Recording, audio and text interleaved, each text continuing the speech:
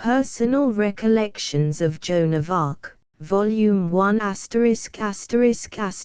Personal Recollections of Joan of Arc Volume 1, of 2, by Mark Twain, 0010.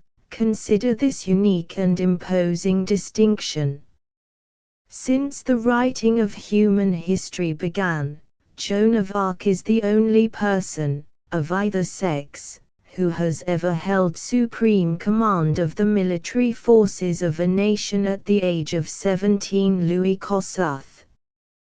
Contents: Personal Recollections of Joan of Arc. Translators preface. A peculiarity of Joan of Arc's history. The Sir Louis de Conti Book I in Domremy Chapter 1. When wolves ran free in Paris Chapter 2. The Fairy Tree of Domremy Chapter 3. All aflame with love of France Chapter 4. Joan tames the madman Chapter 5. Domremy pillaged and burned Chapter 6. Joan and Archangel Michael Chapter 7. She delivers the divine command Chapter 8. Why the scorners relented Book 2. In court and camp Chapter 1. Joan says goodbye Chapter 2. The governor speeds Joan Chapter 3. The paladin groans and boasts Chapter 4. Joan leads us through the enemy Chapter 5. We pierce the last ambuscades Chapter 6. Joan convinces the king Chapter 7. Our paladin in his glory Chapter 8. Joan persuades her inquisitors Chapter 9. She is made general-in-chief Chapter 10. The maid's sword and banner Chapter 11. The war march is begun Chapter 12. Joan puts heart in her army Chapter 13. Checked by the folly of the wise Chapter 14. What the English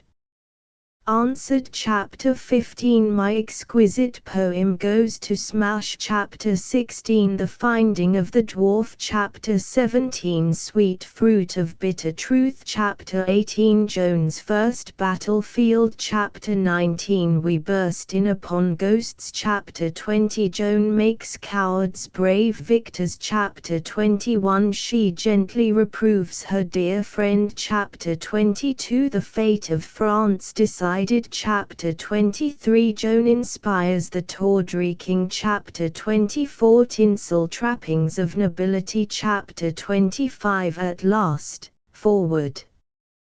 Chapter 26. The last doubts scattered Chapter 27. How Joan took charge. Personal Recollections of Joan of Arc by the Sir Louis de Conti, her page and secretary, in 2 volumes. Volume 1.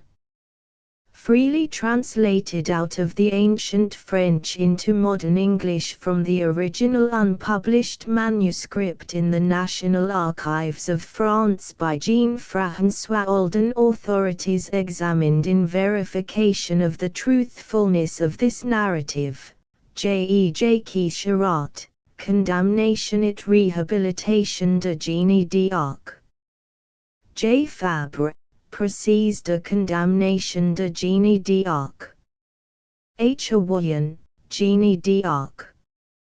M. Sipe, Jeanne d'Arc. J. Michelet, Jeanne d'Arc.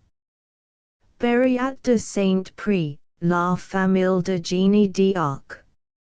La Comtesse de Chabance, La Vierge la Reine. Monseigneur Ricard, Jeanne d'Arc la Venerable. Lord Ronald Gower, FSA, Joan of Arc. John Hagen, Joan of Arc. Janet Tuckey, Joan of Arc the Maid. Translator's preface. To arrive at a just estimate of a renowned man's character, one must judge it by the standards of his time, not ours. Judged by the standards of one century, the noblest characters of an earlier one lose much of their luster. Judged by the standards of today, there is probably no illustrious man of 4 or 5 centuries ago whose character could meet the test at all points. But the character of Joan of Arc is unique. It can be measured by the standards of all times without misgiving or apprehension as to the result.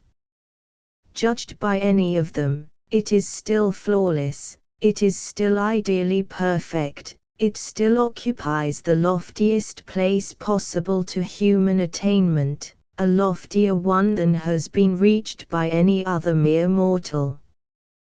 When we reflect that her century was the brutalest, the wickedest, the rottenest in history since the darkest ages, we are lost in wonder at the miracle of such a product from such a soil.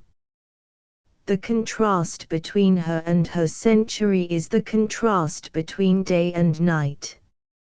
She was truthful when lying was the common speech of men. She was honest when honesty was become a lost virtue. She was a keeper of promises when the keeping of a promise was expected of no one.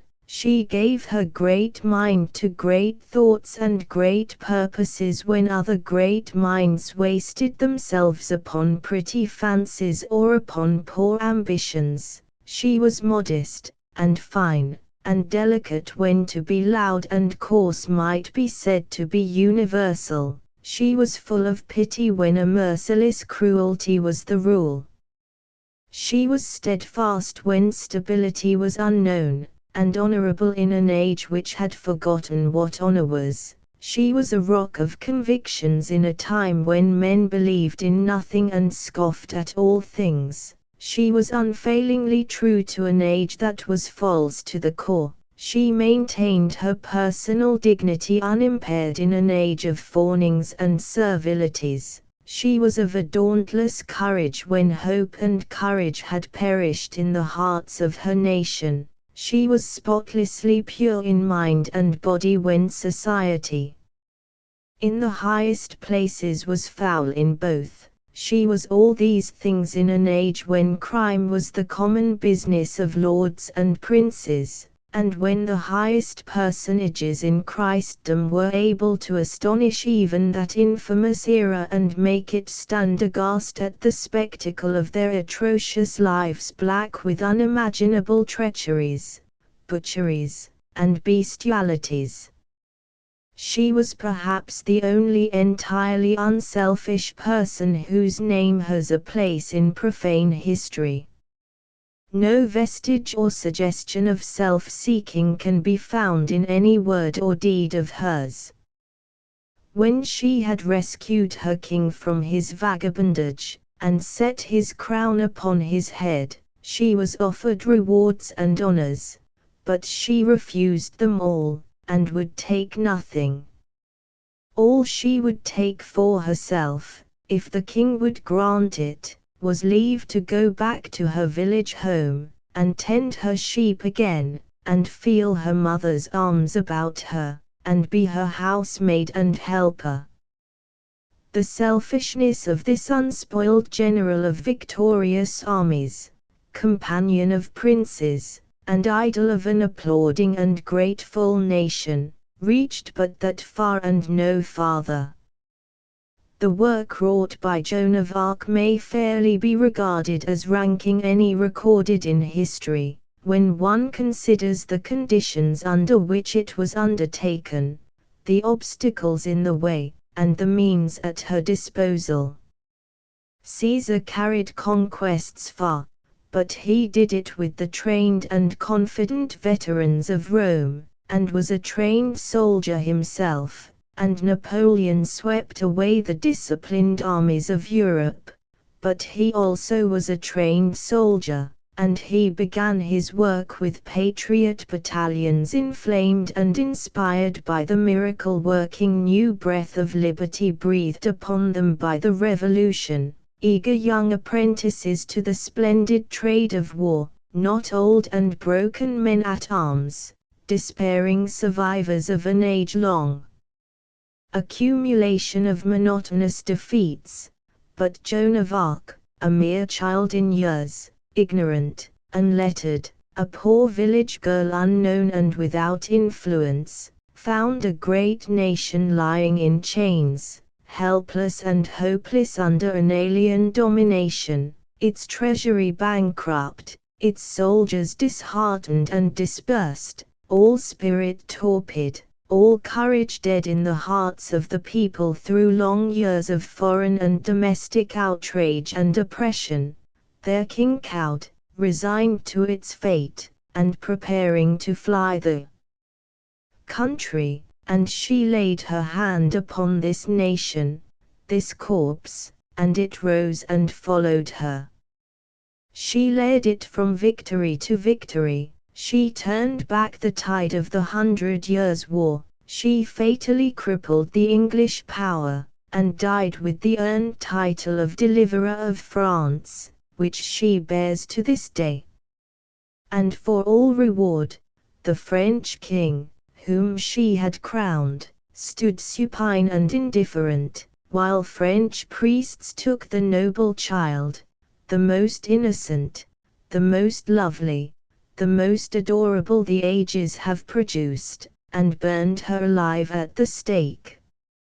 A peculiarity of Joan of Arc's history. The details of the life of Joan of Arc form a biography which is unique among the world's biographies in one respect: it is the only story of a human life which comes to us under oath, the only one which comes to us from the witness stand.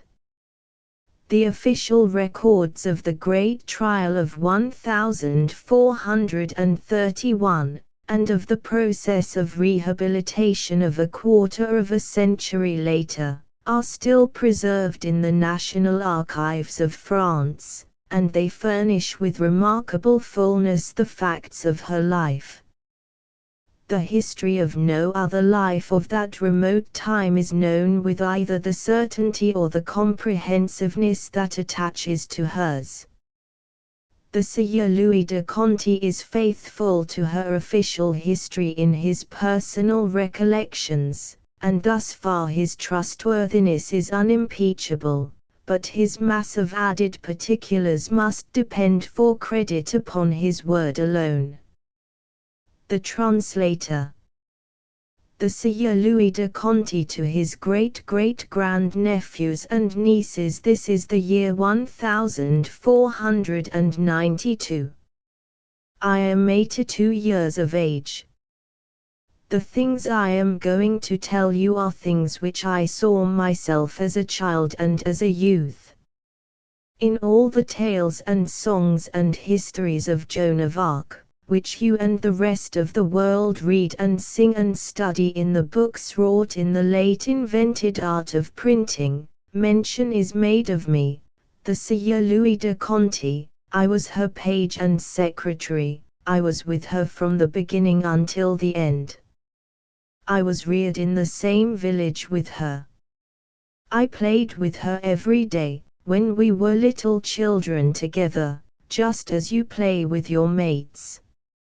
Now that we perceive how great she was, now that her name fills the whole world, it seems strange that what I am saying is true, for it is as if a perishable paltry candle should speak of the eternal sun riding in the heavens and say, "He was gossip and housemate to me when we were candles together." And yet it is true, just as I say. I was her playmate, and I fought at her side in the wars. To this day I carry in my mind, fine and clear, the picture of that dear little figure, with breast bent to the flying horse's neck, charging at the head of the armies of France, her hair streaming back, her silver mail plowing steadily deeper and deeper into the thick of the battle, sometimes nearly drowned from sight by tossing heads of horses, uplifted sword arms, wind-blow plumes, and intercepting shields. I was with her to the end, and when that black day came whose accusing shadow will lie always upon the memory of the mitred French slaves of England who were her assassins, and upon France who stood idle and essayed no rescue, my hand was the last she touched in life. As the years and the decades drifted by, and the spectacle of the marvelous child's meteor flight across the war firmament of France and its extinction in the smoke clouds of the stake receded deeper and deeper into the past and grew ever more strange, and wonderful, and divine, and pathetic. I came to comprehend and recognize her at last for what she was, the most noble life that was ever born into this world save only one.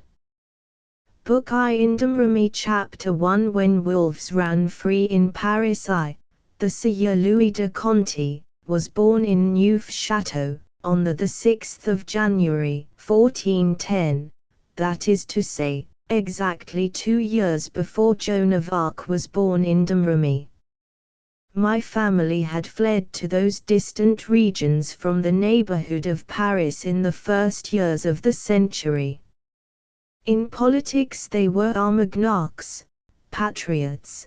They were for our own French king, crazy and impotent as he was. The Burgundian party, who were for the English, had stripped them, and done it well. They took everything but my father's small nobility, and when he reached Neufchâteau he reached it in poverty and with a broken spirit. But the political atmosphere there was the sort he liked, and that was something. He came to a region of comparative quiet. He left behind him a region peopled with furies, madmen, devils, where slaughter was a daily pastime and no man's life safe for a moment. In Paris, mobs roared through the streets nightly, sacking, burning, killing, unmolested, uninterrupted. The sun rose upon wrecked and smoking buildings, and upon mutilated corpses lying here, there, and yonder about the streets, just as they fell, and stripped naked by thieves, the unholy gleaners after the mob. None had the courage to gather these dead for burial, they were left there to rot and create plagues. And plagues they did create. Epidemics swept away the people like flies, and the burials were conducted secretly and by night, for public funerals were not allowed, lest the revelation of the magnitude of the plague's work unman the people and plunge them into despair. Then came, finally, the bitterest winter which had visited France in 500 years. Famine, pestilence, slaughter, ice, snow. Paris had all these at once. The dead lay in heaps about the streets, and wolves entered the city in daylight and devoured them. Ah, France had fallen low, so low. For more than 3/4 of a century the English fangs had been bedded in her flesh, and so cowed had her armies become by ceaseless rout and defeat that it was said and accepted that the mere sight of an English army was sufficient to put a French one to flight. When I was 5 years old the prodigious disaster of Agincourt fell upon France, and although the English king went home to enjoy his glory, he left the country prostrate and a prey to roving bands of free companions in the service of the Burgundian party, and one of these bands came raiding through Neufchâteau one night, and by the light of our burning roof thatch I saw all that were dear to me in this world, save an elder brother, your ancestor, left behind with the court, butchered while they begged for mercy, and heard the butchers laugh at their prayers and mimic their pleadings. I was overlooked, and escaped without hurt. When the savages were gone I crept out and cried the night away watching the burning houses, and I was all alone, except for the company of the dead and the wounded, for the rest had taken flight and hidden themselves. I was sent to Domremy, to the priest, whose housekeeper became a loving mother to me. The priest, in the course of time, taught me to read and write, and he and I were the only persons in the village who possessed this learning. At the time that the house of this good priest, Guillaume Front, became my home, I was 6 years old. We lived close by the village church, and the small garden of Joan's parents was behind the church. As to that family, there were Jacques d'Arc the father, his wife Isabelle Romy, 3 sons, Jacques, 10 years old, Pierre, 8, and Jean, 7, Joan, 4, and her baby sister Catherine, about a year old. I had these children for playmates from the beginning. I had some other playmates besides, particularly 4 boys, Pierre Morel, Etienne Rose, Noel Rain-Gesson, and Edmond Aubrey, whose father was mayor at that time, also 2 girls, about Joan's age, who by and by became her favorites. One was named Haumita, the other was called Little Mengette. These girls were common peasant children, like Joan herself. When they grew up, both married common laborers. Their estate was lowly enough, you see, yet a time came, many years after, when no passing stranger, howsoever great he might be, failed to go and pay his reverence to those 2 humble old women who had been honored in their youth by the friendship of Joan of Arc. These were all good children, just of the ordinary peasant type, not bright, of course, you would not expect that, but good-hearted and companionable, obedient to their parents and the priest, and as they grew up they became properly stocked with narrowness and prejudices got at second hand from their elders, and adopted without reserve, and without examination also, which goes without saying. Their religion was inherited, their politics the same. John Huss and his sort might find fault with the church, in Domremy it disturbed nobody's faith, and when the split came, when I was 14, and we had 3 popes at once, nobody in Domremy was worried about how to choose among them. The Pope of Rome was the right one, a pope outside of Rome was no pope at all. Every human creature in the village was an Armagnac, a patriot, and if we children hotly hated nothing else in the world, we did certainly hate the English and Burgundian name and polity in that way. Chapter 2 The Fairy Tree of Domremy. Our Domremy was like any other humble little hamlet of that remote time and region. It was a maze of crooked, narrow lanes and alleys shaded and sheltered by the overhanging thatch roofs of the barn-like houses. The houses were dimly lighted by wooden shuttered windows, that is, holes in the walls which served for windows. The floors were dirt, and there was very little furniture. Sheep and cattle grazing was the main industry, all the young folks tended flocks. The situation was beautiful. From one edge of the village a flowery plain extended in a wide sweep to the river, the Meuse. From the rear edge of the village a grassy slope rose gradually, and at the top was the great oak forest, a forest that was deep and gloomy and dense, and full of interest for us children, for many murders had been done in it by outlaws in old times, and in still earlier times prodigious dragons that spouted fire and poisonous vapors from their nostrils had their homes in there. In fact, one was still living in there in our own time. It was as long as a tree, and had a body as big around as a tierce, and scales like overlapping great tiles, and deep ruby eyes as large as a cavalier's hat, and an anchor fluke on its tail as big as I don't know what, but very big, even unusually so for a dragon, as everybody said who knew about dragons. It was thought that this dragon was of a brilliant blue color, with gold mottlings, but no one had ever seen it. Therefore this was not known to be so, it was only an opinion. It was not my opinion. I think there is no sense in forming an opinion when there is no evidence to form it on. If you build a person without any bones in him, he may look fair enough to the eye, but he will be limber and cannot stand up, and I consider that evidence is the bones of an opinion.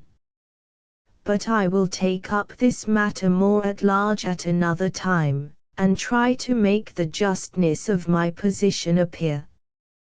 As to that dragon, I always held the belief that its color was gold and without blue, for that has always been the color of dragons.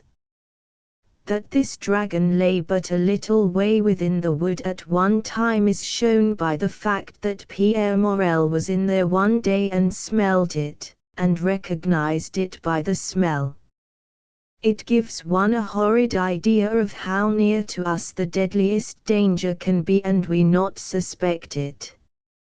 In the earliest times 100 knights from many remote places in the earth would have gone in there one after another, to kill the dragon and get the reward, but in our time that method had gone out, and the priest had become the one that abolished dragons. Père Guillaume Front did it in this case. He had a procession, with candles and incense and banners, and marched around the edge of the wood and exorcised the dragon, and it was never heard of again, although it was the opinion of many that the smell never wholly passed away.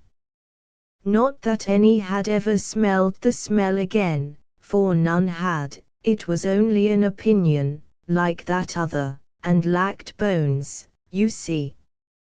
I know that the creature was there before the exorcism, but whether it was there afterward or not is a thing which I cannot be so positive about.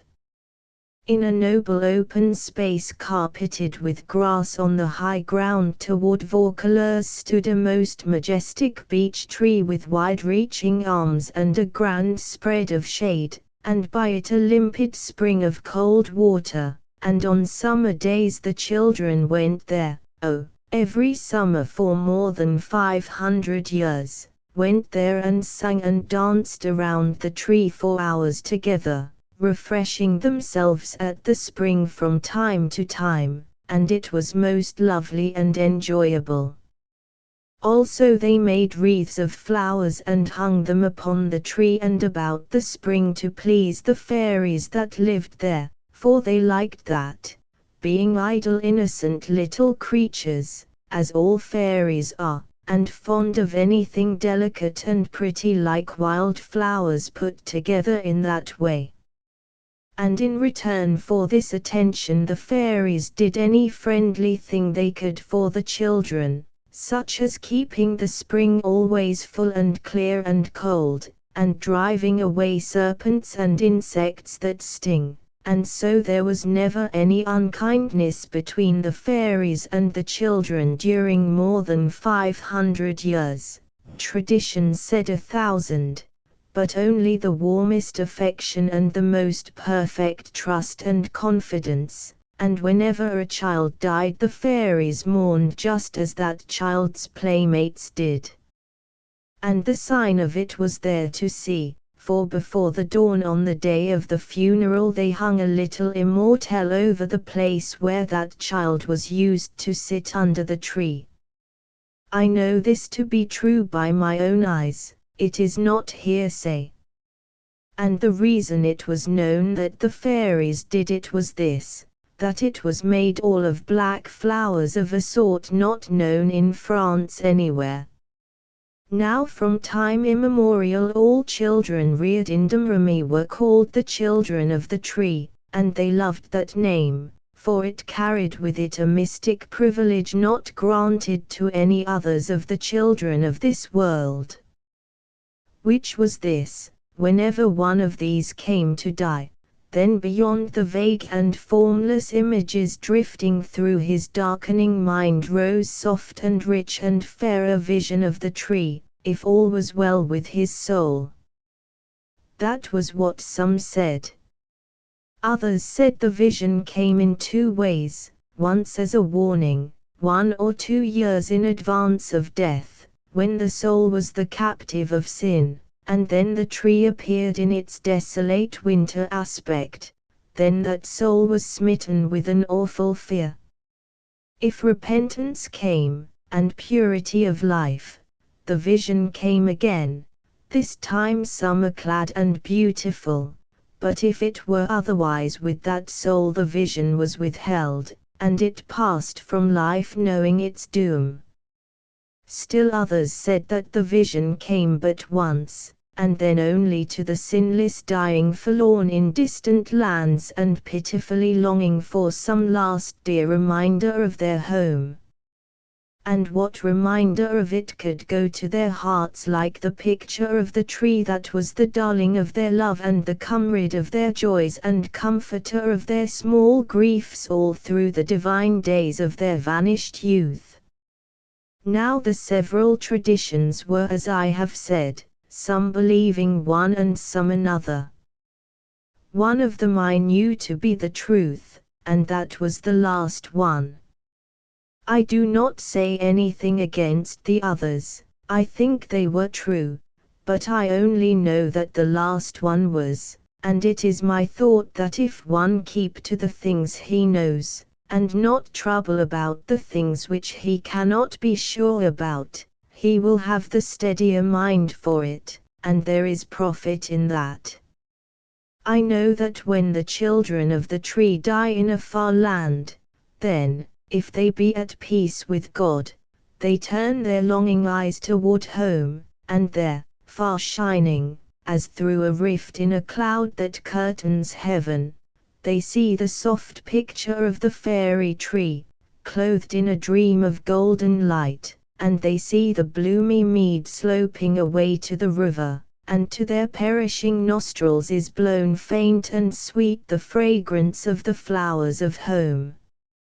And then the vision fades and passes, but they know, they know. And by their transfigured faces you know also, you who stand looking on, yes, you know the message that has come, and that it has come from heaven. Joan and I believed alike about this matter. But Pierre Morel and Jacques d'Arc, and many others believed that the vision appeared twice, to a sinner. In fact, they and many others said they knew it. Probably because their fathers had known it and had told them, for one gets most things at second hand in this world. Now one thing that does make it quite likely that there were really 2 apparitions of the tree is this fact: from the most ancient times if one saw a villager of ours with his face ash-white and rigid with a ghastly fright, it was common for every one to whisper to his neighbor, "Ah, he is in sin, and has got his warning." And the neighbor would shudder at the thought and whisper back, "Yes, poor soul, he has seen the tree." Such evidences as these have their weight, they are not to be put aside with a wave of the hand. A thing that is backed by the cumulative evidence of centuries naturally gets nearer and nearer to being proof all the time, and if this continue and continue, it will some day become authority, and authority is a bedded rock, and will abide. In my long life I have seen several cases where the tree appeared announcing a death which was still far away, but in none of these was the person in a state of sin.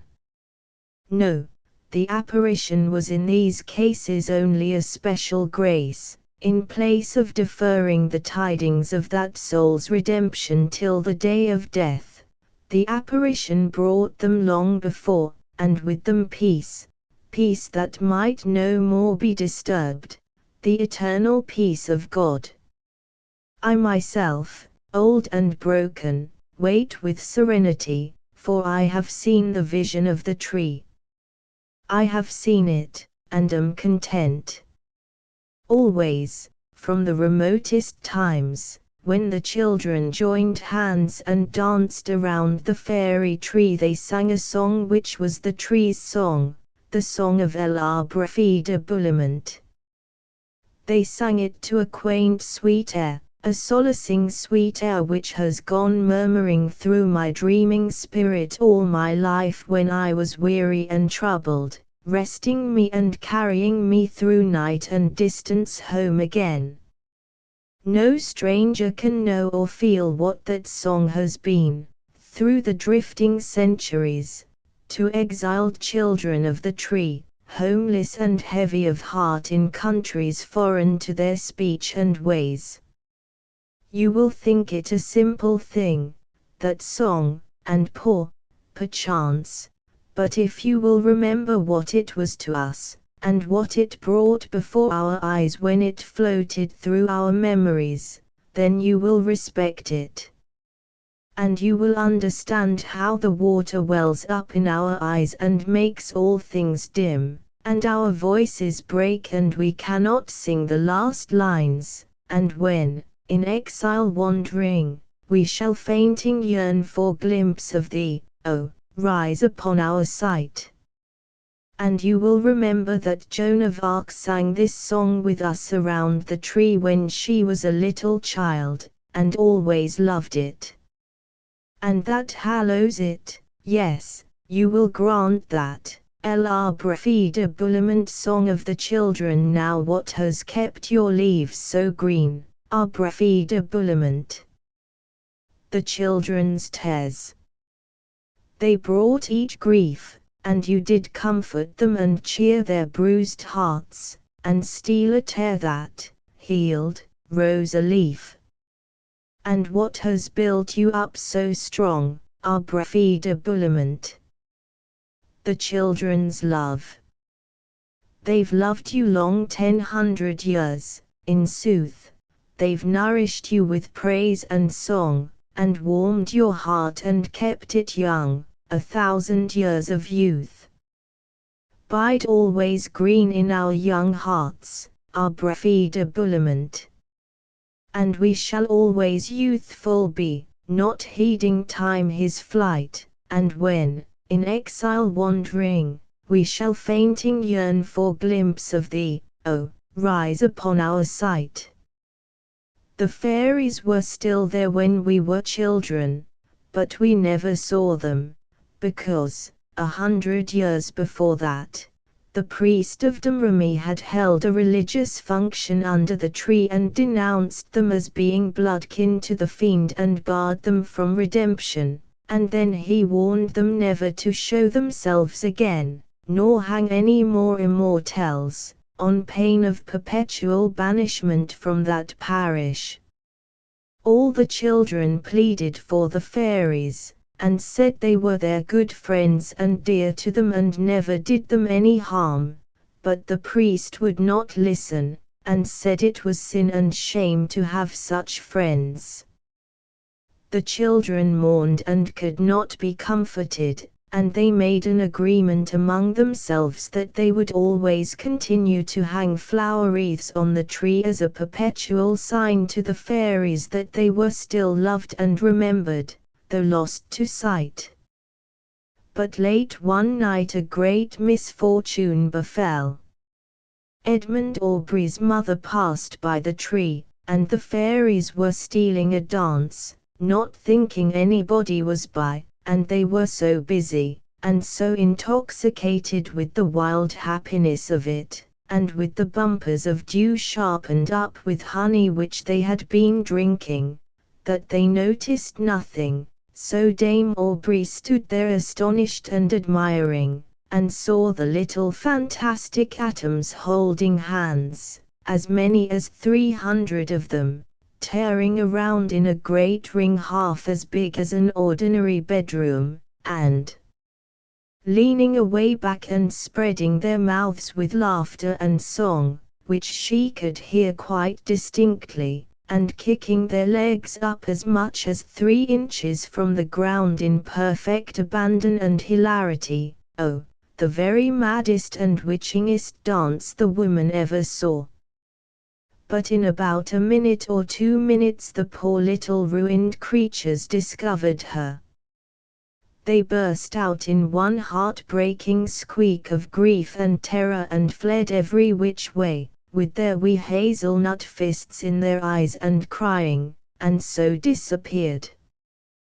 The heartless woman, no, the foolish woman, she was not heartless, but only thoughtless, went straight home and told the neighbors all about it, whilst we, the small friends of the fairies, were asleep and not witting the calamity that was come upon us, and all unconscious that we ought to be up and trying to stop these fatal tongues. In the morning everybody knew, and the disaster was complete, for where everybody knows a thing the priest knows it, of course. We all flocked to Periaphant, crying and begging, and he had to cry, too, seeing our sorrow, for he had a most kind and gentle nature, and he did not want to banish the fairies, and said so, but said he had no choice, for it had been decreed that if they ever revealed themselves to man again, they must go. This all happened at the worst time possible, for Joan of Arc was ill of a fever and out of her head, and what could we do who had not her gifts of reasoning and persuasion? We flew in a swarm to her bed and cried out, "Joan, wake! Wake, there is no moment to lose. Come and plead for the fairies, come and save them. Only you can do it." But her mind was wandering, she did not know what we said nor what we meant, so we went away knowing all was lost. Yes, all was lost, forever lost. The faithful friends of the children for 500 years must go, and never come back any more. It was a bitter day for us, that day that Periaphant held the function under the tree and banished the fairies. We could not wear mourning that any could have noticed, it would not have been allowed, so we had to be content with some poor small rag of black tied upon our garments where it made no show, but in our hearts we wore mourning, big and noble and occupying all the room, for our hearts were ours. They could not get at them to prevent that. The great tree, El Arbre de Boulement was its beautiful name, was never afterward quite as much to us as it had been before, but it was always dear, is dear to me yet when I go there now, once a year in my old age, to sit under it and bring back the lost playmates of my youth and group them about me and look upon their faces through my tears and break my heart. Oh, my God! No, the place was not quite the same afterward. In 1 or 2 ways it could not be, for, the fairies' protection being gone, the spring lost much of its freshness and coldness, and more than 2/3 of its volume, and the banished serpents and stinging insects returned, and multiplied, and became a torment and have remained so to this day.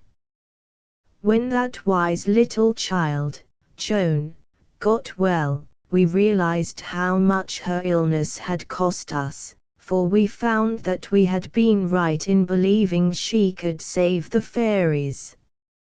She burst into a great storm of anger, for so little a creature, and went straight to Periaphant, and stood up before him where he sat, and made reverence and said, "The fairies were to go if they showed themselves to people again, is it not so?" "Yes, that was it, dear. If a man comes prying into a person's room at midnight when that person is half naked, will you be so unjust as to say that that person is showing himself to that man?" "Well, no." The good priest looked a little troubled and uneasy when he said it. "Is a sin, anyway, even if one did not intend to commit it?"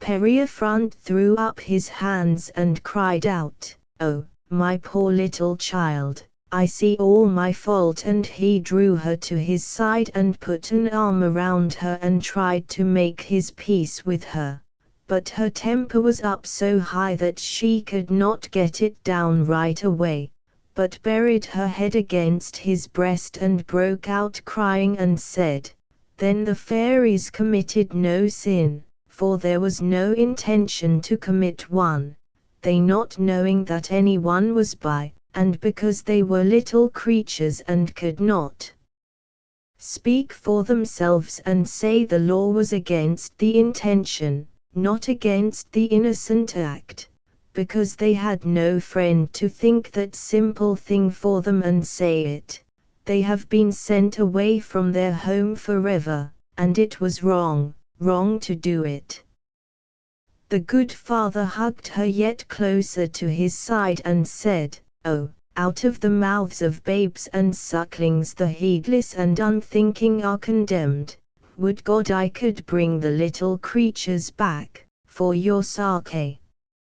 And mine, yes, and mine, for I have been unjust. There, don't cry, nobody could be sorrier than your poor old friend, don't cry, dear." "But I can't stop right away, I've got to. And it is no little matter, this thing that you have done. Is being sorry penance enough for such an act?" Periaphant turned away his face, for it would have hurt her to see him laugh, and said, "Oh, thou remorseless but most just accuser, no, it is not. I will put on sackcloth and ashes, there, are you satisfied?"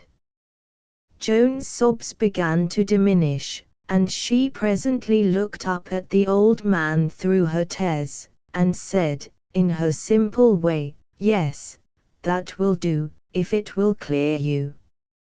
Periaphant would have been moved to laugh again, perhaps, if he had not remembered in time that he had made a contract, and not a very agreeable one. It must be fulfilled. So he got up and went to the fireplace, Joan watching him with deep interest, and took a shovelful of cold ashes, and was going to empty them on his old grey head when a better idea came to him, and he said, "Would you mind helping me, dear?" "How, father?" He got down on his knees and bent his head low, and said, "Take the ashes and put them on my head for me." The matter ended there, of course. The victory was with the priest.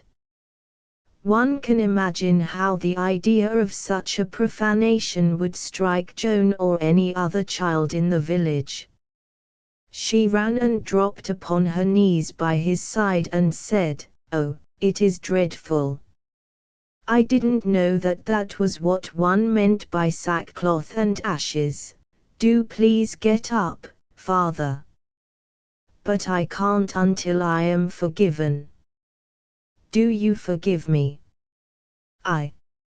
"Oh, you have done nothing to me, father, it is yourself that must forgive yourself for wronging those poor things. Please get up, father, won't you?" "But I am worse off now than I was before. I thought I was earning your forgiveness, but if it is my own, I can't be lenient, it would not become me." Now what can I do? Find me some way out of this with your wise little head. The Perrier would not stir, for all Joan's pleadings. She was about to cry again, then she had an idea, and seized the shovel and deluged her own head with the ashes, stammering out through her chokings and suffocations, "There, now it is done. Oh, please get up, father." The old man, both touched and amused, gathered her to his breast and said, "Oh, you incomparable child. It's a humble martyrdom, and not of a sort presentable in a picture, but the right and true spirit is in it, that I testify." Then he brushed the ashes out of her hair, and helped her scour her face and neck and properly tidy herself up. He was in fine spirits now, and ready for further argument, so he took his seat and drew Joan to his side again, and said, "Joan, you were used to make wreaths there at the fairy tree with the other children, is it not so?" That was the way he always started out when he was going to corner me up and catch me in something, just that gentle, indifferent way that fools a person so, and leads him into the trap, he never noticing which way he is traveling until he is in and the door shut on him. He enjoyed that. I knew he was going to drop cornerlong in front of Joan now. Joan answered, "Yes, father." "Did you hang them on the tree?" "No, father." "Didn't hang them there?" "No, why didn't you?" Well, I didn't wish to." "Didn't wish to?" "No, father." "What did you do with them?" "I hung them in the church." "Why didn't you want to hang them in the tree?" "Because it was said that the fairies were of kin to the fiend, and that it was sinful to show them honor." "Did you believe it was wrong to honor them so?" "Yes. I thought it must be wrong." "Then if it was wrong to honor them in that way, and if they were of kin to the fiend, they could be dangerous company for you and the other children, couldn't they?" "I suppose so, yes, I think so." He studied a minute, and I judged he was going to spring his trap, and he did. He said, "Then the matter stands like this. They were banned creatures, of fearful origin, they could be dangerous company for the children. Now give me a rational reason, dear, if you can think of any, why you call it a wrong to drive them into banishment, and why you would have saved them from it. In a word, what loss have you suffered by it?" How stupid of him to go and throw his case away like that. I could have boxed his ears for vexation if he had been a boy. He was going along all right until he ruined everything by winding up in that foolish and fatal way. What had she lost by it? Was he never going to find out what kind of a child Joan of Arc was? Was he never going to learn that things which merely concerned her own gain or loss she cared nothing about? Could he never get the simple fact into his head that the sure way and the only way to rouse her up and set her on fire was to show her where some other person was going to suffer wrong or hurt or loss? Why, he had gone and set a trap for himself. That was all he had accomplished. The minute those words were out of his mouth her temper was up, the indignant tears rose in her eyes, and she burst out on him with an energy and passion which astonished him, but didn't astonish me, for I knew he had fired a mine when he touched off his ill-chosen climax. "Oh, father, how can you talk like that? Who owns France? God and the king. Not Satan." "Satan, my child. This is the footstool of the Most High. Satan owns no handful of its soil." "Then who gave those poor creatures their home?" "God." "Who protected them in it all those centuries?" "God." "Who allowed them to dance and play there all those centuries and found no fault with it?" "God." "Who disapproved of God's approval and put a threat upon them?" "A man." "Who caught them again in harmless sports that God allowed and a man forbade, and carried out that threat, and drove the poor things away from the home the good God gave them in his mercy and his pity, and sent down his rain and dew and sunshine upon it 500 years in token of his peace. It was their home, theirs, by the grace of God and his good heart, and no man had a right to rob them of it. And they were the gentlest, truest friends that children ever had, and did them sweet and loving service all these 5 long centuries, and never any hurt or harm, and the children loved them, and now they mourn for them, and there is no healing for their grief. And what had the children done that they should suffer this cruel stroke? The poor fairies could have been dangerous company for the children. Yes, but never had been, and could is no argument. Kinsmen of the fiend. What of it? Kinsmen of the fiend have rights, and these had, and children have rights, and these had, and if I had been there I would have spoken, I would have begged for the children and the fiends, and stayed your hand and saved them all. But now, oh, now, all is lost, everything is lost, and there is no help more. Then she finished with a blast at that idea that fairy kinsmen of the fiend ought to be shunned and denied human sympathy and friendship because salvation was barred against them. She said that for that very reason people ought to pity them, and do every humane and loving thing they could to make them forget the hard fate that had been put upon them by accident of birth and no fault of their own. Poor little creatures, she said. What can a person's heart be made of that can pity a Christian's child and yet can't pity a devil's child, that 1,000 times more needs it? She had torn loose from Periafront, and was crying, with her knuckles in her eyes, and stamping her small feet in a fury, and now she burst out of the place and was gone before we could gather our senses together out of this storm of words and this whirlwind of passion.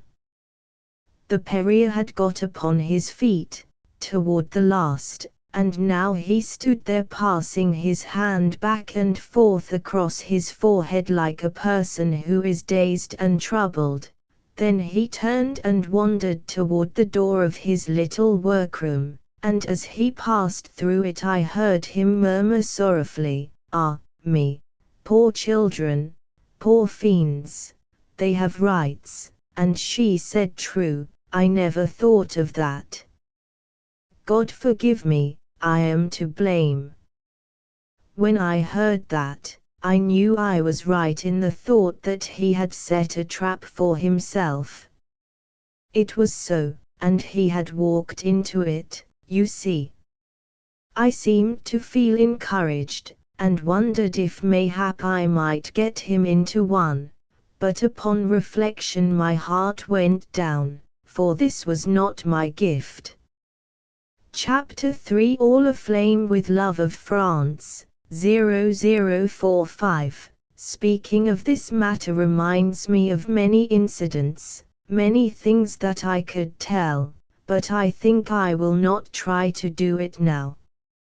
It will be more to my present humor to call back a little glimpse of the simple and colorless good times we used to have in our village homes in those peaceful days, especially in the winter. In the summer we children were out on the breezy uplands with the flocks from dawn till night, and then there was noisy frolicking and all that, but winter was the cozy time, winter was the snug time. Often we gathered in old Jack's D'Arc's big dirt-floored apartment, with a great fire going, and played games, and sang songs, and told fortunes, and listened to the old villagers tell tales and histories and lies and one thing and another till 12 o'clock at night. One winter's night we were gathered there. It was the winter that for years afterward they called the hard winter, and that particular night was a sharp one. It blew a gale outside, and the screaming of the wind was a stirring sound, and I think I may say it was beautiful, for I think it is great and fine and beautiful to hear the wind rage and storm and blow its clarions like that, when you are inside and comfortable. And we were. We had a roaring fire, and the pleasant spit of the snow and sleet falling in it down the chimney, and the yawning and laughing and singing went on at a noble rate till about 10 o'clock, and then we had a supper of hot porridge and beans, and meal cakes with butter, and appetites to match. Little Joan sat on a box apart, and had her bowl and bread on another one, and her pets around her helping. She had more than was usual of the more economical, because all the outcast cats came and took up with her, and homeless or unlovable animals of other kinds heard about it and came, and these spread the matter to the other creatures, and they came also. And as the birds and the other timid wild things of the woods were not afraid of her, but always had an idea she was a friend when they came across her, and generally struck up an acquaintance with her to get invited to the house, she always had samples of those breeds in stock. She was hospitable to them all, for an animal was an animal to her, and dear by mere reason of being an animal, no matter about its sort or social station, and as she would allow of no cages, no collars, no fetters, but left the creatures free to come and go as they liked, that contented them, and they came, but they didn't go, to any extent, and so they were a marvelous nuisance, and made Jack's D'Arc swear a good deal, but his wife said God gave the child the instinct, and knew what he was doing when he did it, therefore it must have its course. It would be no sound prudence to meddle with his affairs when no invitation had been extended. So the pets were left in peace, and here they were, as I have said, rabbits, birds, squirrels, cats, and other reptiles, all around the child, and full of interest in her supper, and helping what they could. There was a very small squirrel on her shoulder, sitting up, as those creatures do, and turning a rocky fragment of prehistoric chestnut cake over and over in its knotty hands, and hunting for the less indurated places, and giving its elevated bushy tail a flirt and its pointed ears a toss when it found one, signifying thankfulness and surprise, and then it filed that place off with those two slender front teeth which a squirrel carries for that purpose and not for ornament, for ornamental they never could be, as any will admit that have noticed them. Everything was going fine and breezy and hilarious, but then there came an interruption, for somebody hammered on the door. It was one of those ragged road stragglers. The eternal wars kept the country full of them.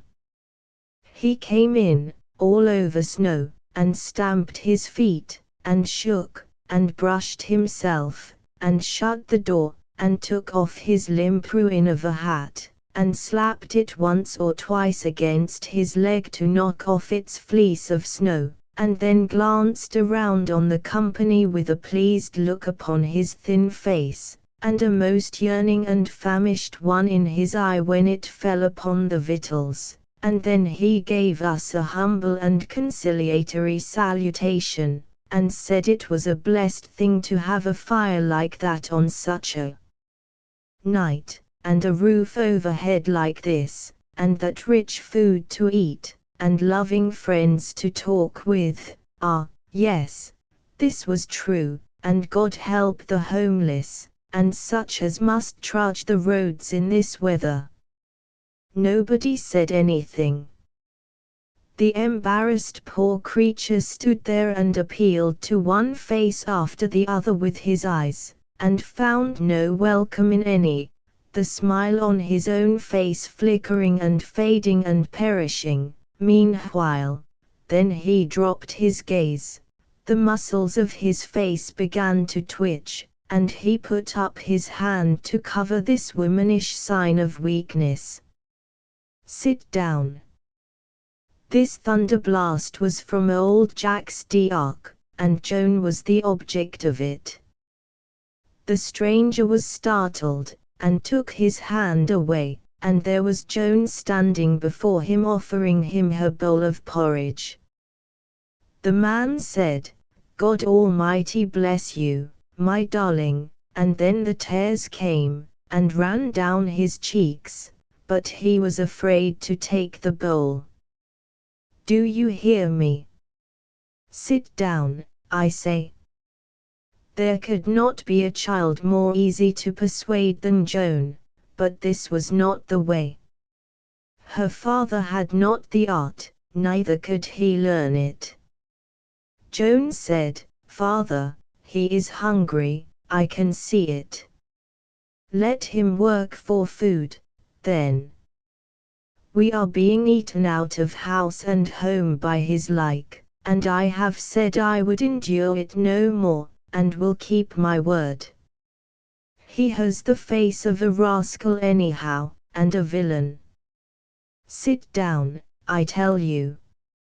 I know not if he is a rascal or no, but he is hungry, father, and shall have my porridge. I do not need it. If you don't obey me, rascals are not entitled to help from honest people, and no bite nor sup shall they have in this house." Joan. She set her bowl down on the box and came over and stood before her scowling father, and said, "Father, if you will not let me, then it must be as you say, but I would that you would think, then you would see that it is not right to punish one part of him for what the other part has done, for it is that poor stranger's head that does the evil things, but it is not his head that is hungry, it is his stomach, and it has done no harm to anybody, but is without blame, and innocent, not having any way to do a wrong, even if it was minded to it. Please let, what an idea! It is the most idiotic speech I ever heard." But Aubrey, the mayor, broke in, he being fond of an argument, and having a pretty gift in that regard, as all acknowledged. Rising in his place and leaning his knuckles upon the table and looking about him with easy dignity, after the manner of such as be orators, he began, smooth and persuasive, "I will differ with you there, gossip, and will undertake to show the company." Here he looked around upon us and nodded his head in a confident way, that there is a grain of sense in what the child has said, for look you, it is of a certainty most true and demonstrable that it is a man's head that is master and supreme ruler over his whole body. Is that granted? Will any deny it? He glanced around again, everybody indicated assent. Very well, then, that being the case, no part of the body is responsible for the result when it carries out an order delivered to it by the head, ergo, the head is alone responsible for crimes done by a man's hands or feet or stomach. Do you get the idea? Am I right thus far? Everybody said yes, and said it with enthusiasm, and some said, one to another, that the mayor was in great form tonight and at his very best, which pleased the mayor exceedingly and made his eyes sparkle with pleasure, for he overheard these things, so he went on in the same fertile and brilliant way. Now, then, we will consider what the term responsibility means, and how it affects the case in point. Responsibility makes a man responsible for only those things for which he is properly responsible, and he waved his spoon around in a wide sweep to indicate the comprehensive nature of that class of responsibilities which render people responsible, and several exclaimed, admiringly, "He is right, he has put that whole tangled thing into a nutshell, it is wonderful." After a little pause to give the interest opportunity to gather and grow, he went on, "Very good. Let us suppose the case of a pair of tongs that falls upon a man's foot, causing a cruel hurt. Will you claim that the tongs are punishable for that? The question is answered. I see by your faces that you would call such a claim absurd. Now, why is it absurd? It is absurd because, there being no reasoning faculty, that is to say, no faculty of personal command, in a pair of tongs, personal responsibility for the acts of the tongs is wholly absent from the tongs, and, therefore, responsibility being absent, punishment cannot ensue. Am I right? A hearty burst of applause was his answer. Now, then, we arrive at a man's stomach. Consider how exactly, how marvelously, indeed, its situation corresponds to that of a pair of tongs. Listen, and take careful note, I beg you. Can a man's stomach plan a murder? No. Can it plan a theft? No. Can it plan an incendiary fire? No. Now answer me, can a pair of tongs? There were admiring shouts of no, and the cases are just exact, and don't he do it splendid? Now, then, friends and neighbors, a stomach which cannot plan a crime cannot be a principal in the commission of it, that is plain, as you see. The matter is narrowed down by that much, we will narrow it further. Can a stomach, of its own motion, assist at a crime? The answer is no, because command is absent, the reasoning faculty is absent, volition is absent, as in the case of the tongs. We perceive now, do we not, that the stomach is totally irresponsible for crimes committed, either in whole or in part, by it. He got a rousing cheer for response. Then what do we arrive at as our verdict? Clearly this, that there is no such thing in this world as a guilty stomach, that in the body of the veriest rascal resides a pure and innocent stomach, that, whatever its owner may do, it at least should be sacred in our eyes, and that while God gives us minds to think just and charitable and honorable thoughts, it should be, and is, our privilege, as well as our duty, not only to feed the hungry stomach that resides in a rascal, having pity for its sorrow and its need, but to do it gladly, gratefully, in recognition of its sturdy and loyal maintenance of its purity and innocence in the midst of temptation and in company so repugnant to its better feelings. I am done. Well, you never saw such an effect. They rose, the whole house rose, and clapped, and cheered, and praised him to the skies, and one after another, still clapping and shouting, they crowded forward, some with moisture in their eyes, and wrung his hands, and said such glorious things to him that he was clear overcome with pride and happiness, and couldn't say a word, for his voice would have broken, sure. It was splendid to see, and everybody said he had never come up to that speech in his life before, and never could do it again. Eloquence is a power, there is no question of that. Even old Jacques d'Arc was carried away, for once in his life, and shouted out, "It's all right, Joan, give him the porridge." She was embarrassed, and did not seem to know what to say, and so didn't say anything. It was because she had given the man the porridge long ago and he had already eaten it all up. When she was asked why she had not waited until a decision was arrived at, she said the man's stomach was very hungry, and it would not have been wise to wait, since she could not tell what the decision would be.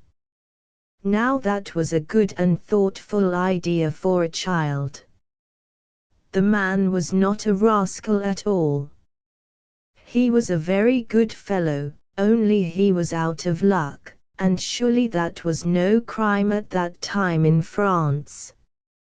Now that his stomach was proved to be innocent, it was allowed to make itself at home, and as soon as it was well filled and needed nothing more, the man unwound his tongue and turned it loose, and it was really a noble one to go.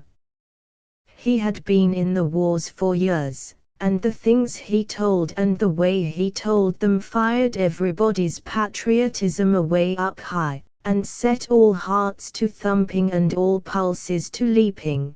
Then, before anybody rightly knew how the change was made, he was leading us a sublime march through the ancient glories of France, and in fancy we saw the titanic forms of the 12 paladins rise out of the mists of the past and face their fate. We heard the tread of the innumerable hosts sweeping down to shut them in. We saw this human tide flow and ebb and flow, and waste away before that little band of heroes. We saw each detail pass before us of that most stupendous, most disastrous, yet most adored and glorious day in French legendary history, here and there and yonder, across that vast field of the dead and dying.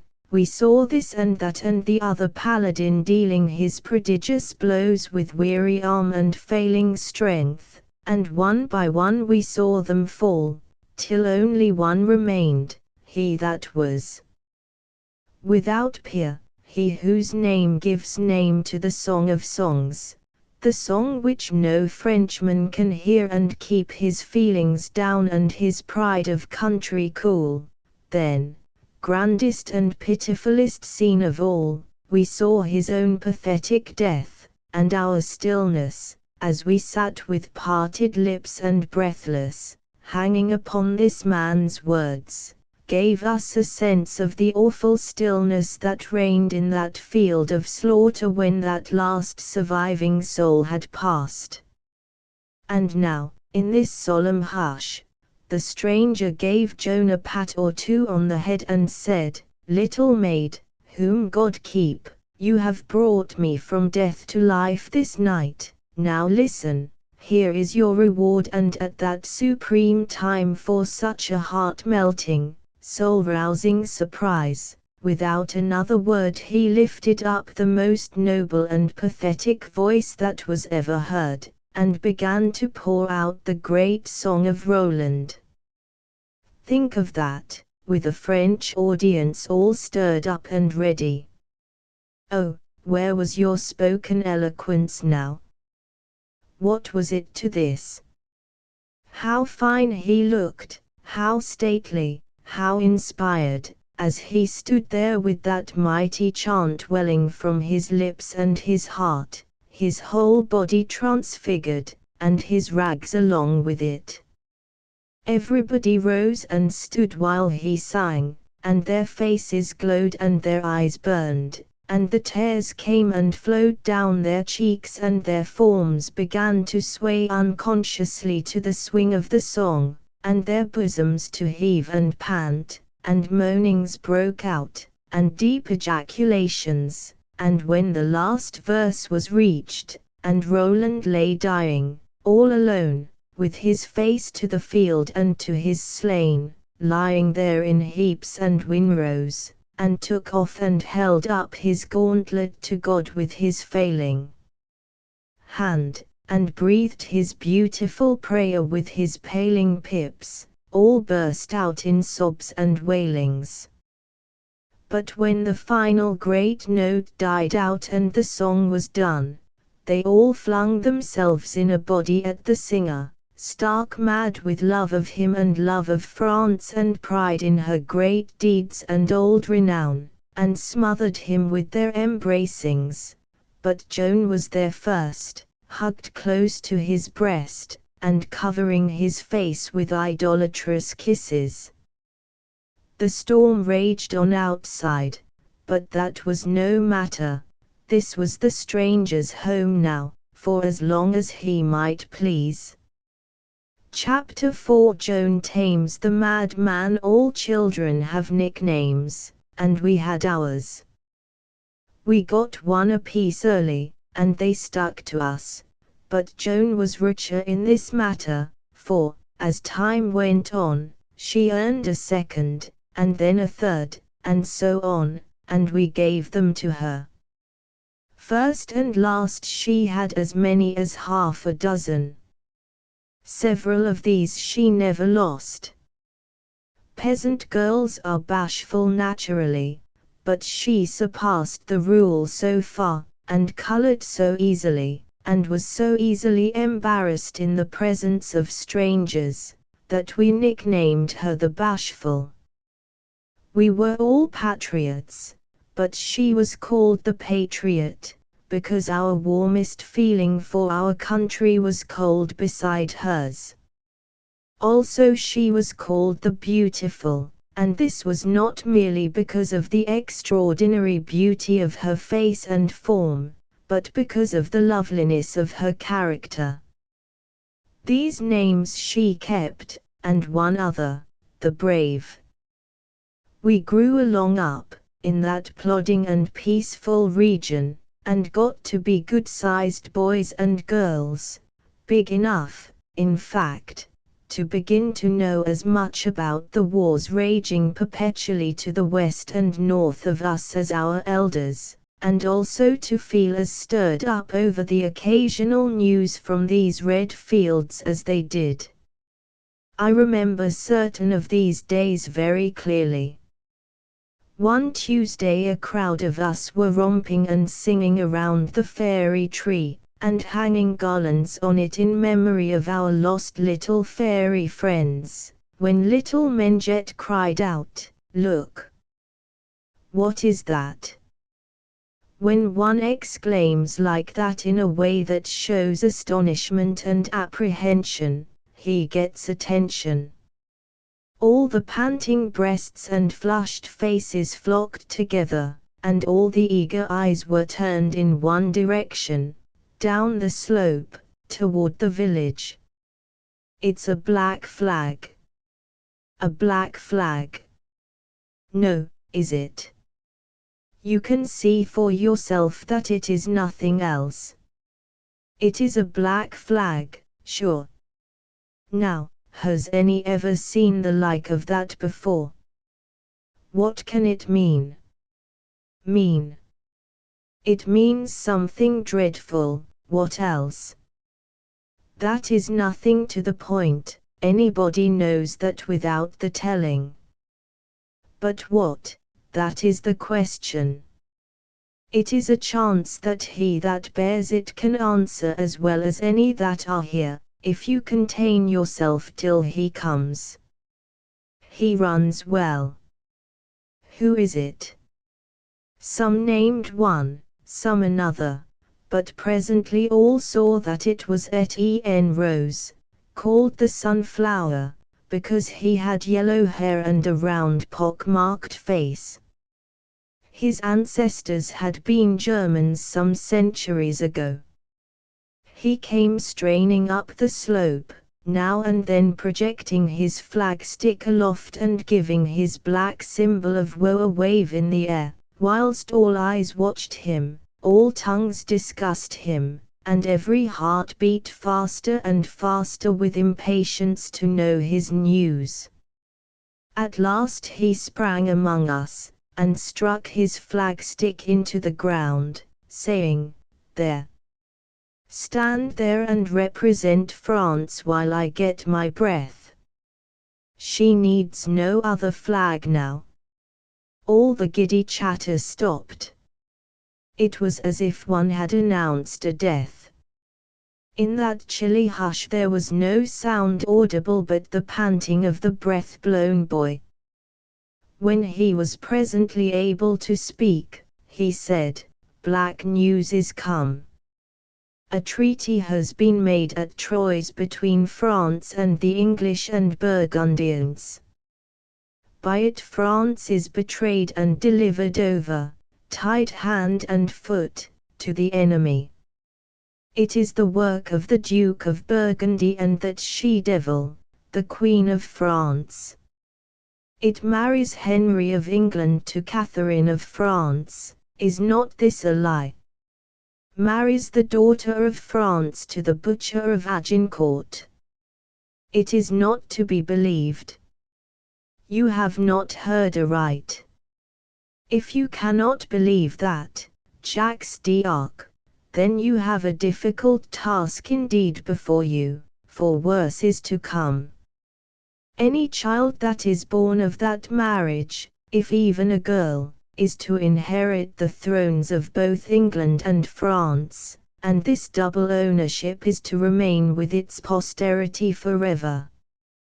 Now that is certainly a lie, for it runs counter to our Salic law, and so is not legal and cannot have effect," said Edmund Aubrey, called the Paladin, because of the armies he was always going to eat up some day.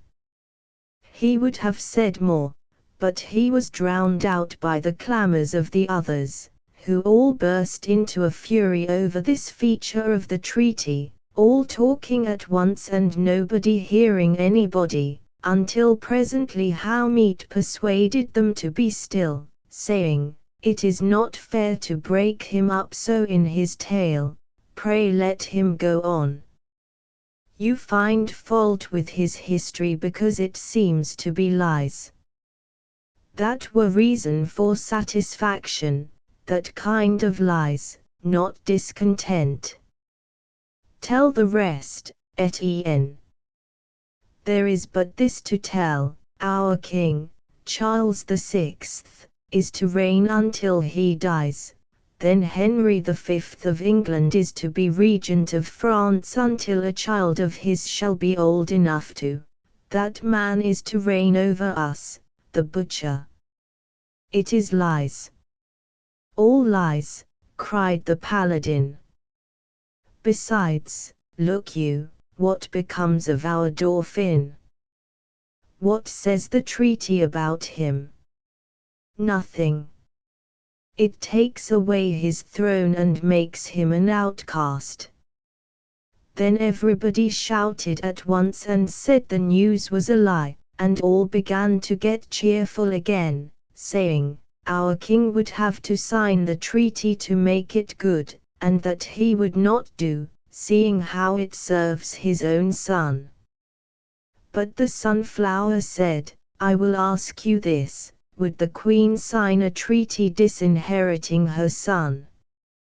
That viper. Certainly. Nobody is talking of her. Nobody expects better of her. There is no villainy she will stick at, if it feed her spite, and she hates her son. Her signing it is of no consequence. The king must sign. I will ask you another thing. What is the king's condition? Mad, isn't he? Yes, and his people love him all the more for it. It brings him near to them by his sufferings, and pitying him makes them love him. You say right, Jacques d'Arc. Well, what would you of one that is mad? Does he know what he does? No. Does he do what others make him do? Yes. Now, then, I tell you he has signed the treaty. Who made him do it? You know, without my telling. The Queen. Then there was another uproar, everybody talking at once, and all heaping execrations upon the Queen's head. Finally Jacques d'Arc said, "But many reports come that are not true. Nothing so shameful as this has ever come before, nothing that cuts so deep, nothing that has dragged France so low. Therefore there is hope that this tale is but another idle rumor." Where did you get it? The color went out of his sister Joan's face. She dreaded the answer, and her instinct was right. The cure of Makey brought it. There was a general gasp. We knew him, you see, for a trusty man. Did he believe it? The hearts almost stopped beating. Then came the answer, he did. And that is not all. He said he knew it to be true. Some of the girls began to sob, the boys were struck silent. The distress in Joan's face was like that which one sees in the face of a dumb animal that has received a mortal hurt. The animal bears it, making no complaint, she bore it also, saying no word. Her brother Jacques put his hand on her head and caressed her hair to indicate his sympathy, and she gathered the hand to her lips and kissed it for thanks, not saying anything. Presently the reaction came, and the boys began to talk. Noel Raingesson said, "Oh, are we never going to be men? We do grow along so slowly, and France never needed soldiers as she needs them now, to wipe out this black insult." "I hate youth," said Pierre Morel, called the dragonfly because his eyes stuck out so. "You've always got to wait, and wait, and wait, and here are the great wars wasting away for 100 years, and you never get a chance. If I could only be a soldier now." "As for me, I'm not going to wait much longer," said the paladin, "and when I do start you'll hear from me, I promise you that. There are some who, in storming a castle, prefer to be in the rear, but as for me, give me the front or none, I will have none in front of me but the officers. Even the girls got the war spirit, and Marie Dupont said, I were a man, I would start this minute, and looked very proud of herself, and glanced about for applause.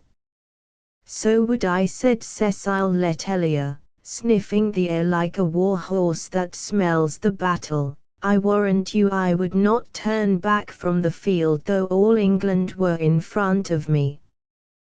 Pooh, said the paladin, girls can brag, but that's all they are good for.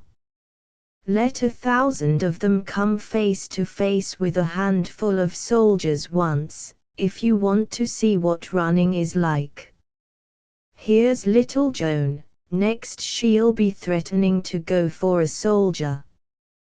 The idea was so funny, and got such a good laugh, that the paladin gave it another trial, and said, why you can just see her plunge into battle like any old veteran.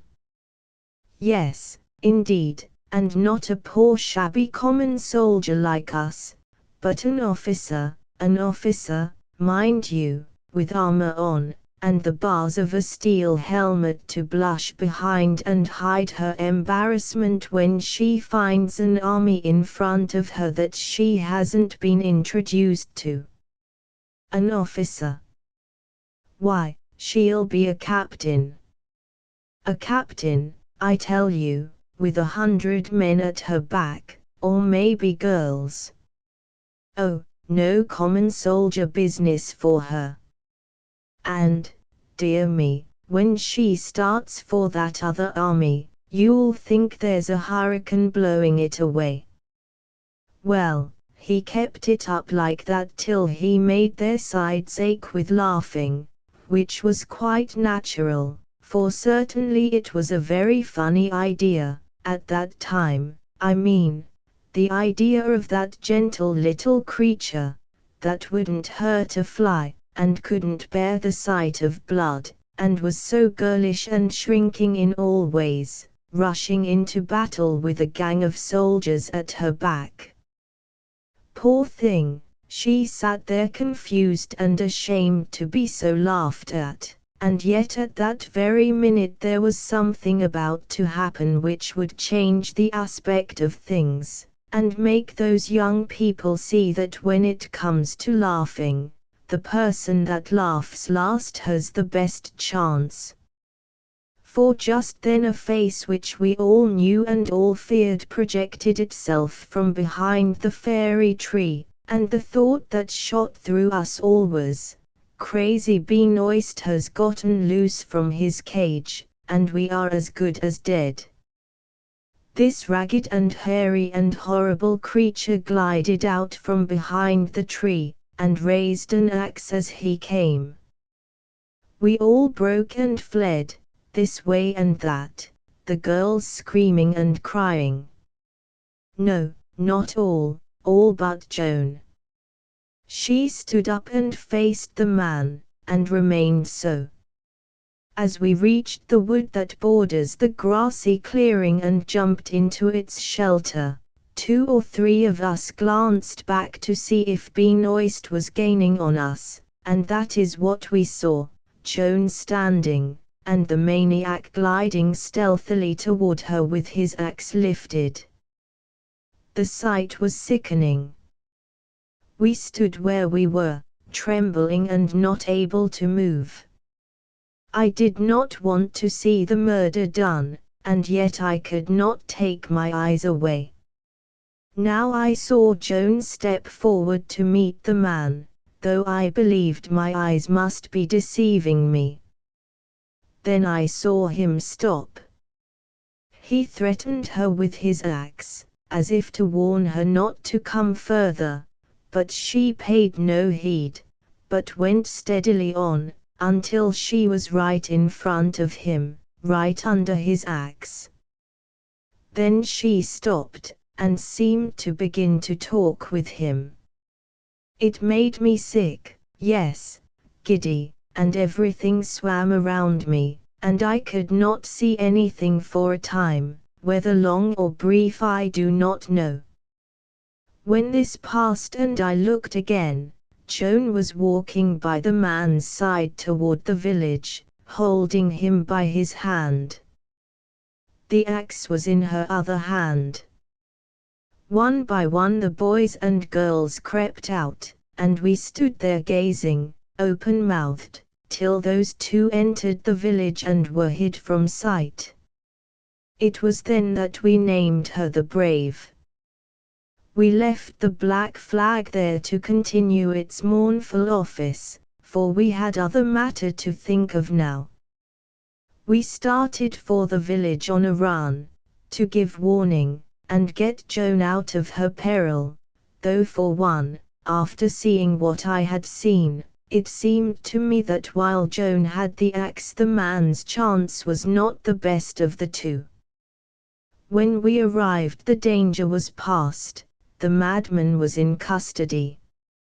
All the people were flocking to the little square in front of the church to talk and exclaim and wonder over the event, and it even made the town forget the black news of the treaty for 2 or 3 hours. All the women kept hugging and kissing Joan, and praising her, and crying, and the men patted her on the head and said they wished she was a man. They would send her to the wars and never doubt but that she would strike some blows that would be heard of. She had to tear herself away and go and hide, this glory was so trying to her diffidence. Of course the people began to ask us for the particulars. I was so ashamed that I made an excuse to the first comer, and got privately away and went back to the fairy tree, to get relief from the embarrassment of those questionings. There I found Joan, but she was there to get relief from the embarrassment of glory. One by one the others shirked the inquirers and joined us in our refuge. Then we gathered around Joan, and asked her how she had dared to do that thing. She was very modest about it, and said, "You make a great thing of it, but you mistake, it was not a great matter. It was not as if I had been a stranger to the man. I know him, and have known him long, and he knows me, and likes me. I have fed him through the bars of his cage many times, and last December, when they chopped off 2 of his fingers to remind him to stop seizing and wounding people passing by, I dressed his hand every day till it was well again." "That is all well enough," said little Menjet, "but he is a madman, dear. And so his likings and his gratitude and friendliness go for nothing when his rage is up. You did a perilous thing." "Of course you did," said the sunflower.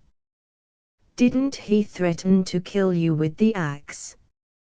"Yes." "Didn't he threaten you more than once?" "Yes." "Didn't you feel afraid?"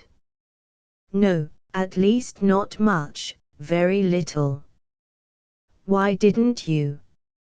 She thought a moment, then said, quite simply, "I don't know.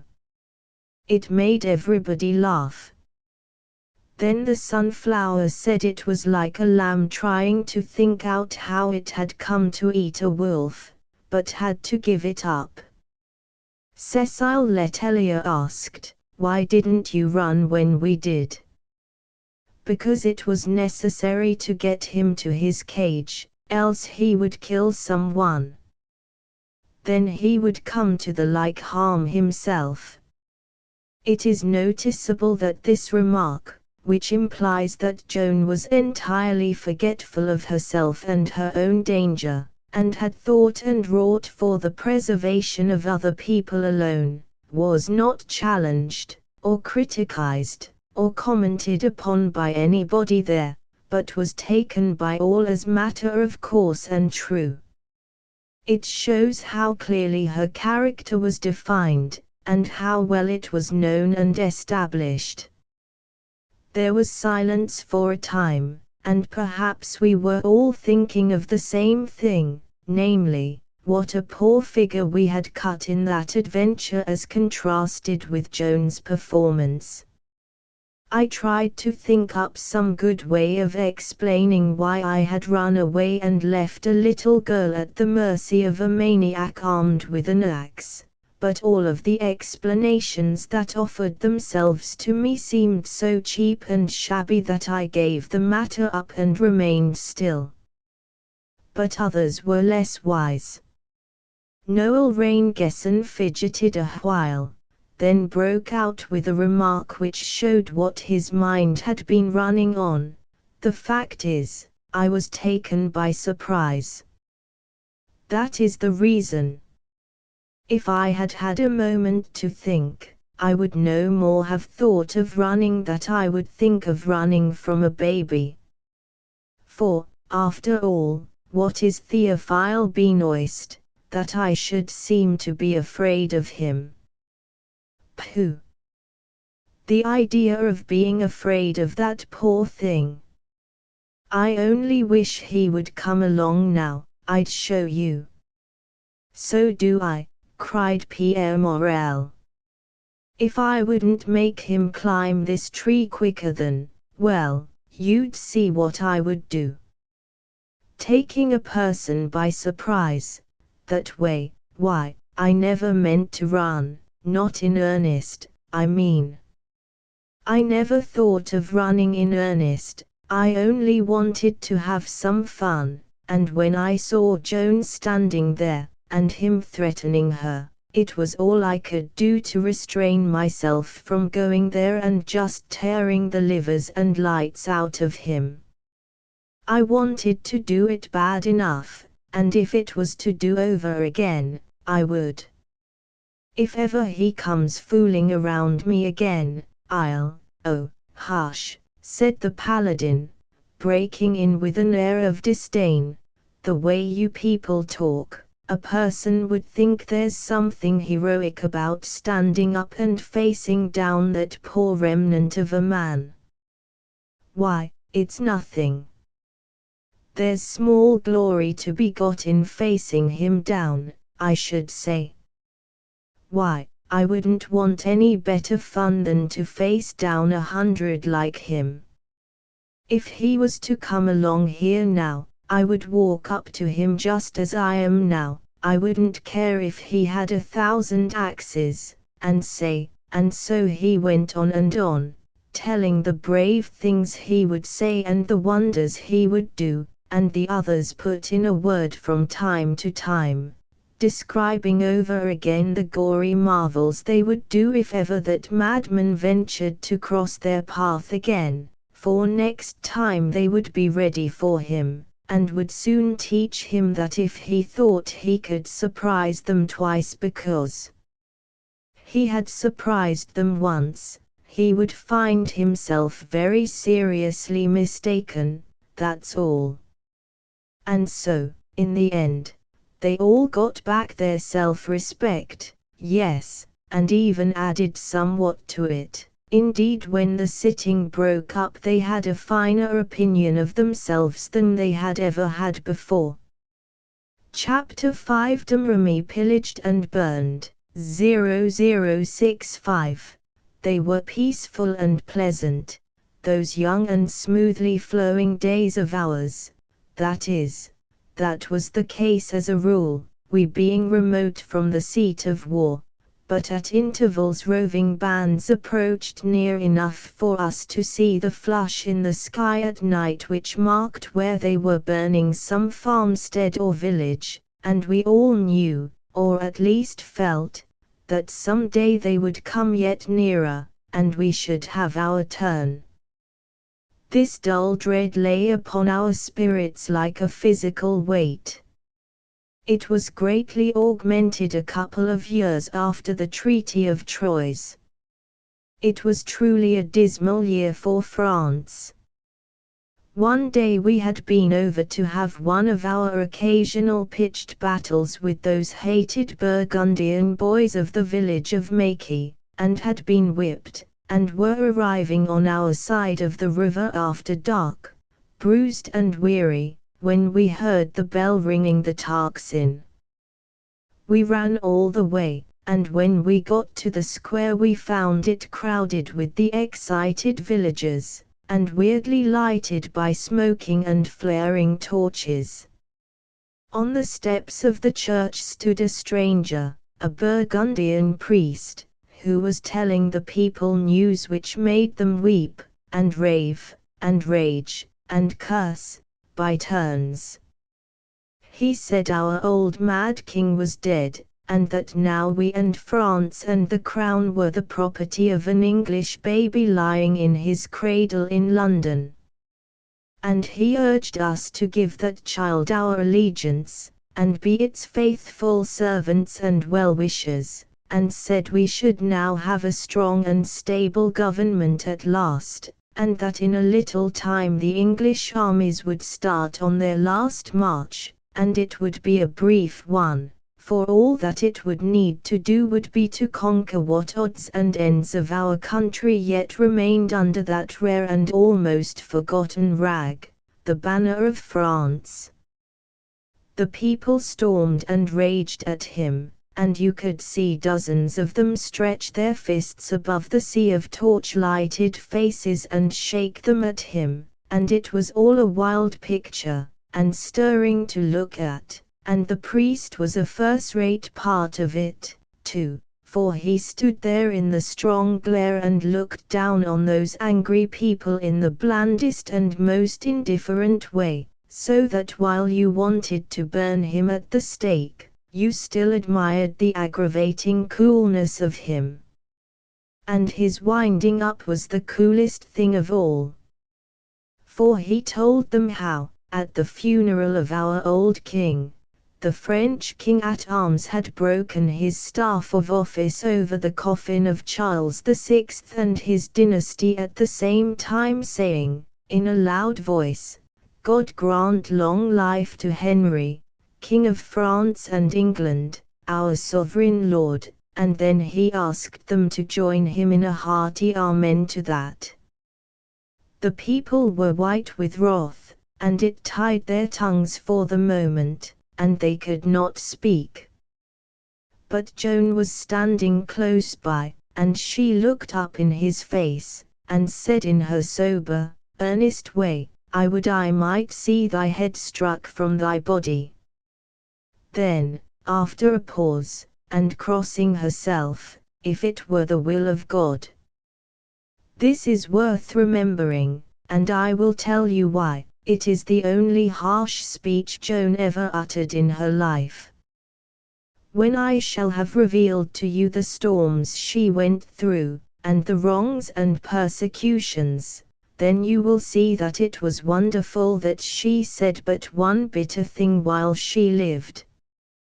From the day that dreary news came we had one scare after another, the marauders coming almost to our doors every now and then, so that we lived in ever-increasing apprehension, and yet were somehow mercifully spared from actual attack. But at last our turn did really come. This was in the spring of 28.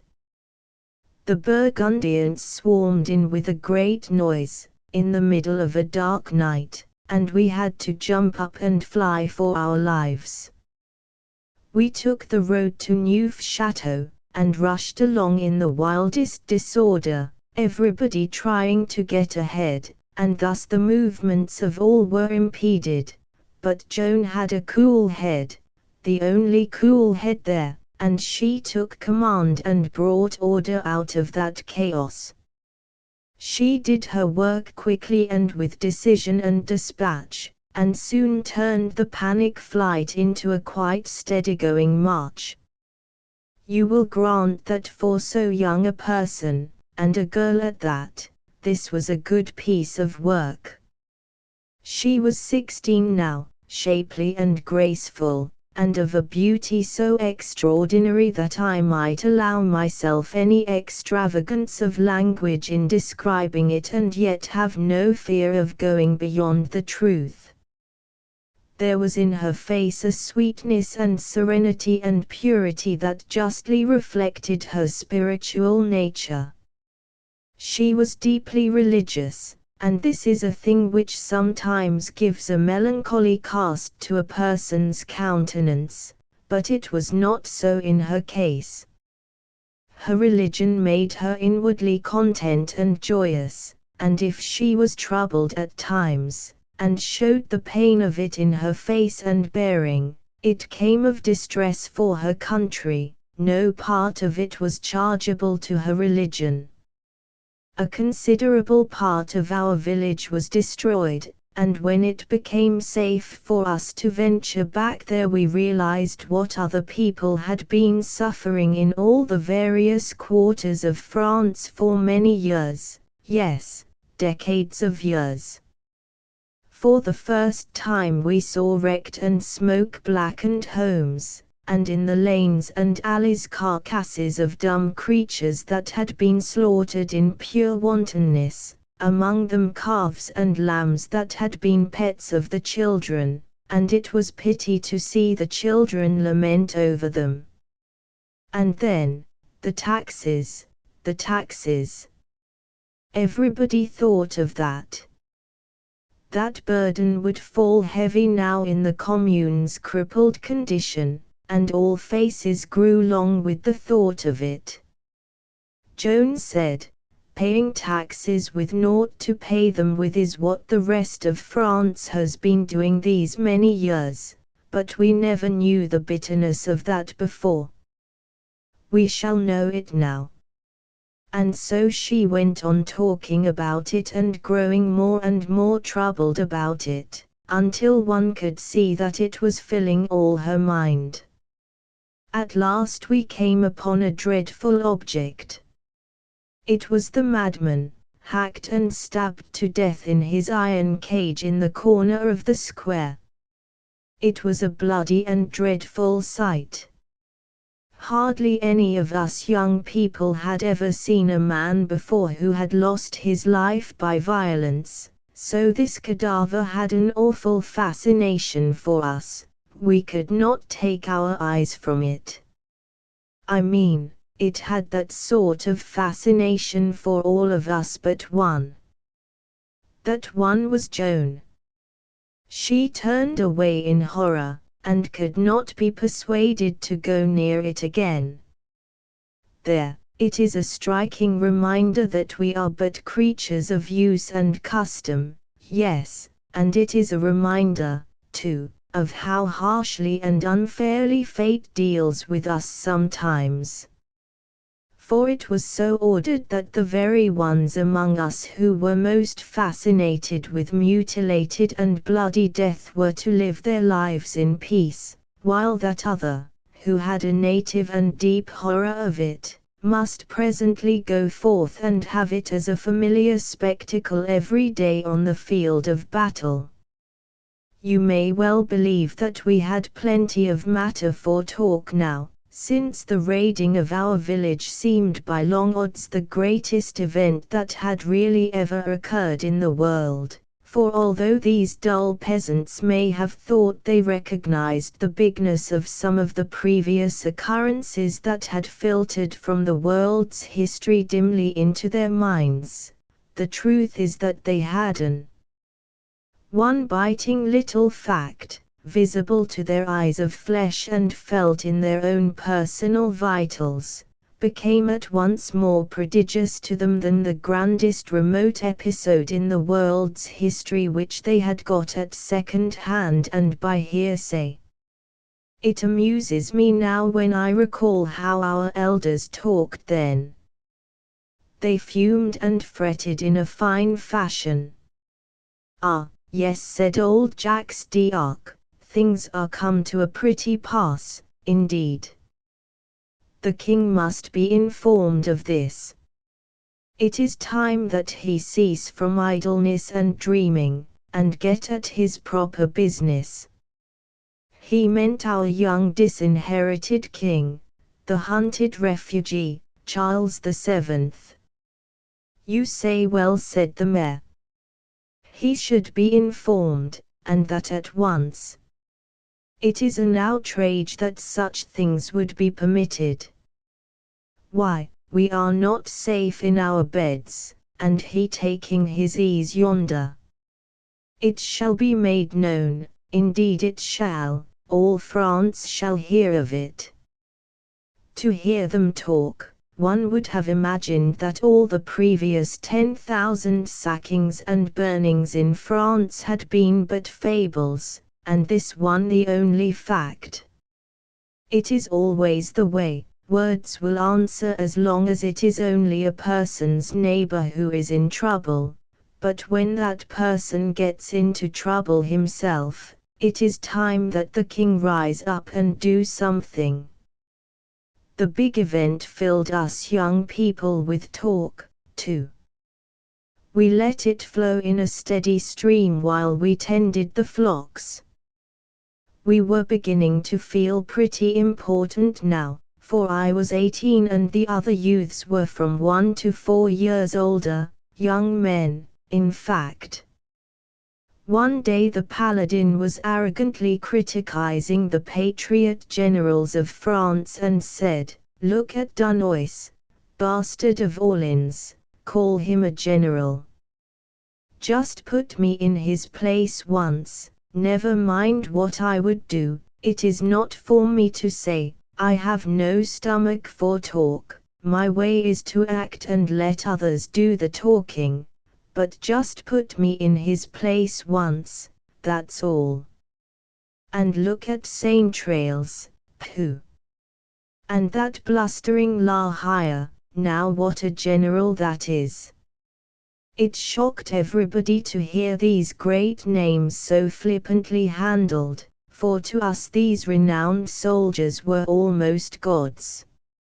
In their far-off splendor they rose upon our imaginations dim and huge, shadowy and awful, and it was a fearful thing to hear them spoken of as if they were mere men, and their acts open to comment and criticism.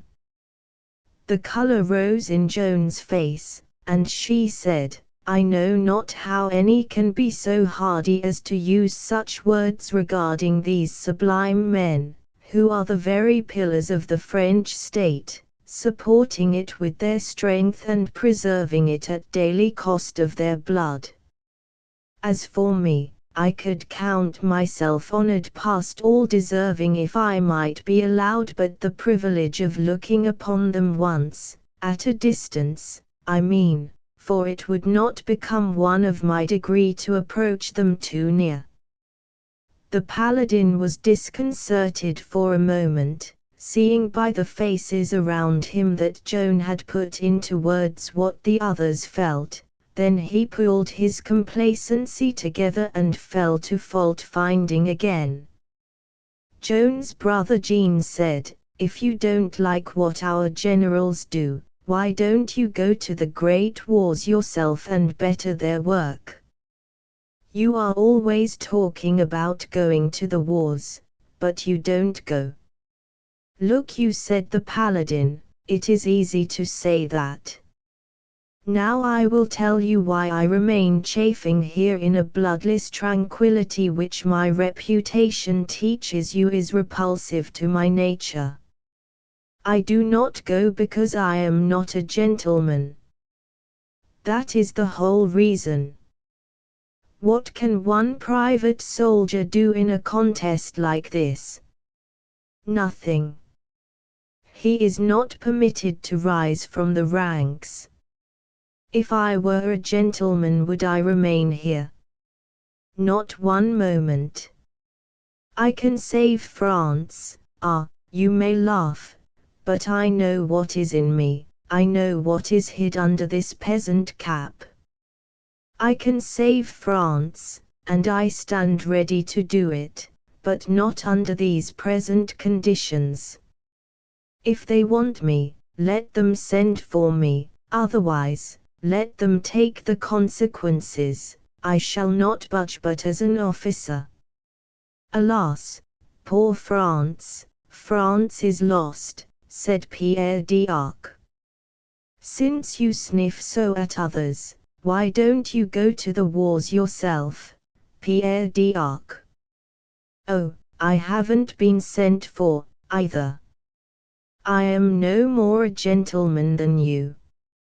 Yet I will go, I promise to go.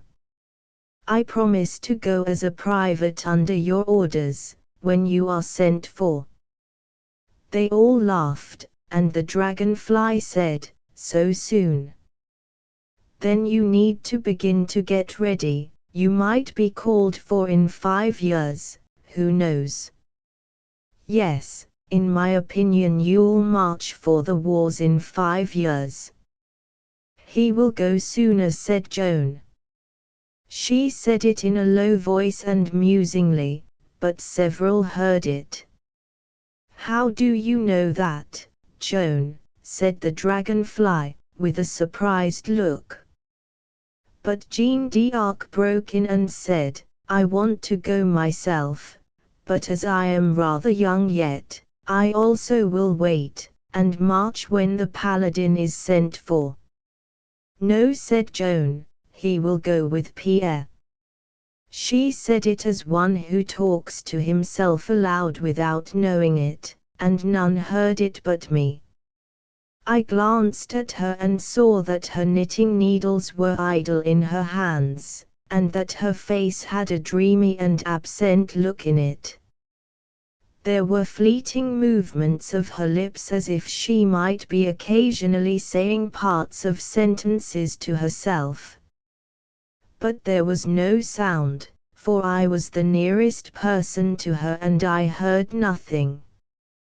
But I set my ears open, for those 2 speeches had affected me uncannily, I being superstitious and easily troubled by any little thing of a strange and unusual sort. Noel Raingesson said, there is one way to let France have a chance for her salvation. We've got one gentleman in the Commune, at any rate. Why can't the scholar change name and condition with the paladin? Then he can be an officer. France will send for him then, and he will sweep these English and Burgundian armies into the sea like flies. I was the scholar. That was my nickname, because I could read and write. There was a chorus of approval, and the sunflower said, that is the very thing, it settles every difficulty. The Sieur de Conti will easily agree to that. Yes, he will march at the back of Captain Paladin and die early, covered with common soldier glory. He will march with Jean and Pierre, and live till these wars are forgotten, Joan muttered, and at the 11th hour Noel and the paladin will join these, but not of their own desire. The voice was so low that I was not perfectly sure that these were the words, but they seemed to be. It makes one feel creepy to hear such things. Come, now, Noel continued, it's all arranged. There's nothing to do but organize under the Paladin's banner and go forth and rescue France. You'll all join. All said yes, except Jacques d'Arc, who said, I'll ask you to excuse me. It is pleasant to talk war, and I am with you there, and I've always thought I should go soldiering about this time. But the look of our wrecked village and that carved up and bloody madman have taught me that I am not made for such work and such sights. I could never be at home in that trade. Face swords and the big guns and death. It isn't in me. No, no, count me out. And besides, I'm the eldest son, and deputy prop and protector of the family. Since you are going to carry Jean and Pierre to the wars, somebody must be left behind to take care of our Joan and her sister. I shall stay at home, and grow old in peace and tranquility." "He will stay at home, but not grow old," murmured Joan. The talk rattled on in the gay and careless fashion privileged to youth, and we got the paladin to map out his campaigns and fight his battles and win his victories and extinguish the English and put our king upon his throne and set his crown upon his head. Then we asked him what he was going to answer when the king should require him to name his reward. The paladin had it all arranged in his head, and brought it out promptly. "He shall give me a dukedom, name me premier peer, and make me hereditary Lord High Constable of France. And marry you to a princess. You're not going to leave that out, are you?" The paladin colored a trifle, and said, brusquely, "He may keep his princesses, I can marry more to my taste." Meaning Joan, though nobody suspected it at that time. If any had, the paladin would have been finely ridiculed for his vanity. There was no fit mate in that village for Joan of Arc. Everyone would have said that. In turn, each person present was required to say what reward he would demand of the king if he could change places with the paladin and do the wonders the paladin was going to do. The answers were given in fun, and each of us tried to outdo his predecessors in the extravagance of the reward he would claim, but when it came to Joan's turn, and they rallied her out of her dreams and asked her to testify, they had to explain to her what the question was, for her thought had been absent, and she had heard none of this latter part of our talk. She supposed they wanted a serious answer, and she gave it. She sat considering some moments, then she said, "If the Dauphin, out of his grace and nobleness, should say to me, 'Now that I am rich and am come to my own again, choose and have,' I should kneel and ask him to give command that our village should never more be taxed." It was so simple and out of her heart that it touched us, and we did not laugh, but fell to thinking. We did not laugh, but there came a day when we remembered that speech with a mournful pride, and were glad that we had not laughed, perceiving then how honest her words had been, and seeing how faithfully she made them good when the time came, asking just that boon of the king and refusing to take even any least thing for herself. Chapter 6 Joan and Archangel Michael. All through her childhood and up to the middle of her 14th year, Joan had been the most light-hearted creature and the merriest in the village, with a hop, skip and jump gait and a happy and catching laugh, and this disposition, supplemented by her warm and sympathetic nature and frank and winning ways, had made her everybody's pet. She had been a hot patriot all this time, and sometimes the war news had sobered her spirits and wrung her heart and made her acquainted with tears, but always when these interruptions had run their course her spirits rose and she was her old self again. But now for a whole year and a half she had been mainly grave, not melancholy, but given to thought, abstraction, dreams. She was carrying France upon her heart, and she found the burden not light. I knew that this was her trouble, but others attributed her abstraction to religious ecstasy, for she did not share her thinkings with the village at large, yet gave me glimpses of them, and so I knew, better than the rest, what was absorbing her interest. Many a time the idea crossed my mind that she had a secret which she was keeping wholly to herself, as well from me as from the others. This idea had come to me because several times she had cut a sentence in two and changed the subject when apparently she was on the verge of a revelation of some sort. I was to find this secret out, but not just yet. The day after the conversation which I have been reporting, we were together in the pastures and fell to talking about France, as usual. For her sake I had always talked hopefully before, but that was mere lying, for really there was not anything to hang a rag of hope for France upon.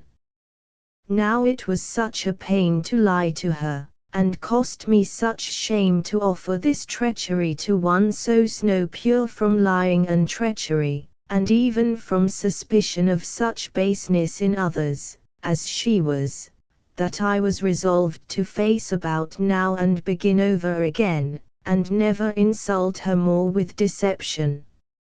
I started on the new policy by saying, still opening up with a small lie, of course, for habit is habit, and not to be flung out of the window by any man, but coaxed downstairs a step at a time. Joan, I have been thinking the thing all over last night, and have concluded that we have been in the wrong all this time, that the case of France is desperate, that it has been desperate ever since Agincourt, and that today it is more than desperate, it is hopeless.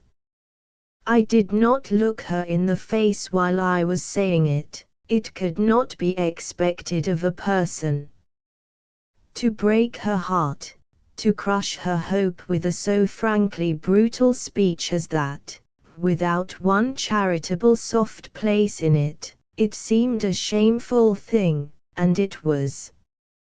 But when it was out, the weight gone, and my conscience rising to the surface, I glanced at her face to see the result.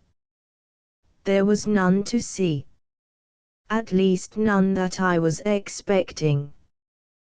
There was a barely perceptible suggestion of wonder in her serious eyes, but that was all, and she said, in her simple and placid way, the case of France hopeless. Why should you think that? Tell me. It is a most pleasant thing to find that what you thought would inflict a hurt upon one whom you honor, has not done it. I was relieved now, and could say all my say without any furtivenesses and without embarrassment.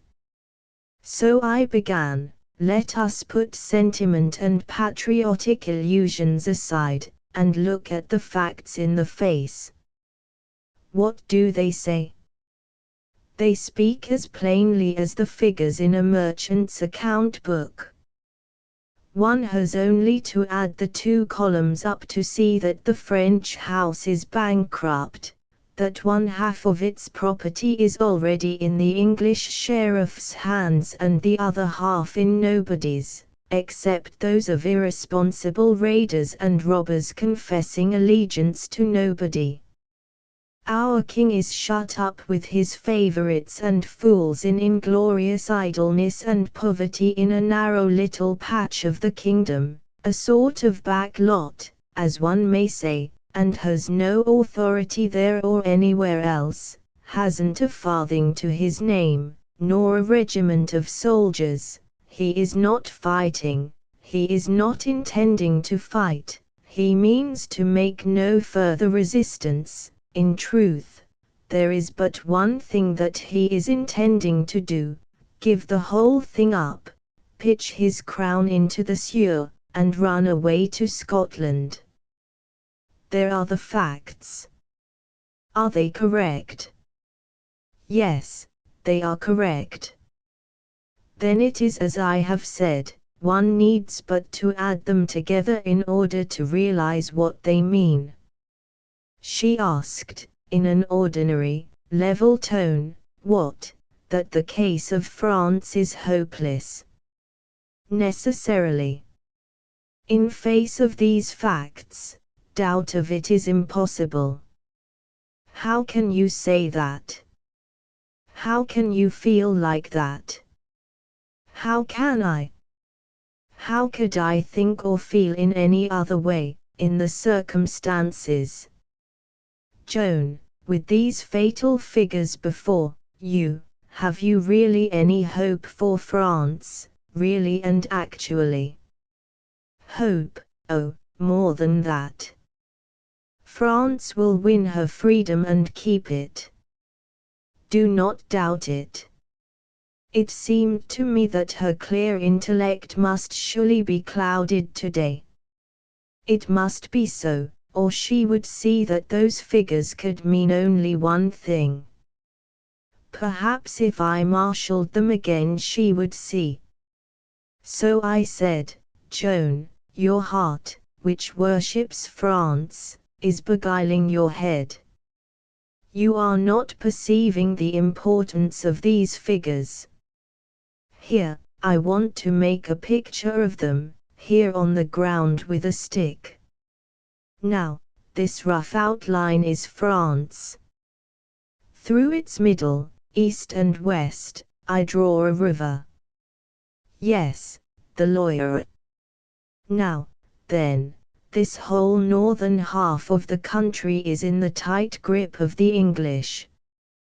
Yes.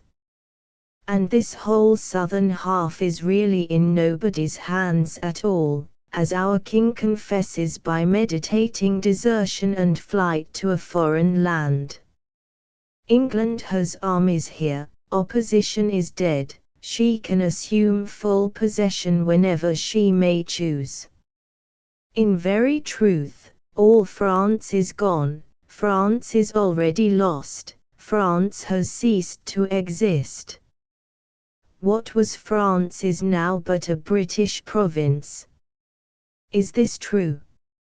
Her voice was low, and just touched with emotion, but distinct. Yes, it is true. Very well. Now add this clinching fact, and surely the sum is complete. When have French soldiers won a victory? Scotch soldiers, under the French flag, have won a barren fight or two a few years back, but I am speaking of French ones. Since 8,000 Englishmen nearly annihilated 60,000 Frenchmen a dozen years ago at Agincourt, French courage has been paralyzed. And so it is a common saying today that if you confront 50 French soldiers with 5 English ones, the French will run. It is a pity, but even these things are true. Then certainly the day for hoping is past. I believed the case would be clear to her now. I thought it could not fail to be clear to her, and that she would say, herself, that there was no longer any ground for hope. But I was mistaken, and disappointed also. She said, without any doubt in her tone, France will rise again. You shall see. Rise, with this burden of English armies on her back. She will cast it off, she will trample it underfoot. This with spirit.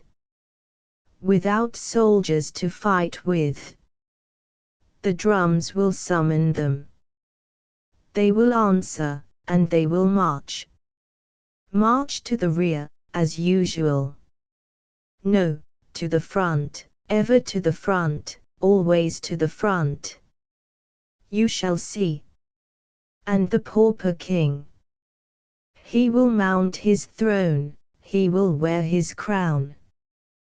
Well, of a truth this makes one's head dizzy. Why, if I could believe that in 30 years from now the English domination would be broken and the French monarch's head find itself hooped with a real crown of sovereignty, both will have happened before 2 years are sped. Indeed, and who is going to perform all these sublime impossibilities? God. It was a reverent low note, but it rang clear. What could have put those strange ideas in her head?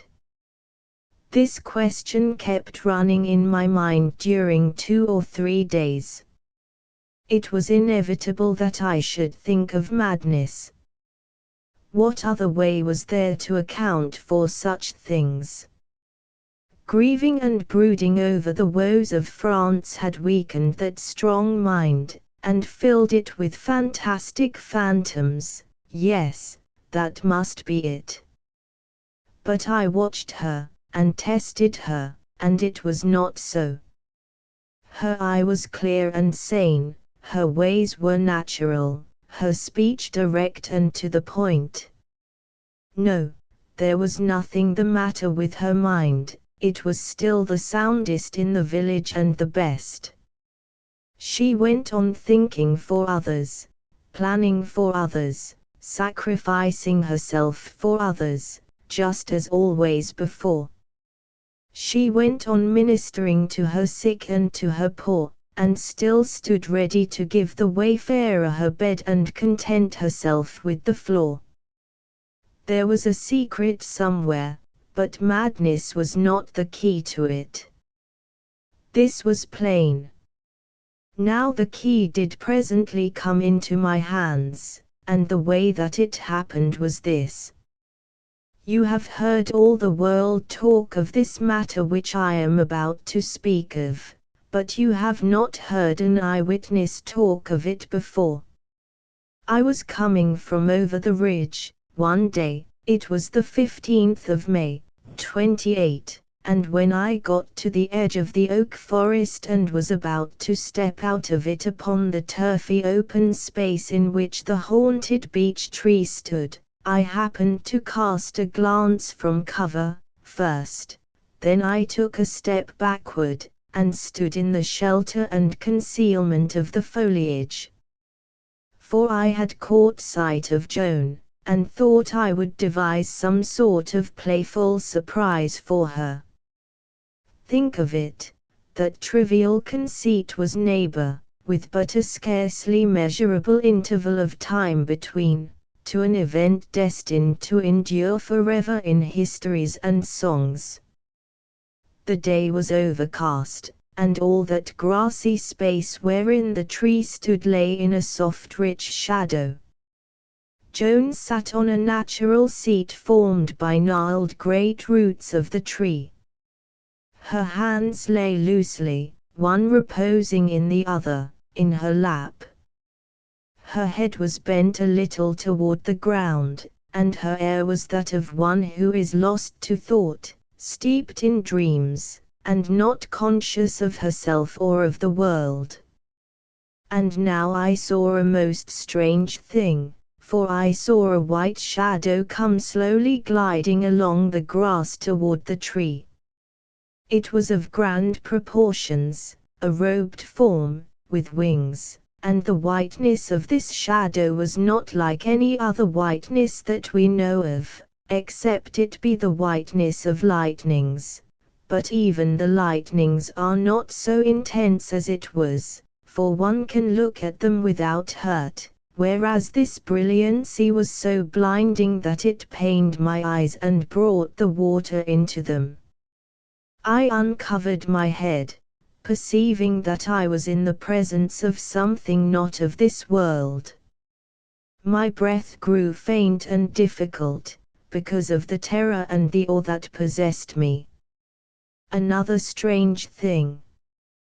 The wood had been silent, smitten with that deep stillness which comes when a storm cloud darkens a forest, and the wild creatures lose heart and are afraid, but now all the birds burst forth into song, and the joy, the rapture, the ecstasy of it was beyond belief, and was so eloquent and so moving, withal, that it was plain it was an act of worship.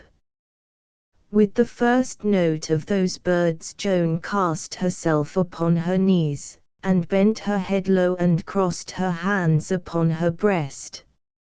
She had not seen the shadow yet. Had the song of the birds told her it was coming? It had that look to me. Then the like of this must have happened before. Yes, there might be no doubt of that. The shadow approached Joan slowly. The extremity of it reached her, flowed over her, clothed her in its awful splendor.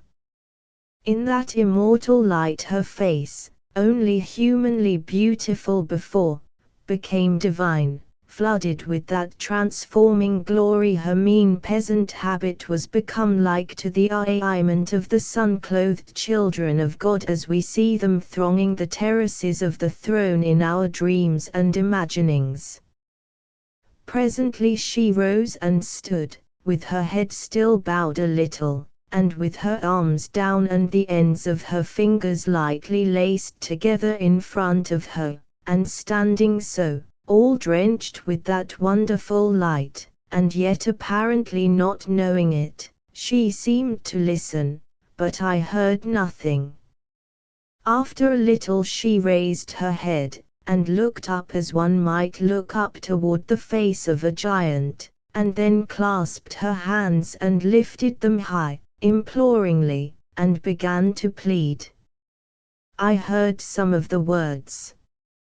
I heard her say, "But I am so young, oh, so young to leave my mother and my home and go out into the strange world to undertake a thing so great.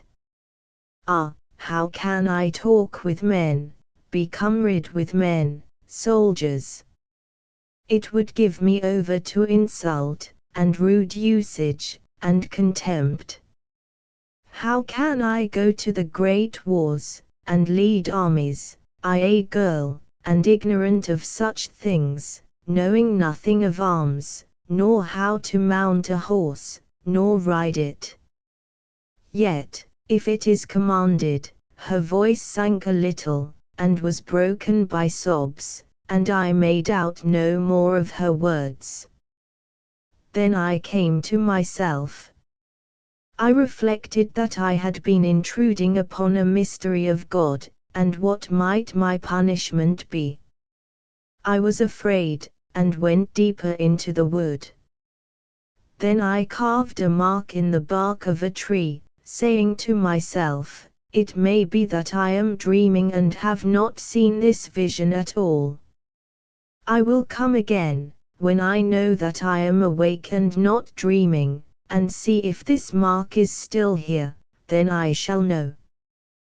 Chapter 7 She delivers the divine command. 0095. I heard my name called.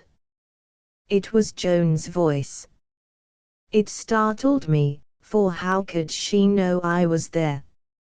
I said to myself, it is part of the dream, it is all dream, voice, vision and all, the fairies have done this. So I crossed myself and pronounced the name of God, to break the enchantment. I knew I was awake now and free from the spell, for no spell can withstand this exorcism. Then I heard my name called again, and I stepped at once from under cover, and there indeed was Joan, but not looking as she had looked in the dream. For she was not crying now, but was looking as she had used to look a year and a half before, when her heart was light and her spirits high. Her old-time energy and fire were back, and a something like exaltation showed itself in her face and bearing. It was almost as if she had been in a trance all that time and had come awake again. Really, it was just as if she had been away and lost, and was come back to us at last, and I was so glad that I felt like running to call everybody and have them flock around her and give her welcome. I ran to her excited and said, "Ah, Joan, I've got such a wonderful thing to tell you about." You would never imagine it. I've had a dream, and in the dream I saw you right here where you are standing now, but she put up her hand and said, it was not a dream. It gave me a shock, and I began to feel afraid again. Not a dream. I said, how can you know about it, Joan? Are you dreaming now? I suppose not. I think I am not. Indeed you are not. I know you are not. And you were not dreaming when you cut the mark in the tree.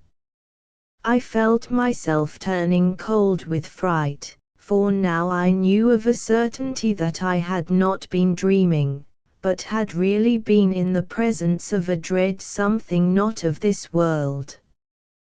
Then I remembered that my sinful feet were upon holy ground, the ground where that celestial shadow had rested. I moved quickly away, smitten to the bones with fear. Joan followed, and said, do not be afraid, indeed there is no need. Come with me. We will sit by the spring and I will tell you all my secret. When she was ready to begin, I checked her and said, first tell me this.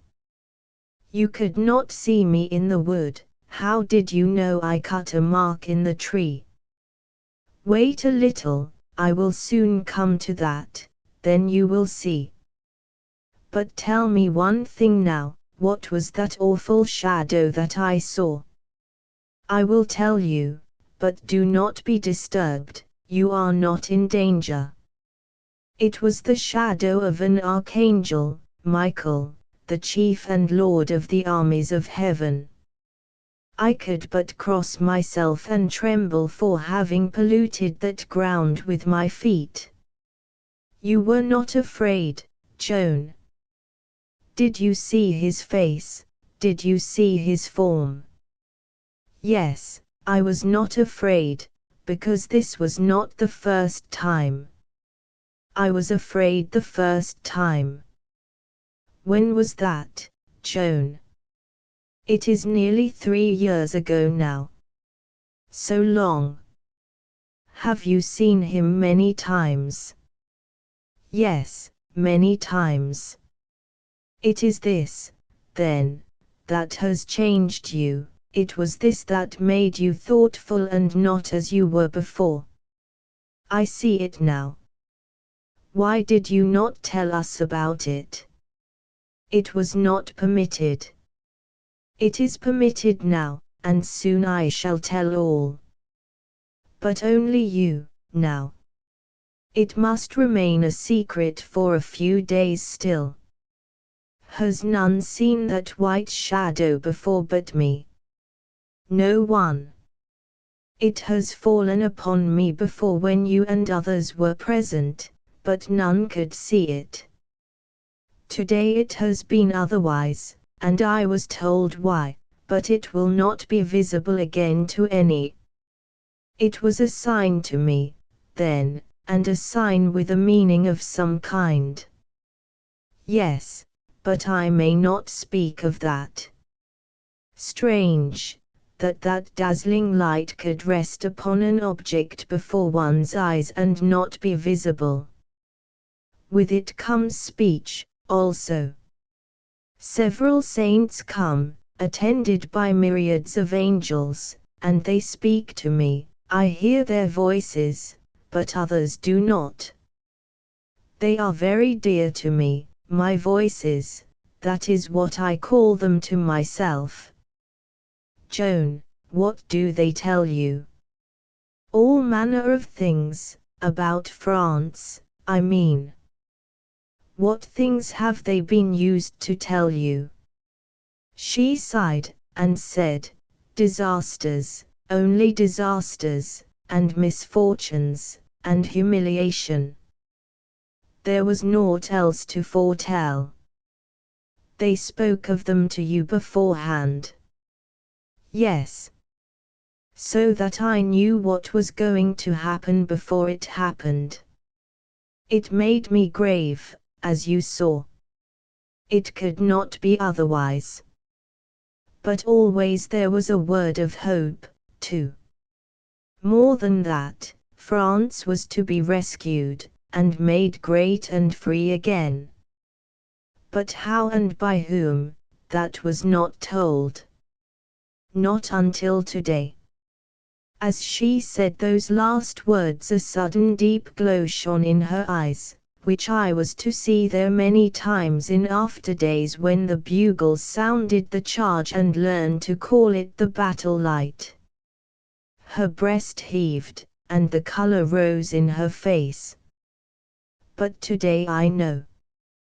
God has chosen the meanest of His creatures for this work, and by His command, and in His protection, and by His strength, not mine, I am to lead His armies, and win back France, and set the crown upon the head of His servant that is Dauphin and shall be king. I was amazed, and said, You, Joan. You, a child, lead armies. Yes.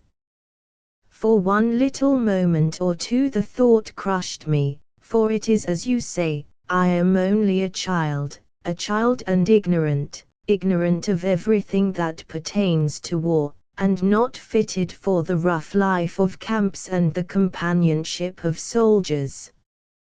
But those weak moments passed, they will not come again.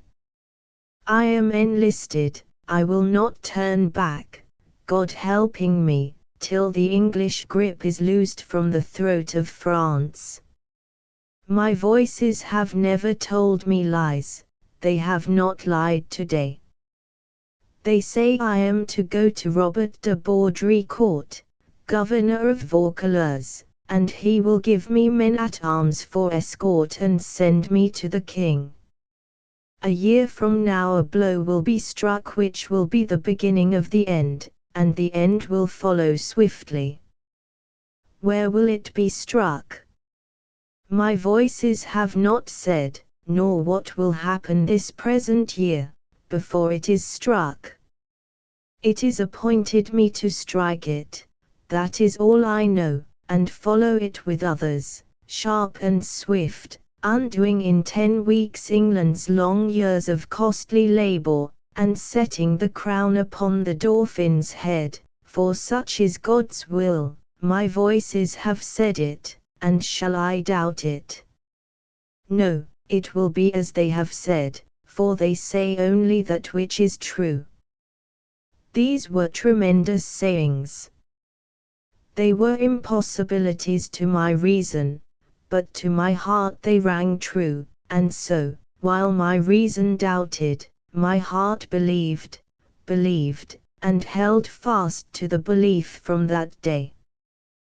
Presently I said, Joan, I believe the things which you have said, and now I am glad that I am to march with you to the great wars, that is, if it is with you I am to march when I go. She looked surprised, and said, It is true that you will be with me when I go to the wars, but how did you know? I shall march with you, and so also will Jean and Pierre, but not Jacques. All true, it is so ordered, as was revealed to me lately, but I did not know until today that the marching would be with me, or that I should march at all. How did you know these things? I told her when it was that she had said them. But she did not remember about it. So then I knew that she had been asleep, or in a trance or an ecstasy of some kind, at that time. She bade me keep these and the other revelations to myself for the present, and I said I would, and kept the faith I promised. None who met Joan that day failed to notice the change that had come over her. She moved and spoke with energy and decision. There was a strange new fire in her eye, and also a something wholly new and remarkable in her carriage and in the set of her head. This new light in the eye and this new bearing were born of the authority and leadership which had this day been vested in her by the decree of God, and they asserted that authority as plainly as speech could have done it, yet without ostentation or bravado. This calm consciousness of command, and calm unconscious outward expression of it, remained with her thenceforth until her mission was accomplished. Like the other villagers, she had always accorded me the deference due my rank, but now, without word said on either side, she and I changed places. She gave orders, not suggestions. I received them with the deference due a superior, and obeyed them without comment. In the evening she said to me, "I leave before dawn. No one will know it but you. I go to speak with the governor of Vaucouleurs as commanded, who will despise me and treat me rudely, and perhaps refuse my prayer at this time. I go first to Bury, to persuade my uncle Laxert to go with me, it not being meet that I go alone. I may need you in Vaucouleurs, for if the governor will not receive me I will dictate a letter to him, and so must have some one by me who knows the art of how to write and spell the words. You will go from here tomorrow in the afternoon, and remain in Vaucouleurs until I need you." I said I would obey, and she went her way. You see how clear a head she had, and what a just and level judgment. She did not order me to go with her, no, she would not subject her good name to gossiping remark. She knew that the governor, being a noble, would grant me, another noble, audience, but no, you see, she would not have that, either. A poor peasant girl presenting a petition through a young nobleman, how would that look?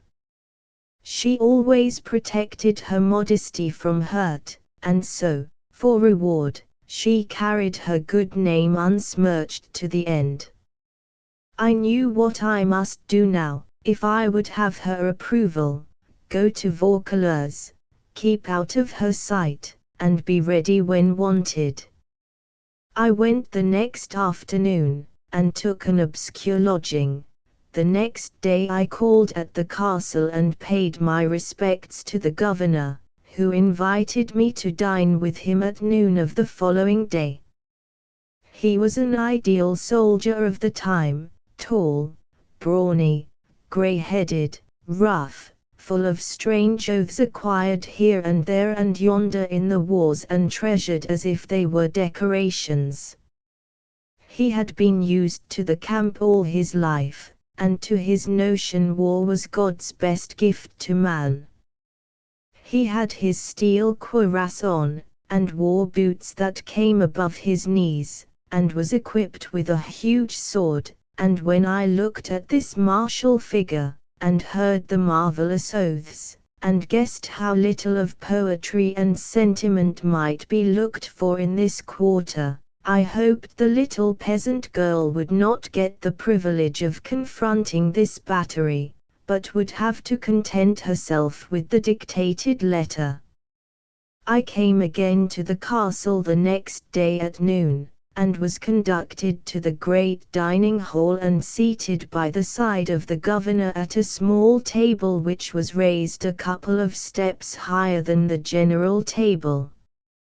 At the small table sat several other guests besides myself, and at the general table sat the chief officers of the garrison. At the entrance door stood a guard of halberdiers, in morion and breastplate. As for talk, there was but one topic, of course, the desperate situation of France. There was a rumor, some one said, that Salisbury was making preparations to march against Orleans. It raised a turmoil of excited conversation, and opinions fell thick and fast. Some believed he would march at once, others that he could not accomplish the investment before fall, others that the siege would be long, and bravely contested, but upon one thing all voices agreed, that Orleans must eventually fall, and with it France. With that, the prolonged discussion ended, and there was silence. Every man seemed to sink himself in his own thoughts, and to forget where he was. This sudden and profound stillness, where before had been so much animation, was impressive and solemn. Now came a servant and whispered something to the governor, who said, "Would talk with me." "Yes, Your Excellency." "H.M. A strange idea, certainly." "Bring them in." It was Joan and her uncle Laxert. At the spectacle of the great people the courage oozed out of the poor old peasant, and he stopped midway and would come no further, but remained there with his red nightcap crushed in his hands and bowing humbly here, there, and everywhere, stupefied with embarrassment and fear. But Joan came steadily forward, erect and self-possessed, and stood before the governor. She recognized me, but in no way indicated it. There was a buzz of admiration, even the governor contributing to it, for I heard him mutter, "By God's grace, it is a beautiful creature." He inspected her critically a moment or two, then said, "Well, what is your errand, my child?" "My message is to you, Robert de Baudricourt, Governor of Vaucouleurs, and it is this, that you will send and tell the Dauphin to wait and not give battle to his enemies, for God will presently send him help." This strange speech amazed the company, and many murmured, "The poor young thing is demented." The governor scowled, and said, "What nonsense is this? The king, or the Dauphin, as you call him, needs no message of that sort. He will wait, give yourself no uneasiness as to that. What further do you desire to say to me?" "This. To beg that you will give me an escort of men-at-arms and send me to the Dauphin." "What for?" "That he may make me his general, for it is appointed that I shall drive the English out of France, and set the crown upon his head." "What, you? Why, you are but a child." "Yet am I appointed to do it, nevertheless." "Indeed. And when will all this happen?" "Next year he will be crowned, and after that will remain master of France." There was a great and general burst of laughter, and when it had subsided the governor said, "Who has sent you with these extravagant messages?" "My lord." "What lord?" "The King of Heaven." Many murmured, "Ah, poor thing, and others, "Ah, her mind is but a wreck." The governor hailed Laxert, and said, "Harkee, take this mad child home and whip her soundly. That is the best cure for her ailment." As Joan was moving away she turned and said, with simplicity, "You refuse me the soldiers, I know not why, for it is my lord that has commanded you." "Yes, it is he that has made the command, therefore I must come again, and yet again, then I shall have the men at arms." There was a great deal of wondering talk, after she was gone, and the guards and servants passed the talk to the town. The town passed it to the country. Domremy was already buzzing with it when we got back. Chapter 8. Why the scorners relented. Human nature is the same everywhere. It defies success. It has nothing but scorn for defeat. The village considered that Joan had disgraced it with her grotesque performance and its ridiculous failure, so all the tongues were busy with the matter, and as bilious and bitter as they were busy, insomuch that if the tongues had been teeth she would not have survived her persecutions. Those persons who did not scold did what was worse and harder to bear, for they ridiculed her, and mocked at her, and ceased neither day nor night from their witticisms and jeerings and laughter. How meet and little Menjet and I stood by her, but the storm was too strong for her other friends, and they avoided her, being ashamed to be seen with her because she was so unpopular, and because of the sting of the taunts that assailed them on her account. She shed tears in secret, but none in public. In public she carried herself with serenity, and showed no distress, nor any resentment, conduct which should have softened the feeling against her, but it did not. Her father was so incensed that he could not talk in measured terms about her wild project of going to the wars like a man. He had dreamed of her doing such a thing, some time before, and now he remembered that dream with apprehension and anger, and said that rather than see her unsex herself and go away with the armies, he would require her brothers to drown her, and that if they should refuse, he would do it with his own hands. But none of these things shook her purpose in the least. Her parents kept a strict watch upon her to keep her from leaving the village, but she said her time was not yet, that when the time to go was come she should know it, and then the keepers would watch in vain. The summer wasted along, and when it was seen that her purpose continued steadfast, the parents were glad of a chance which finally offered itself for bringing her projects to an end through marriage. The paladin had the effrontery to pretend that she had engaged herself to him several years before, and now he claimed a ratification of the engagement. She said his statement was not true, and refused to marry him. She was cited to appear before the ecclesiastical court at Toul to answer for her perversity, when she declined to have counsel, and elected to conduct her case herself. Her parents and all her ill-wishers rejoiced, and looked upon her as already defeated. And that was natural enough, for who would expect that an ignorant peasant girl of 16 would be otherwise than frightened and tongue-tied when standing for the first time in presence of the practiced doctors of the law, and surrounded by the cold solemnities of a court? Yet all these people were mistaken. They flocked to Toul to see and enjoy this fright and embarrassment and defeat, and they had their trouble for their pains.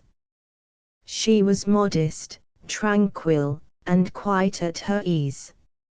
She called no witnesses, saying she would content herself with examining the witnesses for the prosecution. When they had testified, she rose and reviewed their testimony in a few words, pronounced it vague, confused, and of no force. Then she placed the paladin again on the stand and began to search him. His previous testimony went rag by rag to ruin under her ingenious hands, until at last he stood bare, so to speak. he that had come so richly clothed in fraud and falsehood. His counsel began an argument, but the court declined to hear it, and threw out the case, adding a few words of grave compliment for Joan, and referring to her as this marvelous child. After this victory, with this high praise from so imposing a source added, the fickle village turned again, and gave Joan countenance, compliment, and peace. Her mother took her back to her heart, and even her father relented and said he was proud of her. But the time hung heavy on her hands, nevertheless, for the siege of Orleans was begun. The clouds lowered darker and darker over France, and still her voices said wait, and gave her no direct commands. The winter set in, and wore tediously along, but at last there was a change. Book 2 in Court and Camp Chapter 1 Joan says goodbye, 0109. The 5th of January, 1429, Joan came to me with her uncle Laxert, and said, "The time is come. My voices are not vague now, but clear, and they have told me what to do. In 2 months I shall be with the Dauphin." Her spirits were high, and her bearing martial. I caught the infection and felt a great impulse stirring in me that was like what one feels when he hears the roll of the drums and the tramp of marching men. "I believe it," I said. "I also believe it," said Laxert. If she had told me before, that she was commanded of God to rescue France, I should not have believed. I should have let her seek the governor by her own ways and held myself clear of meddling in the matter, not doubting she was mad. But I have seen her stand before those nobles and mighty men unafraid, and say her say, and she had not been able to do that but by the help of God. That I know. Therefore with all humbleness I am at her command, to do with me as she will. My uncle is very good to me, Joan said. I sent and asked him to come and persuade my mother to let him take me home with him to tend his wife, who is not well.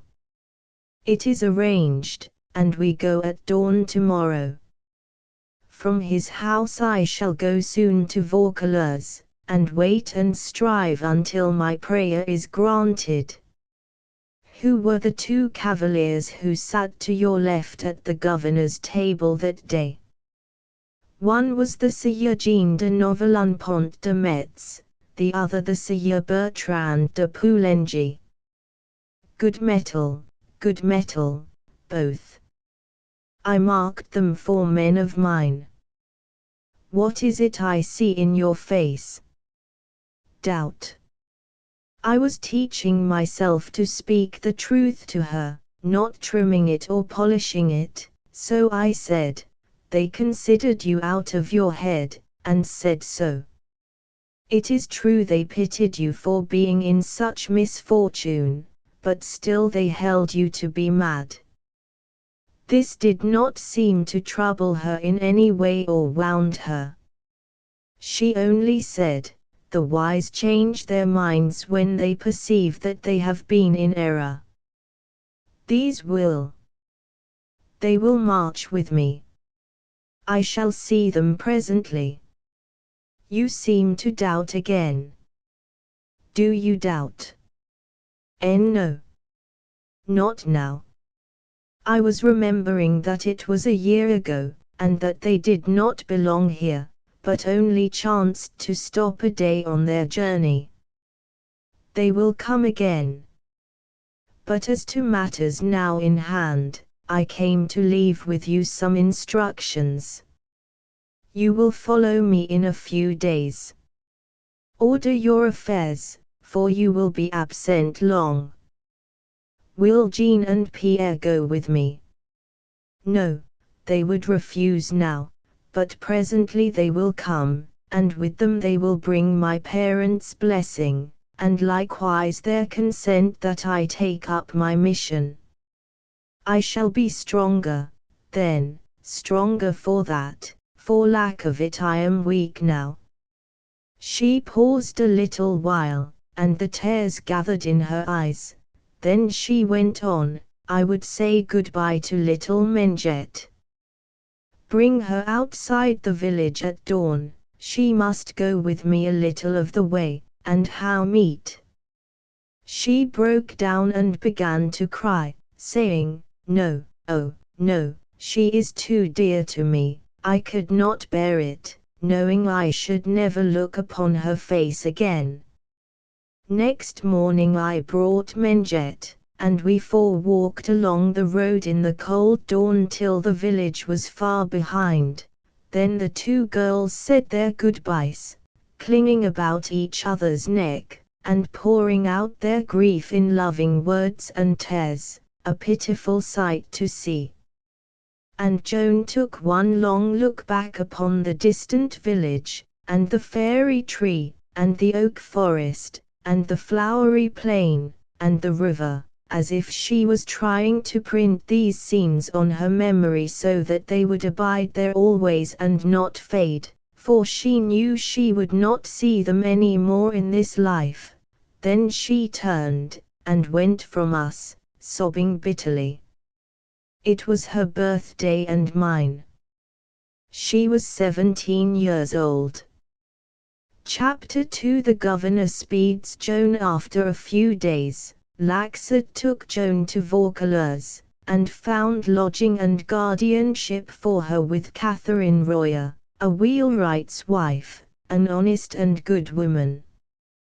Joan went to mass regularly, she helped do the housework, earning her keep in that way, and if any wished to talk with her about her mission, and many did, she talked freely, making no concealments regarding the matter now.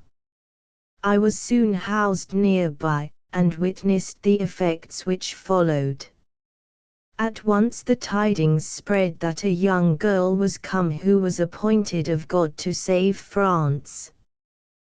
The common people flocked in crowds to look at her and speak with her, and her fair young loveliness won the half of their belief, and her deep earnestness and transparent sincerity won the other half. The well-to-do remained away and scoffed, but that is their way. Next, a prophecy of Merlin's, more than 800 years old, was called to mind, which said that in a far future time France would be lost by a woman and restored by a woman. France was now, for the first time, lost, and by a woman, Isabel of Bavaria, her base queen. Doubtless this fair and pure young girl was commissioned of heaven to complete the prophecy. This gave the growing interest a new and powerful impulse.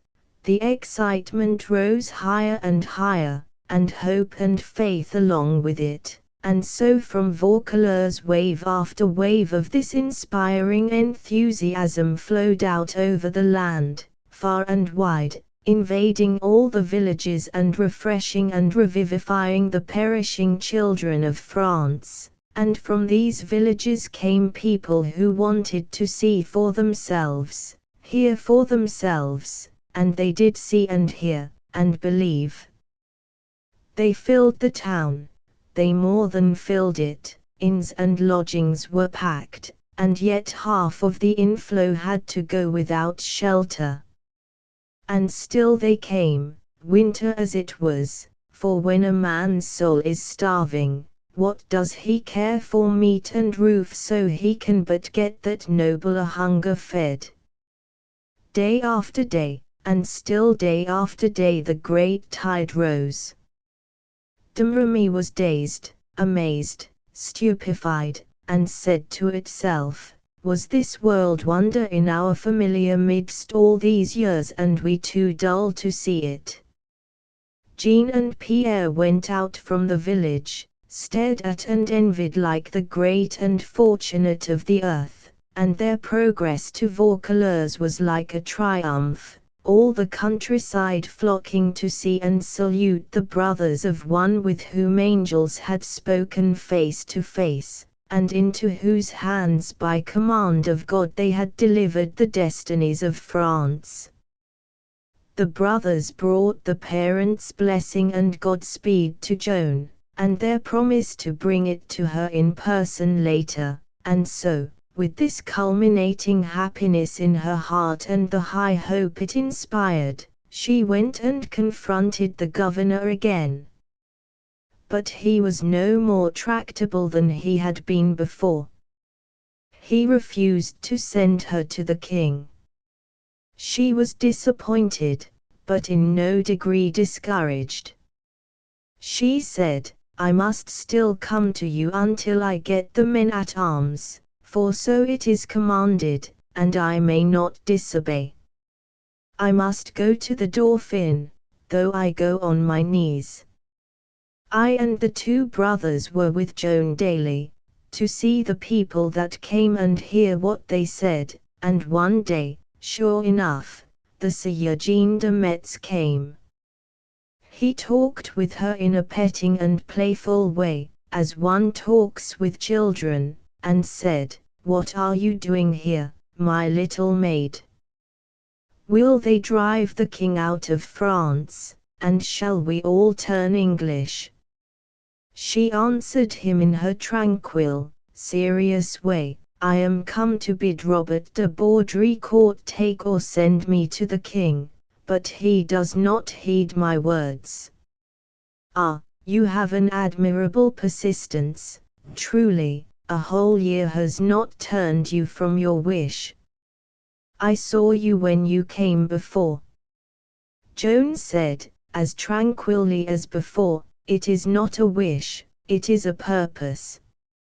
He will grant it. I can wait." "Ah, perhaps it will not be wise to make too sure of that, my child. These governors are stubborn people to deal with. In case he shall not grant your prayer, he will grant it. He must. It is not a matter of choice." The gentleman's playful mood began to disappear, one could see that, by his face.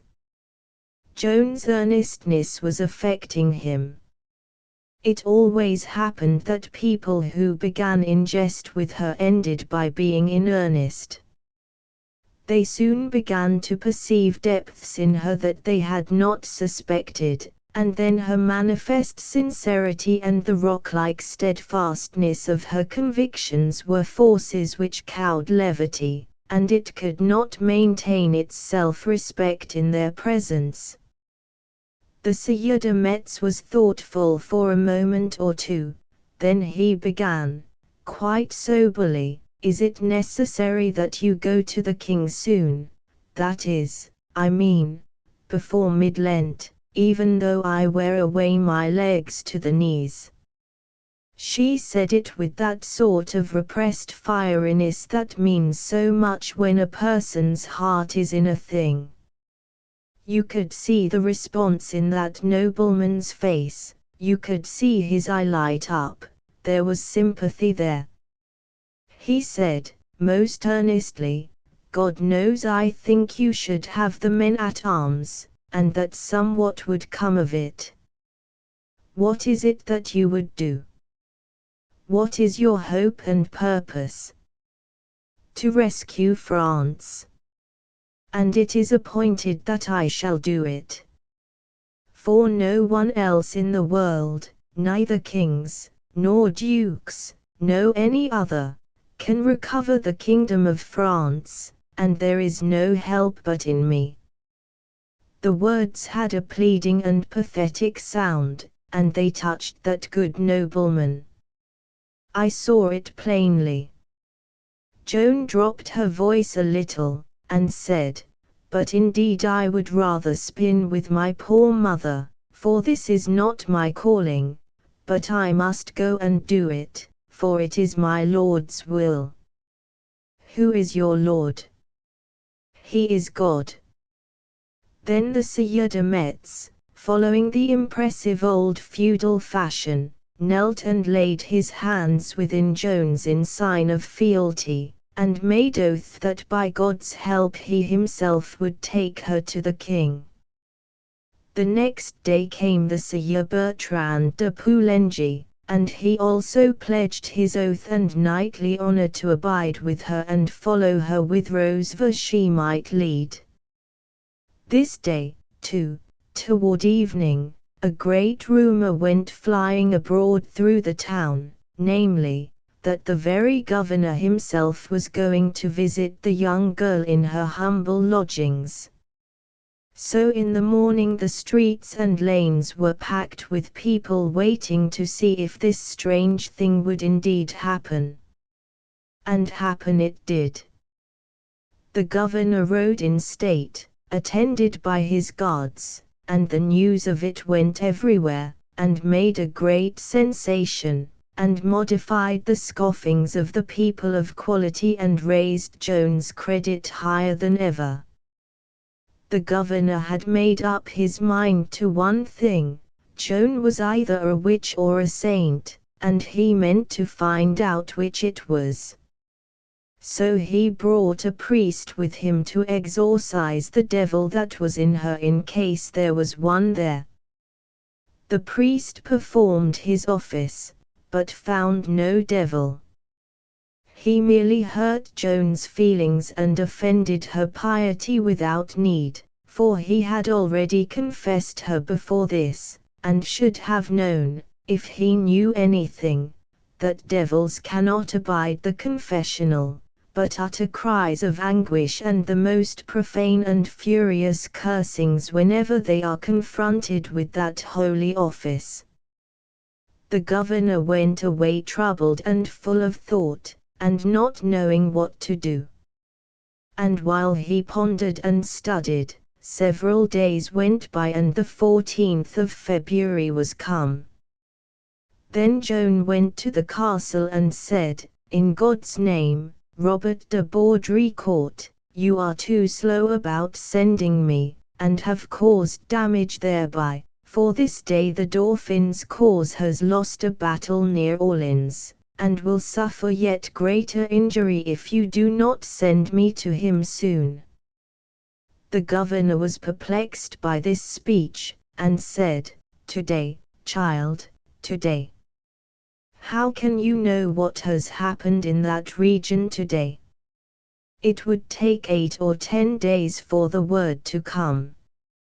My voices have brought the word to me, and it is true.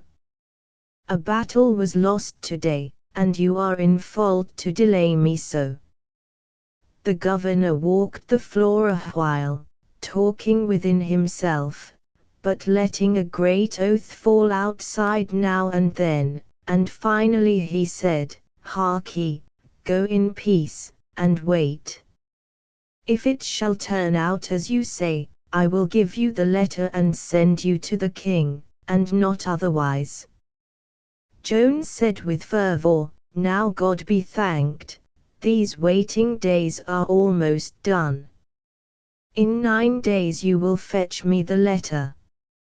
Already the people of Vaucouleurs had given her a horse and had armed and equipped her as a soldier. She got no chance to try the horse and see if she could ride it, for her great first duty was to abide at her post and lift up the hopes and spirits of all who would come to talk with her, and prepare them to help in the rescue and regeneration of the kingdom. This occupied every waking moment she had. But it was no matter. There was nothing she could not learn, and in the briefest time, too. Her horse would find this out in the first hour. Meantime the brothers and I took the horse in turn and began to learn to ride. And we had teaching in the use of the sword and other arms also. On the 20th Joan called her small army together, the 2 knights and her 2 brothers and me, for a private council of war.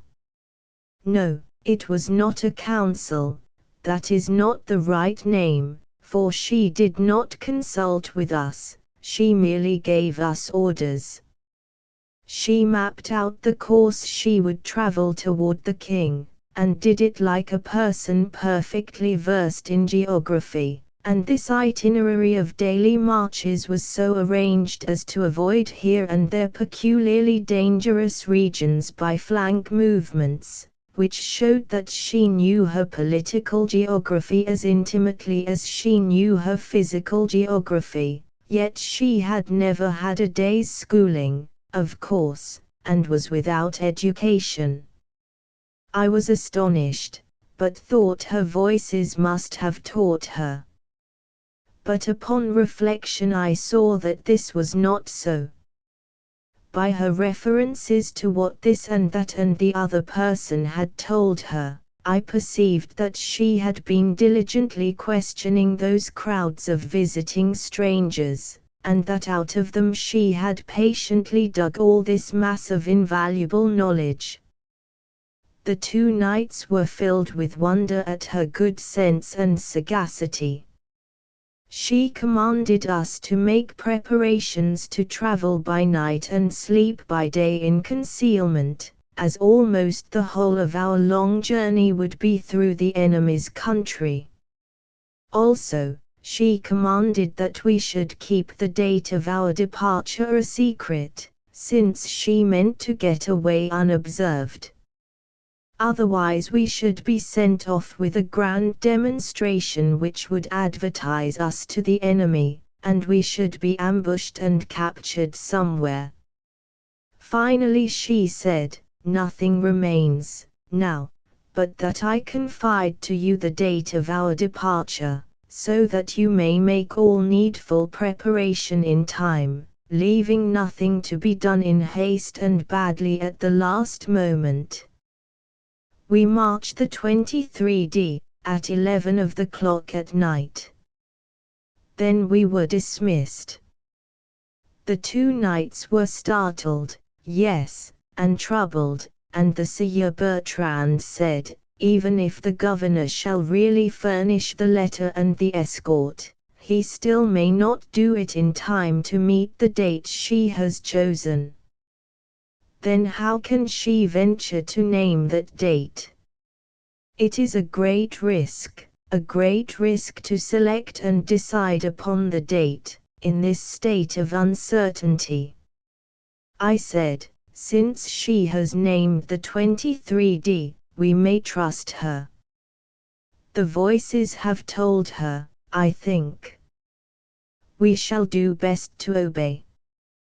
We did obey. Joan's parents were notified to come before the 23d, but prudence forbade that they be told why this limit was named. All day, the 23d, she glanced up wistfully whenever new bodies of strangers entered the house, but her parents did not appear. Still she was not discouraged, but hoped on. But when night fell at last, her hopes perished, and the tears came. However, she dashed them away, and said, "It was to be so, no doubt it was so ordered, I must bear it, and will." De Metz tried to comfort her by saying, "The governor sends no word, it may be that they will come tomorrow," and he got no further, for she interrupted him, saying, "To what good end? We start at 11 tonight." And it was so. At 10 the governor came, with his guard and arms, with horses and equipment for me and for the brothers, and gave Joan a letter to the king. Then he took off his sword, and belted it about her waist with his own hands, and said, "You said true, child. The battle was lost, on the day you said. So I have kept my word. Now go, come of it what may." Joan gave him thanks, and he went his way. The lost battle was the famous disaster that is called in history the Battle of the Herrings. All the lights in the house were at once put out, and a little while after, when the streets had become dark and still, we crept stealthily through them and out at the western gate and rode away under whip and spur. Chapter 3 The Paladin groans and boasts. 0121. We were 25 strong, and well equipped. We rode in double file, Joan and her brothers in the center of the column, with Jean de Metz at the head of it and the Sieur Bertrand at its extreme rear. In 2 or 3 hours we should be in the enemy's country, and then none would venture to desert. By and by we began to hear groans and sobs and execrations from different points along the line, and upon inquiry found that 6 of our men were peasants who had never ridden a horse before, and were finding it very difficult to stay in their saddles, and moreover were now beginning to suffer considerable bodily torture. They had been seized by the governor at the last moment and pressed into the service to make up the tale, and he had placed a veteran alongside of each with orders to help him stick to the saddle, and kill him if he tried to desert. These poor devils had kept quiet as long as they could, but their physical miseries were become so sharp by this time that they were obliged to give them vent. But we were within the enemy's country now, so there was no help for them. They must continue the march, though Joan said that if they chose to take the risk they might depart. They preferred to stay with us. We modified our pace now, and moved cautiously, and the new men were warned to keep their sorrows to themselves and not get the command into danger with their curses and lamentations. Toward dawn we rode deep into a forest, and soon all but the sentries were sound asleep in spite of the cold ground and the frosty air. I woke at noon out of such a solid and stupefying sleep that at first my wits were all astray, and I did not know where I was nor what had been happening. Then my senses cleared, and I remembered. As I lay there thinking over the strange events of the past month or two, the thought came into my mind, greatly surprising me, that one of Joan's prophecies had failed, for where were Noel and the Paladin, who were to join us at the 11th hour? By this time, you see, I had gotten used to expecting everything Joan said to come true. So, being disturbed and troubled by these thoughts, I opened my eyes.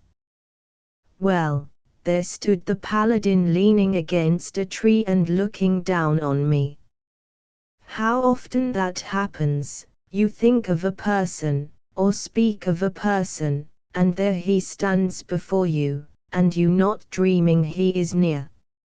It looks as if his being near is really the thing that makes you think of him, and not just an accident, as people imagine. Well, be that as it may, there was the Paladin, anyway, looking down in my face and waiting for me to wake. I was ever so glad to see him, and jumped up and shook him by the hand, and led him a little way from the camp, he limping like a cripple, and told him to sit down, and said, "Now, where have you dropped down from? And how did you happen to light in this place? And what do the soldier clothes mean?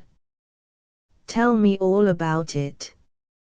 He answered, "I marched with you last night." "No."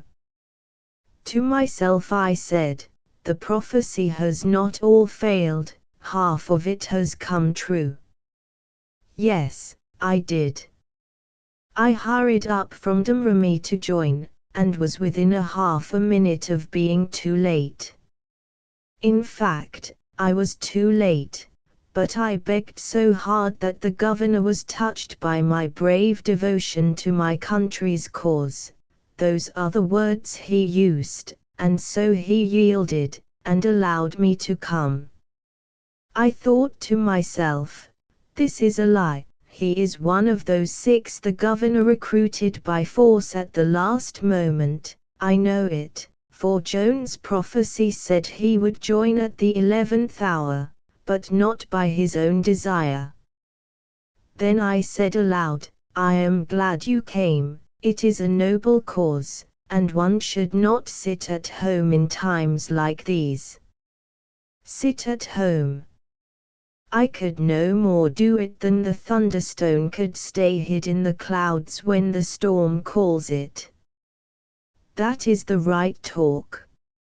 It sounds like you. That pleased him. I'm glad you know me. Some don't. But they will, presently. They will know me well enough before I get done with this war. That is what I think. I believe that wherever danger confronts you, you will make yourself conspicuous. He was charmed with this speech, and it swelled him up like a bladder. He said, if I know myself, and I think I do, my performances in this campaign will give you occasion more than once to remember those words. I were a fool to doubt it. That I know. I shall not be at my best, being but a common soldier, still, the country will hear of me. If I were where I belong, if I were in the place of La Hire, or Saint-Trailles, or the bastard of Orleans, well, I say nothing. I am not of the talking kind, like Noel Raingesson and his sort, I thank God. But it will be something, I take it, a novelty in this world, I should say, to raise the fame of a private soldier above theirs, and extinguish the glory of their names with its shadow. Why, look here, my friend, I said, do you know that you have hit out a most remarkable idea there? Do you realize the gigantic proportions of it? For look you, to be a general of vast renown, what is that? Nothing, history is clogged and confused with them, one cannot keep their names in his memory, there are so many. But a common soldier of supreme renown, why, he would stand alone. He would be one moon in a firmament of mustard seed stars, his name would outlast the human race. My friend, who gave you that idea? He was ready to burst with happiness, but he suppressed betrayal of it as well as he could. He simply waved the compliment aside with his hand and said, with complacency, it is nothing. I have them often, ideas like that, and even greater ones. I do not consider this one much. You astonish me, you do, indeed. So it is really your own. Quite. And there is plenty more where it came from, tapping his head with his finger, and taking occasion at the same time to cant his morion over his right ear, which gave him a very self-satisfied air. I do not need to borrow my ideas, like Noel Raingesson. Speaking of Noel, when did you see him last? Half an hour ago. He is sleeping yonder like a corpse. Rode with us last night. I felt a great upleap in my heart, and said to myself, now I am at rest and glad, I will never doubt her prophecies again. Then I said aloud, it gives me joy. It makes me proud of our village. There is not keeping our lion hearts at home in these great times, I see that. Lion heart. Who, that baby? Why, he begged like a dog to be let off. Cried, and said he wanted to go to his mother. Him a lion heart, that tumble-bug. Dear me, why I supposed he volunteered, of course. Didn't he? Oh, yes, he volunteered the way people do to the headsman. Why, when he found I was coming up from Domremy to volunteer, he asked me to let him come along in my protection, and see the crowds and the excitement. Well, we arrived and saw the torches filing out at the castle, and ran there, and the governor had him seized, along with 4 more, and he begged to be let off, and I begged for his place, and at last the governor allowed me to join, but wouldn't let Noel off, because he was disgusted with him, he was such a cry-baby. Yes, and much good he'll do the king's service, he'll eat for 6 and run for 16. I hate a pygmy with half a heart and 9 stomachs. Why, this is very surprising news to me, and I am sorry and disappointed to hear it. I thought he was a very manly fellow. The paladin gave me an outraged look, and said, I don't see how you can talk like that, I'm sure I don't. I don't see how you could have got such a notion. I don't dislike him, and I'm not saying these things out of prejudice, for I don't allow myself to have prejudices against people. I like him, and have always comraded with him from the cradle, but he must allow me to speak my mind about his faults, and I am willing he shall speak his about mine, if I have any.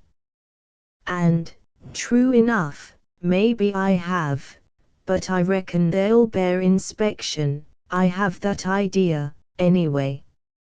A manly fellow. You should have heard him whine and wail and swear, last night, because the saddle hurt him. Why didn't the saddle hurt me? Pooh, I was as much at home in it as if I had been born there.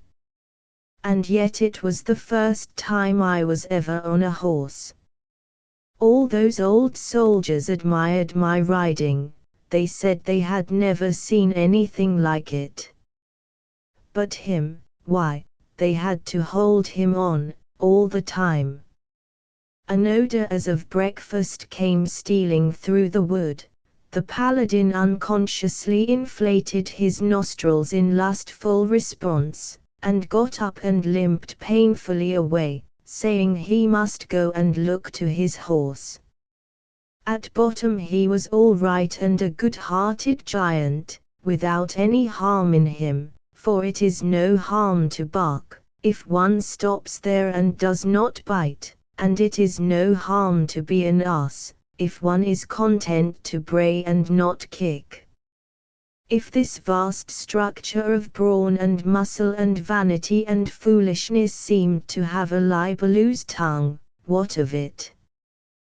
There was no malice behind it, and besides, the defect was not of his own creation, it was the work of Noel Raingesson, who had nurtured it, fostered it, built it up and perfected it, for the entertainment he got out of it.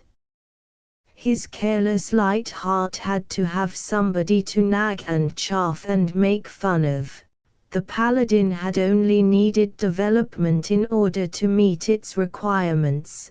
Consequently the development was taken in hand and diligently attended to and looked after, nat and bull fashion, for years, to the neglect and damage of far more important concerns.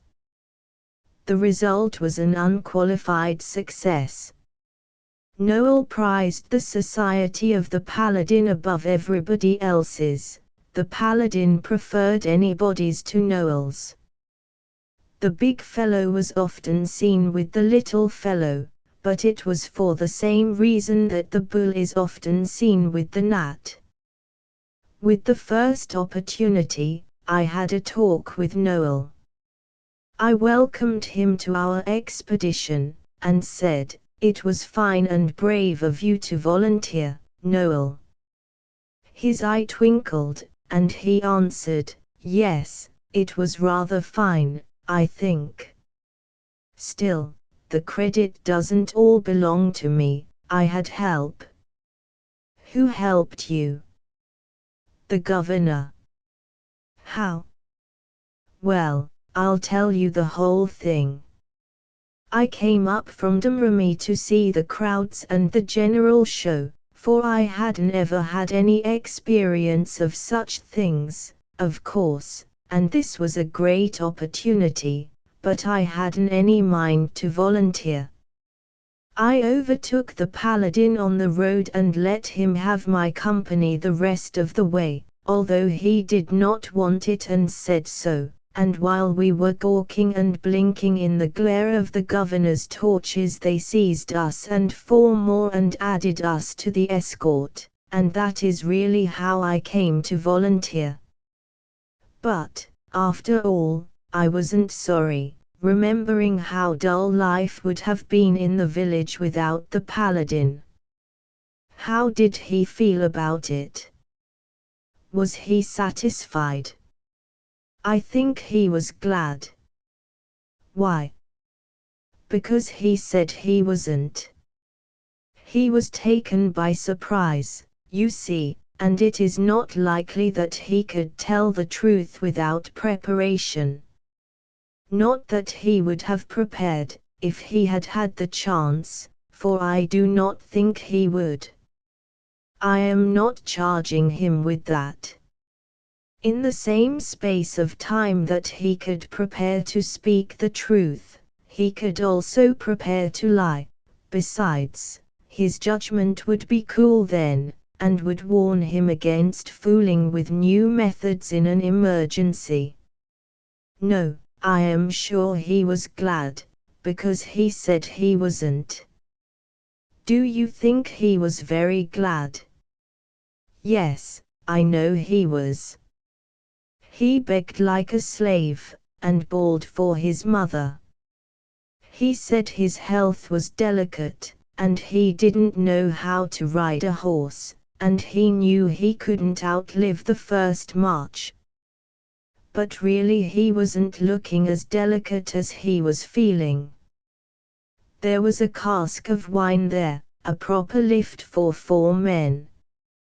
The governor's temper got afire, and he delivered an oath at him that knocked up the dust where it struck the ground, and told him to shoulder that cask or he would carve him to cutlets and send him home in a basket. The paladin did it, and that secured his promotion to a privacy in the escort without any further debate. Yes, you seem to make it quite plain that he was glad to join. That is, if your premises are right that you start from. How did he stand the march last night? About as I did. If he made the more noise, it was the privilege of his bulk.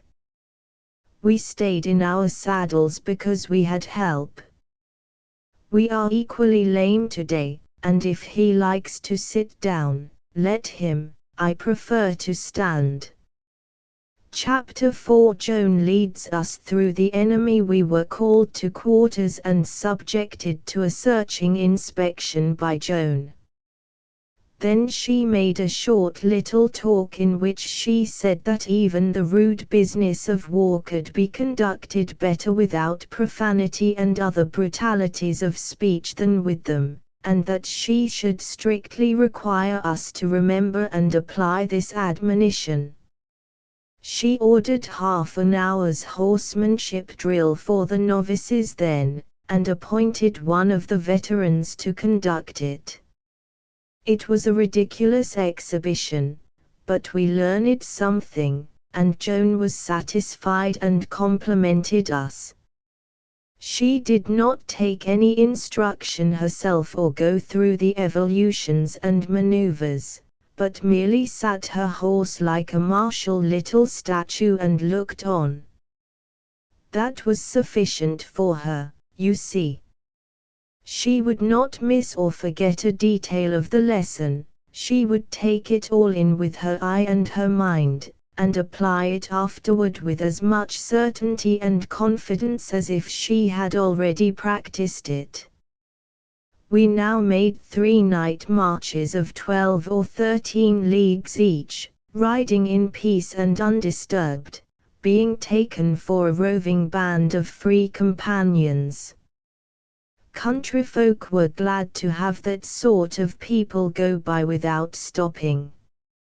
Still, they were very wearying marches, and not comfortable, for the bridges were few and the streams many, and as we had to ford them we found the water dismally cold, and afterward had to bed ourselves, still wet, on the frosty or snowy ground, and get warm as we might and sleep if we could, for it would not have been prudent to build fires.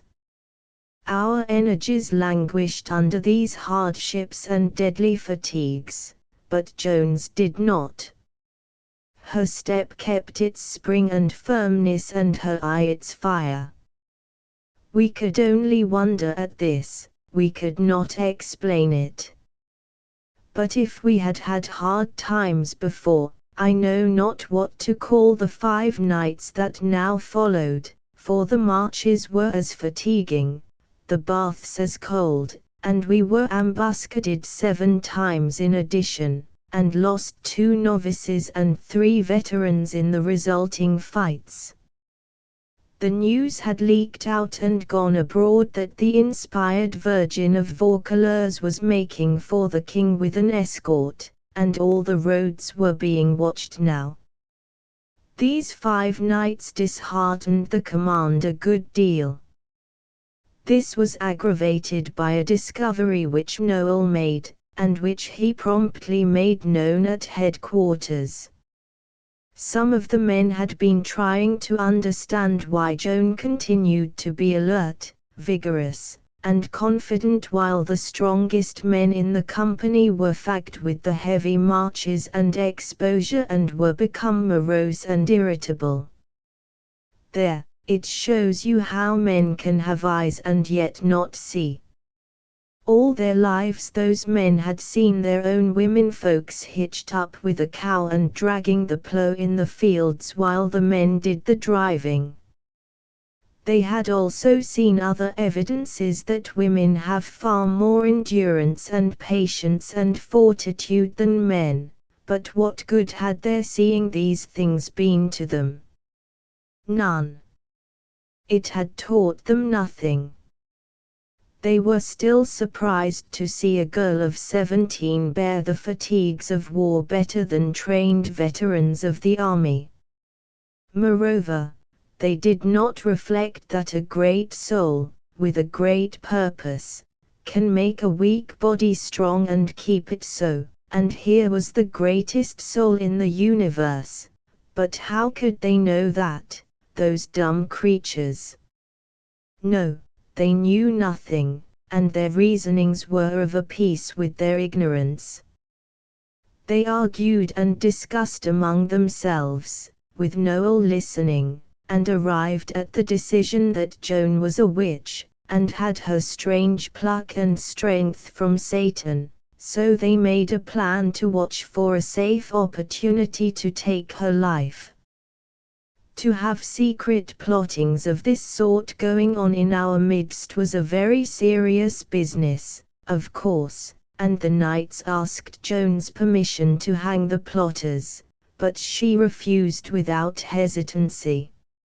She said, neither these men nor any others can take my life before my mission is accomplished, therefore why should I have their blood upon my hands? I will inform them of this, and also admonish them. Call them before me." When they came, she made that statement to them in a plain matter-of-fact way, and just as if the thought never entered her mind that anyone could doubt it after she had given her word that it was true. The men were evidently amazed and impressed to hear her say such a thing in such a sure and confident way, for prophecies boldly uttered never fall barren on superstitious ears. Yes, this speech certainly impressed them, but her closing remark impressed them still more. It was for the ringleader, and Joan said it sorrowfully, "It is a pity that you should plot another's death when your own is so close at hand.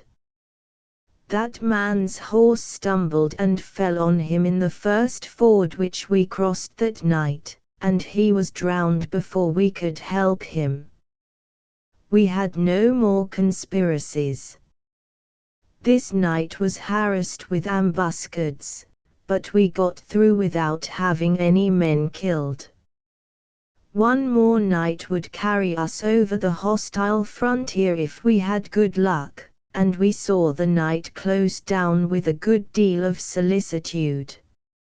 Always before, we had been more or less reluctant to start out into the gloom and the silence to be frozen in the fords and persecuted by the enemy, but this time we were impatient to get under way and have it over, although there was promise of more and harder fighting than any of the previous nights had furnished. Moreover, in front of us about 3 leagues there was a deep stream with a frail wooden bridge over it, and as a cold rain mixed with snow had been falling steadily all day, we were anxious to find out whether we were in a trap or not. If the swollen stream had washed away the bridge, we might properly consider ourselves trapped and cut off from escape. As soon as it was dark we filed out from the depth of the forest where we had been hidden and began the march.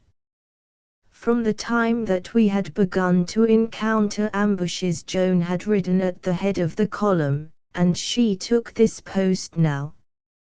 By the time we had gone a league the rain and snow had turned to sleet, and under the impulse of the storm wind it lashed my face like whips, and I envied Joan and the knights, who could close their visors and shut up their heads in their helmets as in a box. Now, out of the pitchy darkness and close at hand, came the sharp command, "Halt!" We obeyed. I made out a dim mass in front of us which might be a body of horsemen, but one could not be sure. A man rode up and said to Joan in a tone of reproof, "Well, you have taken your time, truly. And what have you found out? Is she still behind us, or in front?" Joan answered in a level voice, "She is still behind." This news softened the stranger's tone. He said, "If you know that to be true, you have not lost your time, Captain." "But are you sure?" "How do you know?" "Because I have seen her." "Seen her?" "Seen the Virgin herself." "Yes, I have been in her camp." "Is it possible?" "Captain Raymond, I ask you to pardon me for speaking in that tone just now. You have performed a daring and admirable service." "Where was she camped?" "In the forest, not more than a league from here." "Good. I was afraid we might be still behind her, but now that we know she is behind us, everything is safe. She is our game. We will hang her. You shall hang her yourself. No one has so well earned the privilege of abolishing this pestilent limb of Satan. I do not know how to thank you sufficiently. If we catch her, I will take care of that. Give yourself no uneasiness. All I want is just a look at her, to see what the imp is like that has been able to make all this noise. Then you and the halter may have her. How many men has she? I counted but 18, but she may have had 2 or 3 pickets out. Is that all? It won't be a mouthful for my force. Is it true that she is only a girl? Yes, she is not more than 17. It passes belief. Is she robust, or slender? Slender. The officer pondered a moment or two, then he said, was she preparing to break camp? Not when I had my last glimpse of her. What was she doing? She was talking quietly with an officer. Quietly. Not giving orders. No, talking as quietly as we are now. That is good. She is feeling a false security. She would have been restless and fussy else. It is the way of her sex when danger is about. As she was making no preparation to break camp, she certainly was not when I saw her last. And was chatting quietly and at her ease. It means that this weather is not to her taste. Night marching in sleet and wind is not for chits of 17. No, she will stay where she is. She has my thanks. We will camp ourselves. Here is as good a place as any. Let us get about it. If you command it, certainly. But she has 2 knights with her. They might force her to march, particularly if the weather should improve. I was scared, and impatient to be getting out of this peril, and it distressed and worried me to have Joan apparently set herself to work to make delay and increase the danger. Still, I thought she probably knew better than I what to do. The officer said, well, in that case we are here to block the way. Yes, if they come this way. But if they should send out spies, and find out enough to make them want to try for the bridge through the woods? Is it best to allow the bridge to stand? It made me shiver to hear her. The officer considered a while, then said, it might be well enough to send a force to destroy the bridge.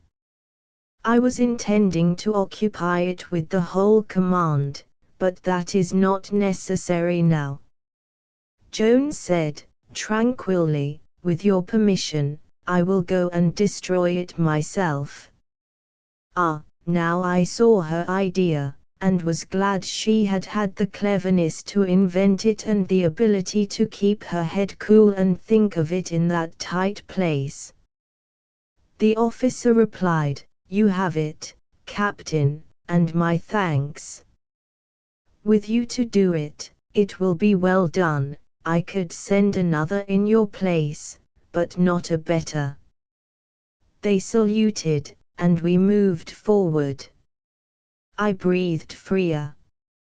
A dozen times I had imagined I heard the hoofbeats of the real Captain Raymond's troop arriving behind us, and had been sitting on pins and needles all the while that conversation was dragging along.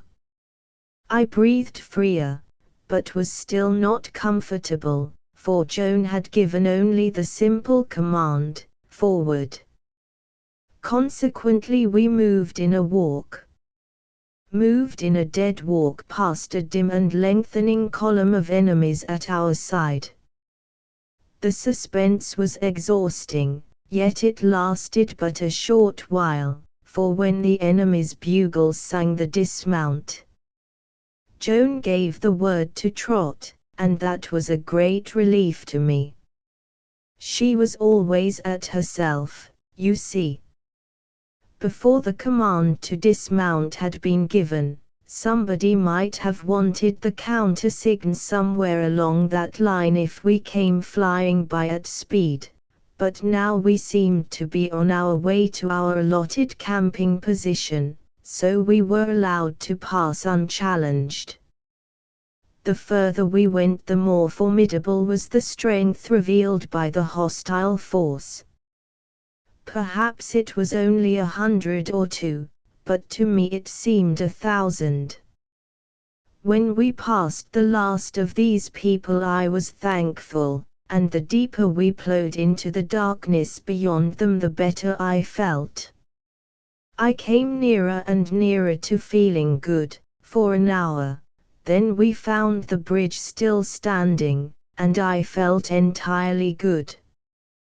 We crossed it and destroyed it, and then I felt, but I cannot describe what I felt. One has to feel it himself in order to know what it is like. We had expected to hear the rush of a pursuing force behind us, for we thought that the real Captain Raymond would arrive and suggest that perhaps the troop that had been mistaken for his belonged to the Virgin of Vaucouleurs, but he must have been delayed seriously, for when we resumed our march beyond the river there were no sounds behind us except those which the storm was furnishing. I said that Joan had harvested a good many compliments intended for Captain Raymond, and that he would find nothing of a crop left but a dry stubble of reprimands when he got back, and a commander just in the humor to superintend the gathering of it in. Joan said, "It will be as you say, no doubt, for the commander took a troop for granted, in the night and unchallenged, and would have camped without sending a force to destroy the bridge if he had been left unadvised, and none are so ready to find fault with others as those who do things worthy of blame themselves."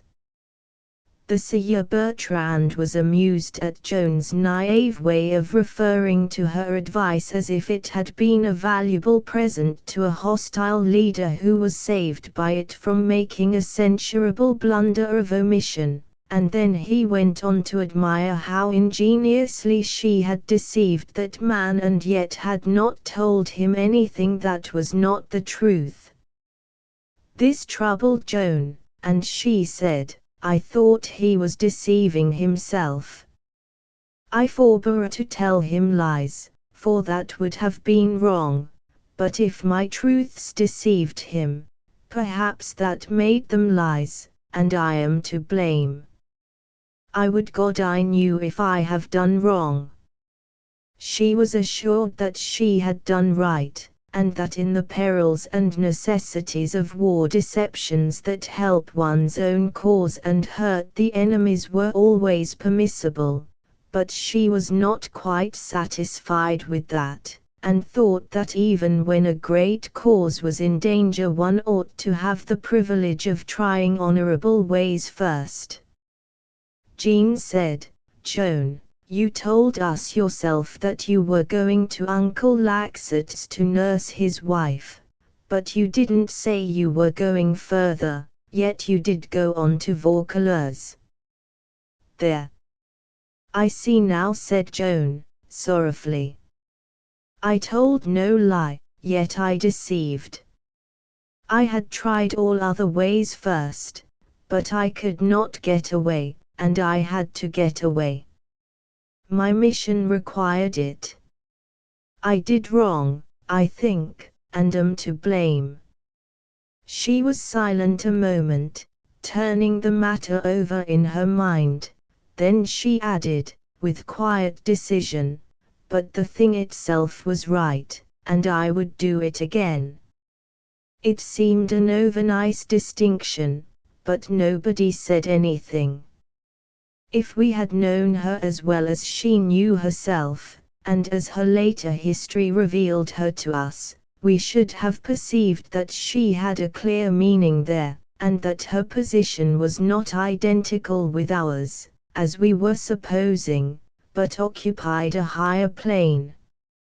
She would sacrifice herself, and her best self, that is, her truthfulness, to save her cause, but only that. She would not buy her life at that cost, whereas our war ethics permitted the purchase of our lives, or any mere military advantage, small or great, by deception. Her saying seemed a commonplace at the time, the essence of its meaning escaping us, but one sees now that it contained a principle which lifted it above that and made it great and fine. Presently the wind died down, the sleet stopped falling, and the cold was less severe. The road was become a bog, and the horses lay brought through it at a walk. They could do no better. As the heavy time wore on, exhaustion overcame us, and we slept in our saddles. Not even the dangers that threatened us could keep us awake. This 10th night seemed longer than any of the others, and of course it was the hardest, because we had been accumulating fatigue from the beginning, and had more of it on hand now than at any previous time. But we were not molested again. When the dull dawn came at last we saw a river before us and we knew it was the Loire. We entered the town of Joan, and knew we were in a friendly land, with the hostiles all behind us. That was a glad morning for us. We were a worn and bedraggled and shabby-looking troop, and still, as always, Joan was the freshest of us all, in both body and spirits. We had averaged above 13 leagues a night, by tortuous and wretched roads. It was a remarkable march, and shows what men can do when they have a leader with a determined purpose and a resolution that never flags. Chapter 5 We pierced the last ambuscades, 0135. We rested and otherwise refreshed ourselves 2 or 3 hours at Joan, but by that time the news was abroad that the young girl commissioned of God to deliver France was come, wherefore, such a press of people flocked to our quarters to get sight of her that it seemed best to seek a quieter place, so we pushed on and halted at a small village called Fierbois. We were now within 6 leagues of the king, who was at the castle of Chinon. Joan dictated a letter to him at once, and I wrote it. In it she said she had come 150 leagues to bring him good news, and begged the privilege of delivering it in person. She added that although she had never seen him she would know him in any disguise and would point him out. The 2 knights rode away at once with the letter. The troop slept all the afternoon, and after supper we felt pretty fresh and fine, especially our little group of young Domremians. We had the comfortable tap-room of the village into ourselves, and for the first time in 10 unspeakably long days were exempt from bodings and terrors and hardships and fatiguing labors. The paladin was suddenly become his ancient self again, and was swaggering up and down, a very monument of self-complacency. Noel Raingesson said, "I think it is wonderful, the way he has brought us through." "Who?" asked Jean. "Why, the paladin." The paladin seemed not to hear. What had he to do with it? Asked Pierre d'Arc. Everything. It was nothing but Joan's confidence in his discretion that enabled her to keep up her heart. She could depend on us and on herself for valor, but discretion is the winning thing in war, after all. Discretion is the rarest and loftiest of qualities, and he has got more of it than any other man in France, more of it, perhaps, than any other 60 men in France. Now you are getting ready to make a fool of yourself, Noel Raingesson, said the paladin, and you want to coil some of that long tongue of yours around your neck and stick the end of it in your ear, then you'll be the less likely to get into trouble. I didn't know he had more discretion than other people, said Pierre, for discretion argues brains, and he hasn't any more brains than the rest of us, in my opinion. No, you are wrong there. Discretion hasn't anything to do with brains.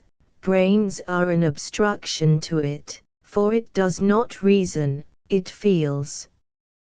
Perfect discretion means absence of brains. Discretion is a quality of the heart, solely a quality of the heart. It acts upon us through feeling. We know this because if it were an intellectual quality it would only perceive a danger, for instance, where a danger exists, whereas, hear him twaddle, the damned idiot, muttered the paladin. Whereas, it being purely a quality of the heart, and proceeding by feeling, not reason, its reach is correspondingly wider and sublimer, enabling it to perceive and avoid dangers that haven't any existence at all, as, for instance, that night in the fog, when the paladin took his horse's ears for hostile lances and got off and climbed a tree. It's a lie without shadow of foundation, and I call upon you all to beware you give credence to the malicious inventions of this ramshackle slander mill that has been doing its best to destroy my character for years, and will grind up your own reputations for you next. I got off to tighten my saddle girth. I wish I may die in my tracks if it isn't so, and whoever wants to believe it can, and whoever don't can let it alone. There, that is the way with him, you see. He never can discuss a theme temperately, but always flies off the handle and becomes disagreeable. And you notice his defect of memory. He remembers getting off his horse, but forgets all the rest, even the tree. But that is natural. He would remember getting off the horse because he was so used to doing it. He always did it when there was an alarm and the clash of arms at the front. Why did he choose that time for it? Asked Jean. I don't know. To tighten up his girth, he thinks. To climb a tree, I think. I saw him climb 9 trees in a single night. You saw nothing of the kind. A person that can lie like that deserves no one's respect. I ask you all to answer me. Do you believe what this reptile has said? All seemed embarrassed, and only Pierre replied. He said, hesitatingly, well, I hardly know what to say. It is a delicate situation. It seems offensive to me to refuse to believe a person when he makes so direct a statement, and yet I am obliged to say, rude as it may appear, that I am not able to believe the whole of it. No, I am not able to believe that you climbed 9 trees. There, cried the paladin, now what do you think of yourself, Noel Raingesson? How many do you believe I climbed, Pierre? Only 8. The laughter that followed inflamed the paladin's anger to white heat, and he said, I bide my time, I bide my time. I will reckon with you all, I promise you that. Don't get him started, Noel pleaded. He is a perfect lion when he gets started. I saw enough to teach me that, after the 3rd skirmish. After it was over, I saw him come out of the bushes and attack a dead man single-handed. It is another lie, and I give you fair warning that you are going too far. You will see me attack a live one if you are not careful. Meaning me, of course. This wounds me more than any number of injurious and unkind speeches could do. Ingratitude to one's benefactor. What do I owe you, I should like to know? You owe me your life. I stood between the trees and the foe, and kept hundreds and thousands of the enemy at bay when they were thirsting for your blood. And I did not do it to display my daring. I did it because I loved you and could not live without you. There, you have said enough. I will not stay here to listen to these infamies. I can endure your lies, but not your love.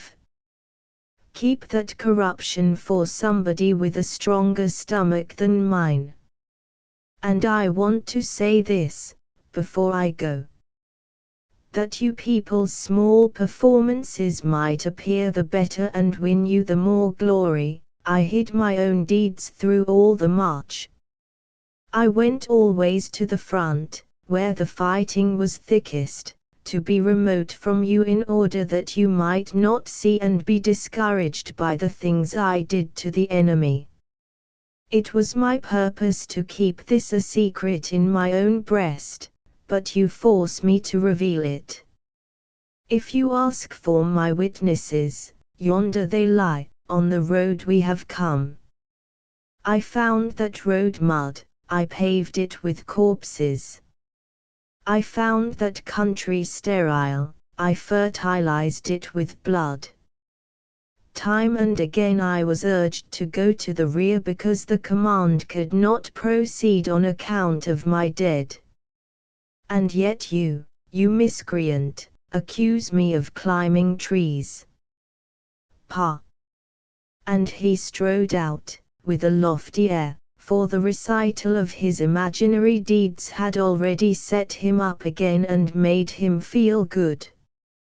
Next day we mounted and faced toward Chinon. Orleans was at our back now, and close by, lying in the strangling grip of the English. Soon, please God, we would face about and go to their relief. From Gien the news had spread to Orleans that the peasant maid of Vaucouleurs was on her way, divinely commissioned to raise the siege. The news made a great excitement and raised a great hope, the first breath of hope those poor souls had breathed in 5 months. They sent commissioners at once to the king to beg him to consider this matter, and not throw this help lightly away.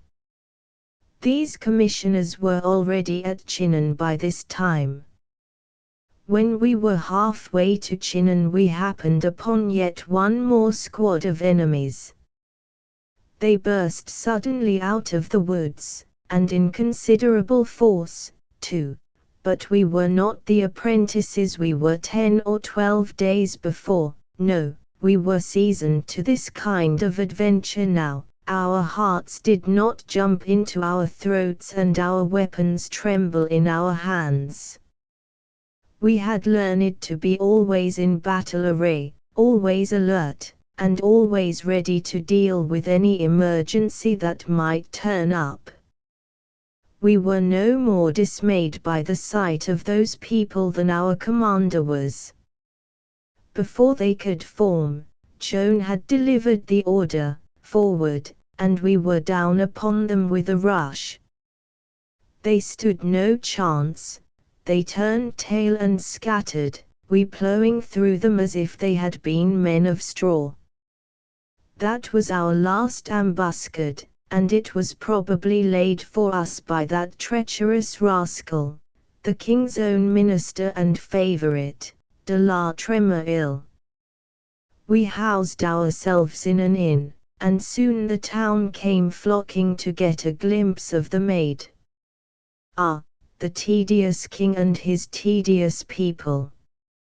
Our 2 good knights came presently, their patience well wearied, and reported.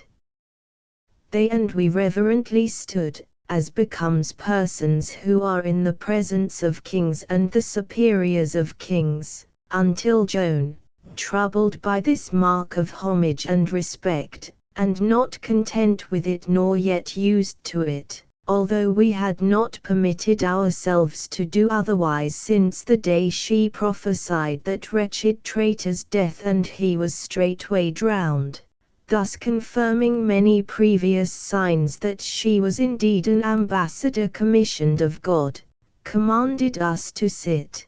Then the Sieur de Metz said to Joan, "The king has got the letter, but they will not let us have speech with him."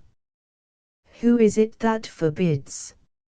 "None forbids, but there be 3 or 4 that are nearest his person, schemers and traitors every one, that put obstructions in the way, and seek always, by lies and pretexts, to make delay.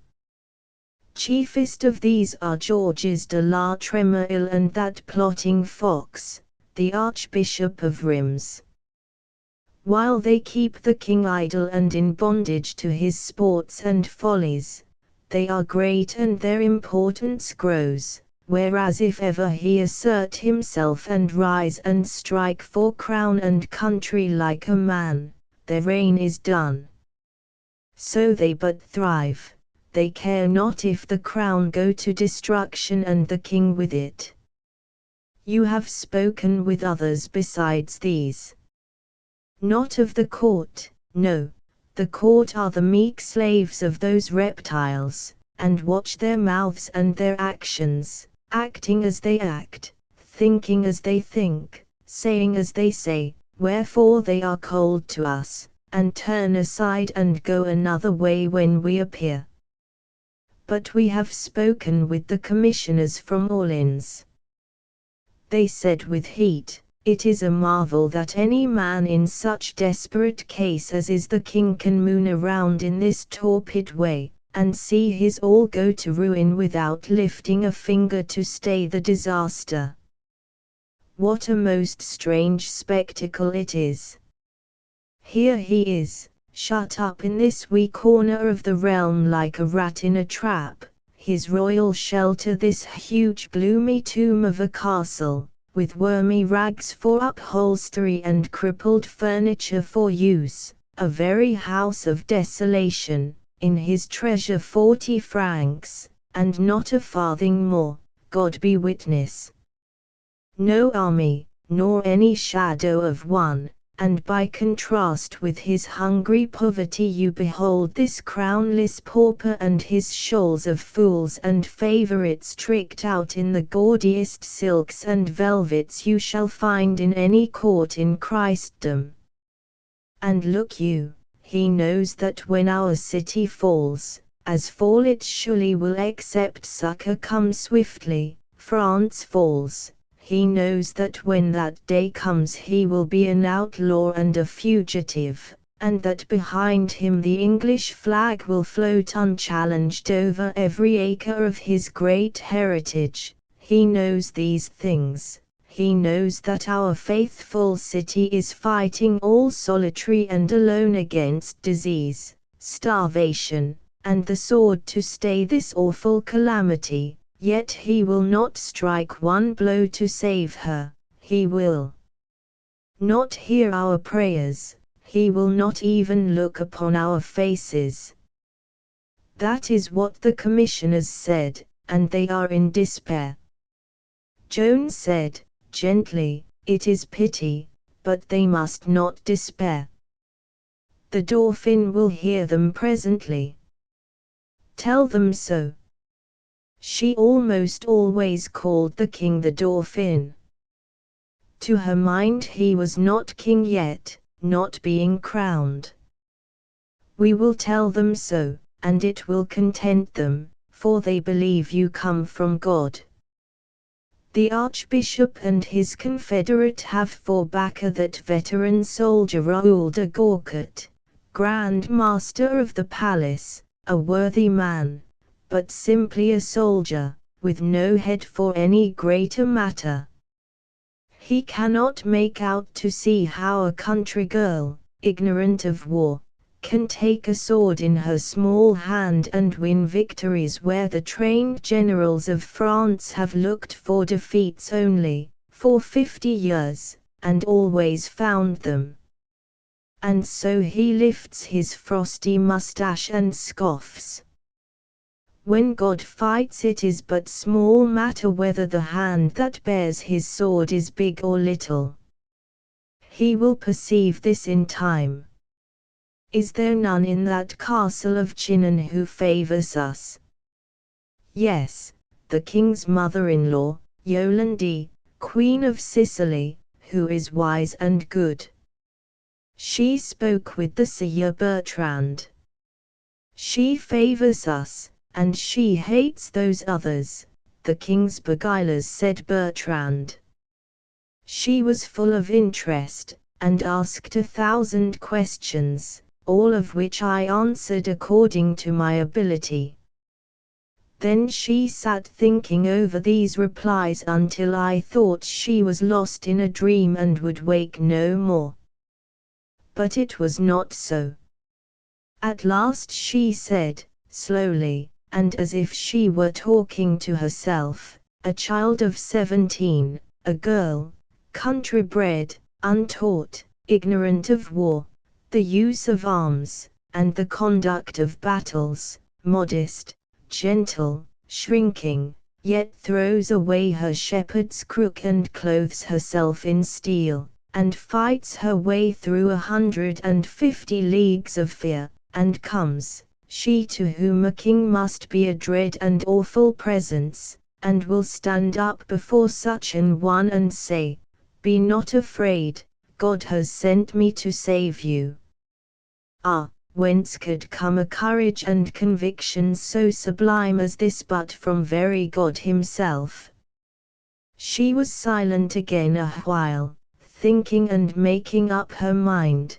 Then she said, "And whether she comes of God or no, there is that in her heart that raises her above men, high above all men that breathe in France today, for in her is that mysterious something that puts heart into soldiers, and turns mobs of cowards into armies of fighters that forget what fear is when they are in that presence, fighters who go into battle with joy in their eyes and songs on their lips, and sweep over the field like a storm. That is the spirit that can save France, and that alone, come it whence it may. It is in her, I do truly believe, for what else could have borne up that child on that great march, and made her despise its dangers and fatigues? The king must see her face to face, and shall. She dismissed me with those good words, and I know her promise will be kept. They will delay her all they can, those animals, but she will not fail in the end. Would she were king, said the other knight, fervently.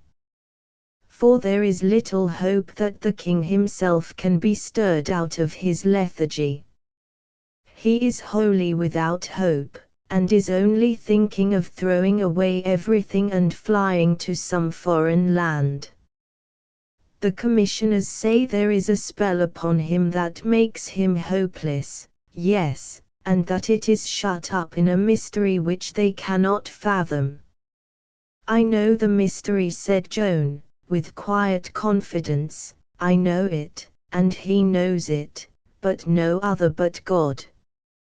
When I see him I will tell him a secret that will drive away his trouble, then he will hold up his head again.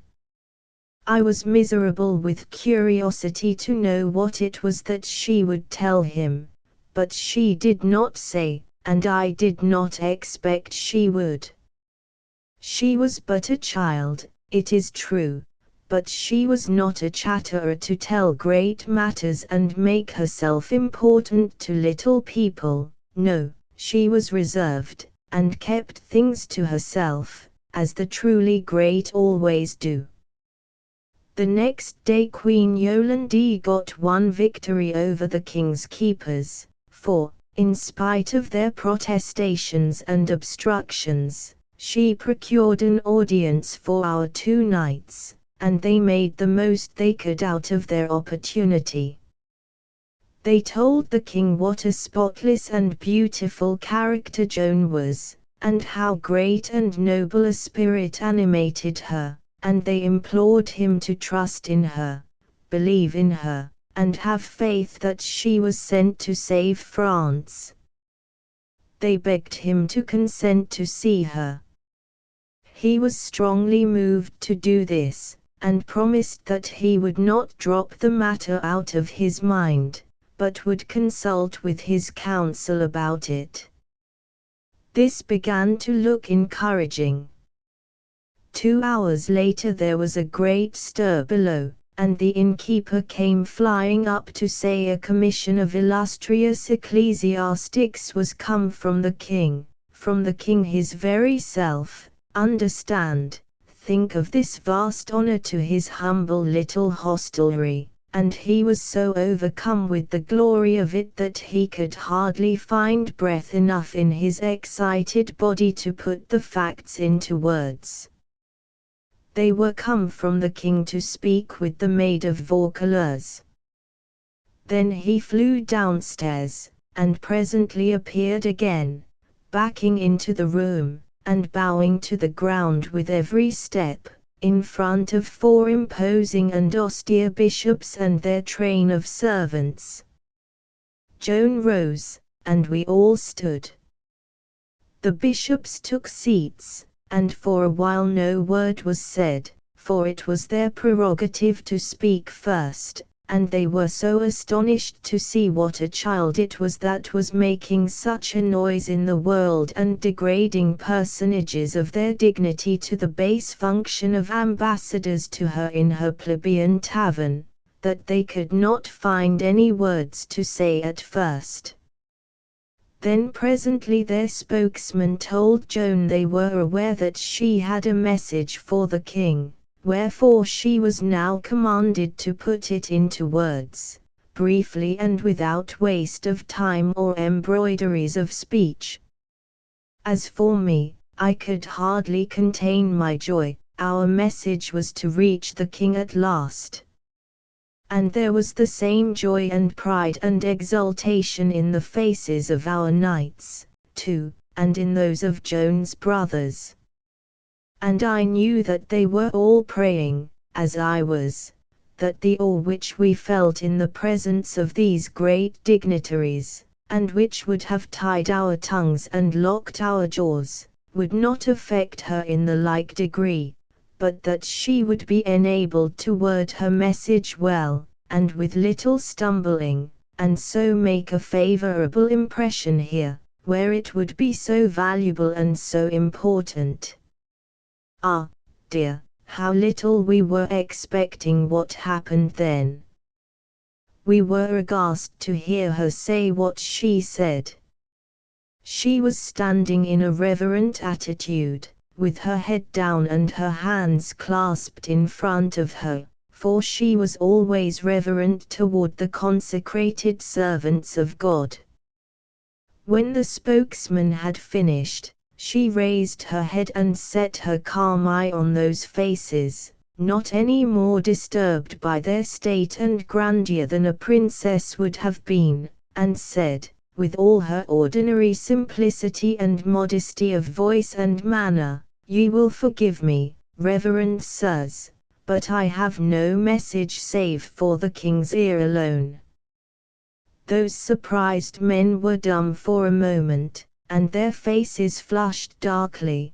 Then the spokesman said, "Hark ye, do you fling the king's command in his face and refuse to deliver this message of yours to his servants appointed to receive it?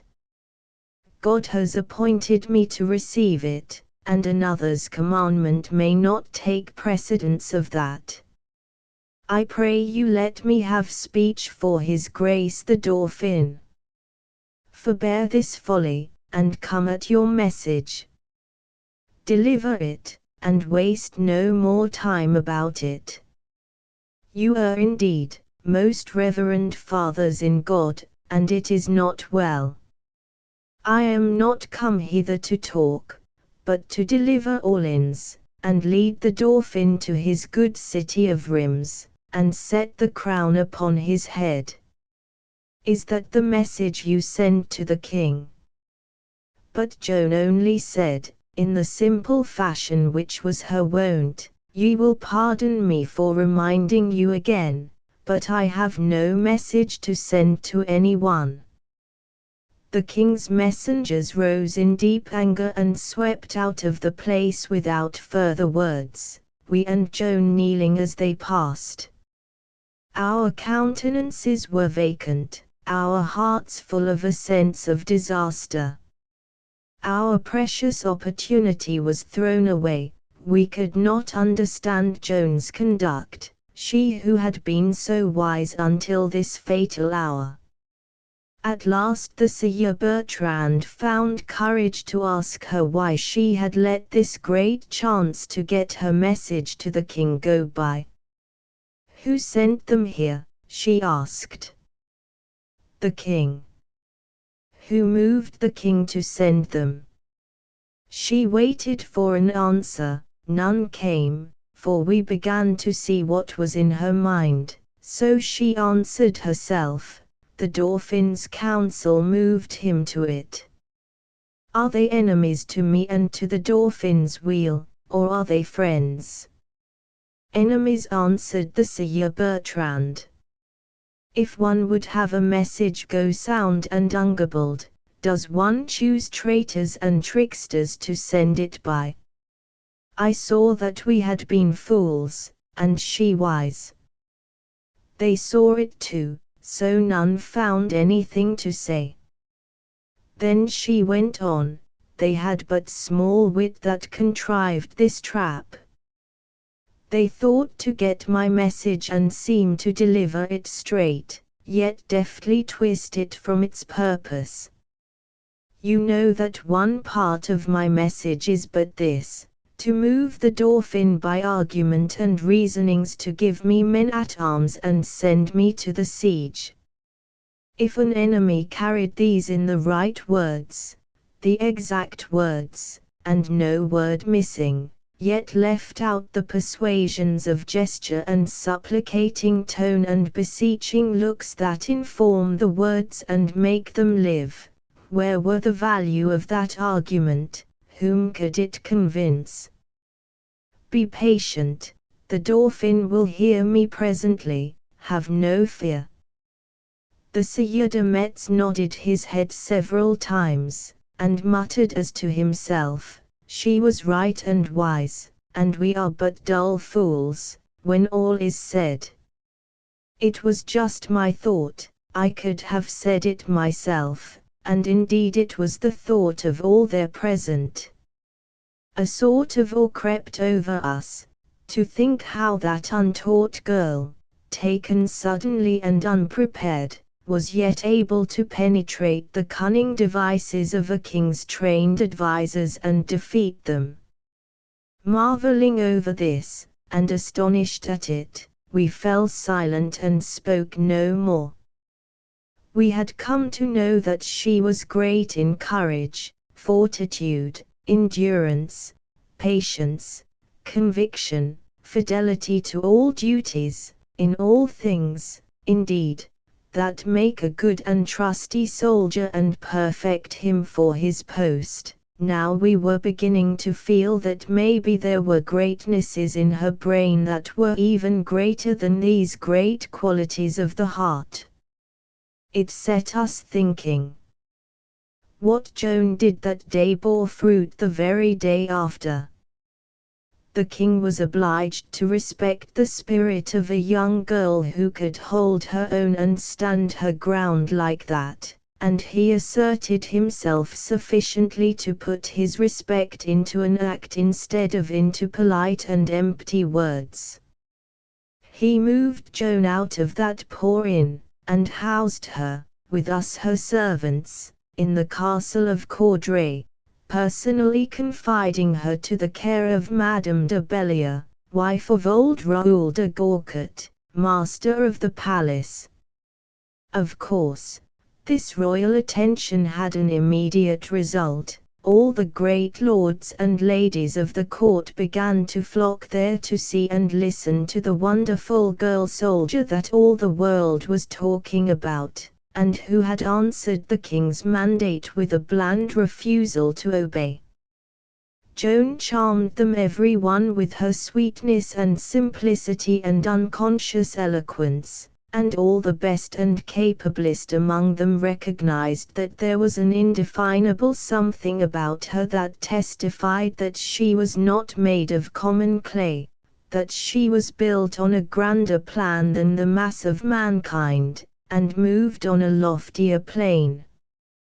These spread her fame. She always made friends and advocates that way. Neither the high nor the low could come within the sound of her voice and the sight of her face and go out from her presence indifferent. Chapter 6 Joan convinces the king well, anything to make delay. The king's council advised him against arriving at a decision in our matter too precipitately. He arrived at a decision too precipitately. So they sent a committee of priests, always priests, into Lorraine to inquire into Joan's character and history, a matter which would consume several weeks, of course. You see how fastidious they were. It was as if people should come to put out the fire when a man's house was burning down, and they waited till they could send into another country to find out if he had always kept the Sabbath or not, before letting him try. So the days poked along, dreary for us young people in some ways, but not in all, for we had one great anticipation in front of us. We had never seen a king, and now some day we should have that prodigious spectacle to see and to treasure in our memories all our lives. So we were on the lookout, and always eager and watching for the chance. The others were doomed to wait longer than I, as it turned out. One day great news came. The Orleans commissioners, with Yolande and our knights, had at last turned the council's position and persuaded the king to see Joan. Joan received the immense news gratefully but without losing her head, but with us others it was otherwise. We could not eat or sleep or do any rational thing for the excitement and the glory of it. During 2 days our pair of noble knights were in distress and trepidation on Joan's account, for the audience was to be at night, and they were afraid that Joan would be so paralyzed by the glare of light from the long files of torches, the solemn pomps and ceremonies, the great concourse of renowned personages, the brilliant costumes, and the other splendors of the court, that she, a simple country maid, and all unused to such things, would be overcome by these terrors and make a piteous failure. No doubt I could have comforted them, but I was not free to speak.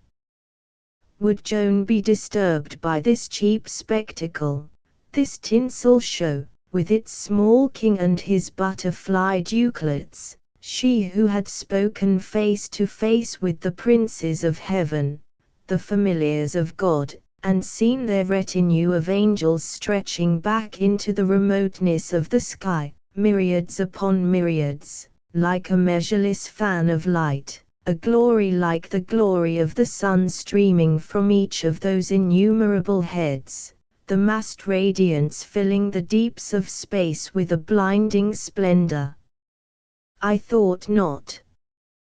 Queen Yolande wanted Joan to make the best possible impression upon the king and the court, so she was strenuous to have her clothed in the richest stuffs, wrought upon the princeliest pattern, and set off with jewels, but in that she had to be disappointed, of course, Joan not being persuadable to it, but begging to be simply and sincerely dressed, as became a servant of God, and one sent upon a mission of a serious sort and grave political import.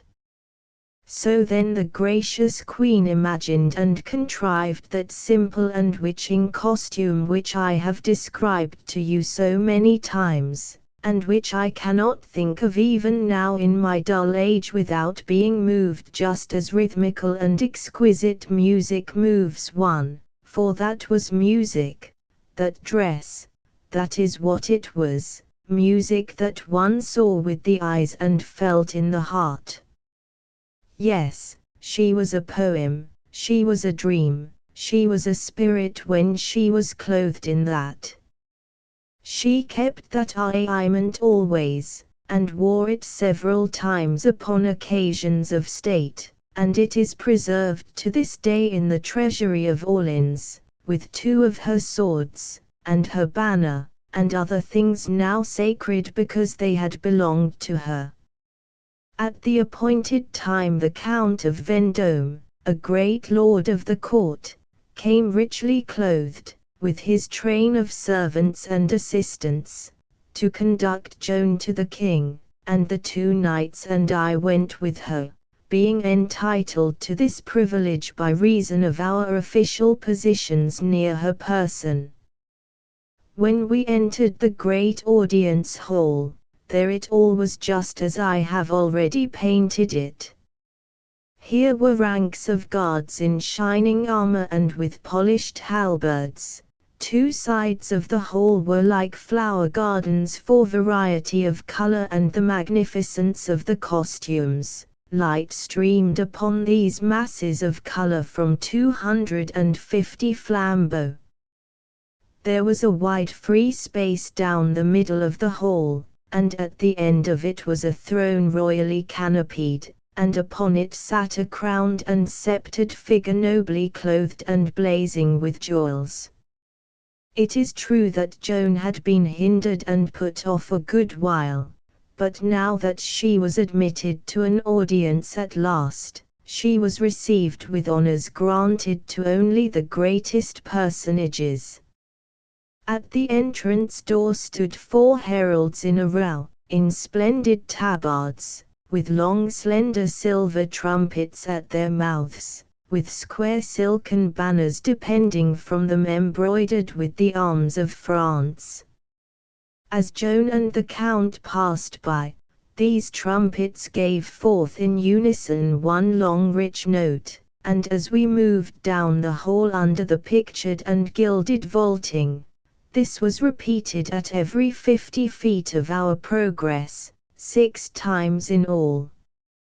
It made our good knights proud and happy, and they held themselves erect, and stiffened their stride, and looked fine and soldierly.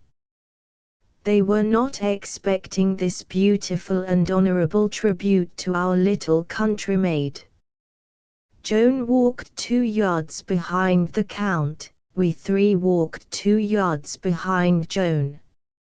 Our solemn march ended when we were as yet some 8 or 10 steps from the throne.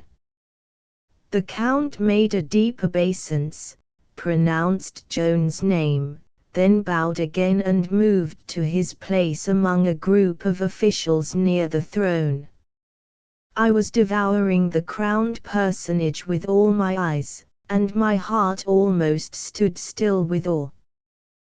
The eyes of all others were fixed upon Joan in a gaze of wonder which was half worship, and which seemed to say, "How sweet, how lovely, how divine." All lips were parted and motionless, which was a sure sign that those people, who seldom forget themselves, had forgotten themselves now, and were not conscious of anything but the one object they were gazing upon. They had the look of people who are under the enchantment of a vision. Then they presently began to come to life again, rousing themselves out of the spell and shaking it off as one drives away little by little a clinging drowsiness or intoxication. Now they fixed their attention upon Joan with a strong new interest of another sort. They were full of curiosity to see what she would do, they having a secret and particular reason for this curiosity. So they watched.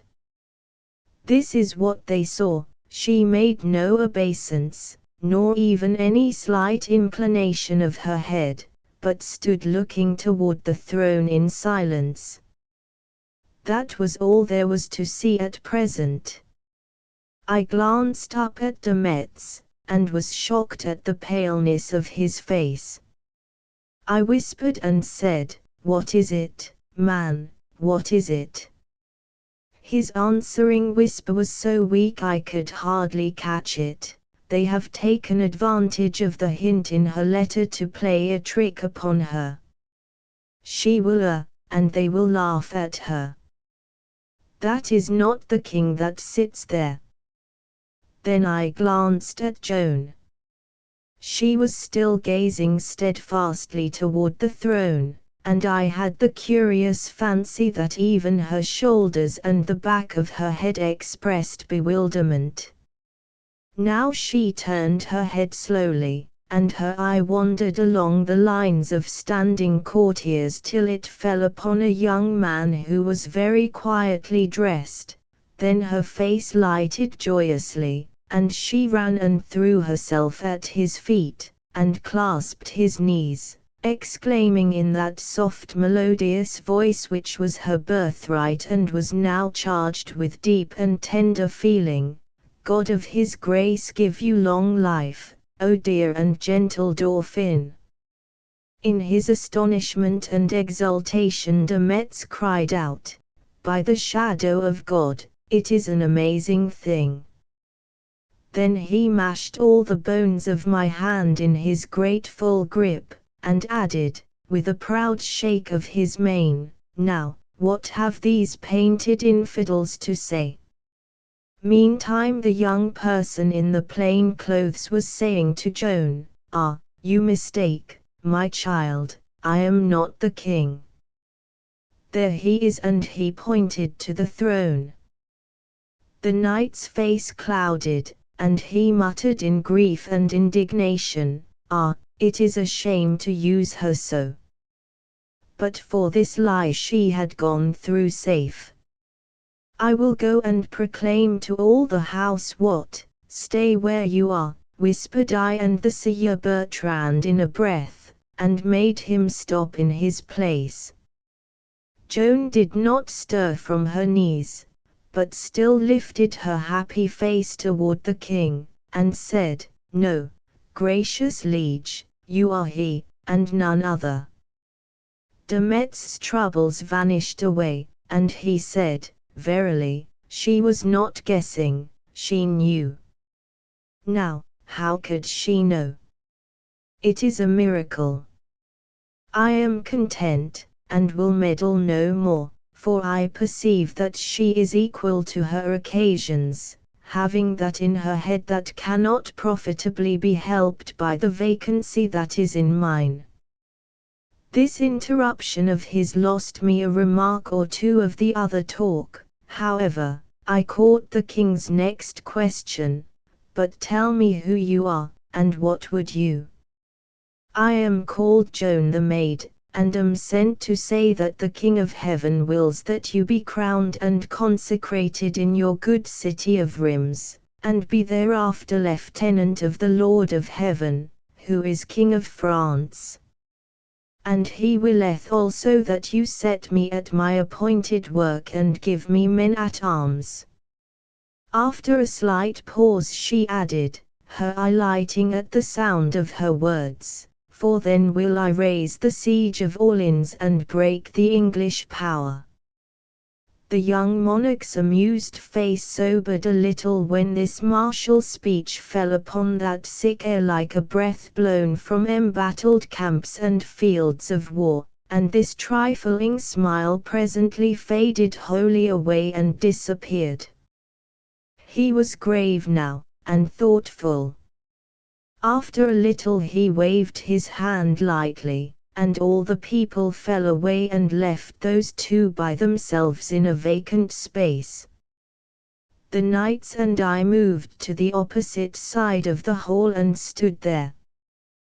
We saw Joan rise at a sign, then she and the king talked privately together.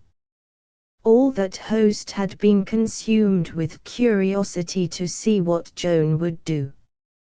Well, they had seen, and now they were full of astonishment to see that she had really performed that strange miracle according to the promise in her letter, and they were fully as much astonished to find that she was not overcome by the pomps and splendors about her, but was even more tranquil and at her ease in holding speech with a monarch than ever they themselves had been, with all their practice and experience.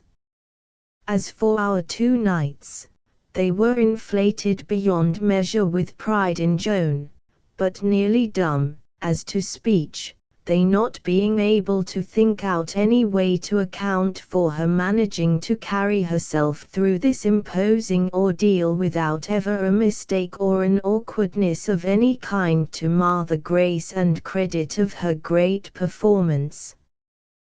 The talk between Joan and the king was long and earnest, and held in low voices.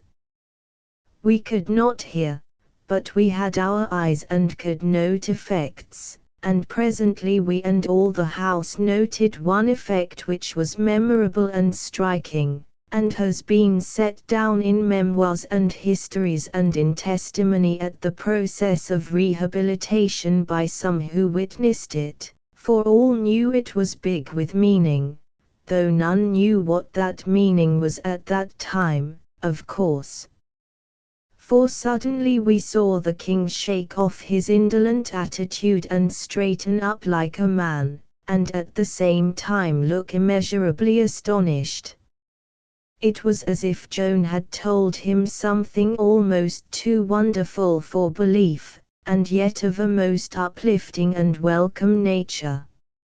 It was long before we found out the secret of this conversation, but we know it now, and all the world knows it. That part of the talk was like this, as one may read in all histories. The perplexed king asked Joan for a sign. He wanted to believe in her and her mission, and that her voices were supernatural and endowed with knowledge hidden from mortals, but how could he do this unless these voices could prove their claim in some absolutely unassailable way? It was then that Joan said, "I will give you a sign, and you shall no more doubt. There is a secret trouble in your heart which you speak of to none, a doubt which wastes away your courage, and makes you dream of throwing all away and fleeing from your realm.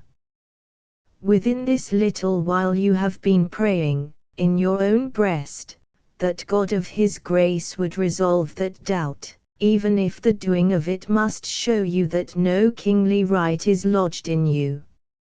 It was that amazed the king, for it was as she had said, his prayer was the secret of his own breast, and none but God could know about it. So he said, "The sign is sufficient. I know now that these voices are of God, They have said true in this matter. If they have said more, tell it me, I will believe. They have resolved that doubt, and I bring their very words, which are these: Thou art lawful heir to the king thy father, and true heir of France. God has spoken it. Now lift up thy head, and doubt no more, but give me men at arms and let me get about my work.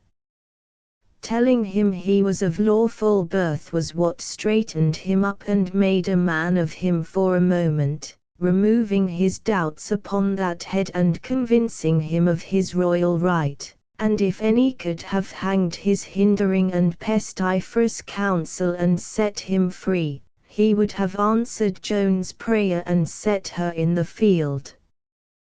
But no, those creatures were only checked, not checkmated. They could invent some more delays. We had been made proud by the honors which had so distinguished Joan's entrance into that place, honors restricted to personages of very high rank and worth, but that pride was as nothing compared with the pride we had in the honor done her upon leaving it. For whereas those first honors were shown only to the great, these last, up to this time, had been shown only to the royal. The king himself led Joan by the hand down the great hall to the door, the glittering multitude standing and making reverence as they passed, and the silver trumpets sounding those rich notes of theirs. Then he dismissed her with gracious words, bending low over her hand and kissing it. Always, from all companies, high or low, she went forth richer in honor and esteem than when she came. And the king did another handsome thing by Joan, for he sent us back to Courdray Castle torch-lighted and in state, under escort of his own troop, his guard of honor, the only soldiers he had, and finely equipped and bedizened they were, too, though they hadn't seen the color of their wages since they were children, as a body might say. The wonders which Joan had been performing before the king had been carried all around by this time, so the road was so packed with people who wanted to get a sight of her that we could hardly dig through, and as for talking together, we couldn't, all attempts at talk being drowned in the storm of shoutings and huzzas that broke out all along as we passed, and kept abreast of us like a wave the whole way.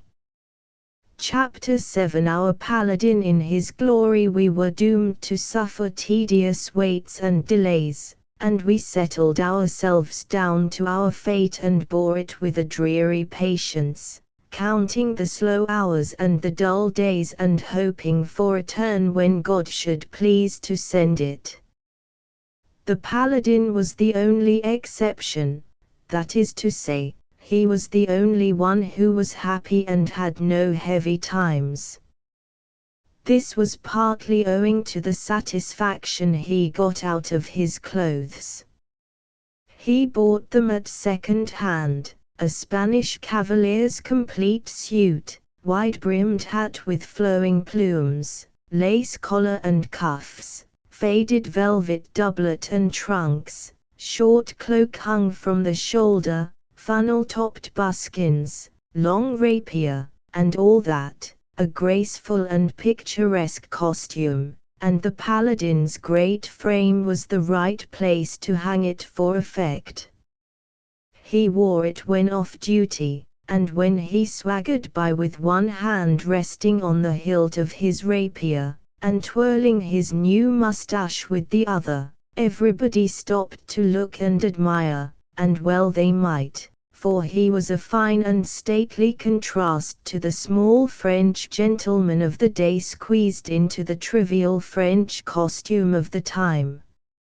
He was King Bee of the little village that snuggled under the shelter of the frowning towers and bastions of Courdray Castle, and acknowledged lord of the taproom of the inn. When he opened his mouth there, he got a hearing. Those simple artisans and peasants listened with deep and wondering interest, for he was a traveler and had seen the world, all of it that lay between Chinon and Domremy, at any rate, and that was a wide stretch more of it than they might ever hope to see, and he had been in battle, and knew how to paint its shock and struggle, its perils and surprises, with an art that was all his own. He was cock of that walk, hero of that hostelry, he drew customers honey draws flies, so he was the pet of the innkeeper, and of his wife and daughter, and they were his obliged and willing servants. Most people who have the narrative gift, that great and rare endowment, have with it the defect of telling their choice things over the same way every time, and this injures them and causes them to sound stale and wearisome after several repetitions.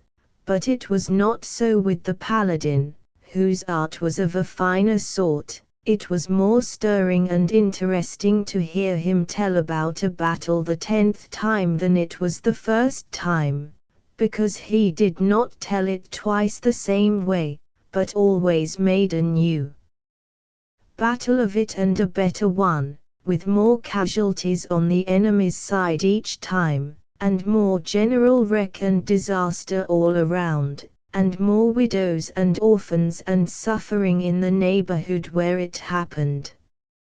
He could not tell his battles apart himself, except by their names, and by the time he had told one of them 10 times it had grown so that there wasn't room enough in France for it any more, but was lapping over the edges.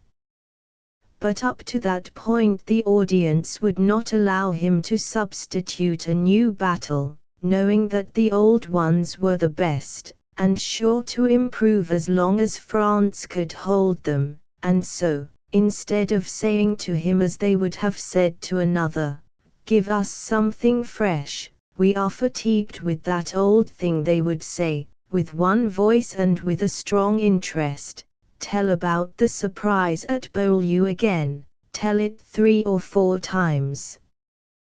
That is a compliment which few narrative experts have heard in their lifetime. At first, when the paladin heard us tell about the glories of the royal audience, he was broken-hearted because he was not taken with us to it. Next, his talk was full of what he would have done if he had been there, and within 2 days he was telling what he did do when he was there. His mill was fairly started, now, and could be trusted to take care of its affair. Within 3 nights afterward all his battles were taking a rest, for already his worshippers in the taproom were so infatuated with the great tale of the royal audience that they would have nothing else, and so besotted with it were they that they would have cried if they could not have gotten it. Noel Raingesson hid himself and heard it, and came and told me, and after that we went together to listen, bribing the inn-hostess to let us have her little private parlour, where we could stand at the wickets in the door and see and hear. The tap-room was large, yet had a snug and cosy look, with its inviting little tables and chairs scattered irregularly over its red brick floor, and its great fire flaming and crackling in the wide chimney. It was a comfortable place to be in on such chilly and blustering March nights as these, and a goodly company had taken shelter there, and were sipping their wine in contentment and gossiping one with another in a neighborly way while they waited for the historian. The host, the hostess, and their pretty daughter were flying here and there and yonder among the tables and doing their best to keep up with the orders. The room was about 40 feet square, and a space or aisle down the center of it had been kept vacant and reserved for the paladin's needs. At the end of it was a platform 10 or 12 feet wide, with a big chair and a small table on it, and 3 steps leading up to it. Among the wine-sippers were many familiar faces: the cobbler, the farrier, the blacksmith, the wheelwright, the armourer, the maltster, the weaver, the baker, the miller's man with his dusty coat, and so on, and conscious and important, as a matter of course, was the barber-surgeon, for he is that in all villages. As he has to pull everybody's teeth and purge and bleed all the grown people once a month to keep their health sound, he knows everybody, and by constant contact with all sorts of folk becomes a master of etiquette and manners and a conversationalist of large facility. There were plenty of carriers, drovers, and their sort, and journeyman artisans. When the paladin presently came sauntering indolently in, he was received with a cheer, and the barber hustled forward and greeted him with several low and most graceful and courtly bows, also taking his hand and touching his lips to it. Then he called in a loud voice for a stoup of wine for the paladin, and when the host's daughter brought it up on the platform and dropped her courtesy and departed, the barber called after her, and told her to add the wine to his score. This won him ejaculations of approval, which pleased him very much and made his little rat eyes shine, and such applause is right and proper, for when we do a liberal and gallant thing it is but natural that we should wish to see notice taken of it. The barber called upon the people to rise and drink the paladin's health, and they did it with alacrity and affectionate heartiness, clashing their metal flagons together with a simultaneous crash, and heightening the effect with a resounding cheer. It was a fine thing to see how that young swashbuckler had made himself so popular in a strange land in so little a while, and without other helps to his advancement than just his tongue and the talent to use it given him by God, a talent which was but 1 talent in the beginning, but was now become 10 through husbandry and the increment and usufruct that do naturally follow that and reward it as by a law. The people sat down and began to hammer on the tables with their flagons and call for the king's audience, the king's audience, the king's audience. The paladin stood there in one of his best attitudes, with his plumed great hat tipped over to the left, the folds of his short cloak drooping from his shoulder, and the one hand resting upon the hilt of his rapier and the other lifting his beaker. As the noise died down he made a stately sort of a bow, which he had picked up somewhere, then fetched his beaker with a sweep to his lips and tilted his head back and drained it to the bottom. The barber jumped for it and set it upon the paladin's table. Then the paladin began to walk up and down his platform with a great deal of dignity and quite at his ease, and as he walked he talked, and every little while stopped and stood facing his house and so standing continued his talk. We went 3 nights in succession. It was plain that there was a charm about the performance that was apart from the mere interest which attaches to lying. It was presently discoverable that this charm lay in the paladin's sincerity. He was not lying consciously, he believed what he was saying. To him, his initial statements were facts, and whenever he enlarged a statement, the enlargement became a fact too. He put his heart into his extravagant narrative, just as a poet puts his heart into a heroic fiction, and his earnestness disarmed criticism, disarmed it as far as he himself was concerned. Nobody believed his narrative, but all believed that he believed it. He made his enlargements without flourish, without emphasis, and so casually that often one failed to notice that a change had been made.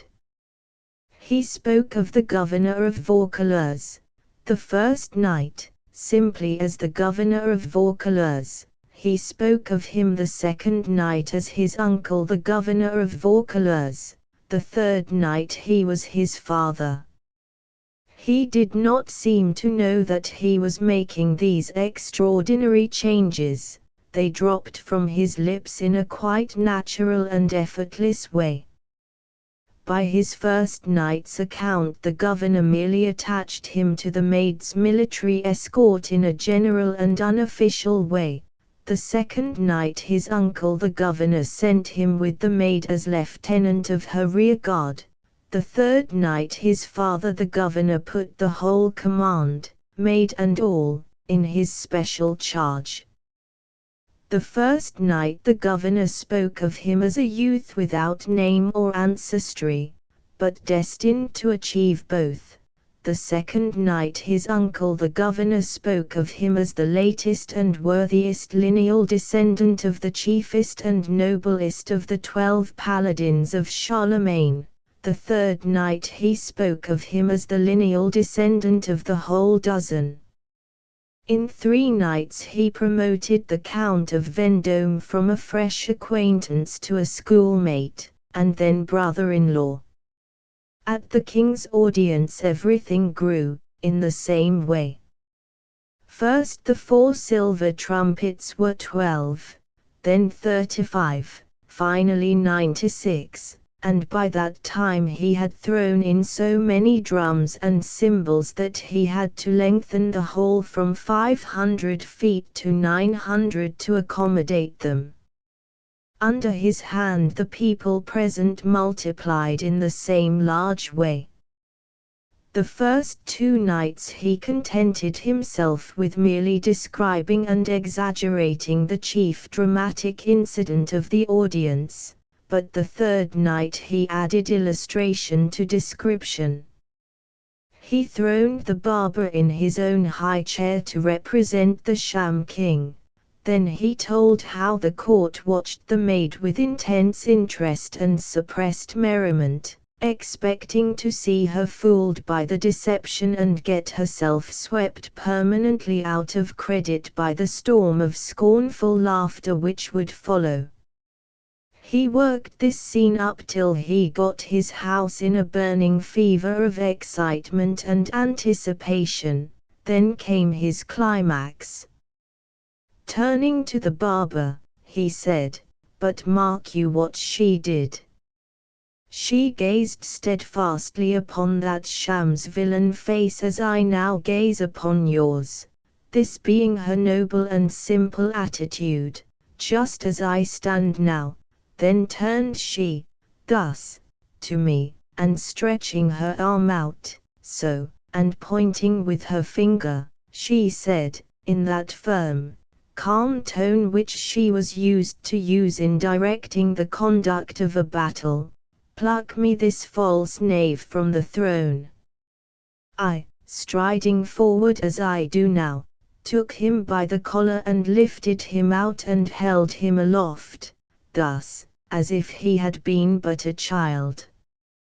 The house rose, shouting, stamping, and banging with their flagons, and went fairly mad over this magnificent exhibition of strength, and there was not the shadow of a laugh anywhere, though the spectacle of the limp but proud barber hanging there in the air like a puppy held by the scruff of its neck was a thing that had nothing of solemnity about it.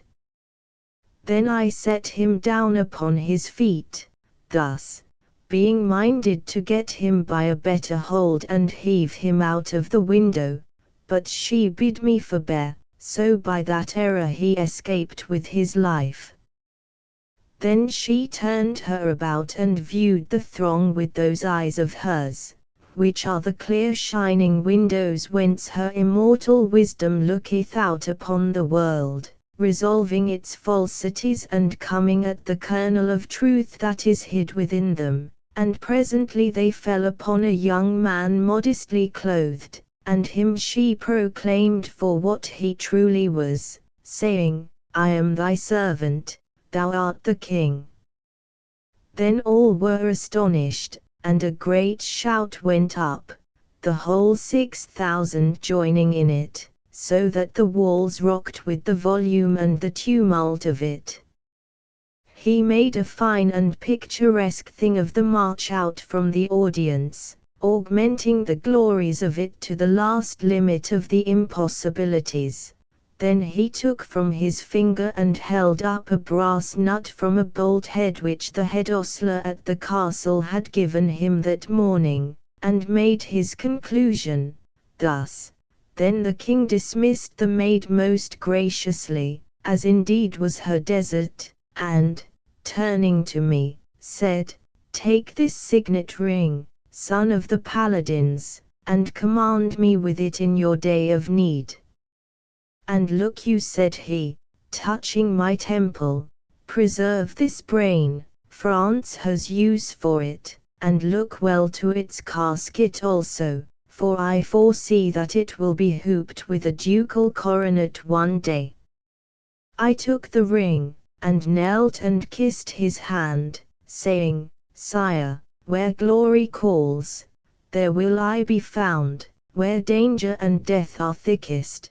That is my native air. When France and the throne need help, well, I say nothing, for I am not of the talking sort. Let my deeds speak for me, it is all I ask. So ended the most fortunate and memorable episode, so big with future weal for the crown and the nation, and unto God be the thanks. Rise. Fill your flagons. Now, to France and the king, drink.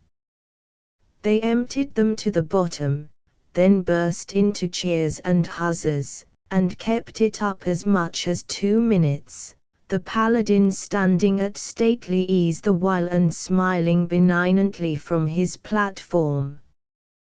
Chapter 8 Joan persuades her inquisitors. 0151 When Joan told the king what that deep secret was that was torturing his heart, his doubts were cleared away. He believed she was sent of God, and if he had been let alone he would have set her upon her great mission at once. But he was not let alone. Tremoril and the holy fox of Rheims knew their man. All they needed to say was this, and they said it, Your Highness says her voices have revealed to you, by her mouth, a secret known only to yourself and God. How can you know that her voices are not of Satan, and she his mouthpiece? For does not Satan know the secrets of men and use his knowledge for the destruction of their souls? It is a dangerous business, and your Highness will do well not to proceed in it without probing the matter to the bottom. That was enough. It shriveled up the king's little soul like a raisin, with terrors and apprehensions, and straightway he privately appointed a commission of bishops to visit and question Joan daily until they should find out whether her supernatural helps hailed from heaven or from hell. The king's relative, the Duke of Alencon, 3 years prisoner of war to the English, was in these days released from captivity through promise of a great ransom, and the name and fame of the maid having reached him, for the same filled all mouths now, and penetrated to all parts, he came to Chinon to see with his own eyes what manner of creature she might be. The king sent for Joan and introduced her to the duke.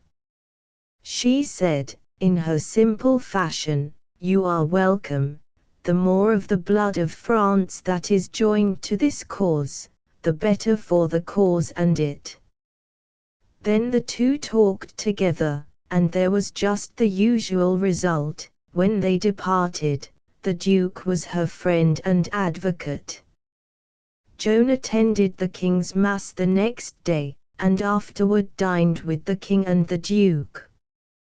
The King was learning to prize her company and value her conversation, and that might well be, for, like other kings, he was used to getting nothing out of people's talk but guarded phrases, colorless and non-committal, or carefully tinted to tally with the color of what he said himself, and so this kind of conversation only vexes and bores, and is wearisome.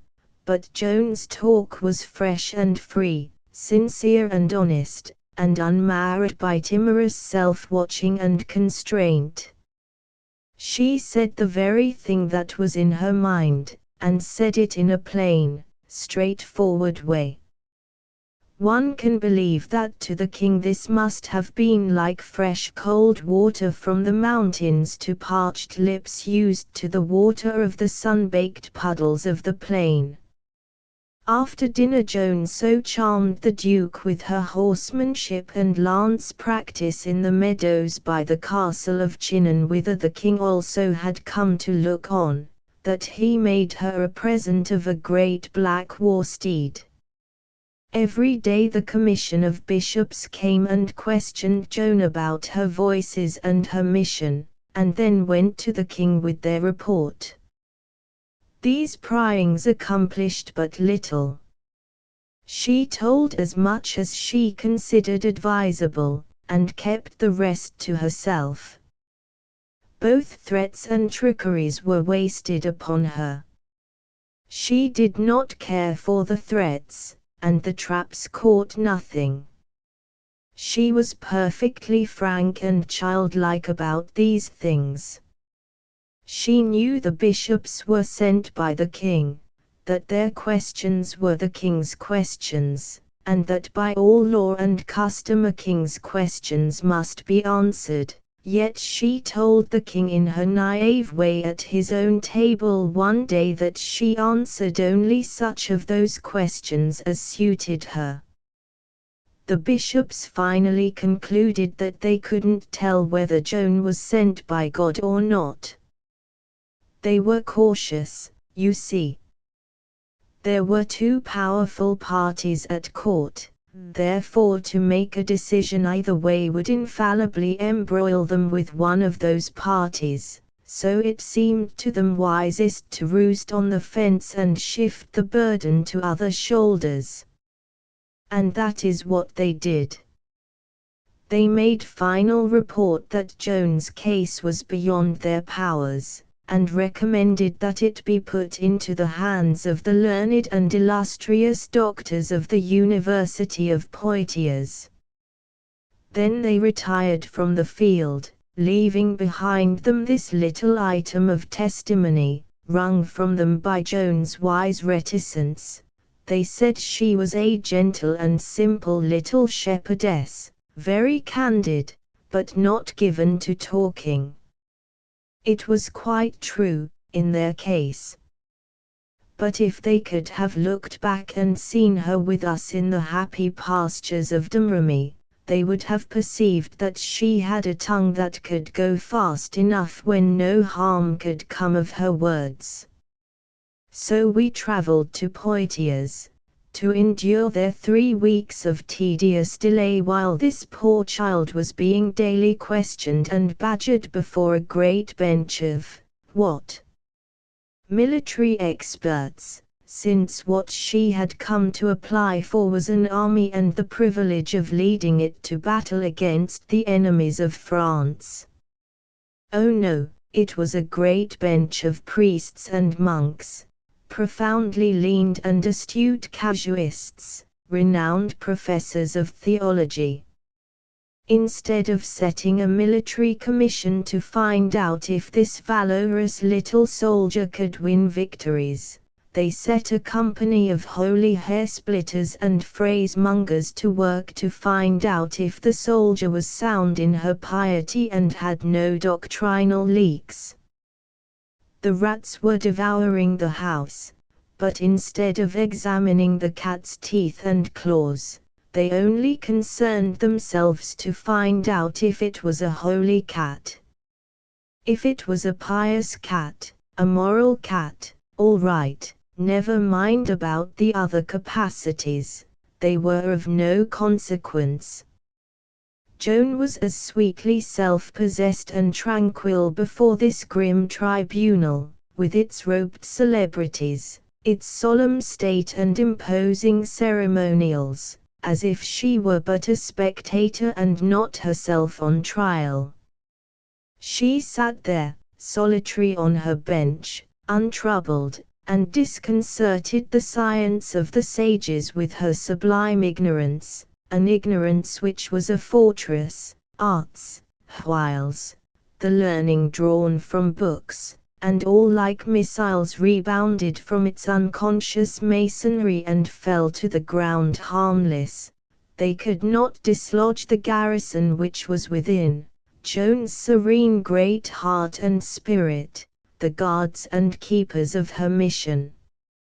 She answered all questions frankly, and she told all the story of her visions and of her experiences with the angels and what they said to her, and the manner of the telling was so unaffected, and so earnest and sincere, and made it all seem so lifelike and real, that even that hard practical court forgot itself and sat motionless and mute, listening with a charmed and wondering interest to the end. And if you would have other testimony than mine, look in the histories and you will find where an eyewitness, giving sworn testimony in the rehabilitation process, says that she told that tale with a noble dignity and simplicity, and as to its effect, says in substance what I have said. 17. She was 17, and all alone on her bench by herself, yet was not afraid, but faced that great company of erudite doctors of law and theology, and by the help of no art learned in the schools, but using only the enchantments which were hers by nature, of youth, sincerity, a voice soft and musical, and an eloquence whose source was the heart, not the head, she laid that spell upon them. Now was not that a beautiful thing to see? If I could, I would put it before you just as I saw it, then I know what you would say. As I have told you, she could not read. One day they harried and pestered her with arguments, reasonings, objections, and other windy and wordy trivialities, gathered out of the works of this and that and the other great theological authority, until at last her patience vanished, and she turned upon them sharply and said, I don't know A from B, but I know this, that I am come by command of the Lord of Heaven to deliver all Inns from the English power and crown the King of Rims, and the matters ye are puttering over are of no consequence. Necessarily those were trying days for her, and wearing for everybody that took part, but her share was the hardest, for she had no holidays, but must be always on hand and stay the long hours through, whereas this, that, and the other inquisitor could absent himself and rest up from his fatigues when he got worn out. And yet she showed no weariness, and but seldom let fly her temper. As a rule she put her day through calm, alert, patient, fencing with those veteran masters of scholarly sword-play and coming out always without a scratch. One day a Dominican sprung upon her a question which made everybody cock up his ears with interest. As for me, I trembled, and said to myself, she is done this time, poor Joan, for there is no way of answering this. The sly Dominican began in this way, in a sort of indolent fashion, as if the thing he was about was a matter of no moment. You assert that God has willed to deliver France from this English bondage. Yes, he has willed it. You wish for men-at-arms, so that you may go to the relief of Orleans, I believe. Yes, and the sooner the better. God is all-powerful, and able to do whatsoever thing he wills to do, is it not so? Most surely. None doubts it. The Dominican lifted his head suddenly, and sprung that question I have spoken of, with exultation. Then answer me this. If he has willed to deliver France, and is able to do whatsoever he wills, where is the need for men-at-arms? There was a fine stir and commotion when he said that, and a sudden thrusting forward of heads and putting up of hands to ears to catch the answer, and the Dominican wagged his head with satisfaction, and looked about him collecting his applause, for it shone in every face. But Joan was not disturbed. There was no note of disquiet in her voice when she answered, "He helps who help themselves. The sons of France will fight the battles, but he will give the victory." You could see a light of admiration sweep the house from face to face like a ray from the sun. Even the Dominican himself looked pleased to see his master stroke so neatly parried, and I heard a venerable bishop mutter, in the phrasing common to priest and people in that robust time, "By God, the child has said true. He willed that Goliath should be slain, and he sent a child like this to do it." Another day, when the Inquisition had dragged along until everybody looked drowsy and tired but Joan, Brother Seguin, professor of theology at the University of Poitiers, who was a sour and sarcastic man, fell to plying Joan with all sorts of nagging questions in his bastard Limousin French, for he was from Limoges. Finally he said, "How is it that you understand those angels? What language did they speak?" "French." "Indeed. How pleasant to know that our language is so honored." "Good French?" "Yes, perfect." "Perfect, eh? Well, certainly you ought to know. It was even better than your own, eh?" "As to that, I believe I cannot say," said she, and was going on, but stopped.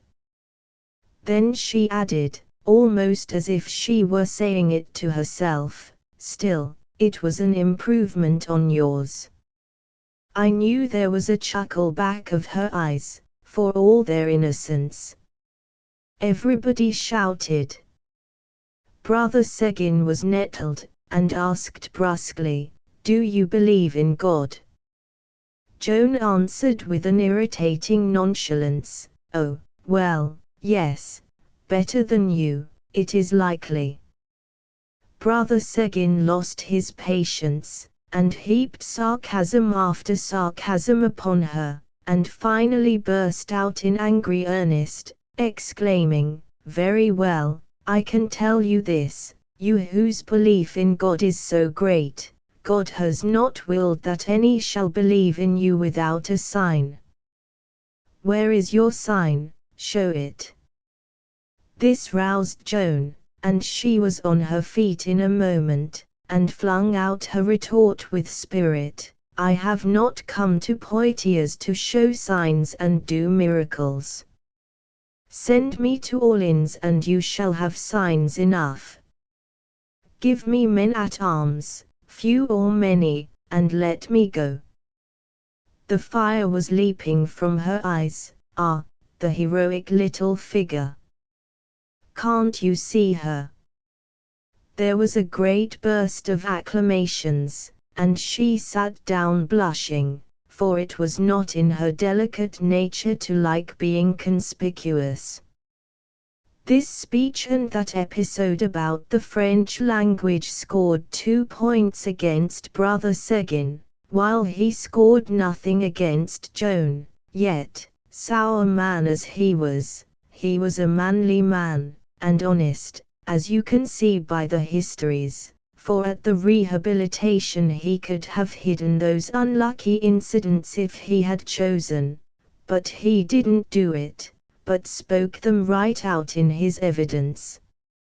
On one of the latter days of that 3 weeks' session the gowned scholars and professors made one grand assault all along the line, fairly overwhelming Joan with objections and arguments culled from the writings of every ancient and illustrious authority of the Roman Church.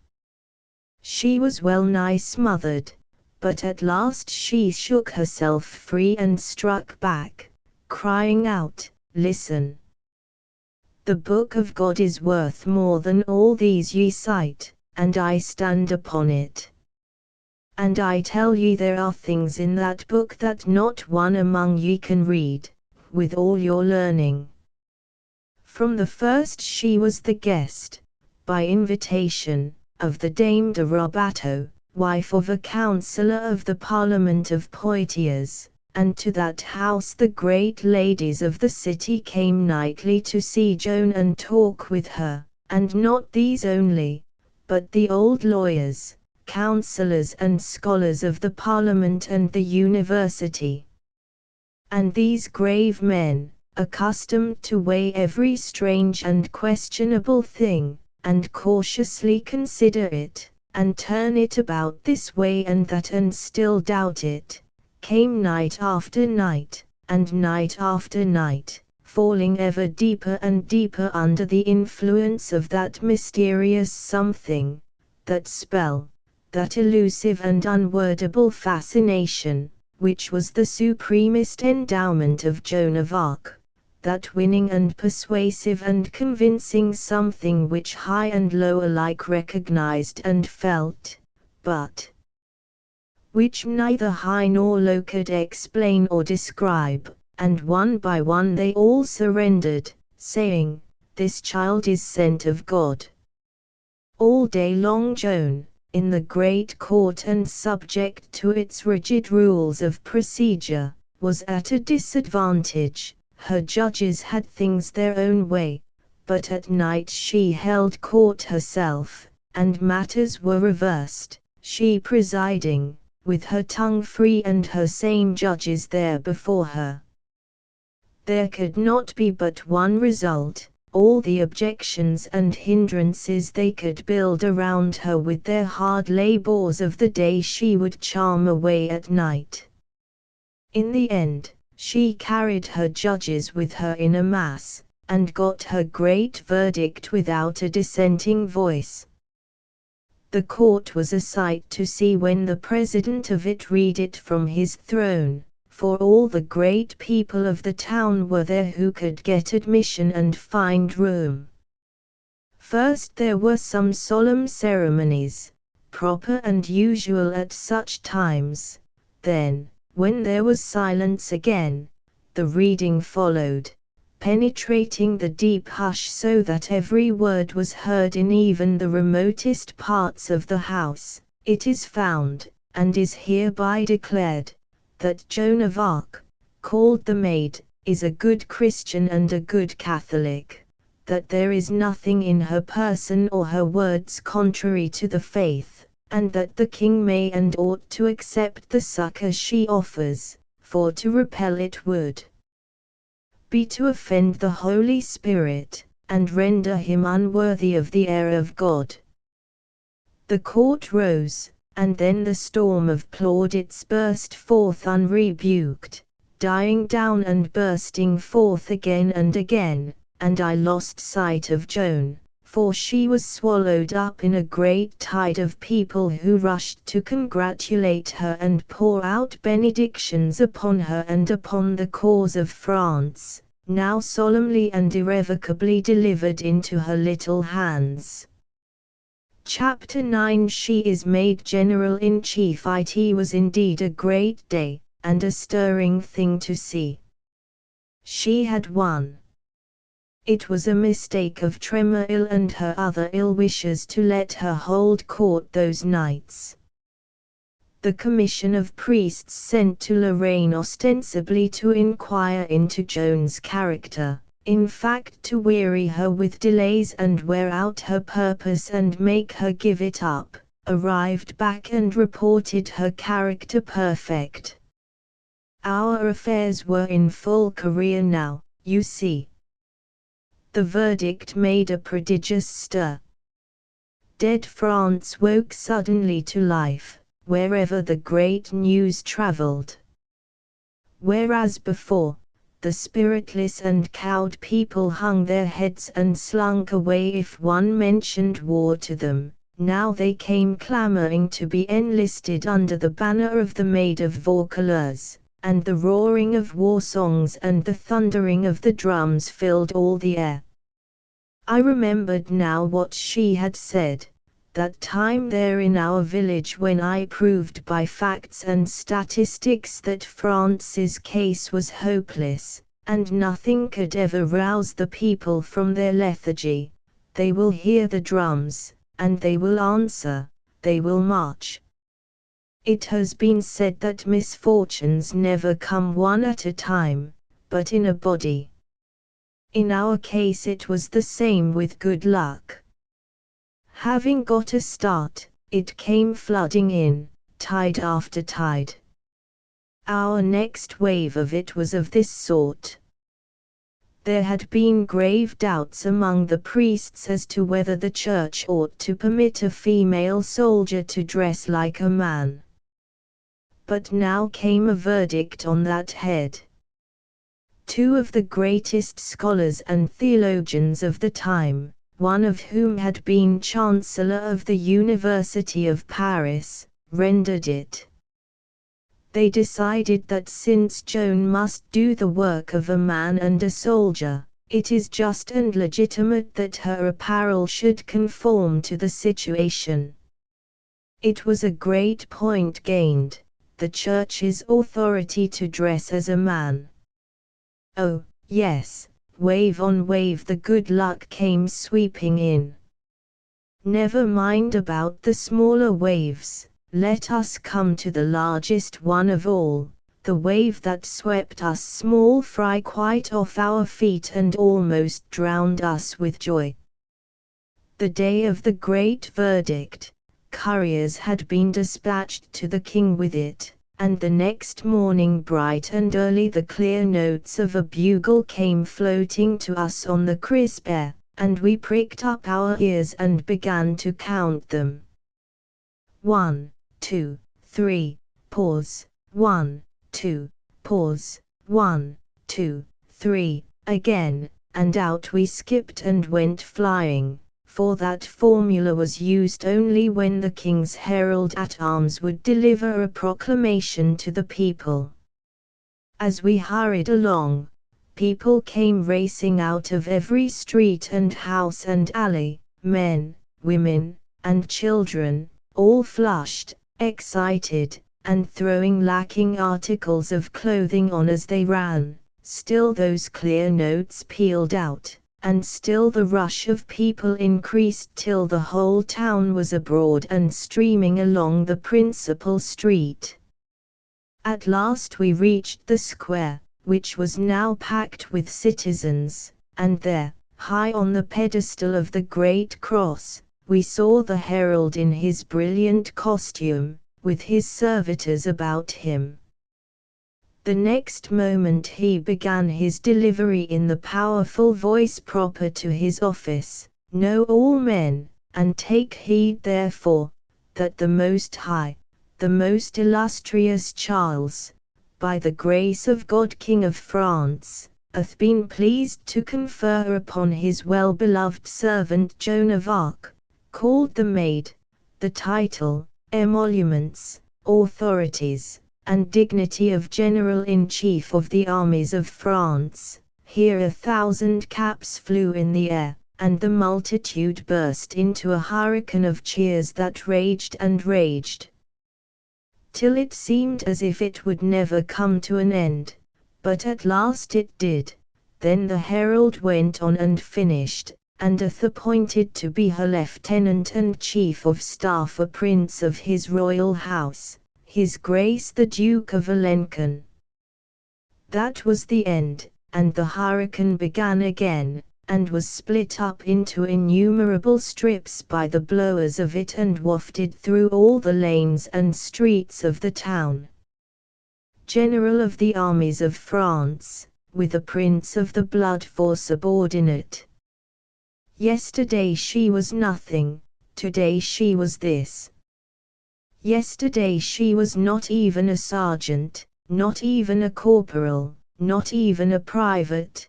Today, with one step, she was at the top. Yesterday she was less than nobody to the newest recruit. Today her command was law to La Hire, Saint-Trails, the bastard of Orleans, and all those others, veterans of old renown, illustrious masters of the trade of war. These were the thoughts I was thinking. I was trying to realize this strange and wonderful thing that had happened, you see. My mind went traveling back, and presently lighted upon a picture which was still so new and fresh in my memory that it seemed a matter of only yesterday, and indeed its date was no further back than the first days of January. This is what it was. A peasant girl in a far-off village, her 17th year not yet quite completed, and herself and her village as unknown as if they had been on the other side of the globe. She had picked up a friendless wanderer somewhere and brought it home, a small grey kitten in a forlorn and starving condition, and had fed it and comforted it and got its confidence and made it believe in her, and now it was curled up in her lap asleep, and she was knitting a coarse stocking and thinking, dreaming, about what, one may never know. And now, the kitten had hardly had time to become a cat, and yet already the girl is general of the armies of France, with a prince of the blood to give orders to, and out of her village obscurity her name has climbed up like the sun and is visible from all corners of the land. It made me dizzy to think of these things. They were so out of the common order, and seemed so impossible. Chapter 10 The Maid's Sword and Banner. Joan's first official act was to dictate a letter to the English commanders at Orleans, summoning them to deliver up all strongholds in their possession and depart out of France. She must have been thinking it all out before and arranging it in her mind. It flowed from her lips so smoothly, and framed itself into such vivacious and forcible language. Still, it might not have been so. She always had a quick mind and a capable tongue, and her faculties were constantly developing in these latter weeks. This letter was to be forwarded presently from Blois. Men, provisions, and money were offering in plenty now, and Joan appointed Blois as a recruiting station and depot of supplies, and ordered up La Hire from the front to take charge.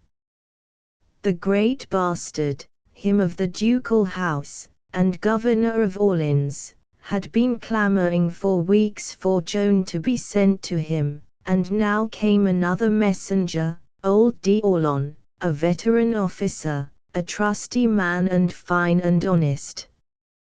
The king kept him, and gave him to Joan to be chief of her household, and commanded her to appoint the rest of her people herself, making their number and dignity accord with the greatness of her office, and at the same time he gave order that they should be properly equipped with arms, clothing, and horses. Meantime the king was having a complete suit of armor made for her at Tours.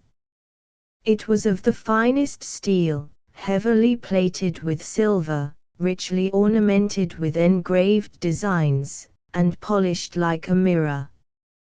Joan's voices had told her that there was an ancient sword hidden somewhere behind the altar of Saint Catherine's at Fierbois, and she sent de Metz to get it.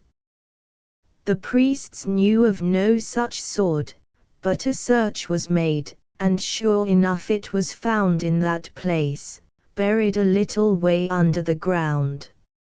It had no sheath and was very rusty, but the priests polished it up and sent it to Tours, whither we were now to come. They also had a sheath of crimson velvet made for it, and the people of Tours equipped it with another, made of cloth of gold. But Joan meant to carry this sword always in battle, so she laid the showy sheaths away and got one made of leather. It was generally believed that this sword had belonged to Charlemagne, but that was only a matter of opinion. I wanted to sharpen that old blade, but she said it was not necessary, as she should never kill anybody, and should carry it only as a symbol of authority. At Tours she designed her standard, and a Scotch painter named James Power made it. It was of the most delicate white boucassin, with fringes of silk. For device it bore the image of God the Father throned in the clouds and holding the world in his hand. 2 angels knelt at his feet, presenting lilies. Inscription, Jesus, Maria. On the reverse the crown of France supported by 2 angels. She also caused a smaller standard or pennon to be made, whereon was represented an angel offering a lily to the Holy Virgin. Everything was humming there at Tours. Every now and then one heard the bray and crash of military music, every little while one heard the measured tramp of marching men, squads of recruits leaving for Blois. Songs and shoutings and huzzas filled the air night and day. The town was full of strangers, the streets and inns were thronged, the bustle of preparation was everywhere, and everybody carried a glad and cheerful face. Around Joan's headquarters a crowd of people was always massed, hoping for a glimpse of the new general, and when they got it, they went wild. But they seldom got it, for she was busy planning her campaign, receiving reports, giving orders, dispatching couriers, and giving what odd moments she could spare to the companies of great folk waiting in the drawing rooms. As for us boys, we hardly saw her at all, she was so occupied. We were in a mixed state of mind. Sometimes hopeful, sometimes not, mostly not. She had not appointed her household yet, that was our trouble.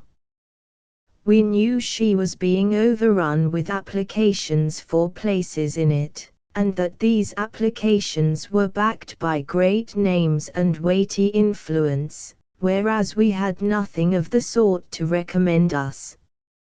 She could fill her humblest places with titled folk whose relationships would be a bulwark for her and a valuable support at all times. In these circumstances would policy allow her to consider us?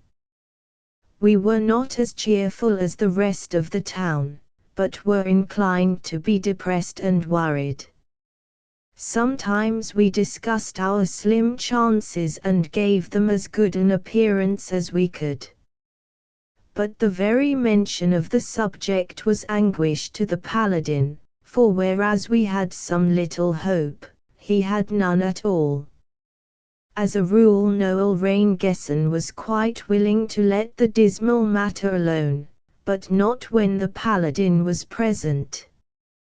Once we were talking the thing over, when Noel said, "Cheer up, paladin, I had a dream last night, and you were the only one among us that got an appointment. It wasn't a high one, but it was an appointment, anyway, some kind of a lackey or body servant, or something of that kind." The paladin roused up and looked almost cheerful, for he was a believer in dreams, and in anything and everything of a superstitious sort, in fact. He said, with a rising hopefulness, "I wish it might come true." "Do you think it will come true?" "Certainly, I might almost say I know it will, for my dreams hardly ever fail."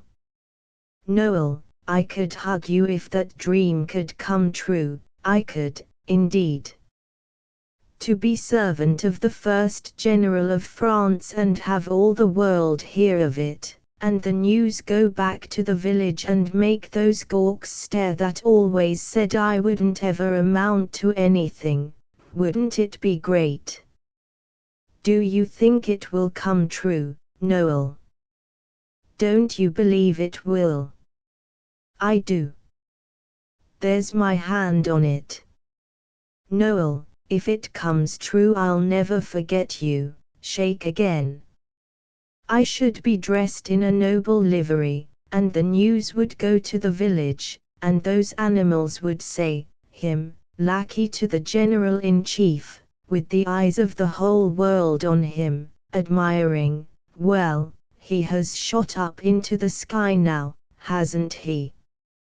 He began to walk the floor and pile castles in the air so fast and so high that we could hardly keep up with him. Then all of a sudden all the joy went out of his face and misery took its place, and he said, "Oh, dear, it is all a mistake, it will never come true. I forgot that foolish business at Toul. I have kept out of her sight as much as I could, all these weeks, hoping she would forget that and forgive it, but I know she never will. She can't, of course. And, after all, I wasn't to blame. I did say she promised to marry me, but they put me up to it and persuaded me. I swear they did." The vast creature was almost crying. Then he pulled himself together and said, remorsefully, "It was the only lie I've ever told," and he was drowned out with a chorus of groans and outraged exclamations, and before he could begin again, one of d'Aulon's liveried servants appeared and said we were required at headquarters. We rose, and Noel said, "There, what did I tell you? I have a presentiment, the spirit of prophecy is upon me. She is going to appoint him, and we are to go there and do him homage. Come along." But the paladin was afraid to go, so we left him. When we presently stood in the presence, in front of a crowd of glittering officers of the army, Joan greeted us with a winning smile, and said she appointed all of us to places in her household, for she wanted her old friends by her. It was a beautiful surprise to have ourselves honored like this when she could have had people of birth and consequence instead, but we couldn't find our tongues to say so. She was become so great and so high above us now. One at a time we stepped forward and each received his warrant from the hand of our chief, D'Aulon. All of us had honorable places.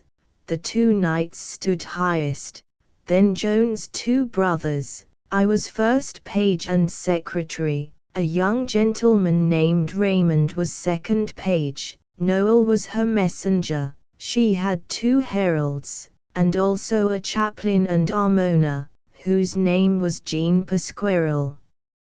She had previously appointed a maitre d'hotel and a number of domestics.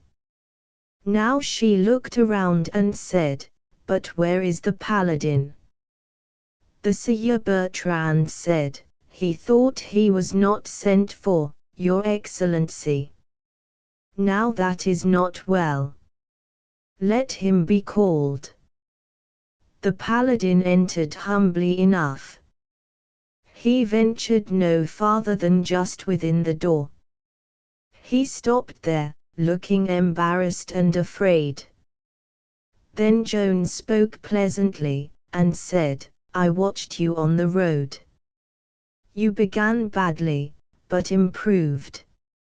Of old you were a fantastic talker, but there is a man in you, and I will bring it out." It was fine to see the paladin's face light up when she said that. "Will you follow where I lead?" "Into the fire," he said, and I said to myself, "By the ring of that, I think she has turned this braggart into a hero.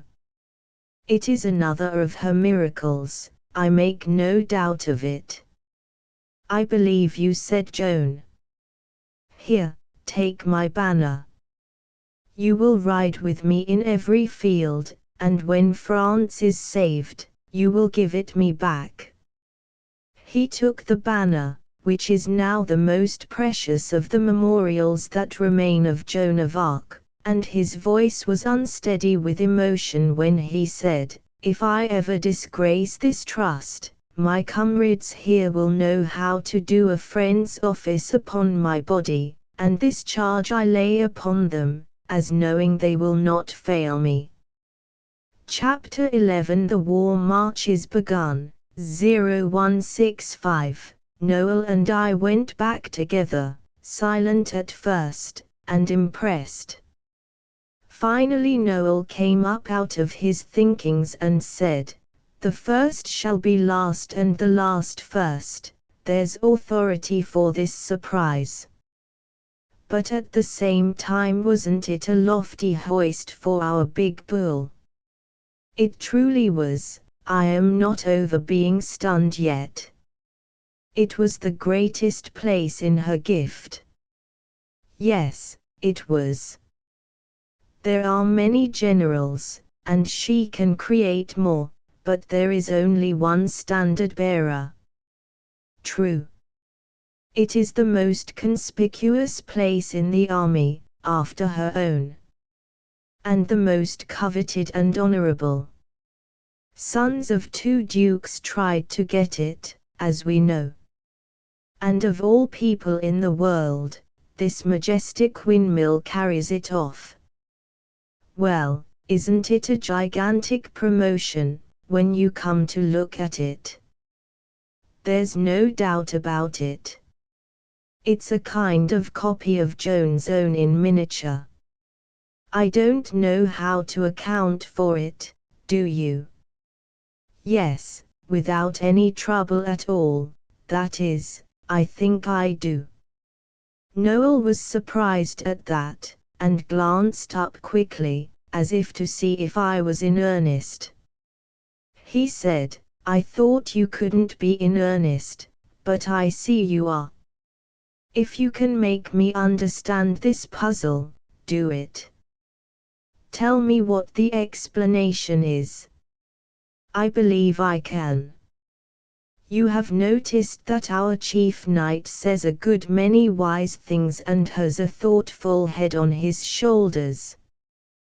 One day, riding along, we were talking about Joan's great talents, and he said, 'But, greatest of all her gifts, she has the seeing eye.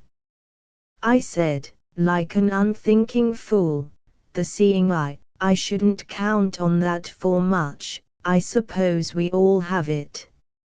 No, he said, very few have it. Then he explained, and made his meaning clear. He said the common eye sees only the outside of things, and judges by that, but the seeing eye pierces through and reads the heart and the soul, finding their capacities which the outside didn't indicate or promise, and which the other kind of eye couldn't detect.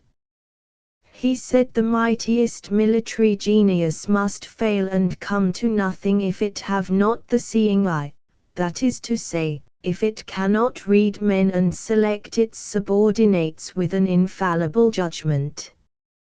It sees as by intuition that this man is good for strategy, that one for dash and daredevil assault, the other for patient bulldog persistence, and it appoints each to his right place and wins, while the commander without the seeing eye would give to each the other's place and lose. He was right about Joan, and I saw it. When she was a child and the tramp came one night, her father and all of us took him for a rascal, but she saw the honest man through the rags. When I dined with the governor of Vaucouleurs so long ago, I saw nothing in our 2 nights, though I sat with them and talked with them 2 hours. Joan was there 5 minutes, and neither spoke with them nor heard them speak. Yet she marked them for men of worth and fidelity, and they have confirmed her judgment. Whom has she sent for to take charge of this thundering rabble of new recruits at Blois, made up of old disbanded Armagnac raiders, unspeakable hellions, every one?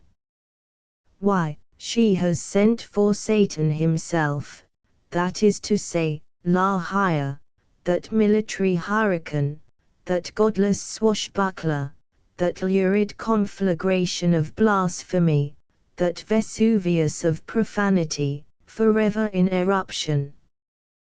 Does he know how to deal with that mob of roaring devils? Better than any man that lives, for he is the head devil of this world his own self, he is the match of the whole of them combined, and probably the father of most of them. She places him in temporary command until she can get to Blois herself, and then... why, then she will certainly take them in hand personally, or I don't know her as well as I ought to, after all these years of intimacy. That will be a sight to see, that fair spirit in her white armor, delivering her will to that muck heap, that rag pile, that abandoned refuse of perdition. La Hire, cried Noel, our hero of all these years, I do want to see that man. I too. His name stirs me just as it did when I was a little boy. I want to hear him swear. Of course, I would rather hear him swear than another man pray. He is the frankest man there is, and the naivest. Once when he was rebuked for pillaging on his raids, he said it was nothing. Said he, if God the Father were a soldier, he would rob. I judge he is the right man to take temporary charge there at Blois. Joan has cast the seeing eye upon him, you see. Which brings us back to where we started. I have an honest affection for the paladin, and not merely because he is a good fellow, but because he is my child. I made him what he is, the windiest blusterer and most Catholic liar in the kingdom. I'm glad of his luck, but I hadn't the seeing eye. I shouldn't have chosen him for the most dangerous post in the army. I should have placed him in the rear to kill the wounded and violate the dead. Well, we shall see. Joan probably knows what is in him better than we do. And I'll give you another idea. When a person in Joan of Arc's position tells a man he is brave, he believes it, and believing it is enough. In fact, to believe yourself brave is to be brave, it is the one only essential thing. Now you've hit it, cried Noel. She's got the creating mouth as well as the seeing eye. Ah, yes, that is the thing. France was cowed and a coward, Joan of Arc has spoken, and France is marching, with her head up. I was summoned now to write a letter from Joan's dictation. During the next day and night our several uniforms were made by the tailors, and our new armor provided. We were beautiful to look upon now, whether clothed for peace or war. Clothed for peace, in costly stuffs and rich colors, the paladin was a tower dyed with the glories of the sunset, plumed and sashed and iron-clad for war. He was a still statelier thing to look at. Orders had been issued for the march toward Blois. It was a clear, sharp, beautiful morning. As our showy great company trotted out in column, riding 2 and 2, Joan and the Duke of Alençon in the lead, d'Aulon and the big standard-bearer next, and so on, we made a handsome spectacle, as you may well imagine, and as we plowed through the cheering crowds, with Joan bowing her plumed head to left and right and the sun glinting from her silver mail, the spectators realized that the curtain was rolling up before their eyes upon the first act of a prodigious drama, and their rising hopes were expressed in an enthusiasm that increased with each moment, until at last one seemed to even physically feel the concussion of the huzzas as well as hear them. Far down the street we heard the softened strains of wind-blown music, and saw a cloud of lancers moving, the sun glowing with a subdued light upon the massed armor, but striking bright upon the soaring lance heads, a vaguely luminous nebula, so to speak, with a constellation twinkling above it, and that was our guard of honor. It joined us, the procession was complete, the first war march of Joan of Arc was begun, the curtain was up. Chapter 12 Joan puts heart in her army. We were at Blois 3 days. Oh, that camp, it is one of the treasures of my memory. Order. There was no more order among those brigands than there is among the wolves and the hyenas. They went roaring and drinking about, whooping, shouting, swearing, and entertaining themselves with all manner of rude and riotous horseplay, and the place was full of loud and lewd women, and they were no whit behind the men for romps and noise and fantastics. It was in the midst of this wild mob that Noel and I had our first glimpse of La Hire. He answered to our dearest dreams. He was of great size and of martial bearing, he was cased in mail from head to heel, with a bushel of swishing plumes on his helmet, and at his side the vast sword of the time. He was on his way to pay his respects in state to Joan, and as he passed through the camp he was restoring order, and proclaiming that the maid had come, and he would have no such spectacle as this exposed to the head of the army. His way of creating order was his own, not borrowed. He did it with his great fists. As he moved along swearing and admonishing, he let drive this way, and the other, and wherever his blow landed, a man went down. "Damn you," he said, staggering and cursing around like this, "and the commander-in-chief in the camp. Straighten up," and he laid the man flat. What his idea of straightening up was his own secret. We followed the veteran to headquarters, listening, observing, admiring, yes, devouring, you may say, the pet hero of the boys of France from our cradles up to that happy day, and their idol and ours. I called to mind how Joan had once rebuked the paladin, there in the pastures of Domremy, for uttering lightly those mighty names, La Hire and the Bastard of Orleans, and how she said that if she could but be permitted to stand afar off and let her eyes rest once upon those great men, she would hold it a privilege. They were to her and the other girls just what they were to the boys. Well, here was one of them at last, and what was his errand?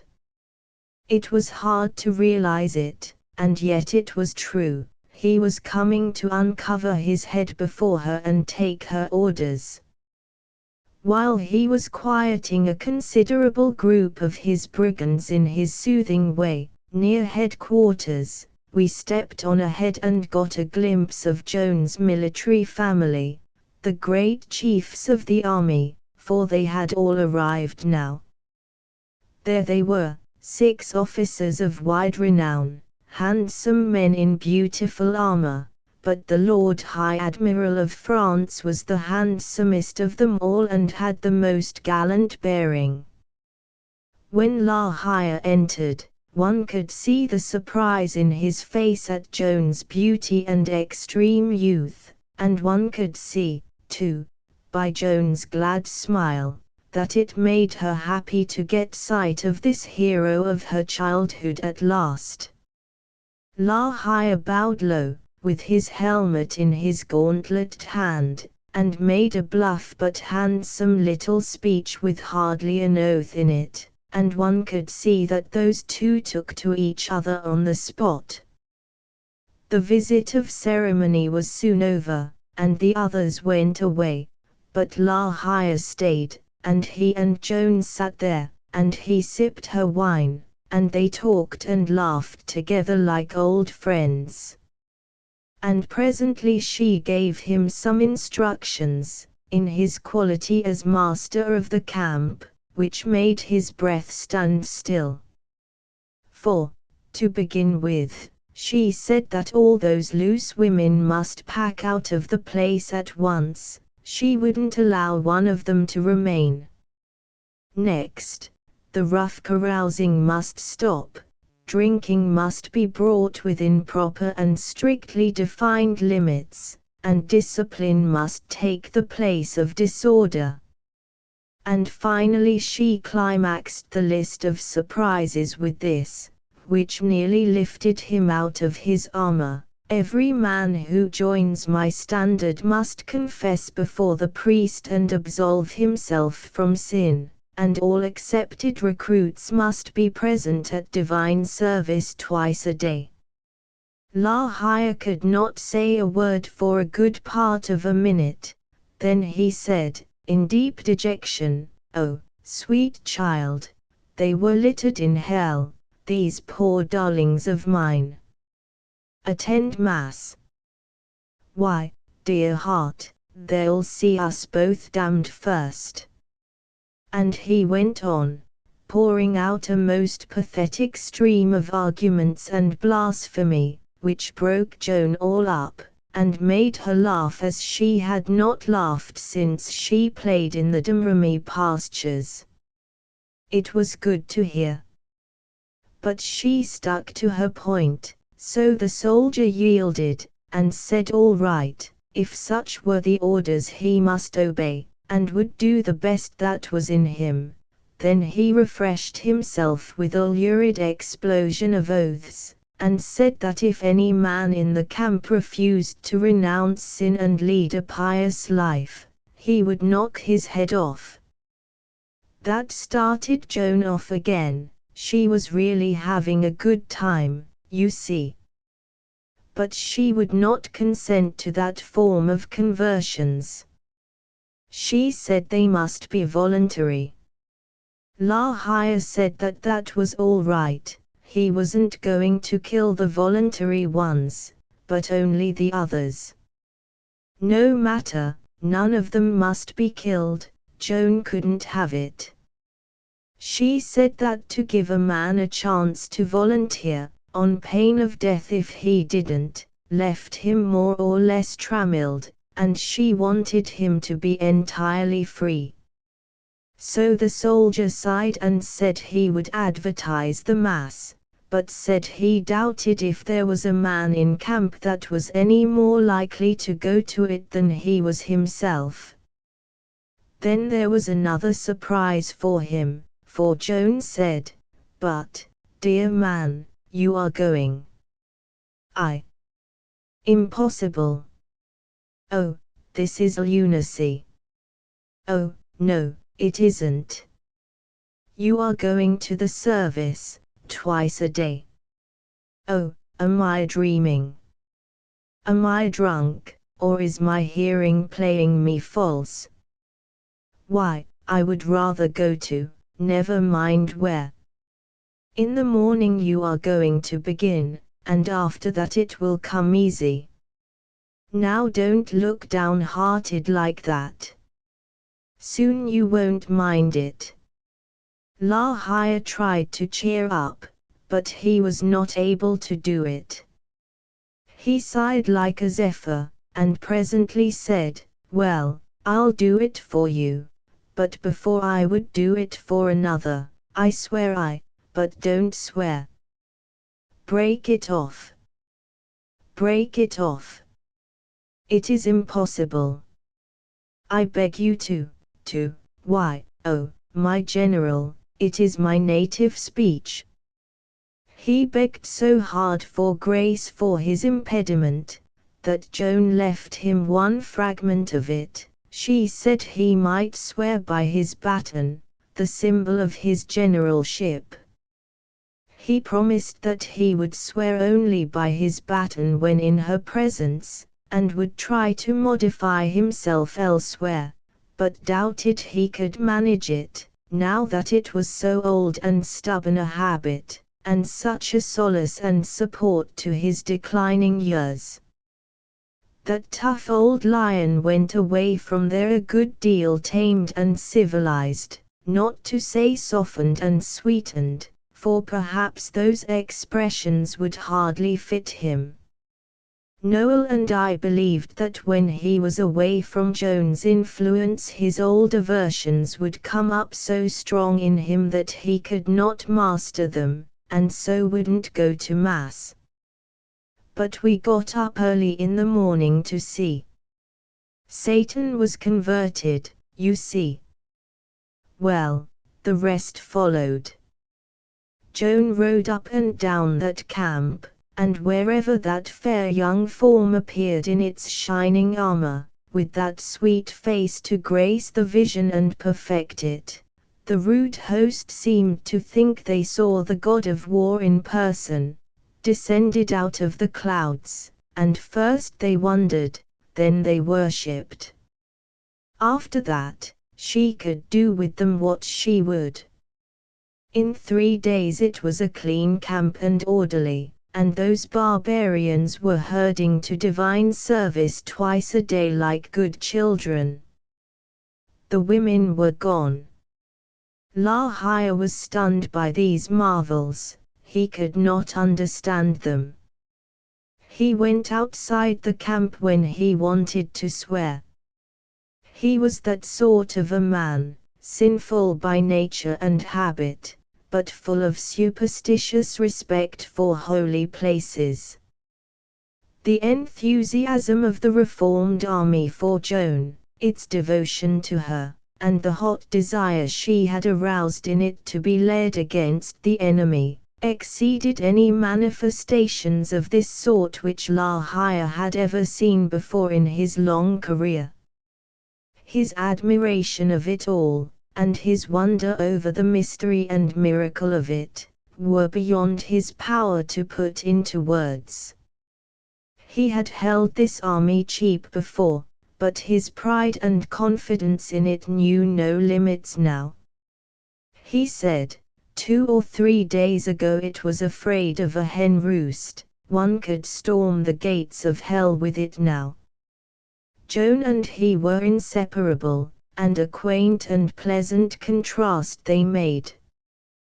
He was so big, she so little, he was so grey and so far along in his pilgrimage of life, she so youthful, his face was so bronzed and scarred, hers so fair and pink, so fresh and smooth, she was so gracious, and he so stern, she was so pure, so innocent, he such a cyclopedia of sin. In her eye was stored all charity and compassion, in his lightnings, when her glance fell upon you it seemed to bring benediction and the peace of God, but with his it was different, generally. They rode through the camp 12 times a day, visiting every corner of it, observing, inspecting, perfecting, and wherever they appeared the enthusiasm broke forth.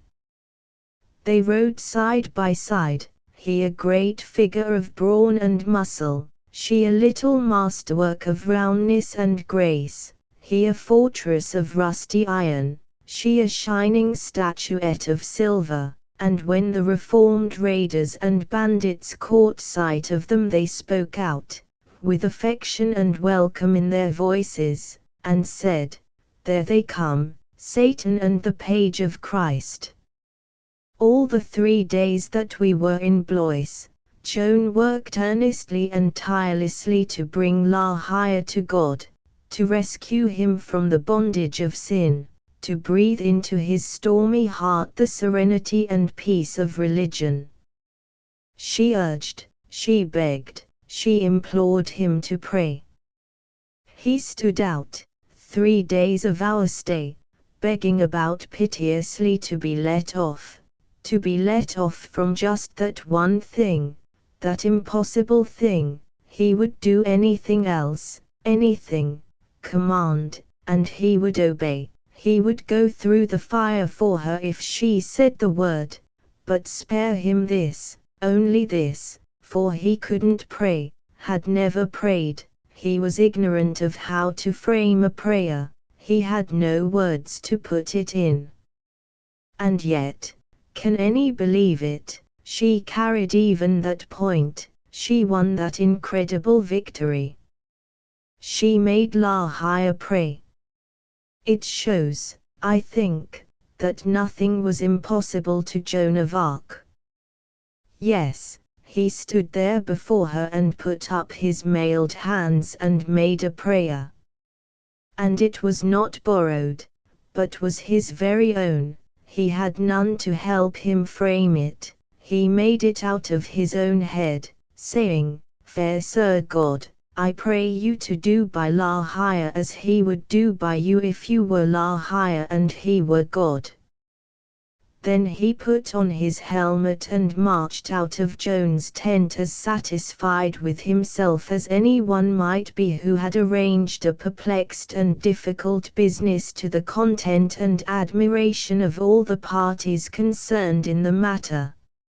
If I had known that he had been praying, I could have understood why he was feeling so superior, but of course I could not know that. I was coming to the tent at that moment, and saw him come out, and saw him march away in that large fashion, and indeed it was fine and beautiful to see. But when I got to the tent door I stopped and stepped back, grieved and shocked, for I heard Joan crying, as I mistakenly thought, crying as if she could not contain nor endure the anguish of her soul, crying as if she would die. But it was not so. She was laughing at La Hire's prayer. It was not until 36 years afterward that I found that out, and then, oh, then I only cried when that picture of young carefree mirth rose before me out of the blur and mists of that long vanished time, for there had come a day between, when God's good gift of laughter had gone out from me to come again no more in this life. 1. This prayer has been stolen many times and by many nations in the past 460 years, but it originated with La Hire, and the fact is of official record in the National Archives of France. We have the authority of Michelet for this. Translator chapter 13. Checked by the folly of the wise, we marched out in great strength and splendor, and took the road toward Orleans. The initial part of Joan's great dream was realizing itself at last. It was the first time that any of us youngsters had ever seen an army, and it was a most stately and imposing spectacle to us.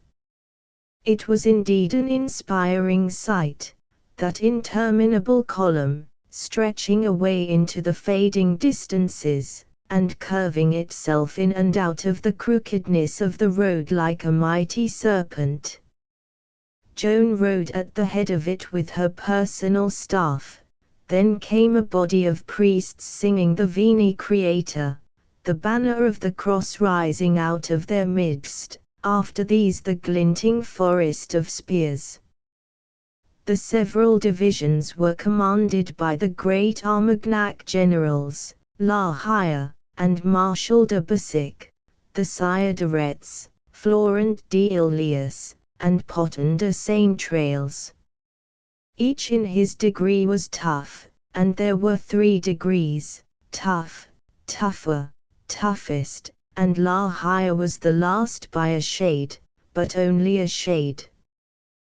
They were just illustrious official brigands, the whole party, and by long habits of lawlessness they had lost all acquaintanceship with obedience, if they had ever had any. But what was the good of saying that? These independent birds knew no law. They seldom obeyed the king, they never obeyed him when it didn't suit them to do it. Would they obey the maid? In the first place they wouldn't know how to obey her or anybody else, and in the second place it was of course not possible for them to take her military character seriously, that country girl of 17 who had been trained for the complex and terrible business of war. How? By tending sheep. They had no idea of obeying her except in cases where their veteran military knowledge and experience showed them that the thing she required was sound and right when gauged by the regular military standards. Were they to blame for this attitude? I should think not. Old war-worn captains are hard-headed, practical men. They do not easily believe in the ability of ignorant children to plan campaigns and command armies. No general that ever lived could have taken Joan seriously, militarily, before she raised the siege of Orleans and followed it with the great campaign of the Loire. Did they consider Joan valueless? Far from it. They valued her as the fruitful earth values the sun. They fully believed she could produce the crop, but that it was in their line of business, not hers, to take it off. They had a deep and superstitious reverence for her as being endowed with a mysterious supernatural something that was able to do a mighty thing which they were powerless to do. Blow the breath of life and valor into the dead corpses of cowed armies and turn them into heroes. To their minds they were everything with her, but nothing without her. She could inspire the soldiers and fit them for battle, but fight the battle herself? Oh, nonsense, that was their function.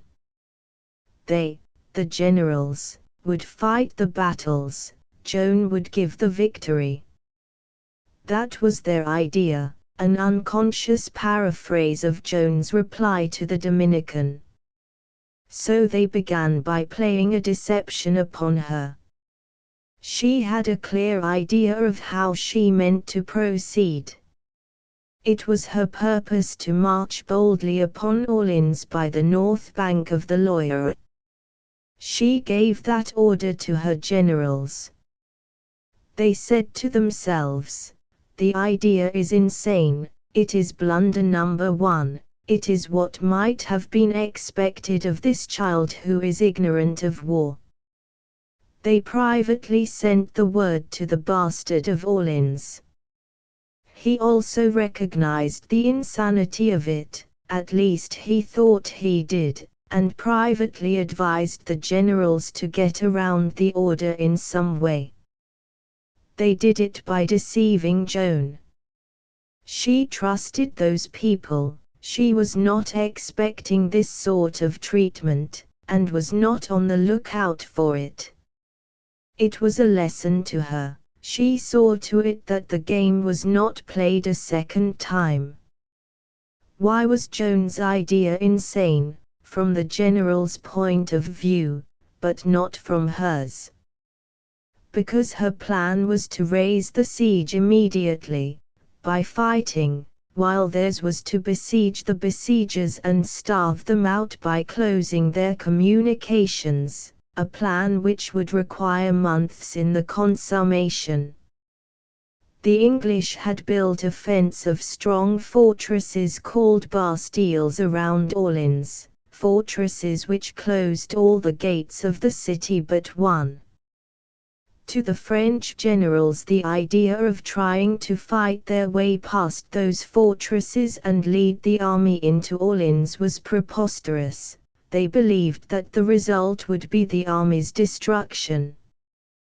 One may not doubt that their opinion was militarily sound, no, would have been, but for one circumstance which they overlooked.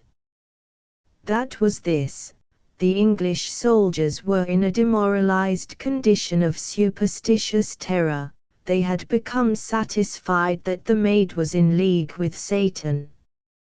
By reason of this a good deal of their courage had oozed out and vanished. On the other hand, the Maid's soldiers were full of courage, enthusiasm, and zeal. Joan could have marched by the English forts. However, it was not to be.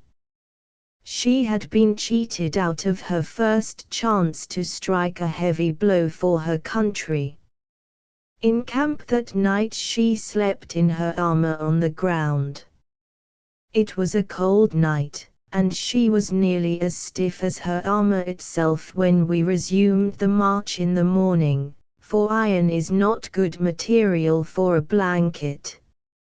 However, her joy in being now so far on her way to the theater of her mission was fire enough to warm her, and it soon did it. Her enthusiasm and impatience rose higher and higher with every mile of progress, but at last we reached Olivet, and down it went, and indignation took its place. For she saw the trick that had been played upon her. The river lay between us and Orleans.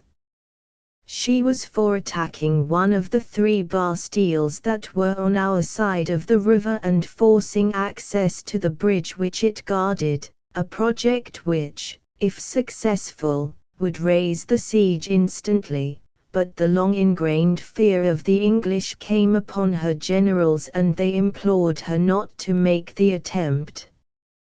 The soldiers wanted to attack, but had to suffer disappointment. So we moved on and came to a halt at a point opposite Chessy, 6 miles above Orleans. Dunois, bastard of Orleans, with a body of knights and citizens, came up from the city to welcome Joan. Joan was still burning with resentment over the trick that had been put upon her, and was not in the mood for soft speeches, even to revered military idols of her childhood. She said, "Are you the bastard?" "Yes, I am he, and am right glad of your coming." "And did you advise that I be brought by this side of the river instead of straight to Talbot and the English?" Her high manner abashed him, and he was not able to answer with anything like a confident promptness, but with many hesitations and partial excuses he managed to get out the confession that for what he and the council had regarded as imperative military reasons they so advised. "In God's name," said Joan, "my lord's counsel is safer and wiser than yours.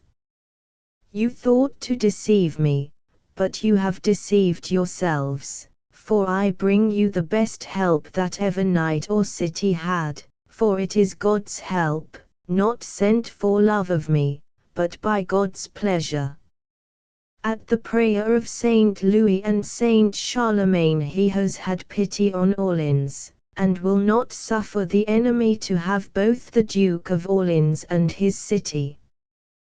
The provisions to save the starving people are here. The boats are below the city, the wind is contrary, they cannot come up hither. Now then, tell me, in God's name, you who are so wise, what that council of yours was thinking about, to invent this foolish difficulty." Dunois and the rest fumbled around the matter a moment, then gave in and conceded that a blunder had been made. "Yes, a blunder has been made," said Joan, "and except God take your proper work upon himself and change the wind and correct your blunder for you, there is none else that can devise a remedy." Some of these people began to perceive that with all her technical ignorance she had practical good sense, and that with all her native sweetness and charm she was not the right kind of a person to play with. Presently God did take the blunder in hand, and by his grace the wind did change. So the fleet of boats came up and went away loaded with provisions and cattle, and conveyed that welcome succor to the hungry city, managing the matter successfully under protection of a sortie from the walls against the Bastille of St. Loup. Then Joan began on the bastard again. "You see here the army." "Yes. It is here on this side by advice of your council." "Yes. Now, in God's name, can that wise council explain why it is better to have it here than it would be to have it in the bottom of the sea?" Dunois made some wandering attempts to explain the inexplicable and excuse the inexcusable, but Joan cut him short and said, "Answer me this, good sir, has the army any value on this side of the river?" The bastard confessed that it hadn't, that is, in view of the plan of campaign which she had devised and decreed. "And yet, knowing this, you had the hardihood to disobey my orders. Since the army's place is on the other side, will you explain to me how it is to get there?" The whole size of the needless muddle was apparent. Evasions were of no use, therefore Dunois admitted that there was no way to correct the blunder but to send the army all the way back to Blois, and let it begin over again and come up on the other side this time, according to Joan's original plan. Any other girl, after winning such a triumph as this over a veteran soldier of old renown, might have exulted a little and been excusable for it, but Joan showed no disposition of this sort. She dropped a word or two of grief over the precious time that must be lost, then began at once to issue commands for the march back. She sorrowed to see her army go, for she said its heart was great and its enthusiasm high, and that with it at her back she did not fear to face all the might of England. All arrangements having been completed for the return of the main body of the army, she took the Bastard and La Hire and 1,000 men and went down to Orleans, where all the town was in a fever of impatience to have sight of her face. It was 8 in the evening when she and the troops rode in at the Burgundy gate, with the paladin preceding her with her standard. She was riding a white horse, and she carried in her hand the sacred sword of Fierbois. You should have seen Orleans then. What a picture it was! Such black seas of people, such a starry firmament of torches, such roaring whirlwinds of welcome, such booming of bells and thundering of cannon. It was as if the world was come to an end. Everywhere in the glare of the torches one saw rank upon rank of upturned white faces, the mouths wide open, shouting, and the unchecked tears running down. Joan forged her slow way through the solid masses, her mailed form projecting above the pavement of heads like a silver statue. The people about her struggled along, gazing up at her through their tears with the rapt look of men and women who believe they are seeing one who is divine, and always her feet were being kissed by grateful folk, and such as failed of that privilege touched her horse and then kissed their fingers. Nothing that Joan did escaped notice, everything she did was commented upon and applauded. You could hear the remarks going all the time. There, she's smiling, see. Now she's taking her little plumed cap off to somebody, ah, it's fine and graceful. She's patting that woman on the head with her gauntlet. Oh, she was born on a horse, see her turn in her saddle, and kiss the hilt of her sword to the ladies in the window that threw the flowers down. Now there's a poor woman lifting up a child, she's kissed it, oh, she's divine. What a dainty little figure it is, and what a lovely face, and such color and animation. Joan's slender long banner streaming backward had an accident. The fringe caught fire from a torch. She leaned forward and crushed the flame in her hand. She's not afraid of fire nor anything, they shouted, and delivered a storm of admiring applause that made everything quake. She rode to the cathedral and gave thanks to God, and the people crammed the place and added their devotions to hers. Then she took up her march again and picked her slow way through the crowds and the wilderness of torches to the house of Jacques Boucher, treasurer of the Duke of Orleans, where she was to be the guest of his wife as long as she stayed in the city, and have his young daughter for comrade and roommate. The delirium of the people went on the rest of the night, and with it the clamor of the joy bells and the welcoming cannon. Joan of Arc had stepped upon her stage at last, and was ready to begin. Chapter 14 What the English answered, 0181, she was ready, but must sit down and wait until there was an army to work with. Next morning, Saturday, the 30th of April, 1429, she set about inquiring after the messenger who carried her proclamation to the English from Blois, the one which she had dictated at Poitiers. Here is a copy of it. It is a remarkable document, for several reasons, for its matter-of-fact directness, for its high spirit and forcible diction, and for its naive confidence in her ability to achieve the prodigious task which she had laid upon herself, or which had been laid upon her, which you please. All through it you seem to see the pomps of war and hear the rumbling of the drums. In it Joan's warrior soul is revealed, and for the moment the soft little shepherdess has disappeared from your view. This untaught country damsel, unused to dictating anything at all to anybody, much less documents of state to kings and generals, poured out this procession of vigorous sentences as fluently as if this sort of work had been her trade from childhood. Jesus Maria King of England, and you Duke of Bedford who call yourself Regent of France, William de la Pole, Earl of Suffolk, and you Thomas Lord Scales, who style yourselves lieutenants of the said Bedford, do right to the King of Heaven. Render to the maid who is sent by God the keys of all the good towns you have taken and violated in France. She is sent hither by God, to restore the blood royal.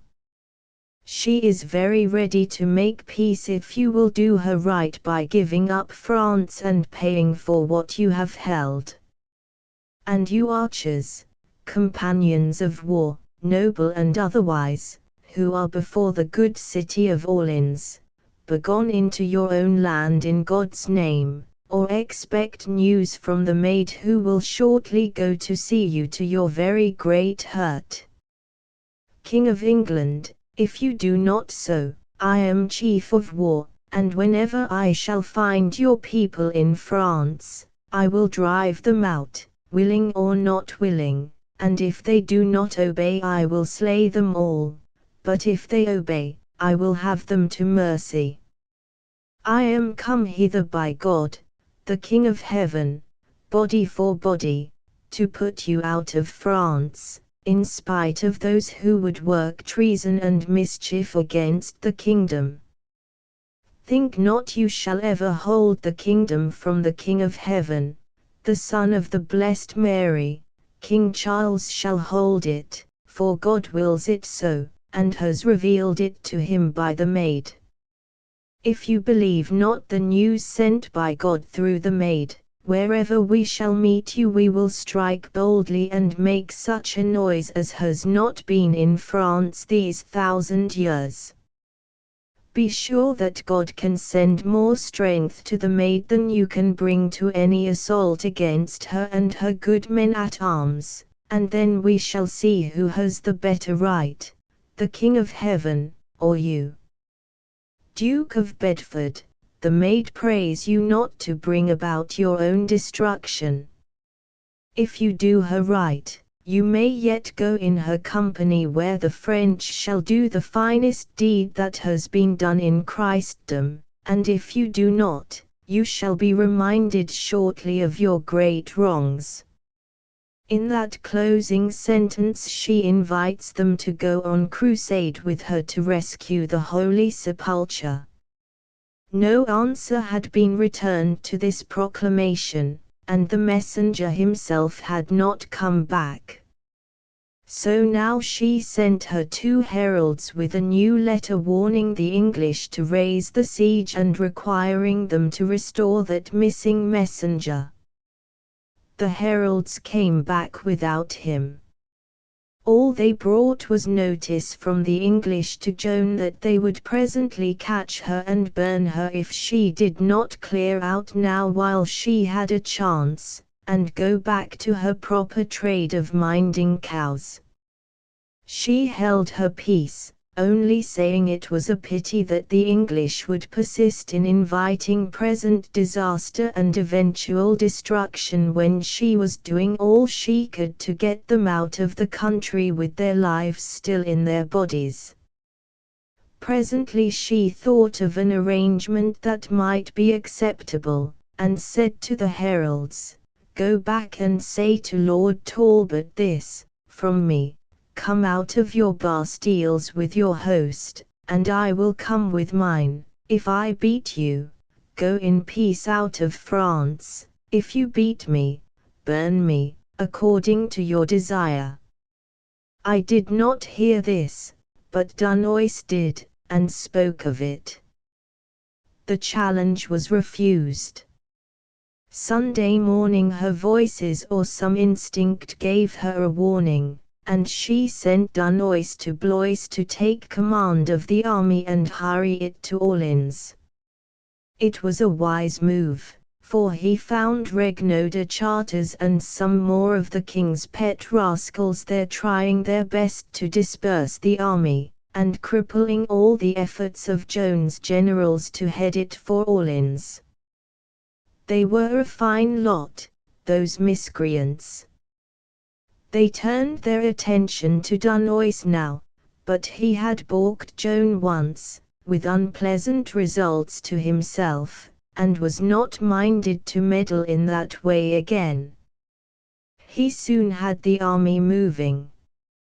Chapter 15 My exquisite poem goes to smash. We of the personal staff were in Fairyland now, during the few days that we waited for the return of the army.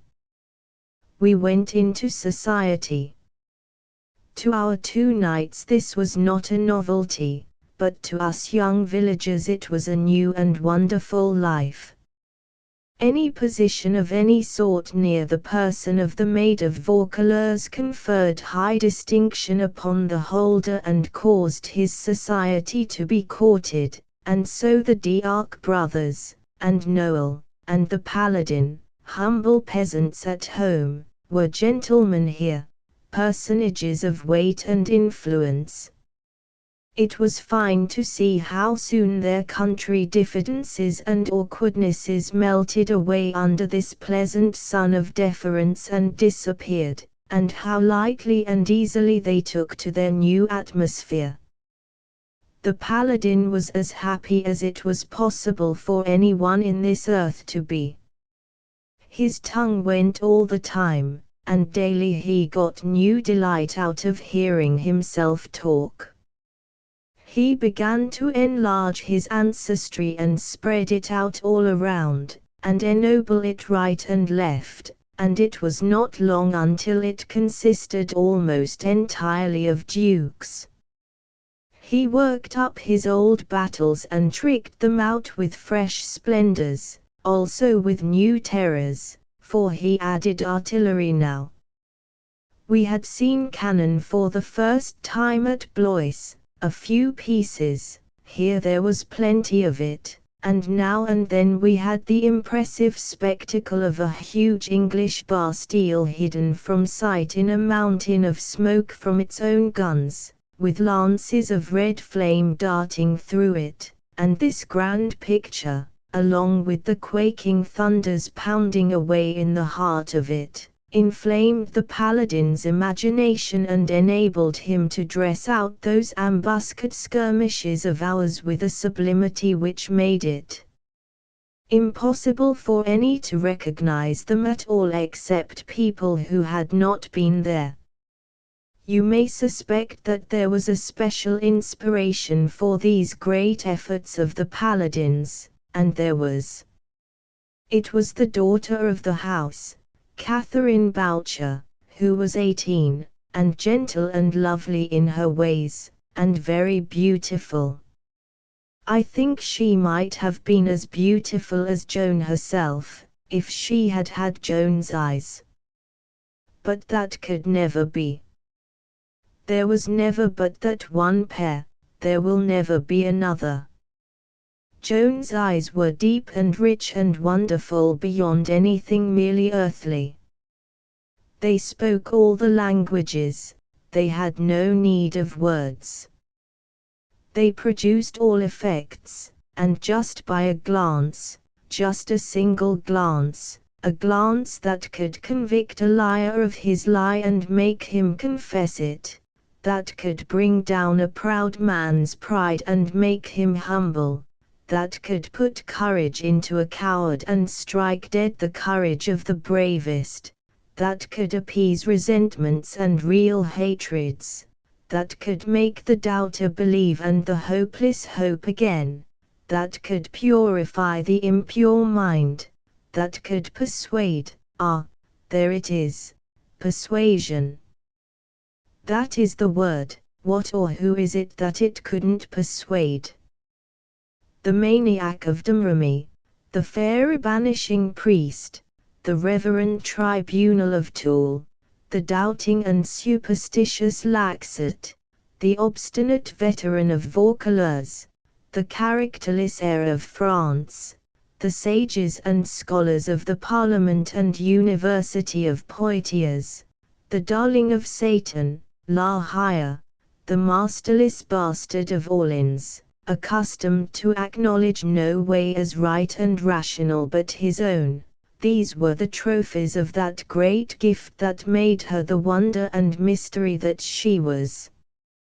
We mingled companionably with the great folk who flocked to the big house to make Joan's acquaintance, and they made much of us and we lived in the clouds, so to speak. But what we preferred even to this happiness was the quieter occasions, when the formal guests were gone and the family and a few dozen of its familiar friends were gathered together for a social good time. It was then that we did our best, we 5 youngsters, with such fascinations as we had, and the chief object of them was Catherine.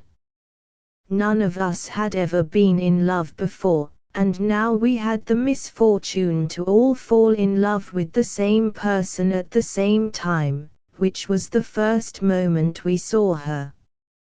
She was a merry heart, and full of life, and I still remember tenderly those few evenings that I was permitted to have my share of her dear society and of comradeship with that little company of charming people. The paladin made us all jealous the first night, for when he got fairly started on those battles of his he had everything to himself, and there was no use in anybody else's trying to get any attention.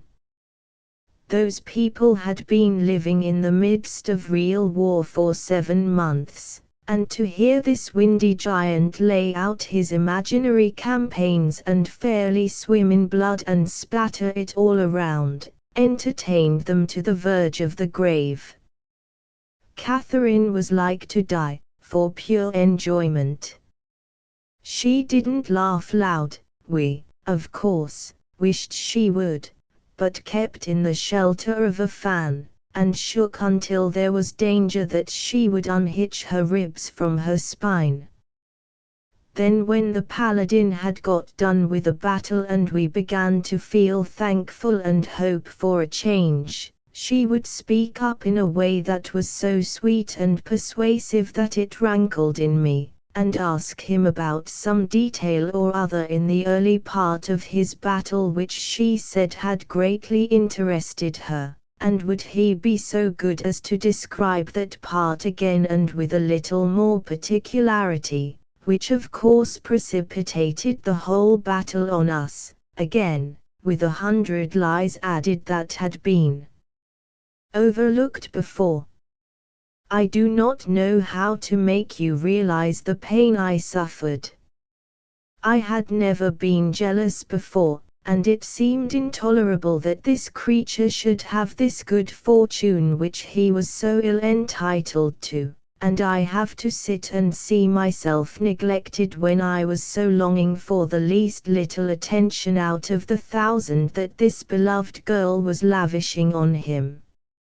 I was near her, and tried 2 or 3 times to get started on some of the things that I had done in those battles. And I felt ashamed of myself, too, for stooping to such a business, but she cared for nothing but his battles, and could not be got to listen, and presently when one of my attempts caused her to lose some precious rag or other of his mendacities and she asked him to repeat, thus bringing on a new engagement, of course, and increasing the havoc and carnage tenfold. I felt so humiliated by this pitiful miscarriage of mine that I gave up and tried no more. The others were as outraged by the paladin's selfish conduct as I was, and by his grand luck, too, of course. Perhaps, indeed, that was the main hurt. We talked our trouble over together, which was natural, for rivals become brothers when a common affliction assails them and a common enemy bears off the victory. Each of us could do things that would please and get notice if it were not for this person, who occupied all the time and gave others no chance. I had made a poem, taking a whole night to it, a poem in which I most happily and delicately celebrated that sweet girl's charms, without mentioning her name, but anyone could see who was meant, for the bare title, "The Rose of Orleans," would reveal that, as it seemed to me. It pictured this pure and dainty white rose as growing up out of the rude soil of war and looking abroad out of its tender eyes upon the horrid machinery of death, and then, note this conceit, it blushes for the sinful nature of man, and turns red in a single night. Becomes a red rose, you see, a rose that was white before. The idea was my own, and quite new. Then it sent its sweet perfume out over the embattled city, and when the beleaguering forces smelt it they laid down their arms and wept. This was also my own idea, and new. That closed that part of the poem. Then I put her into the similitude of the firmament, not the whole of it, but only part. That is to say, she was the moon, and all the constellations were following her about, their hearts in flames for love of her, but she would not halt, she would not listen, for 'twas thought she loved another. 'Twas thought she loved a poor unworthy suppliant who was upon the earth, facing danger, death, and possible mutilation in the bloody field, waging relentless war against a heartless foe to save her from an all too early grave, and her city from destruction. And when the sad pursuing constellations came to know and realize the bitter sorrow that was come upon them, note this idea, their hearts broke and their tears gushed forth, filling the vault of heaven with a fiery splendor, for those tears were falling stars. It was a rash idea, but beautiful, beautiful and pathetic, wonderfully pathetic, the way I had it, with the rhyme and all to help. At the end of each verse there was a two-line refrain pitying the poor earthly lover separated so far, and perhaps forever, from her he loved so well, and growing always paler and weaker and thinner in his agony as he neared the cruel grave. The most touching thing, even the boys themselves could hardly keep back their tears, the way Noel said those lines.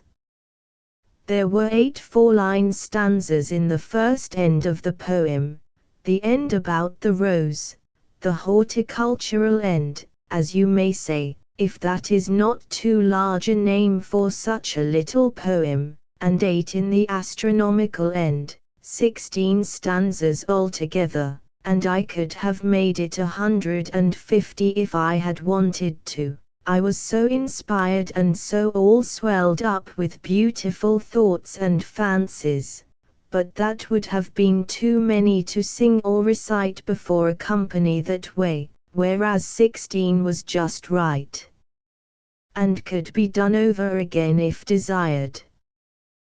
The boys were amazed that I could make such a poem as that out of my own head, and so was I, of course, it being as much a surprise to me as it could be to anybody, for I did not know that it was in me.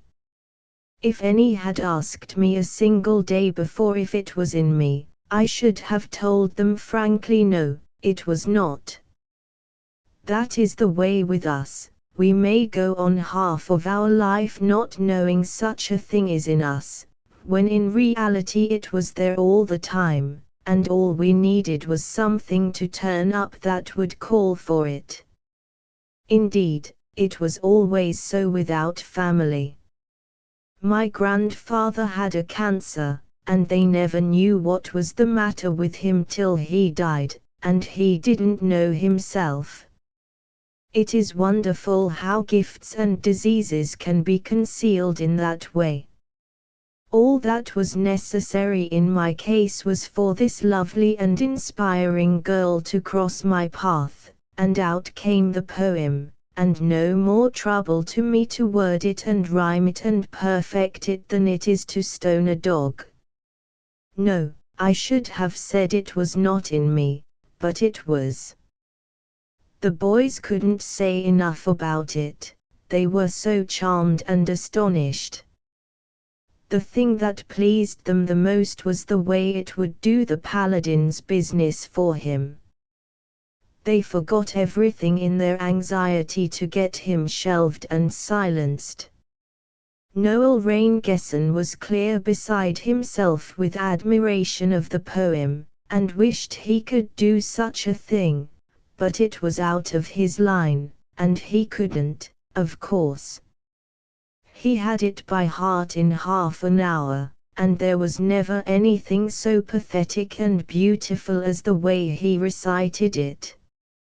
For that was just his gift, that and mimicry. He could recite anything better than anybody in the world, and he could take of La Hire to the very life, or anybody else, for that matter. Now I never could recite worth a farthing, and when I tried with this poem the boys wouldn't let me finish, they would have nobody but Noel. So then, as I wanted the poem to make the best possible impression on Catherine and the company, I told Noel he might do the reciting. Never was anybody so delighted. He could hardly believe that I was in earnest, but I was. I said that to have them know that I was the author of it would be enough for me. The boys were full of exultation, and Noel said if he could just get one chance at those people it would be all he would ask. He would make them realize that there was something higher and finer than walleyes to be had here. But how to get the opportunity, that was the difficulty. We invented several schemes that promised fairly, and at last we hit upon one that was sure. That was, to let the paladin get a good start in a manufactured battle, and then send in a false call for him, and as soon as he was out of the room, have Noel take his place and finish the battle himself in the paladin's own style, imitated to a shade. That would get great applause, and win the house's favor and put it in the right mood to hear the poem. The two triumphs together with finish the standard-bearer, modify him, anyway, to a certainty, and give the rest of us a chance for the future. So the next night I kept out of the way until the paladin had got his start and was sweeping down upon the enemy like a whirlwind at the head of his corps. Then I stepped within the door in my official uniform and announced that a messenger from General La Hire's quarters desired speech with the standard-bearer. He left the room, and Noel took his place and said that the interruption was to be deplored, but that fortunately he was personally acquainted with the details of the battle himself, and if permitted would be glad to state them to the company. Then without waiting for the permission he turned himself to the paladin, a dwarfed paladin, of course, with manner, tones, gestures, attitudes, everything exact, and went right on with the battle, and it would be impossible to imagine a more perfectly and minutely ridiculous imitation than he furnished to those shrieking people. They went into spasms, convulsions, frenzies of laughter, and the tears flowed down their cheeks in rivulets. The more they laughed, the more inspired Noel grew with his theme and the greater marvels he worked, till really the laughter was not properly laughing any more, but screaming. Blessedest feature of all, Catherine Boucher was dying with ecstasies, and presently there was little left of her but gasps and suffocations. Victory! It was a perfect Agincourt. The paladin was gone only a couple of minutes. He found out at once that a trick had been played on him, so he came back.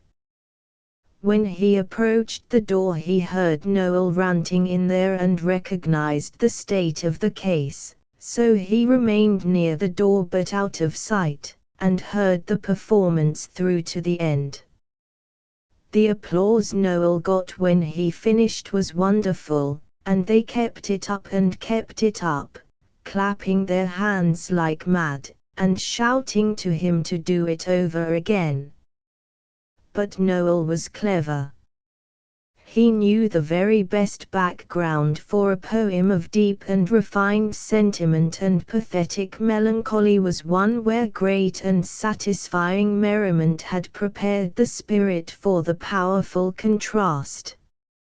So he paused until all was quiet, then his face grew grave and assumed an impressive aspect, and at once all faces sobered in sympathy and took on a look of wondering and expectant interest. Now he began in a low but distinct voice the opening verses of the Rose. As he breathed the rhythmic measures forth, and one gracious line after another fell upon those enchanted ears in that deep hush, one could catch, on every hand, half-audible ejaculations of how lovely, how beautiful, how exquisite. By this time the paladin, who had gone away for a moment with the opening of the poem, was back again, and had stepped within the door. He stood there now, resting his great frame against the wall and gazing toward the reciter like one entranced. When Noel got to the second part, and that heart-breaking refrain began to melt and move all listeners, the paladin began to wipe away tears with the back of first one hand and then the other. The next time the refrain was repeated he got to snuffling, and sort of half-sobbing, and went to wiping his eyes with the sleeves of his doublet. He was so conspicuous that he embarrassed Noel a little, and also had an ill effect upon the audience. With the next repetition he broke quite down and began to cry like a calf, which ruined all the effect and started many to the audience to laughing.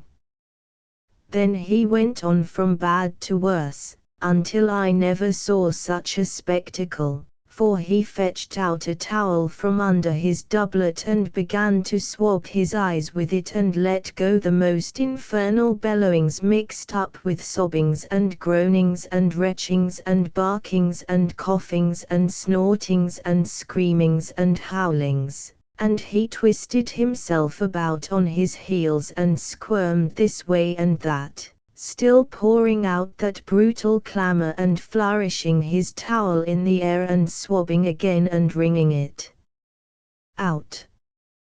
Here. You couldn't hear yourself think. Noel was wholly drowned out and silenced, and those people were laughing the very lungs out of themselves. It was the most degrading sight that ever was. Now I heard the clankety-clank that plate armor makes when the man that is in it is running, and then alongside my head there burst out the most inhuman explosion of laughter that ever rent the drum of a person's ear, and I looked, and it was La Hire, and the stood there with his gauntlets on his hips and his head tilted back and his jaws spread to that degree to let out his hurricanes and his thunders that it amounted to indecent exposure, for you could see everything that was in him.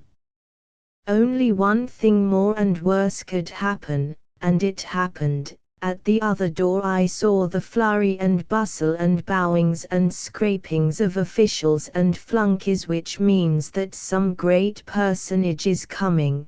Then Joan of Arc stepped in, and the house rose. Yes, and tried to shut its indecorous mouth and make itself grave and proper. But when it saw the maid herself go to laughing, it thanked God for this mercy and the earthquake that followed. Such things make a life of bitterness, and I do not wish to dwell upon them. The effect of the poem was spoiled.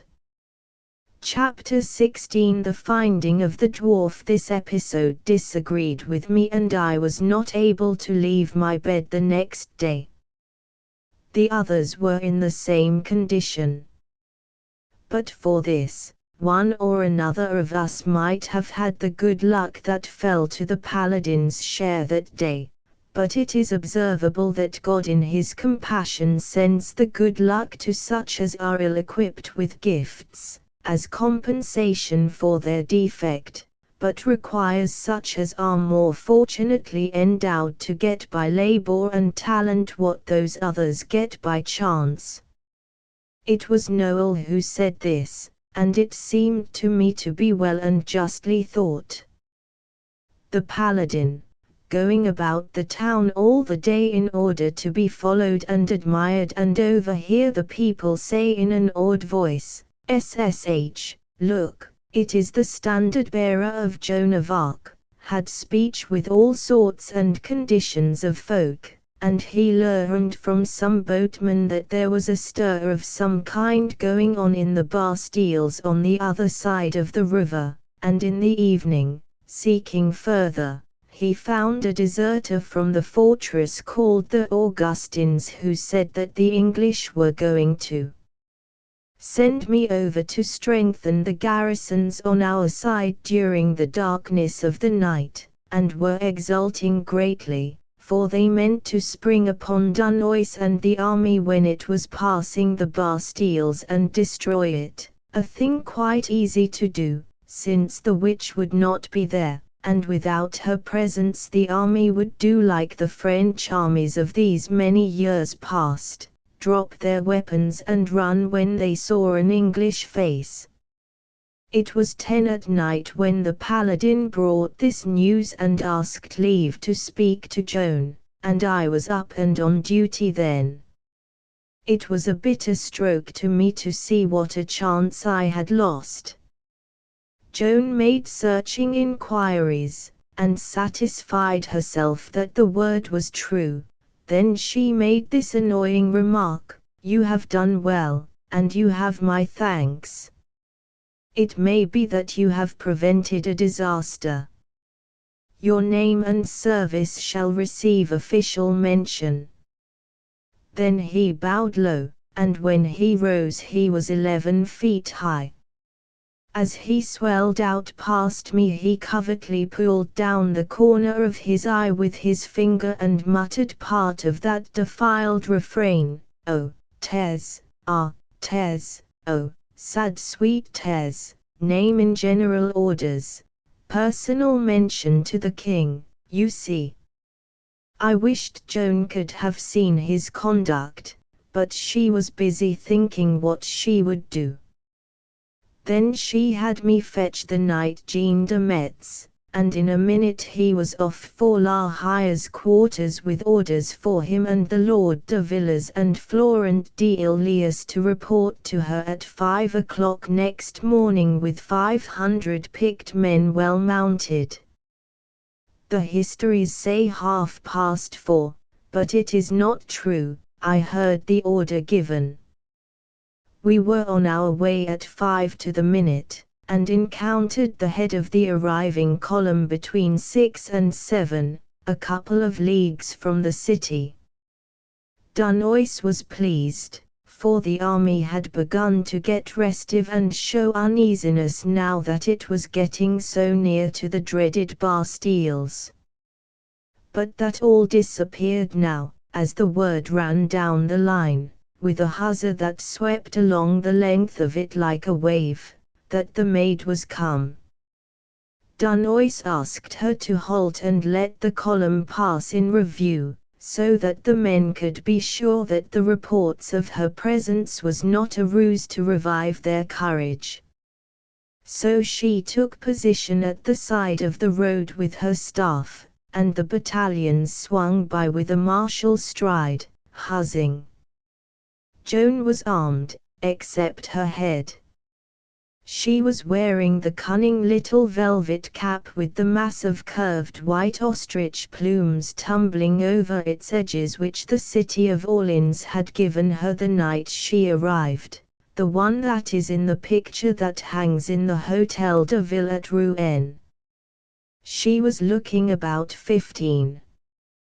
The sight of soldiers always set her blood to leaping, and lit the fires in her eyes and brought the warm rich color to her cheeks. It was then that you saw that she was too beautiful to be of the earth, or at any rate that there was a subtle something somewhere about her beauty that differed it from the human types of your experience and exalted it above them.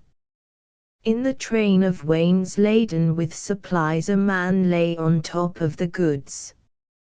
He was stretched out on his back, and his hands were tied together with ropes, and also his ankles. Joan signed to the officer in charge of that division of the train to come to her, and he rode up and saluted. "What is he that is bound there?" she asked. "A prisoner, General." "What is his offense?" "He is a deserter." "What is to be done with him?" "He will be hanged, but it was not convenient on the march, and there was no hurry." "Tell me about him." "He is a good soldier, but he asked leave to go and see his wife who was dying, he said, but it could not be granted, so he went without leave. Meanwhile the march began, and he only overtook us yesterday evening." "Overtook you? Did he come of his own will?" "Yes, it was of his own will." "He a deserter?" "Name of God." "Bring him to me." The officer rode forward and loosed the man's feet and brought him back with his hands still tied. What a figure he was, a good 7 feet high, and built for business. He had a strong face, he had an unkempt shock of black hair which showed up a striking way when the officer removed his morion for him. For weapon he had a big axe in his broad leathern belt. Standing by Joan's horse, he made Joan look littler than ever, for his head was about on a level with her own. His face was profoundly melancholy, all interest in life seemed to be dead in the man. Joan said, "Hold up your hands." The man's head was down. He lifted it when he heard that soft friendly voice, and there was a wistful something in his face which made one think that there had been music in it for him and that he would like to hear it again. When he raised his hands Joan laid her sword to his bonds, but the officer said with apprehension, "Ah, madam, my general." "What is it?" she said. "He is under sentence." "Yes, I know. I am responsible for him," and she cut the bonds. They had lacerated his wrists, and they were bleeding. "Ah, pitiful," she said, "blood, I do not like it," and she shrank from the sight. But only for a moment. "Give me something, somebody, to bandage his wrists with." The officer said, "Ah, my general, it is not fitting. Let me bring another to do it." "Another? De parle you. You would seek far to find one that can do it better than I, for I learned it long ago among both men and beasts. And I can tie better than those that did this. If I had tied him the ropes had not cut his flesh." The man looked on silent, while he was being bandaged, stealing a furtive glance at Joan's face occasionally, such as an animal might that is receiving a kindness from an unexpected quarter and is gropingly trying to reconcile the act with its source. All the staff had forgotten the huzzing army drifting by in its rolling clouds of dust, to crane their necks and watch the bandaging as if it was the most interesting and absorbing novelty that ever was. I have often seen people do like that, get entirely lost in the simplest trifle, when it is something that is out of their line. Now there in Poitiers, once, I saw 2 bishops and a dozen of those grave and famous scholars grouped together watching a man paint a sign on a shop. They didn't breathe, they were as good as dead, and when it began to sprinkle they didn't know it at first, then they noticed it, and each man hove a deep sigh, and glanced up with a surprised look as wondering to see the others there, and how he came to be there himself. But that is the way with people, as I have said. There is no way of accounting for people. You have to take them as they are. "There," said Joan at last, pleased with her success, "another could have done it no better, not as well, I think." "Tell me, what is it you did? Tell me all." The giant said, "It was this way, my angel. My mother died, then my 3 little children, one after the other, all in 2 years. It was the famine, others fared so, it was God's will. I saw them die, I had that grace, and I buried them. Then when my poor wife's fate was come, I begged for leave to go to her, she who was so dear to me, she who was all I had, I begged on my knees. But they would not let me. Could I let her die, friendless and alone? Could I let her die believing I would not come? Would she let me die and she not come, with her feet free to do it if she would, and no cost upon it but only her life? Ah, she would come through the fire. So I went. I saw her. She died in my arms. I buried her. Then the army was gone. I had trouble to overtake it, but my legs are long and there are many hours in a day. I overtook it last night." Joan said, musingly, as if she were thinking aloud, "It sounds true. If true, it were no great harm to suspend the law this one time, any would say that. It may not be true, but if it is true." She turned suddenly to the man and said, "I would see your eyes, look up." The eyes of the 2 met, and Joan said to the officer, "This man is pardoned. Give you good day, you may go." Then she said to the man, "Did you know it was death to come back to the army?" "Yes," he said, "I knew it." "Then why did you do it?" The man said, quite simply, "Because it was death. She was all I had. There was nothing left to love." Ah, yes, there was France. The children of France have always their mother, they cannot be left with nothing to love. "You shall live, and you shall serve France, I will serve you. You shall fight for France, I will fight for you. You shall be France's soldier, I will be your soldier.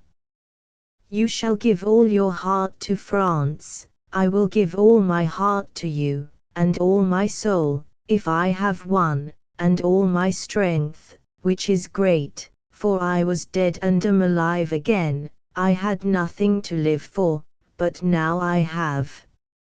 You are France for me. You are my France, and I will have no other." Joan smiled, and was touched and pleased at the man's grave enthusiasm, solemn enthusiasm, one may call it, for the manner of it was deeper than mere gravity, and she said, "Well, it shall be as you will. What are you called?" The man answered with unsmiling simplicity, "They call me the dwarf, but I think it is more in jest than otherwise." It made Joan laugh, and she said, "It has something of that look truly.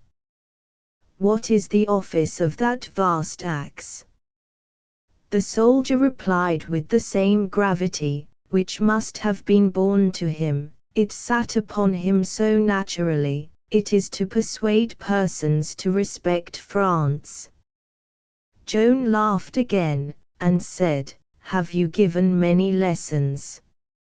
"Ah, indeed, yes, many."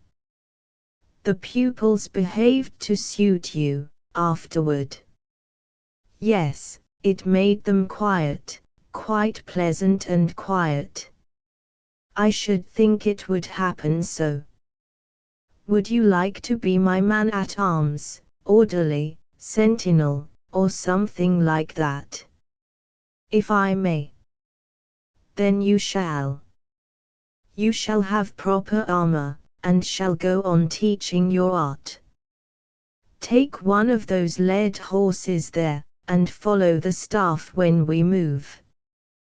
That is how we came by the dwarf, and a good fellow he was. Joan picked him out on sight, but it wasn't a mistake, no one could be faithfuler than he was, and he was a devil and the son of a devil when he turned himself loose with his axe. He was so big that he made the paladin look like an ordinary man.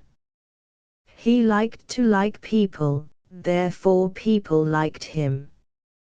He liked us boys from the start, and he liked the knights, and liked pretty much everybody he came across, but he thought more of a paring of Joan's fingernail than he did of all the rest of the world put together. Yes, that is where we got him, stretched on the wain, going to his death, poor chap, and nobody to say a good word for him. He was a good find. Why, the knights treated him almost like an equal, it is the honest truth, that is the sort of a man he was. They called him the Bastille sometimes, and sometimes they called him Hellfire, which was on account of his warm and sumptuous style in battle, and you know they wouldn't have given him pet names if they hadn't had a good deal of affection for him. To the dwarf, Joan was France, the spirit of France made flesh. He never got away from that idea that he had started with, and God knows it was the true one. That was a humble eye to see so great a truth where some others failed. To me that seems quite remarkable. And yet, after all, it was, in a way, just what nations do. When they love a great and noble thing, they embody it, they want it so that they can see it with their eyes, like liberty, for instance. They are not content with the cloudy abstract idea, they make a beautiful statue of it, and then their beloved idea is substantial and they can look at it and worship it. And so it is as I say, to the dwarf, Joan was our country embodied, our country made visible, flesh cast in a gracious form. When she stood before others, they saw Joan of Arc, but he saw France. Sometimes he would speak of her by that name. It shows you how the idea was embedded in his mind, and how real it was to him. The world has called our kings by it, but I know of none of them who has had so good a right as she to that sublime title. When the march past was finished, Joan returned to the front and rode at the head of the column. When we began to file past those grim Bastilles and could glimpse the men within, standing to their guns and ready to empty death into our ranks, such a faintness came over me and such a sickness that all things seemed to turn dim and swim before my eyes, and the other boys looked droopy, too, I thought, including the paladin, although I do not know this for certain, because he was ahead of me and I had to keep my eyes out toward the Bastille side, because I could wince better when I saw what to wince at. But Joan was at home, in paradise, I might say. She sat up straight, and I could see that she was feeling different from me. The awfulest thing was the silence. There wasn't a sound but the squeaking of the saddles, the measured tramplings, and the sneezing of the horses, afflicted by the smothering dust clouds which they kicked up. I wanted to sneeze myself, but it seemed to me that I would rather go unsneezed, or suffer even a bitterer torture, if there is one, than attract attention to myself. I was not of a rank to make suggestions, or I would have suggested that if we went faster we should get by sooner. It seemed to me that it was an ill-judged time to be taking a walk. Just as we were drifting in that suffocating stillness past a great cannon that stood just within a raised portcullis, with nothing between me and it but the moat, a most uncommon jackass in there split the world with his bray, and I fell out of the saddle.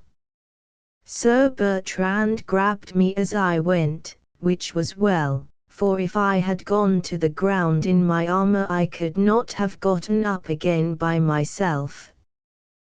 The English warders on the battlements laughed a coarse laugh, forgetting that everyone must begin, and that there had been a time when they themselves would have fared no better when shot by a jackass.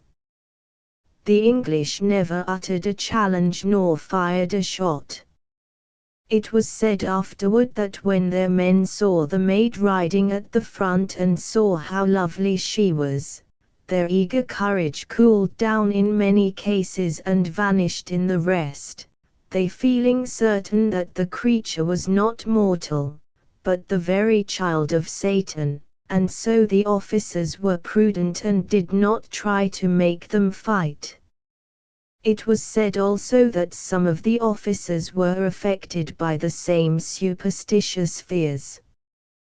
Well, in any case, they never offered to molest us, and we poked by all the grisly fortresses in peace. During the march I caught up on my devotions, which were in arrears, so it was not all loss and no profit for me after all. It was on this march that the histories say Dunois told Joan that the English were expecting reinforcements under the command of Sir John Fastolf, and that she turned upon him and said, "Bastard, bastard, in God's name I warn you to let me know of his coming as soon as you hear of it, for if he passes without my knowledge you shall lose your head." It may be so, I don't deny it, but I didn't hear it. If she really said it, I think she only meant she would take off his official head, degrade him from his command. It was not like her to threaten a comrade's life. She did have her doubts of her generals, and was entitled to them, for she was all for storm and assault, and they were for holding still and tiring the English out. Since they did not believe in her way and were experienced old soldiers, it would be natural for them to prefer their own and try to get around carrying hers out. But I did hear something that the histories didn't mention and don't know about. I heard Joan say that now that the garrisons on the other side had been weakened to strengthen those on our side, the most effective point of operations had shifted to the south shore, so she meant to go over there and storm the forts which held the bridge end, and that would open up communication with our own dominions and raise the siege. The generals began to balk, privately, right away, but they only baffled and delayed her, and that for only 4 days. All Orleans met the army at the gate and huzzaed it through the bannered streets to its various quarters, but nobody had to rock it to sleep, it slumped down dog-tired, for Dunois had rushed it without mercy, and for the next 24 hours it would be quiet, all but the snoring. Chapter 17 Sweet Fruit of Bitter Truth, 0197. When we got home, breakfast for us minor fry was waiting in our mess room and the family honored us by coming in to eat it with us. The nice old treasurer, and in fact all three were flatteringly eager to hear about our adventures. Nobody asked the paladin to begin, but he did begin, because now that his specially ordained and peculiar military rank set him above everybody on the personal staff but old d'Orlon, who didn't eat with us, he didn't care a farthing for the knight's nobility, no mine, but took precedence in the talk whenever it suited him, which was all the time, because he was born that way. He said, "God be thanked, we found the army in admirable condition. I think I have never seen a finer body of animals." "Animals," said Miss Catherine. "I will explain to you what he means," said Noel. I will trouble you not to trouble yourself to explain anything for me," said the paladin, loftily. "I have reason to think." "That is his way," said Noel. "Always when he thinks he has reason to think, he thinks he does think, but this is an error. He didn't see the army. I noticed him, and he didn't see it. He was troubled by his old complaint." "What's his old complaint?" Catherine asked. "Prudence," I said, seeing my chance to help. But it was not a fortunate remark, for the paladin said, "It probably isn't your turn to criticize people's prudence, you who fall out of the saddle when a donkey brays." They all laughed, and I was ashamed of myself for my hasty smartness. I said, "It isn't quite fair for you to say I fell out on account of the donkey's braying. It was emotion, just ordinary emotion. Very well, if you want to call it that, I am not objecting. What would you call it, Sir Bertrand? Well, whatever it was excusable, I think. All of you have learned how to behave in hot hand-to-hand engagements, and you don't need to be ashamed of your record in that matter, but to walk along in front of death, with one's hands idle, and no noise, no music, and nothing going on, is a very trying situation. If I were you, de Conti, I would name the emotion. It's nothing to be ashamed of. It was as straight and sensible a speech as ever I heard, and I was grateful for the opening it gave me, so I came out and said, it was fear, and thank you for the honest idea, too. It was the cleanest and best way out, said the old treasurer. You've done well, my lad. That made me comfortable, and when Miss Catherine said, it's what I think, too, I was grateful to myself for getting into that scrape. Sir Jean de Metz said, we were all in a body together when the donkey brayed, and it was dismally still at the time. I don't see how any young campaigner could escape some little touch of that emotion. He looked about him with a pleasant expression of inquiry on his good face, and as each pair of eyes in turn met his head they were in nodded a confession. Even the paladin delivered his nod. That surprised everybody, and saved the standard-bearer's credit. It was clever of him. Nobody believed he could tell the truth that way without practice, or would tell that particular sort of a truth either with or without practice. I suppose he judged it would favorably impress the family. Then the old treasurer said, passing the forts in that trying way required the same sort of nerve that a person must have when ghosts are about him in the dark, I should think. What does the standard-bearer think? Well, I don't quite know about that, sir. I've often thought I would like to see a ghost if I, would you? Exclaimed the young lady. We've got one. Would you try that one? Will you? She was so eager and pretty that the paladin said straight out that he would, and then as none of the rest had bravery enough to expose the fear that was in him, one volunteered after the other with a prompt mouth and a sick heart till all were shipped for the voyage. Then the girl clapped her hands in glee, and the parents were gratified, too, saying that the ghosts of their house had been a dread and a misery to them and their forebears for generations, and nobody had ever been found yet who was willing to confront them and find out what their trouble was, so that the family could heal it and content the poor spectres and beguile them to tranquility and peace.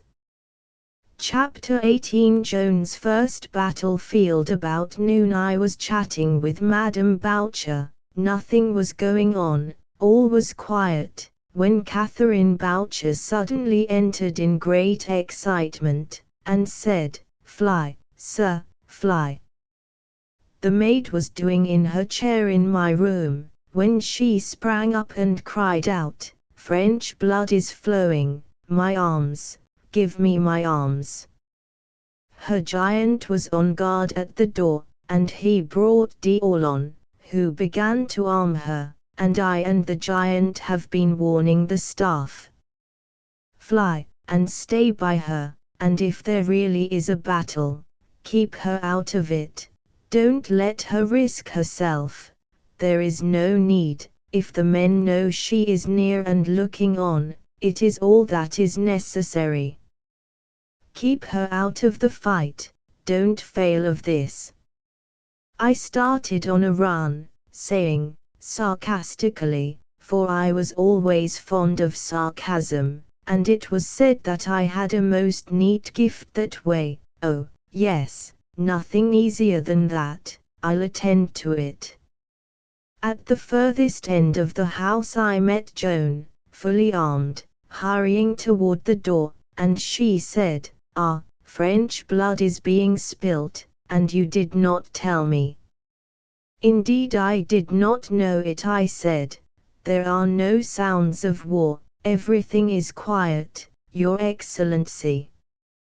"You will hear war sounds enough in a moment," she said, and was gone. It was true. Before one could count 5 there broke upon the stillness the swelling rush and tramp of an approaching multitude of men and horses, with hoarse cries of command, and then out of the distance came the muffled deep boom, boom boom, boom of cannon, and straightway that rushing multitude was roaring by the house like a hurricane. Our knights and all our staff came flying, armed, but with no horses ready, and we burst out after Joan in a body, the paladin in the lead with the banner. The surging crowd was made up half of citizens and half of soldiers, and had no recognized leader. When Joan was seen a huzzah went up, and she shouted, "A horse, a horse!" A dozen saddles were at her disposal in a moment. She mounted, 100 people shouting, "Way, there, way for the Maid of Orleans." The first time that that immortal name was ever uttered, and I, praise God, was there to hear it. The mass divided itself like the waters of the Red Sea, and down this lane Joan went skimming like a bird, crying, "Forward, French hearts, follow me," and we came winging in her wake on the rest of the borrowed horses, the holy standard streaming above us, and the lane closing together in our rear. This was a different thing from the ghastly march past the dismal Bastilles. No, we felt fine, now, and all a-whirl with enthusiasm. The explanation of this sudden uprising was this.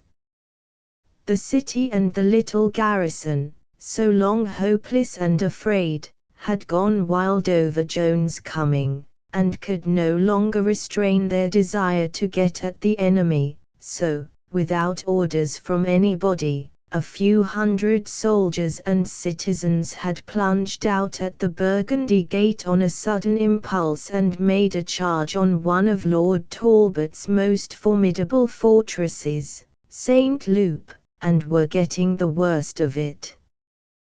The news of this had swept through the city and started this new crowd that we were with.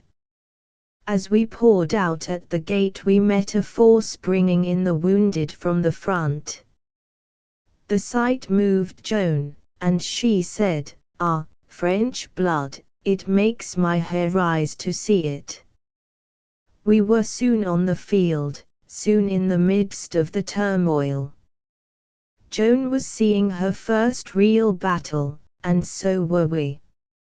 It was a battle in the open field, for the garrison of St. Loup had sallied confidently out to meet the attack, being used to victories when witches were not around. The sally had been reinforced by troops from the Paris Bastille, and when we approached the French were getting whipped and were falling back. But when Joan came charging through the disorder with her banner displayed, crying, "Forward, men, follow me," there was a change. The French turned about and surged forward like a solid wave of the sea, and swept the English before them, hacking and slashing, and being hacked and slashed, in a way that was terrible to see. In the field the dwarf had no assignment, that is to say, He was not under orders to occupy any particular place, therefore he chose his place for himself, and went ahead of Joan and made a road for her. It was horrible to see the iron helmets fly into fragments under his dreadful axe. He called it cracking nuts, and it looked like that. He made a good road, and paved it well with flesh and iron. Joan and the rest of us followed it so briskly that we outspeeded our forces and had the English behind us as well as before. The knights commanded us to face outward around Joan, which we did, and then there was work done that was fine to see. One was obliged to respect the paladin, now. Being right under Joan's exalting and transforming eye, he forgot his native prudence, he forgot his diffidence in the presence of danger, he forgot what fear was, and he never laid about him in his imaginary battles in a more tremendous way that he did in this real one, and wherever he struck there was an enemy the less. We were in that close place only a few minutes. Then our forces to the rear broke through with a great shout and joined us, and then the English fought a retreating fight, but in a fine and gallant way, and we drove them to their fortress foot by foot, they facing us all the time, and their reserves on the walls raining showers of arrows, crossbow bolts, and stone cannonballs upon us.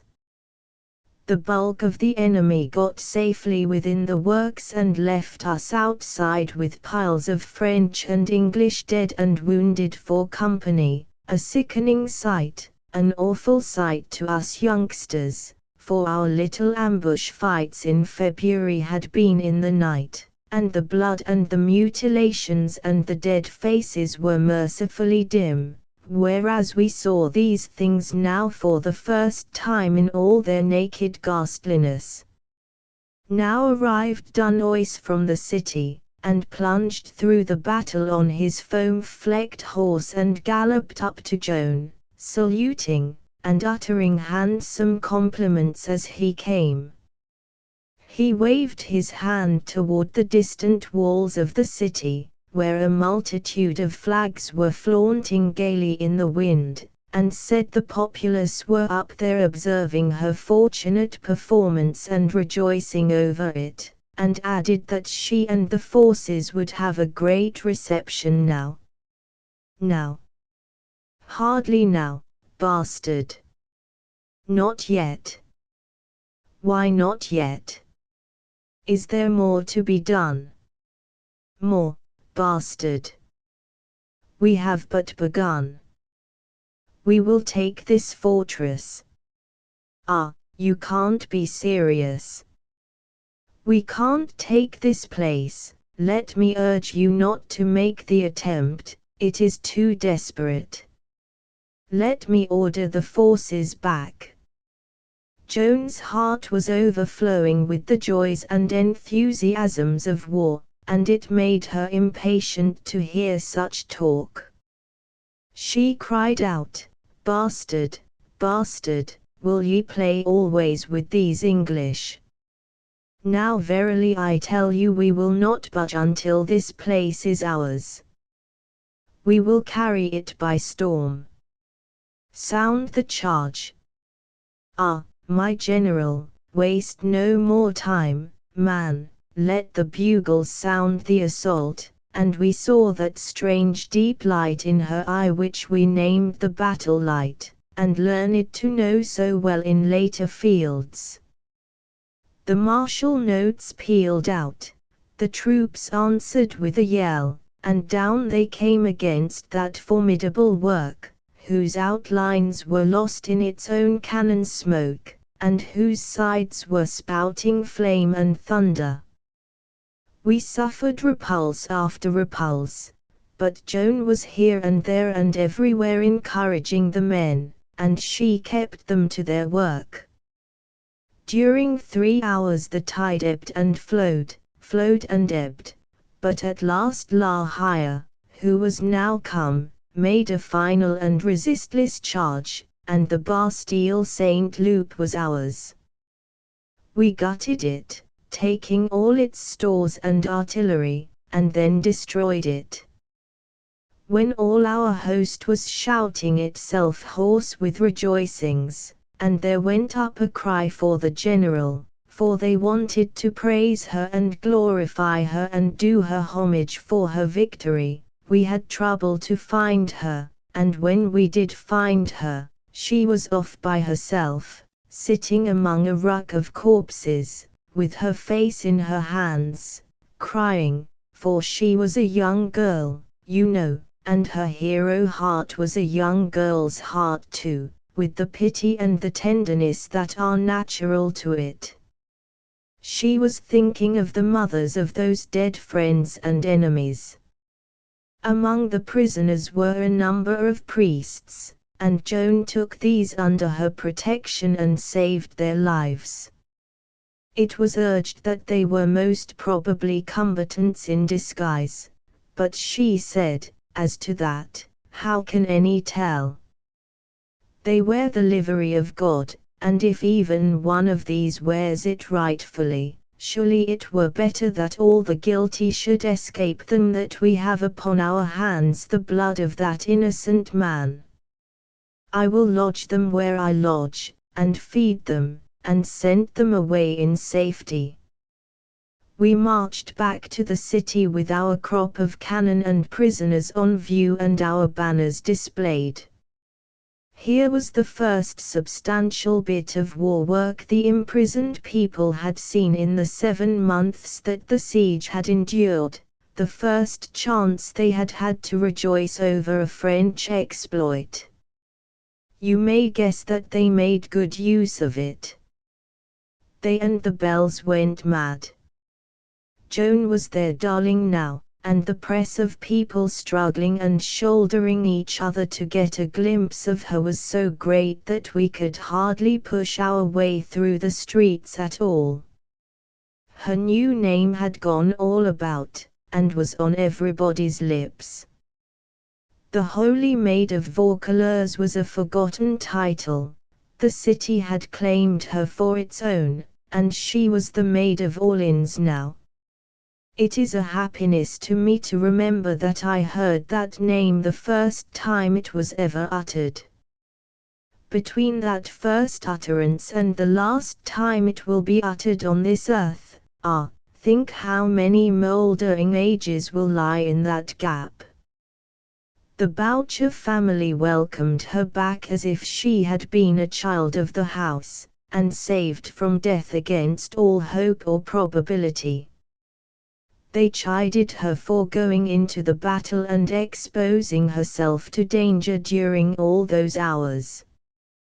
They could not realize that she had meant to carry her warriorship so far, and asked her if it had really been her purpose to go right into the turmoil of the fight, or hadn't she got swept into it by accident and the rush of the troops. They begged her to be more careful another time. It was good advice, maybe, but it fell upon pretty unfruitful soil. Chapter 19 We burst in upon ghosts being worn out with the long fight. We all slept the rest of the afternoon away and 2 or 3 hours into the night. Then we got up refreshed, and had supper. As for me, I could have been willing to let the matter of the ghost drop, and the others were of a like mind, no doubt, for they talked diligently of the battle and said nothing of that other thing. And indeed it was fine and stirring to hear the paladin rehearse his deeds and see him pile his dead, 15 here, 18 there, and 35 yonder. But this only postponed the trouble, it could not do more. He could not go on forever. When he had carried the Bastille by assault and eaten up the garrison, there was nothing for it but to stop, unless Catherine Boucher would give him a new start and have it all done over again, as we hoped she would, this time, but she was otherwise minded. As soon as there was a good opening and a fair chance, she brought up her unwelcome subject, and we faced it the best we could. We followed her and her parents to the haunted room at 11 o'clock, with candles, and also with torches to place in the sockets on the walls. It was a big house, with very thick walls, and this room was in a remote part of it which had been left unoccupied for nobody knew how many years, because of its evil repute. This was a large room, like a salon, and had a big table in it of enduring oak and well preserved, but the chairs were worm-eaten and the tapestry on the walls was rotten and discolored by age. The dusty cobwebs under the ceiling had the look of not having had any business for a century. Catherine said, "Tradition says that these ghosts have never been seen, they have merely been heard. It is plain that this room was once larger than it is now, and that the wall at this end was built in some bygone time to make and fence off a narrow room there.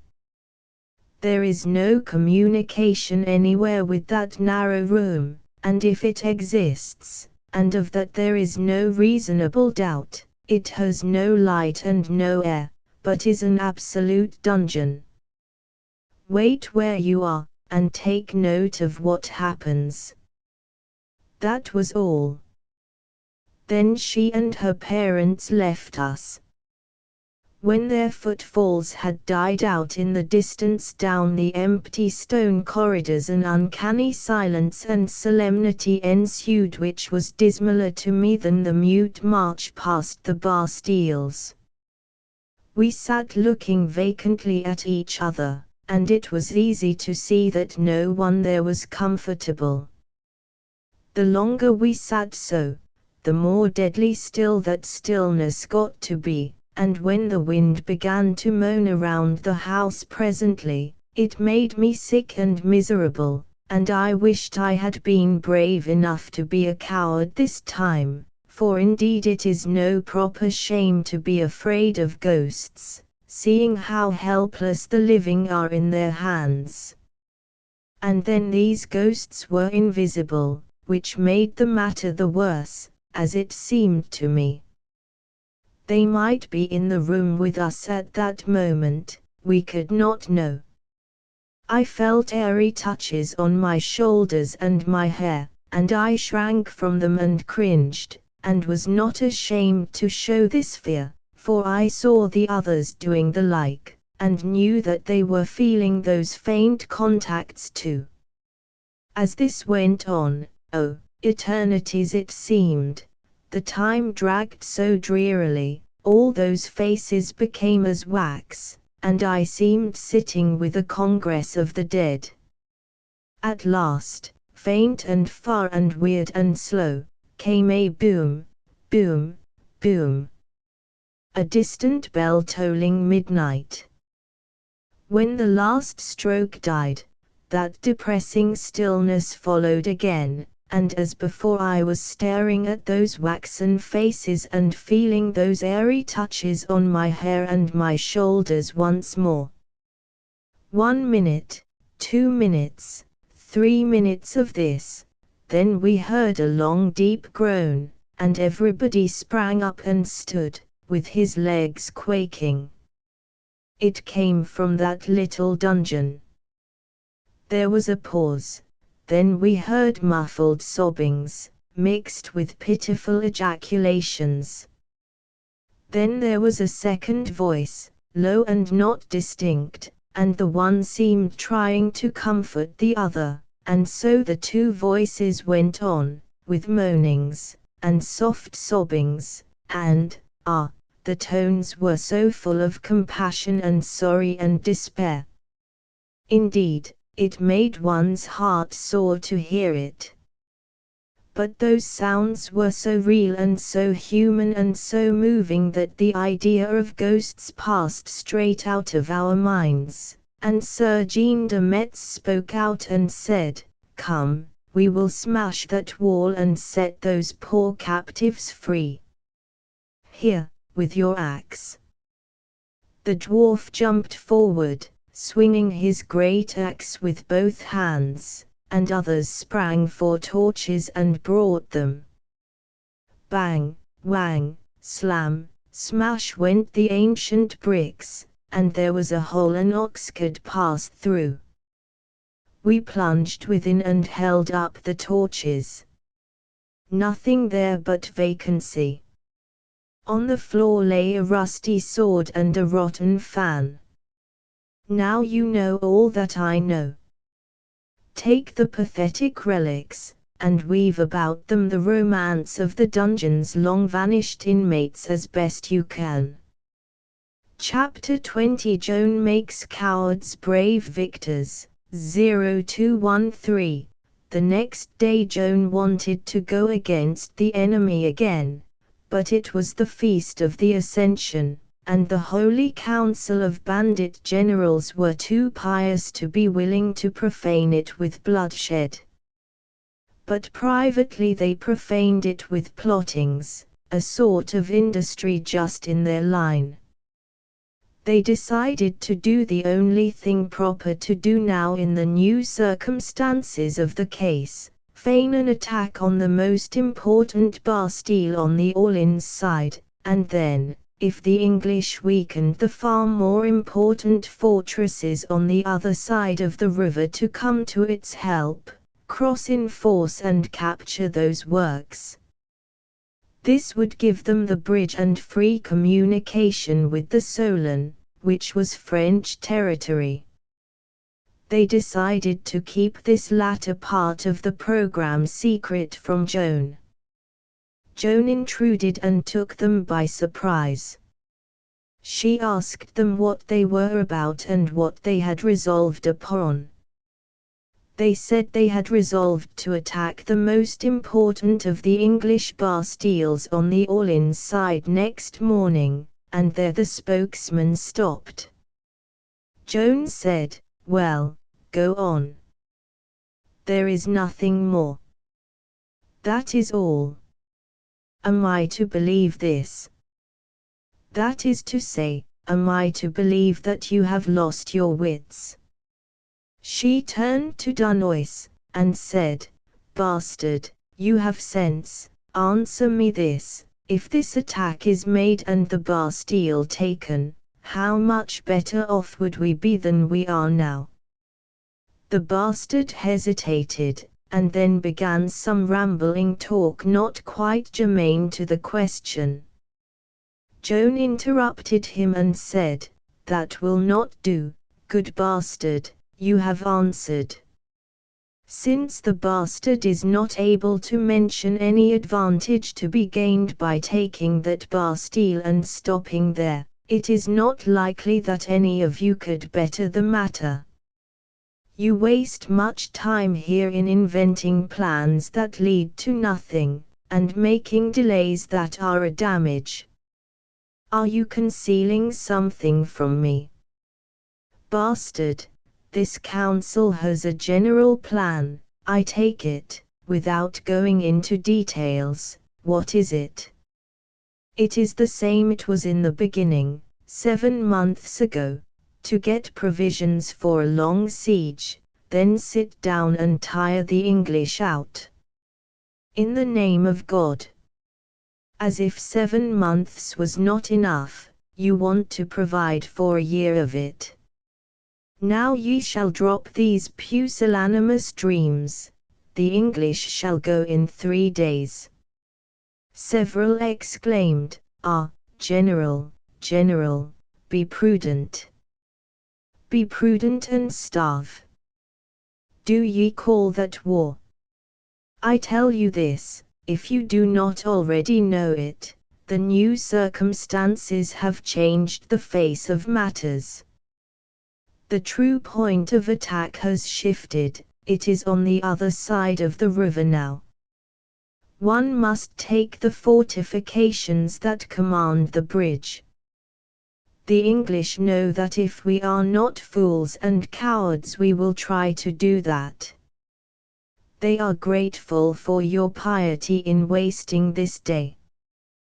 They will reinforce the bridge forts from this side tonight, knowing what ought to happen tomorrow. You have but lost a day and made our task harder, for we will cross and take the bridge forts. Bastard, tell me the truth, does not this council know that there is no other course for us than the one I am speaking of? Dunois conceded that the council did know it to be the most desirable, but considered it impracticable, and he excused the council as well as he could by saying that inasmuch as nothing was really and rationally to be hoped for but a long continuance of the siege and wearying out of the English, they were naturally a little afraid of Joan's impetuous notions. He said, "You see, we are sure that the waiting game is the best, whereas you would carry everything by storm." "That I would, and moreover that I will. You have my orders, here and now. We will move upon the forts of the south bank tomorrow at dawn. And carry them by storm."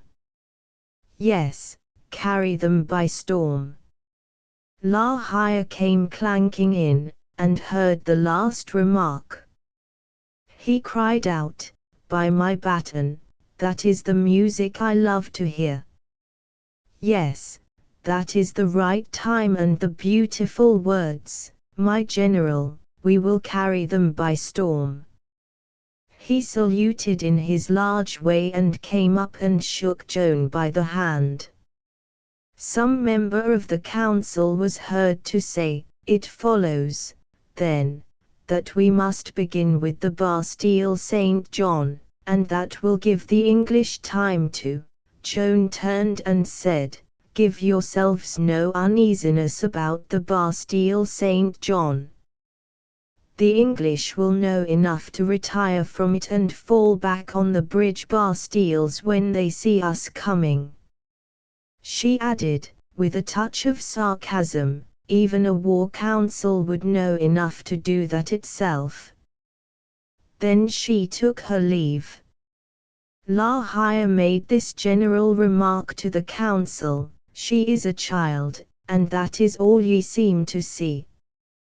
Keep to that superstition if you must, but you perceive that this child understands this complex game of war as well as any of you, and if you want my opinion without the trouble of asking for it, here you have it without ruffles or embroidery. By God, I think she can teach the best of you how to play it." Joan had spoken truly. The sagacious English saw that the policy of the French had undergone a revolution, that the policy of paltering and dawdling was ended, that in place of taking blows, blows were ready to be struck now. Therefore they made ready for the new state of things by transferring heavy reinforcements to the bastilles of the south bank from those of the north. The city learned the great news that once more in French history, after all these humiliating years, France was going to take the offensive, that France, so used to retreating, was going to advance, that France, so long accustomed to skulking, was going to face about and strike. The joy of the people passed all bounds. The city walls were black with them to see the army march out in the morning in that strange new position, its front, not its tail, toward an English camp. You shall imagine for yourselves what the excitement was like and how it expressed itself, when Joan rode out at the head of the host with her banner floating above her. We crossed the Five in strong force, and a tedious long job it was, for the boats were small and not numerous.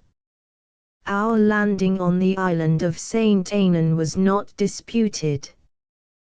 We threw a bridge of a few boats across the narrow channel thence to the south shore and took up our march in good order and unmolested, for although there was a fortress there, St. John, the English vacated and destroyed it and fell back on the bridge forts below as soon as our first boats were seen to leave the Orleans shore, which was what Joan had said would happen, when she was disputing with the council. We moved down the shore and Joan planted her standard before the Bastille of the Augustins, the first of the formidable works that protected the end of the bridge. The trumpets sounded the assault, and 2 charges followed in handsome style, but we were too weak, as yet, for our main body was still lagging behind. Before we could gather for a third assault, the garrison of St. Prive were seen coming up to reinforce the big Bastille. They came on a run, and the Augustins sallied out, and both forces came against us with a rush, and sent our small army flying in a panic, and followed us, slashing and slaying, and shouting jeers and insults at us. Joan was doing her best to rally the men, but their wits were gone, their hearts were dominated for the moment by the old-time dread of the English. Joan's temper flamed up, and she halted and commanded the trumpets to sound the advance. Then she wheeled about and cried out, "If there is but a dozen of you that are not cowards, it is enough, follow me." Away she went, and after her a few dozen who had heard her words and been inspired by them. The pursuing force was astonished to see her sweeping down upon them with this handful of men, and it was their turn now to experience a grisly fright. "Surely this is a witch, this is a child of Satan." That was their thought, and without stopping to analyze the matter they turned and fled in a panic. Our flying squadrons heard the bugle and turned to look, and when they saw the Maid's banner speeding in the other direction and the enemy scrambling ahead of it in disorder, their courage returned and they came scouring after us. La Hire heard it and hurried his force forward and caught up with us just as we were planting our banner again before the ramparts of the Augustins. We were strong enough now. We had a long and tough piece of work before us, but we carried it through before night, Joan keeping us hard at it, and she and La Hire saying we were able to take that big Bastille, and must. The English fought like, well, they fought like the English. When that is said, there is no more to say. We made assault after assault, through the smoke and flame and the deafening cannon blasts, and at last as the sun was sinking we carried the place with a rush, and planted our standard on its walls. The Augustins was ours. The Tourelles must be ours, too, if we would free the bridge and raise the siege. We had achieved one great undertaking, Joan was determined to accomplish the other. We must lie on our arms where we were, hold fast to what we had got, and be ready for business in the morning. So Joan was not minded to let the men be demoralized by pillage and riot and carousings. She had the Augustins burned, with all its stores in it, excepting the artillery and ammunition. Everybody was tired out with this long day's hard work, and of course this was the case with Joan. Still, she wanted to stay with the army before the Tourelles, to be ready for the assault in the morning. The chiefs argued with her, and at last persuaded her to go home and prepare for the great work by taking proper rest, and also by having a leech look to a wound which she had received in her foot. So we crossed with them and went home. Just as usual, we found the town in a fury of joy, all the bells clanging, everybody shouting, and several people drunk. We never went out or came in without furnishing good and sufficient reasons for one of these pleasant tempests, and so the tempest was always on hand. There had been a blank absence of reasons for this sort of upheavals for the past 7 months, therefore the people too to the upheavals with all the more relish on that account. Chapter 21. She gently reproves her dear friend to get away from the usual crowd of visitors and have a rest. Joan went with Catherine straight to the apartment which the two occupied together, and there they took their supper and there the wound was dressed. But then, instead of going to bed, Joan, weary as she was, sent the dwarf for me, in spite of Catherine's protests and persuasions. She said she had something on her mind, and must send a courier to Domremy with a letter for our old Periaphant to read to her mother. I came, and she began to dictate. After some loving words and greetings to her mother and family, came this: but the thing which moves me to write now, is to say that when you presently hear that I am wounded, you shall give yourself no concern about it, and refuse faith to any that shall try to make you believe it is serious. She was going on, when Catherine spoke up and said, but it will fright her so to read these words. Strike them out, Joan. Strike them out, and wait only 1 day, 2 days at most, then write and say your foot was wounded but is well again, for it surely be well then, or very near it. Don't distress her, Joan, do as I say. A laugh like the laugh of the old days, the impulsive free laugh of an untroubled spirit, a laugh like a chime of bells, was Joan's answer. Then she said, my foot. Why should I write about such a scratch as that? I was not thinking of it, dear heart. Child, have you another wound and a worse, and have not spoken of it? What have you been dreaming about, that you? She had jumped up, full of vague fears, to have the leech called back at once, but Joan laid her hand upon her arm and made her sit down again, saying, there, now, be tranquil, there is no other wound, as yet. I am writing about one which I shall get when we storm that Bastille tomorrow. Catherine had the look of one who is trying to understand a puzzling proposition but cannot quite do it. She said, in a distraught fashion, a wound which you are going to get. But why grieve your mother when it may not happen? May not? Why, it will. The puzzle was a puzzle still. Catherine said in that same abstracted way as before, will. It is a strong word. I cannot seem to, my mind is not able to take hold of this.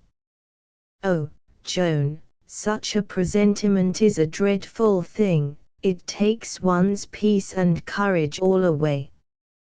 Cast it from you, drive it out. It will make your whole night miserable, and to no good, for we will hope, but it isn't a presentiment, it is a fact. And it will not make me miserable. It is uncertainties that do that, but this is not an uncertainty. Joan, do you know it is going to happen? Yes, I know it. My voices told me.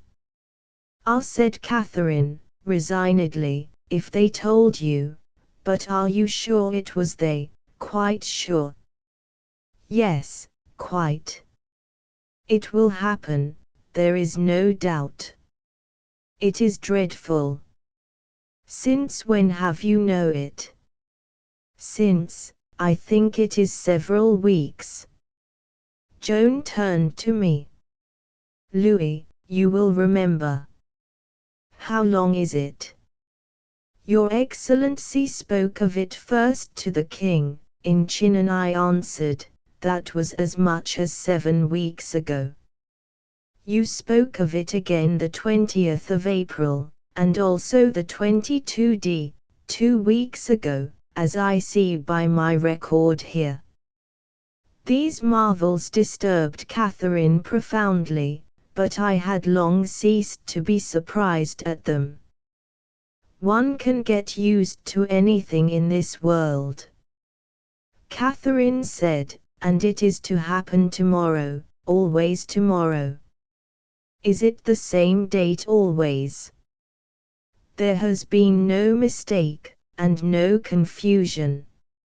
No, Joan said, the 7th of May is the date, there is no other. Then you shall not go a step out of this house till that awful day is gone by. You will not dream of it, Joan, will you? Promise that you will stay with us. But Joan was not persuaded. She said, it would not help the matter, dear good friend. The wound is to come, and come tomorrow. If I do not seek it, it will seek me. My duty calls me to that place tomorrow. I should have to go if my death were waiting for me there. Shall I stay away for only a wound? Oh, no, we must try to do better than that. Then you are determined to go? Of a certainty, yes. There is only one thing that I can do for France, hearten her soldiers for battle and victory. She thought a moment, then added, however, one should not be unreasonable, and I would do much to please you, who are so good to me. Do you love France? I wondered what she might be contriving now, but I saw no clue. Catherine said, reproachfully, ah, what have I done to deserve this question? Then you do love France?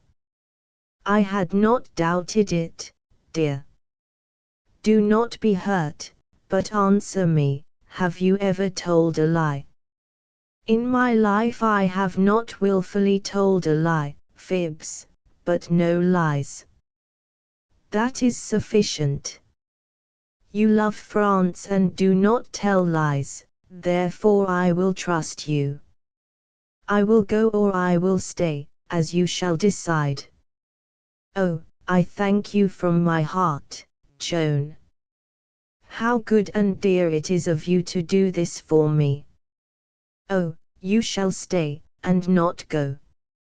In her delight she flung her arms about Joan's neck and squandered endearments upon her, the least of which would have made me rich, but, as it was, they only made me realize how poor I was, how miserably poor in what I would most have prized in this world.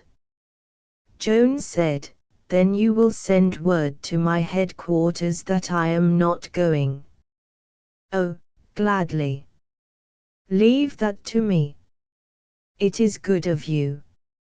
And how will you word it, for it must have proper official form?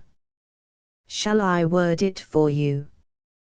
Oh, do, for you know about these solemn procedures and stately proprieties, and I have had no experience.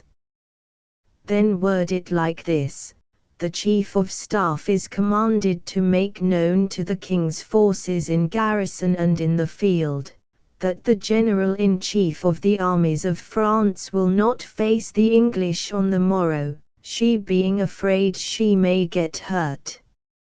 Signed, Joan of Arc, by the hand of Catherine Boucher, who loves France. There was a pause, a silence of the sort that tortures one into stealing a glance to see how the situation looks, and I did that.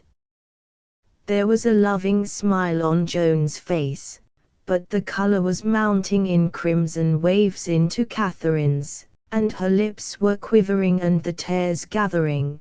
Then she said, "Oh, I am so ashamed of myself, and you are so noble and brave and wise, and I am so paltry and such a fool," and she broke down and began to cry, and I did so want to take her in my arms and comfort her, but Joan did it, and of course I said nothing.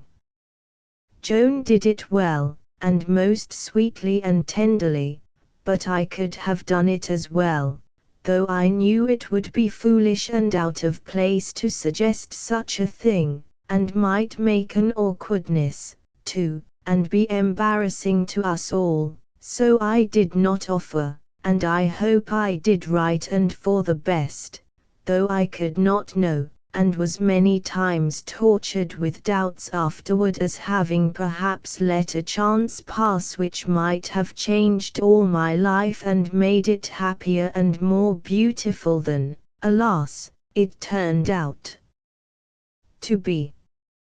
For this reason I grieve yet, when I think of that scene, and do not like to call it up out of the deeps of my memory because of the pangs it brings. Well, well, a good and wholesome thing is a little harmless fun in this world. It tones a body up and keeps him human and prevents him from souring.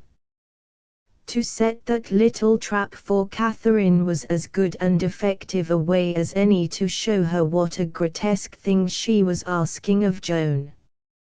It was a funny idea now, wasn't it, when you look at it all around?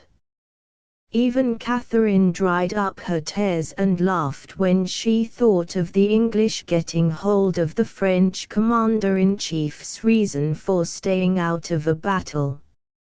She granted that they could have a good time over a thing like that.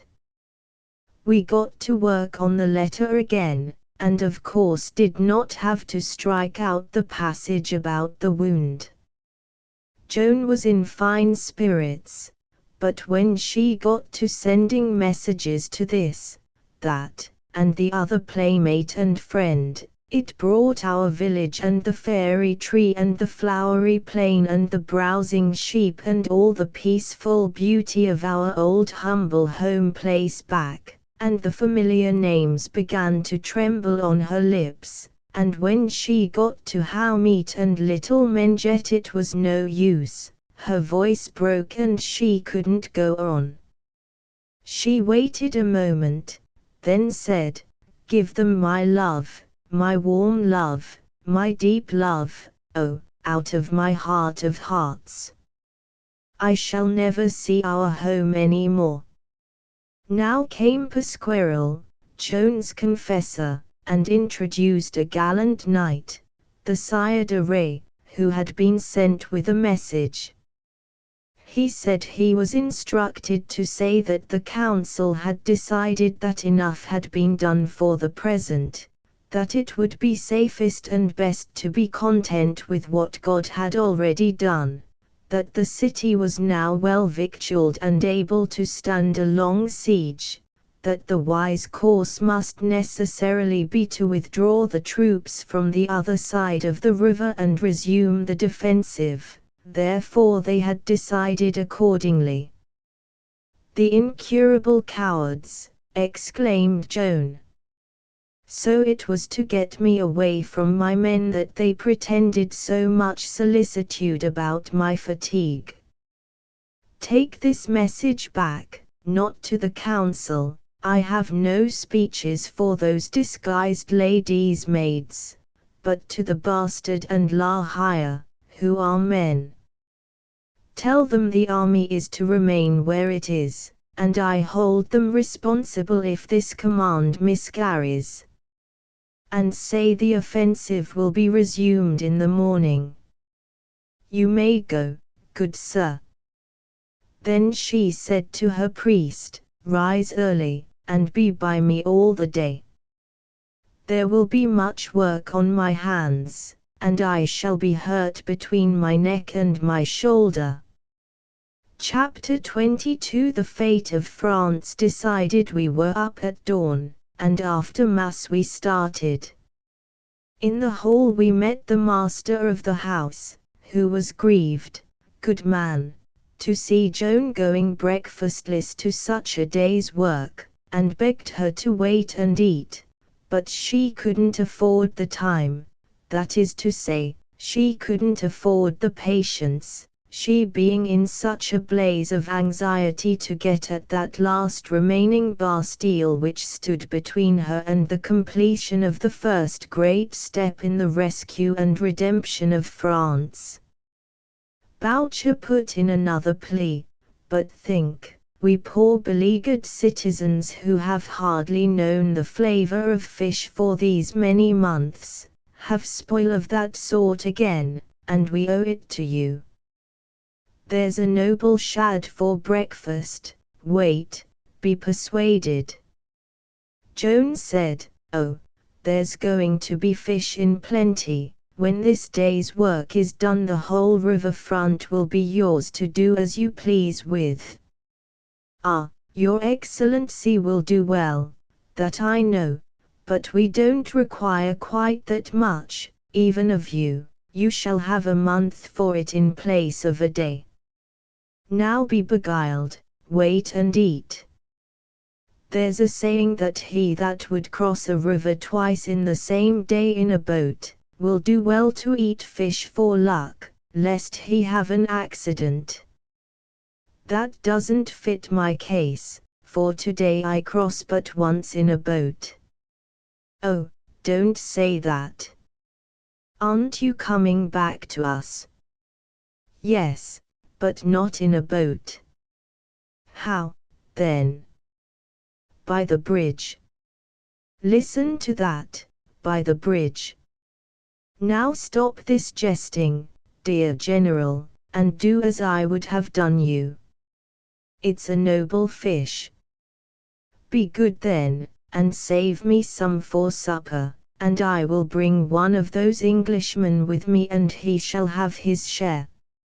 Ah, well, have your way if you must.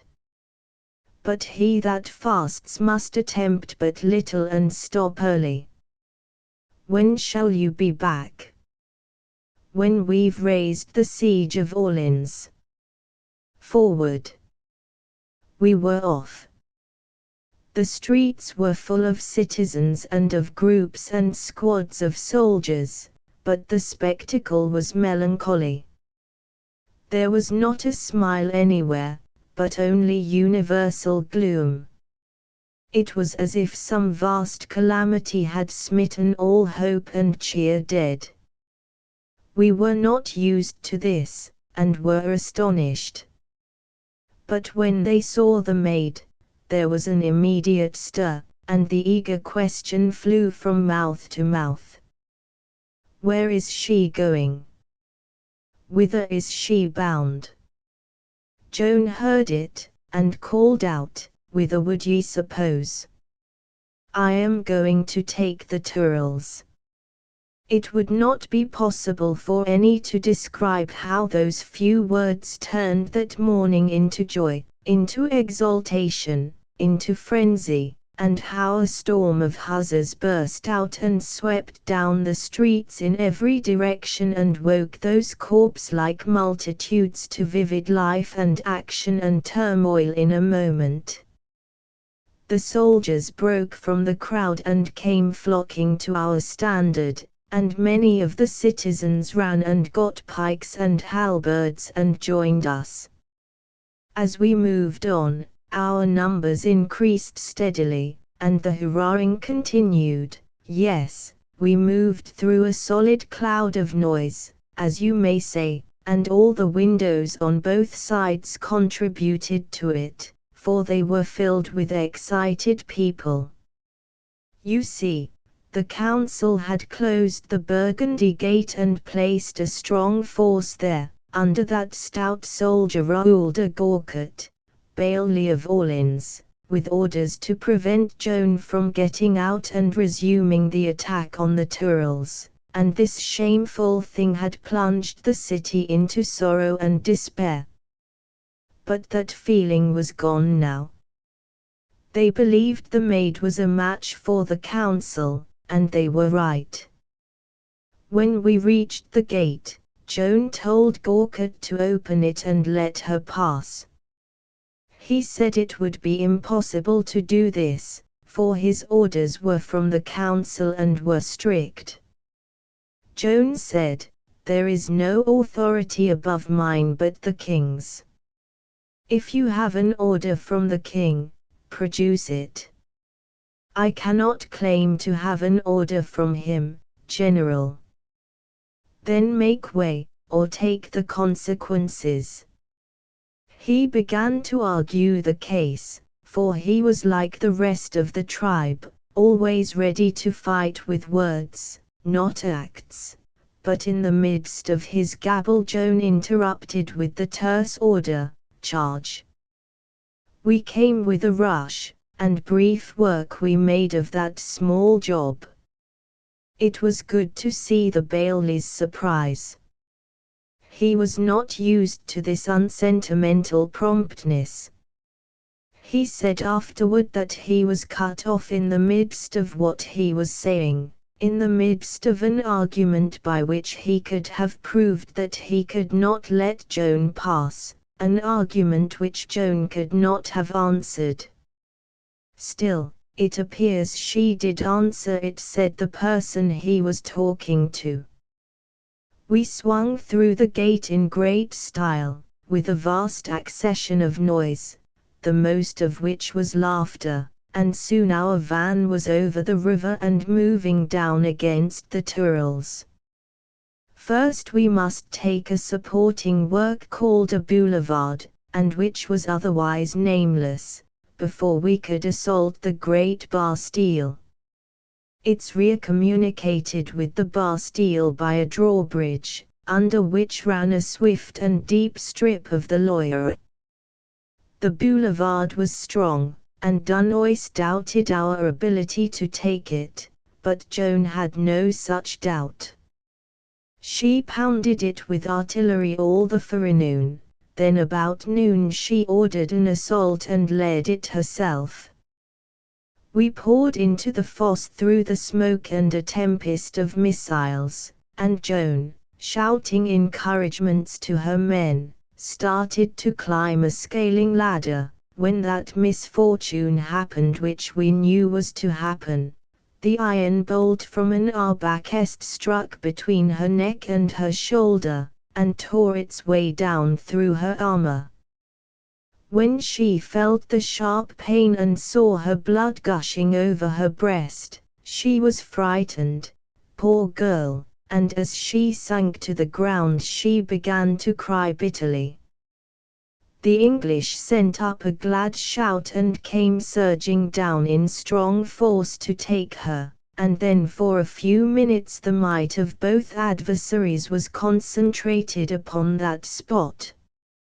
Over her and above her, English and French fought with desperation, for she stood for France. Indeed she was France to both sides, whichever won her won France, and could keep it forever. Right there in that small spot, and in 10 minutes by the clock, the fate of France, for all time, was to be decided, and was decided. If the English had captured Joan then, Charles VII would have flown the country, the Treaty of Troyes would have held good, and France, already English property, would have become, without further dispute, an English province, to so remain until Judgment Day. A nationality and a kingdom were at stake there, and no more time to decide it in than it takes to hard-boil an egg. It was the most momentous 10 minutes that the clock has ever ticked in France, or ever will.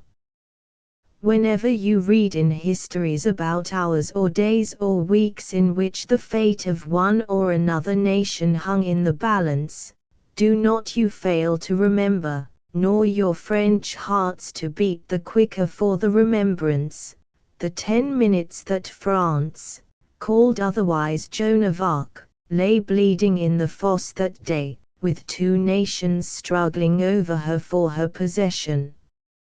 And you will not forget the dwarf. For he stood over her, and did the work of any 6 of the others. He swung his axe with both hands. Whenever it came down, he said those 2 words, "For France," and a splintered helmet flew like eggshells, and the skull that carried it had learned its manners and would offend the French no more.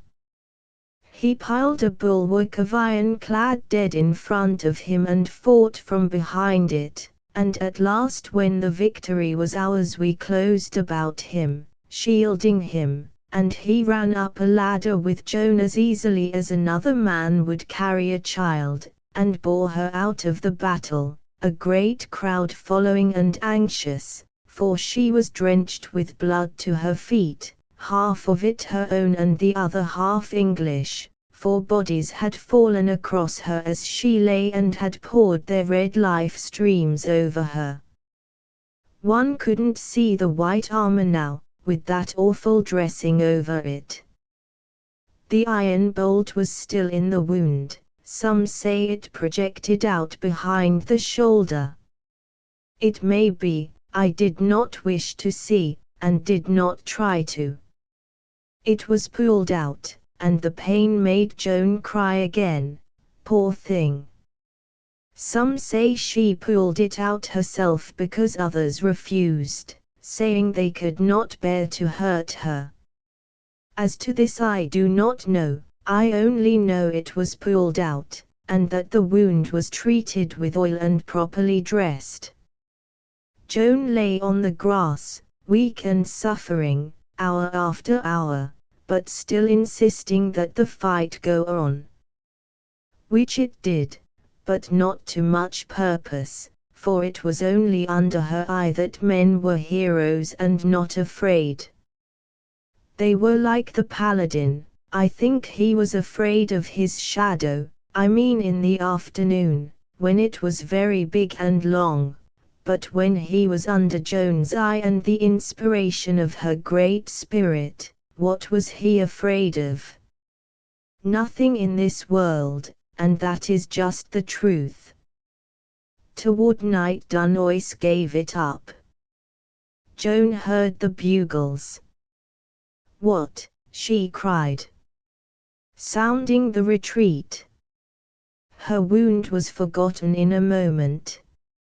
She countermanded the order, and sent another, to the officer in command of a battery, to stand ready to fire 5 shots in quick succession.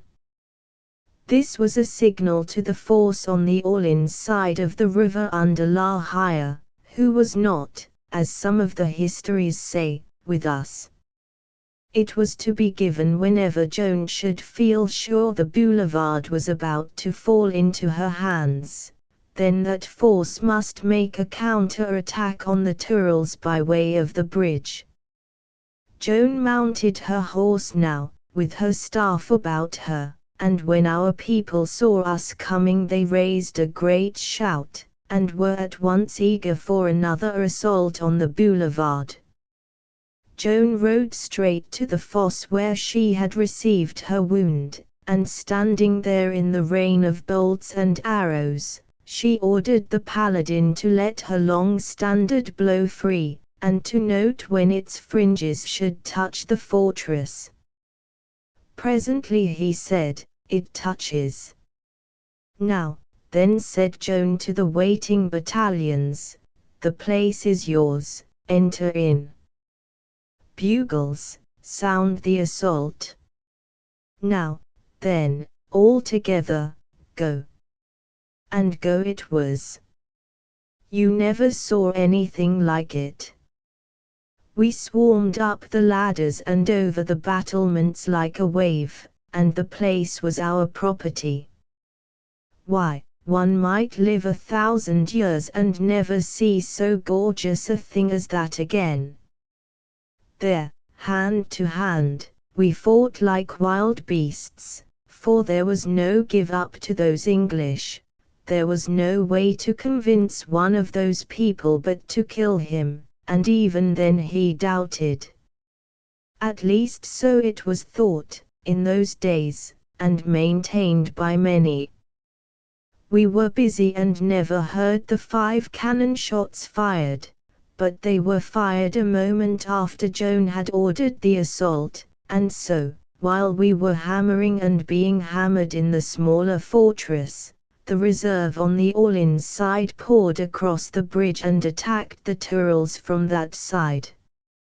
A fireboat was brought down and moored under the drawbridge which connected the Tourelles with our boulevard, wherefore, when at last we drove our English ahead of us and they tried to cross that drawbridge and join their friends in the Tourelles, the burning timbers gave way under them and emptied them in a mass into the river in their heavy armor, and a pitiful sight it was to see brave men die such a death as that. "Ah, God pity them," said Joan, and wept to see that sorrowful spectacle. She said those gentle words and wept those compassionate tears although one of those perishing men had grossly insulted her with a coarse name 3 days before, when she had sent him a message asking him to surrender. That was their leader, Sir Williams Glasdale, a most valorous knight. He was clothed all in steel, so he plunged under water like a lance, and of course came up no more. We soon patched a sort of bridge together and threw ourselves against the last stronghold of the English power that barred Orleans from friends and supplies. Before the sun was quite down, Joan's forever memorable day's work was finished, her banner floated from the fortress of the Tourelles. Her promise was fulfilled, she had raised the siege of Orleans. The 7 months' beleaguerment was ended, the thing which the first generals of France had called impossible was accomplished, in spite of all that the king's ministers and war councils could do to prevent it. This little country maid at 17 had carried her immortal task through, and had done it in 4 days. Good news travels fast, sometimes, as well as bad. By the time we were ready to start homeward by the bridge the whole city of Orleans was one red flame of bonfires, and the heavens blushed with satisfaction to see it, and the booming and bellowing of cannon and the banging of bells surpassed by great odds anything that even Orleans had attempted before in the way of noise. When we arrived, well, there is no describing that. Why, those acres of people that we plowed through shed tears enough to raise the river. There was not a face in the glare of those fires that hadn't tears streaming down it, and if Joan's feet had not been protected by iron they would have kissed them off of her. "Welcome, welcome to the Maid of Orleans." That was the cry, I heard it 100,000 times. "Welcome to our maid," some of them worded it. No other girl in all history has ever reached such a summit of glory as Joan of Arc reached that day. And do you think it turned her head, and that she sat up to enjoy that delicious music of homage and applause? No, another girl would have done that, but not this one. That was the greatest heart and the simplest that ever beat. She went straight to bed and to sleep, like any tired child, and when the people found she was wounded and would rest, they shut off all passage and traffic in that region and stood guard themselves the whole night through, to see that his slumbers were not disturbed.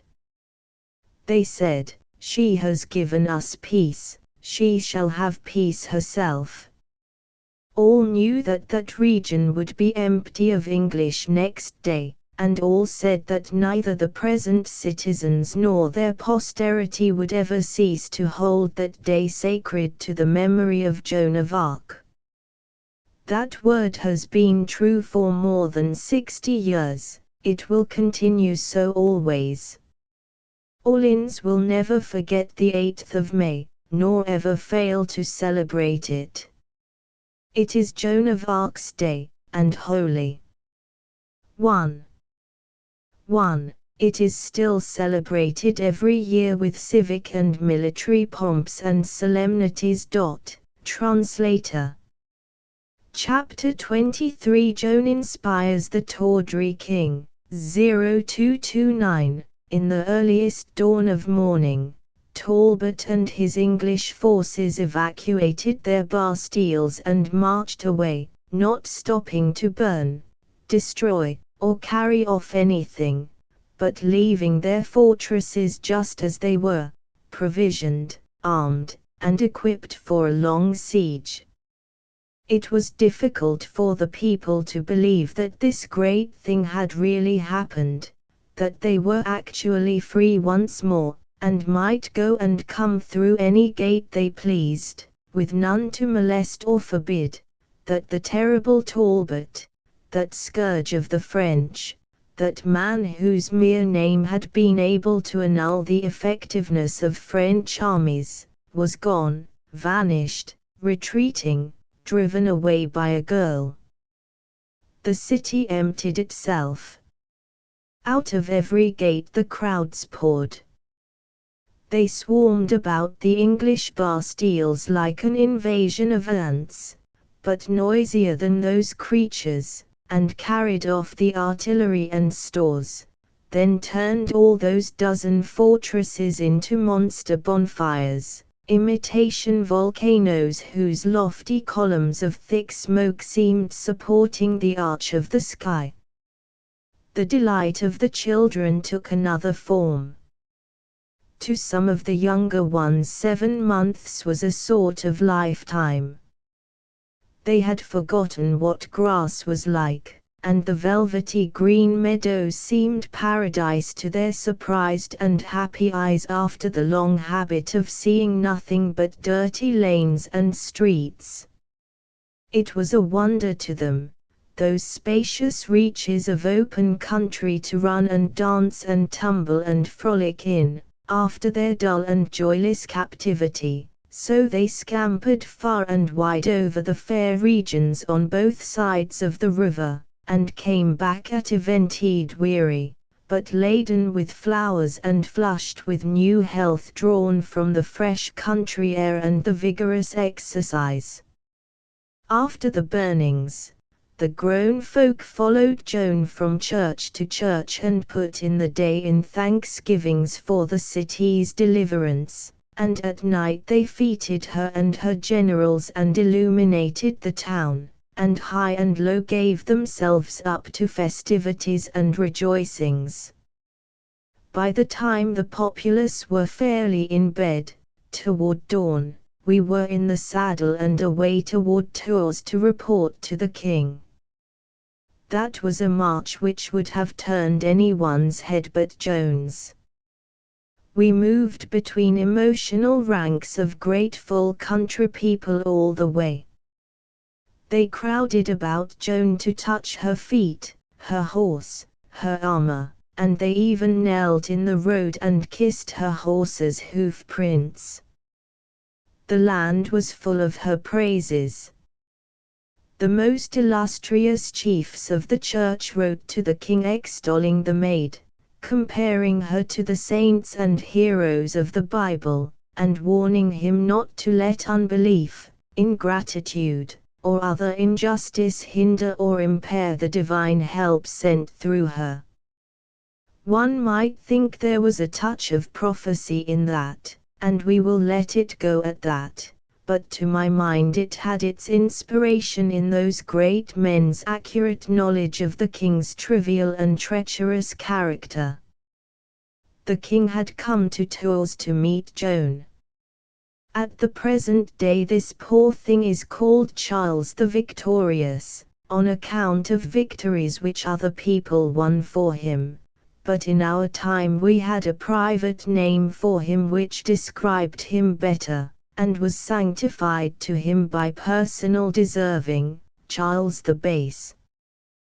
When we entered the presence he sat throned, with his tinselled snobs and dandies around him. He looked like a forked carrot, so tightly did his clothing fit him from his waist down. He wore shoes with a rope-like pliant toe a foot long that had to be hitched up to the knee to keep it out of the way. He had on a crimson velvet cape that came no lower than his elbows. On his head he had a tall felt thing like a thimble, with a feather at its jeweled band that stuck up like a pen from an inkhorn, and from under that thimble his bush of stiff hair stuck down to his shoulders, curving outward at the bottom, so that the cap and the hair together made the head like a shuttlecock. All the materials of his dress were rich, and all the colors brilliant. In his lap he cuddled a miniature greyhound that snarled, lifting its lip and showing its white teeth whenever any slight movement disturbed it. The king's dandies were dressed in about the same fashion as himself, and when I remembered that Joan had called the war council of Orleans disguised ladies' maids, it reminded me of people who squander all their money on a trifle and then haven't anything to invest when they come across a better chance. That name ought to have been saved for these creatures. Joan fell on her knees before the majesty of France, and the other frivolous animal in his lap, a sight which it pained me to see. What had that man done for his country or for anybody in it, that she or any other person should kneel to him? But she had just done the only great deed that had been done for France in 50 years, and had consecrated it with the libation of her blood. The positions should have been reversed. However, to be fair, one must grant that Charles acquitted himself very well for the most part, on that occasion, very much better than he was in the habit of doing. He passed his pup to a courtier, and took off his cap to Joan as if she had been a queen. Then he stepped from his throne and raised her, and showed quite a spirited and manly joy and gratitude in welcoming her and thanking her for her extraordinary achievement in his service. My prejudices are of a later date than that. If he had continued as he was at that moment, I should not have acquired them. He acted handsomely. He said, "You shall not kneel to me, my matchless general, you have wrought royally, and royal courtesies are your due." Noticing that she was pale, he said, "But you must not stand, you have lost blood for France, and your wound is yet green, come." He led her to a seat and sat down by her. "Now, then, speak out frankly, as to one who owes you much and freely confesses it before all this courtly assemblage. What shall be your reward? Name it." I was ashamed of him. And yet that was not fair, for how could he be expected to know this marvelous child in these few weeks, when we who thought we had known her all her life were daily seeing the clouds uncover some new altitudes of her character whose existence was not suspected by us before. But we are all that way, when we know a thing we have only scorn for other people who don't happen to know it.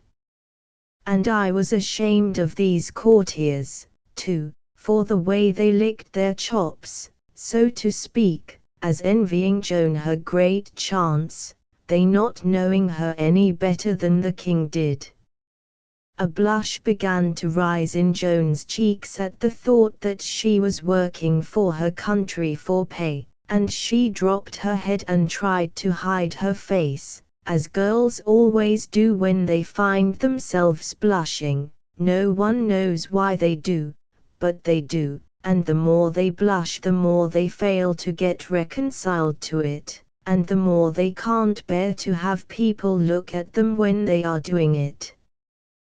The king made it a great deal worse by calling attention to it, which is the unkindest thing a person can do when a girl is blushing. Sometimes, when there is a big crowd of strangers, it is even likely to make her cry if she is as young as Joan was. God knows the reason for this, it is hidden from men. As for me, I would as soon blush as sneeze, in fact, I would rather. However, these meditations are not of consequence, I will go on with what I was saying. The king rallied her for blushing, and this brought up the rest of the blood and turned her face to fire.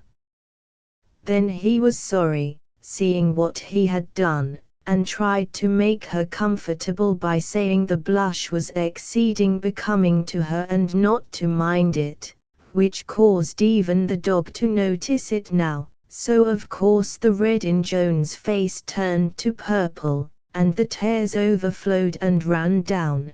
I could have told anybody that that would happen. The king was distressed, and saw that the best thing to do would be to get away from this subject, so he began to say the finest kind of things about Joan's capture of the Tyrrells, and presently when she was more composed he mentioned the reward again and pressed her to name it. Everybody listened with anxious interest to hear what her claim was going to be, but when her answer came their faces showed that the thing she asked for was not what they had been expecting. "Oh, dear and gracious Dauphin, I have but one desire, only one. If, do not be afraid, my child, name it. That you will not delay a day. My army is strong and valiant, and eager to finish its work. March with me to Rheims and receive your crown."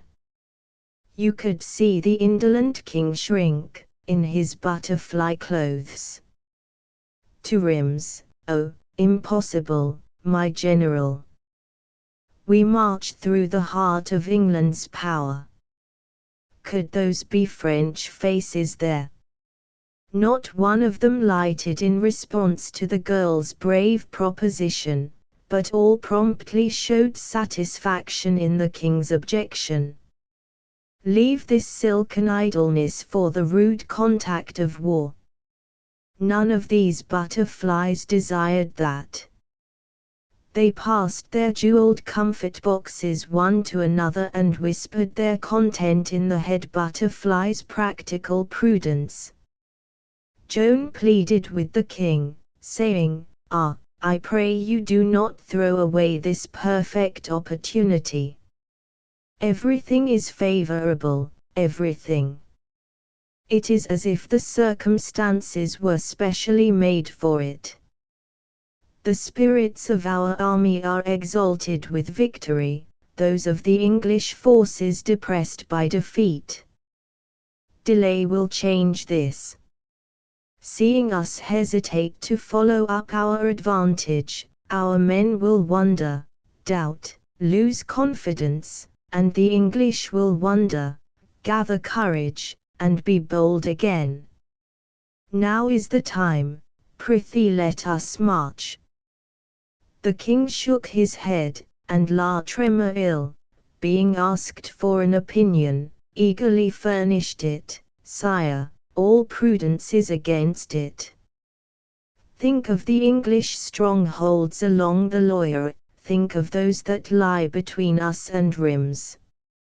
He was going on, but Joan cut him short, and said, turning to him, if we wait, they will all be strengthened, reinforced. Will that advantage us? Why, no. Then what is your suggestion? What is it that you would propose to do? My judgment is to wait. Wait for what? The minister was obliged to hesitate, for he knew of no explanation that would sound well. Moreover, he was not used to being catechised in this fashion, with the eyes of a crowd of people on him, so he was irritated, and said, matters of state are not proper matters for public discussion. Joan said placidly, I have to beg your pardon. My trespass came of ignorance. I did not know that matters connected with your department of the government were matters of state. The minister lifted his brows in amused surprise, and said, with a touch of sarcasm, I am the king's chief minister, and yet you had the impression that matters connected with my department are not matters of state. Pray, how is that? Joan replied, indifferently, because there is no state. No state. No, sir, there is no state, and no use for a minister. France is shrunk to a couple of acres of ground, a sheriff's constable could take care of it, its affairs are not matters of state. The term is too large.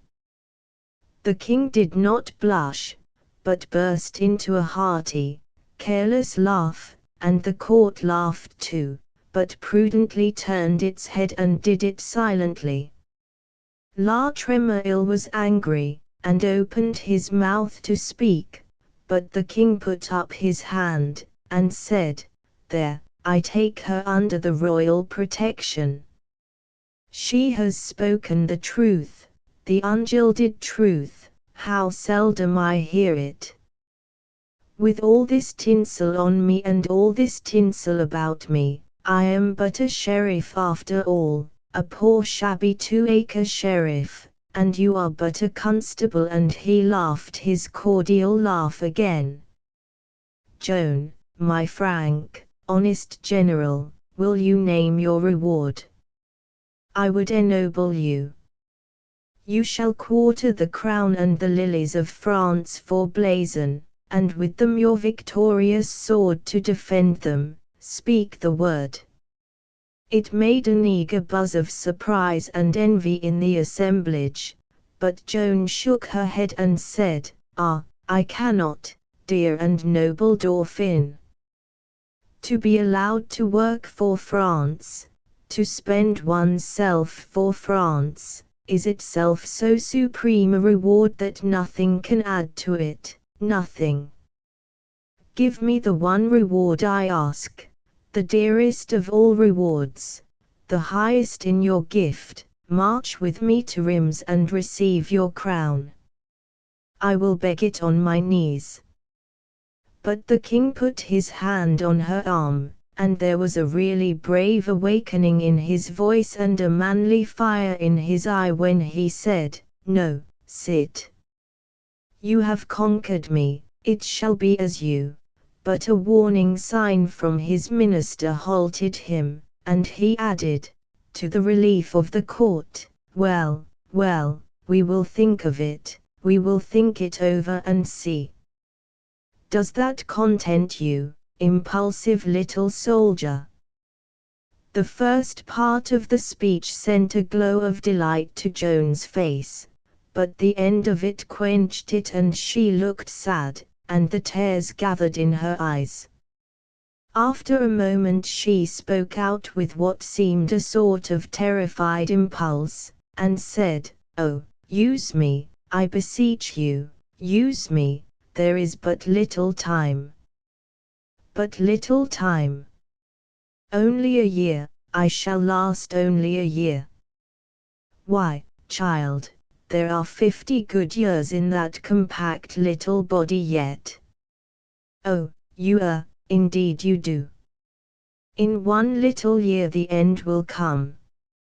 "Ah, the time is so short, the moments are flying, and so much to be done." "Oh, use me, and quickly, it is life or death for France." Even those insects were sobered by her impassioned words. The king looked very grave, and strongly impressed. His eyes lit suddenly with an eloquent fire, and he rose and drew his sword and raised it aloft. Then he brought it slowly down upon Joan's shoulder and said, "Ah, thou art so simple, so true, so great, so noble, and by this accolade I join thee to the nobility of France, thy fitting place. And for thy sake I do hereby ennoble all thy family and all thy kin, and all their descendants born in wedlock, not only in the male but also in the female line. And more, to distinguish thy house and honor it above all others, we add a privilege never accorded to any before in the history of these dominions. The females of thy line shall have and hold the right to ennoble their husbands when these shall be of inferior degree." Astonishment and envy flared up in every countenance when the words were uttered which conferred this extraordinary grace. The king paused and looked around upon these signs with quite evident satisfaction. "Rise, Joan of Arc, now and henceforth surnamed Dulies, in grateful acknowledgment of the good blow which you have struck for the lilies of France, and they, and the royal crown, and your own victorious sword, fit and fair company for each other, shall be grouped in you escutcheon and be and remain the symbol of your high nobility forever." As my Lady Dulies rose, the gilded children of privilege pressed forward to welcome her to their sacred ranks and call her by her new name, but she was troubled, and said these honors were not meet for one of her lowly birth and station, and by their kind grace she would remain simple Joan of Arc, nothing more, and so be called. Nothing more. As if there could be anything more, anything higher, anything greater. My Lady Dulies, why, it was tinsel, petty, perishable. But, Joan of Arc. The mere sound of it sets one's pulses leaping. Chapter 24 Tinsel Trappings of Nobility. It was vexatious to see what a to-do the whole town, and next the whole country, made over the news. Joan of Arc ennobled by the king. People went dizzy with wonder and delight over it. You cannot imagine how she was gaped at, stared at, envied. Why, one would have supposed that some great and fortunate thing had happened to her. But we did not think any great things of it. To our minds no mere human hand could add a glory to Joan of Arc. To us she was the sun soaring in the heavens, and her new nobility a candle atop of it. To us it was swallowed up and lost in her own light. And she was as indifferent to it and as unconscious of it as the other sun would have been. But it was different with her brothers. They were proud and happy in their new dignity, which was quite natural. And Joan was glad it had been conferred, when she saw how pleased they were. It was a clever thought in the king to outflank her scruples by marching on them under shelter of her love for her family and her kin. Jean and Pierre sported their coats of arms right away, and their society was courted by everybody, the nobles and commons alike. The standard-bearer said, with some touch of bitterness, that he could see that they just felt good to be alive. They were so soaked with the comfort of their glory, and didn't like to sleep at all, because when they were asleep they didn't know they were noble, and so sleep was a clean loss of time. And then he said, "They can't take precedence of me in military functions and state ceremonies, but when it comes to civil ones and society affairs I judge they'll cuddle coolly in behind you and the knights, and Noel and I will have to walk behind them, hey?" "Yes," I said, "I think you are right. I was just afraid of it, said the standard-bearer, with a sigh. "Afraid of it? I'm talking like a fool, of course I knew it." "Yes, I was talking like a fool." Noel Raingesson said, musingly, "Yes, I noticed something natural about the tone of it." We others laughed. "Oh, you did you? You think you are very clever, don't you? I'll take and wring your neck for you one of these days, Noel Raingesson." The Sieur de Metz said, "Paladin, your fears haven't reached the top notch. They are way below the grand possibilities. Didn't it occur to you that in civil and society functions they will take precedence of all the rest of the personal staff, every one of us? Oh, come. You'll find it's so. Look at their escutcheon. Its chiefest feature is the lilies of France. It's royal, man, royal. Do you understand the size of that? The lilies are there by authority of the king. Do you understand the size of that? Though not in detail and in entirety, they do nevertheless substantially quarter the arms of France in their coat. Imagine it. Consider it. Measure the magnitude of it. We walk in front of those boys. Bless you, we've done that for the last time. In my opinion there isn't a lay lord in this whole region that can walk in front of them, except the Duke d'Alencon, Prince of the Blood. You could have knocked the paladin down with a feather." He seemed to actually turn pale.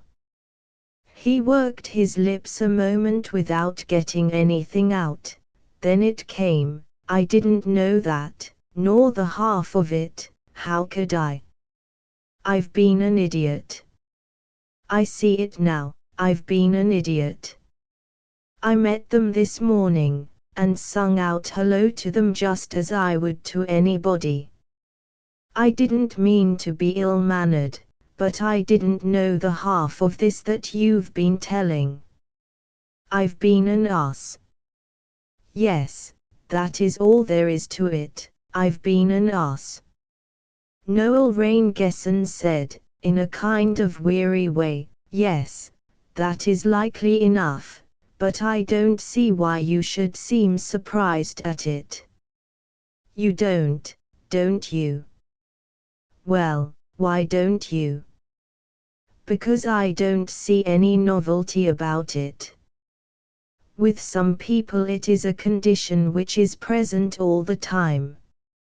Now you take a condition which is present all the time, and the results of that condition will be uniform. This uniformity of result will in time become monotonous. Monotonousness, by the law of its being, is fatiguing.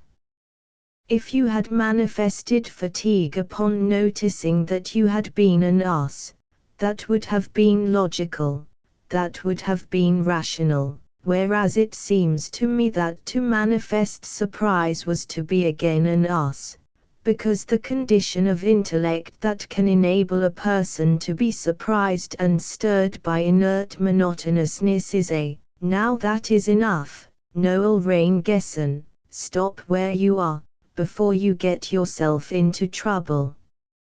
And don't bother me any more for some days or a week an it please you, for I cannot abide your clack. Come, I like that. I didn't want to talk. I tried to get out of talking. If you didn't want to hear my clack, what did you keep intruding your conversation on me for? I never dreamed of such a thing. Well, you did it, anyway. And I have a right to feel hurt, and I do feel hurt, to have you treat me so. It seems to me that when a person goads, and crowds, and in a manner forces another person to talk, it is neither very fair nor very good-mannered to call what he says clack. Oh, Snuffle, do, and break your heart, you poor thing. Somebody fetch this $6 sugar rag. Look you, Sir Jean de Metz, do you feel absolutely certain about that thing? What thing? Why, that Jean and Pierre are going to take precedence of all the Les Noblesse hereabouts except the Duc d'Alencon. I think there is not a doubt of it. The standard-bearer was deep in thoughts and dreams a few moments. Then the silk and velvet expanse of his vast breast rose and fell with a sigh, and he said, "Dear, dear, what a lift it is! It just shows what luck can do." Well, I don't care. I shouldn't care to be a painted accident, I shouldn't value it. I am prouder to have climbed up to where I am just by sheer natural merit than I would be to ride the very sun in the zenith and have to reflect that I was nothing but a poor little accident, and got shot up there out of somebody else's catapult. To me, merit is everything, in fact, the only thing. All else is dross. Just then the bugles blew the assembly, and that cut our talk short. Chapter 25 At last, forward. The days began to waste away, and nothing decided, nothing done. The army was full of zeal, but it was also hungry. It got no pay, the treasury was getting empty. It was becoming impossible to feed it. Under pressure of privation it began to fall apart and disperse, which pleased the trifling court exceedingly. Joan's distress was pitiful to see. She was obliged to stand helpless while her victorious army dissolved away until hardly the skeleton of it was left. At last one day she went to the castle of Locks, where the king was idling. She found him consulting with 3 of his councillors, Robert Le Matin, a former Chancellor of France, Christophe de Harcourt, and Gerard Machette. The bastard of Orleans was present also, and it is through him that we know what happened. Joan threw herself at the king's feet and embraced his knees, saying, "Noble Dauphin, prithee hold no more of these long and numerous councils, but come, and come quickly, to Rheims and receive your crown. Christophe de Harcourt asked, "Is it your voices that command you to say that to the king?" "Yes, and urgently." "Then will you not tell us in the king's presence in what way the voices communicate with you?" It was another sly attempt to trap Joan into indiscreet admissions and dangerous pretensions. But nothing came of it. Joan's answer was simple and straightforward, and the smooth bishop was not able to find any fault with it.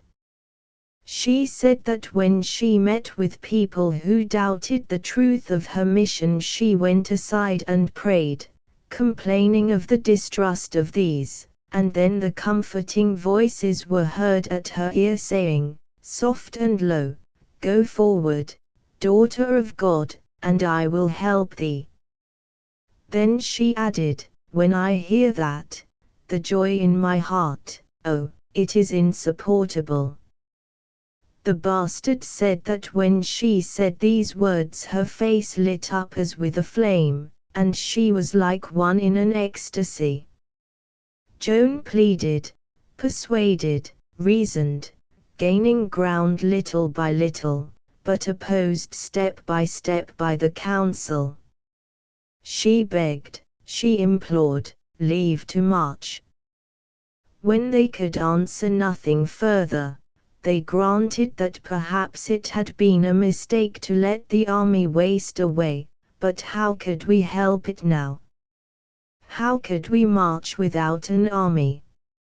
"Raise one," said Joan. "But it will take 6 weeks." "No matter, begin, let us begin." "It is too late." Without doubt the Duke of Bedford has been gathering troops to push to the succor of his strongholds on the Loire. Yes, while we have been disbanding ours, and petites. But we must throw away no more time, we must bestir ourselves. The king objected that he could not venture toward Reims with those strong places on the Loire in his path. But Joan said, "We will break them up. Then you can march." With that plan the king was willing to venture assent. He could sit around out of danger while the road was being cleared. Joan came back in great spirits.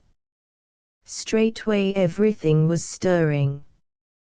Proclamations were issued calling for men, a recruiting camp was established at Selles in Berry, and the commons and the nobles began to flock to it with enthusiasm.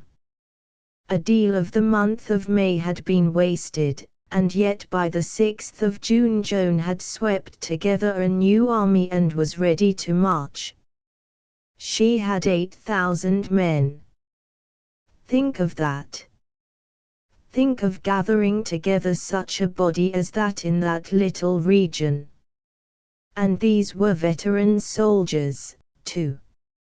In fact, most of the men in France were soldiers, when you came to that, for the wars had lasted generations now.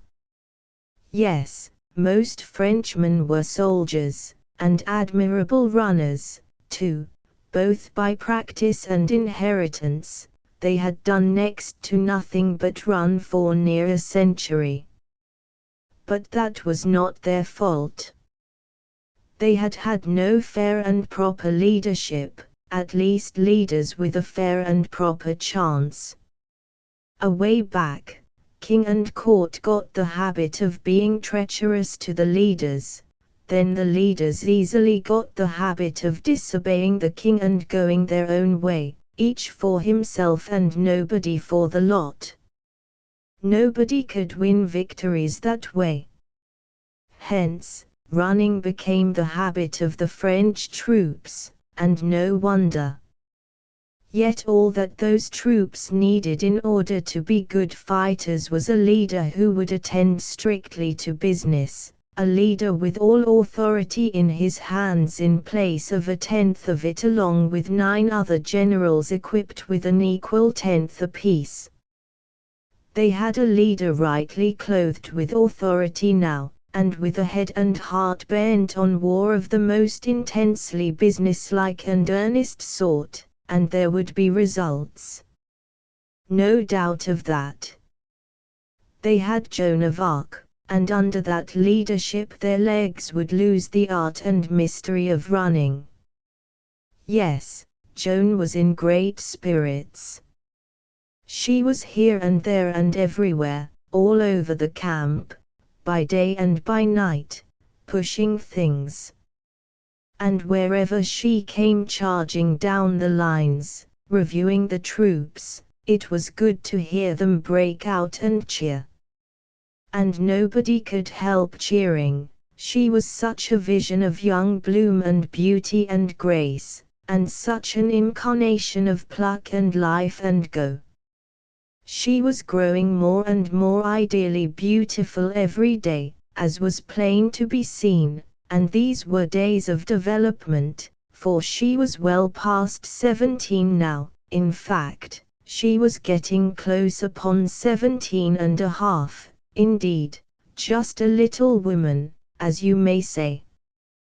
The 2 young Counts de Laval arrived one day, fine young fellows allied to the greatest and most illustrious houses of France, and they could not rest till they had seen Joan of Arc. So the king sent for them and presented them to her, and you may believe she filled the bill of their expectations. When they heard that rich voice of hers they must have thought it was a flute, and when they saw her deep eyes and her face, and the soul that looked out of that face, you could see that the sight of her stirred them like a poem, like lofty eloquence, like martial music. One of them wrote home to his people, and in his letter he said, it seemed something divine to see her and hear her. Ah, yes, and it was a true word. Truer word was never spoken. He saw her when she was ready to begin her march and open the campaign, and this is what he said about it. She was clothed all in white armor save her head, and in her hand she carried a little battle axe, and when she was ready to mount her great black horse he reared and plunged and would not let her. Then she said, lead him to the cross. This cross was in front of the church close by. So they led him there. Then she mounted, and he never budged, any more than if he had been tied. Then she turned toward the door of the church and said, in her soft womanly voice, you, priests and people of the church, make processions and pray to God for us. Then she spurred away, under her standard, with her little axe in her hand, crying forward, march. One of her brothers, who came 8 days ago, departed with her, and he also was clad all in white armor. I was there, and I saw it, too, saw it all, just as he pictures it. And I see it yet, the little battle axe, the dainty plumed cap, the white armor, all in the soft June afternoon, I see it just as if it were yesterday. And I rode with the staff, the personal staff, the staff of Joan of Arc. That young count was dying to go, too, but the king held him back for the present. But Joan had made him a promise. In his letter he said, she told me that when the king starts for Reims I shall go with him. But God grant I may not have to wait till then, but may have a part in the battles. She made him that promise when she was taking leave of my lady the Duchess d'Alençon. The Duchess was exacting a promise, so it seemed a proper time for others to do the like.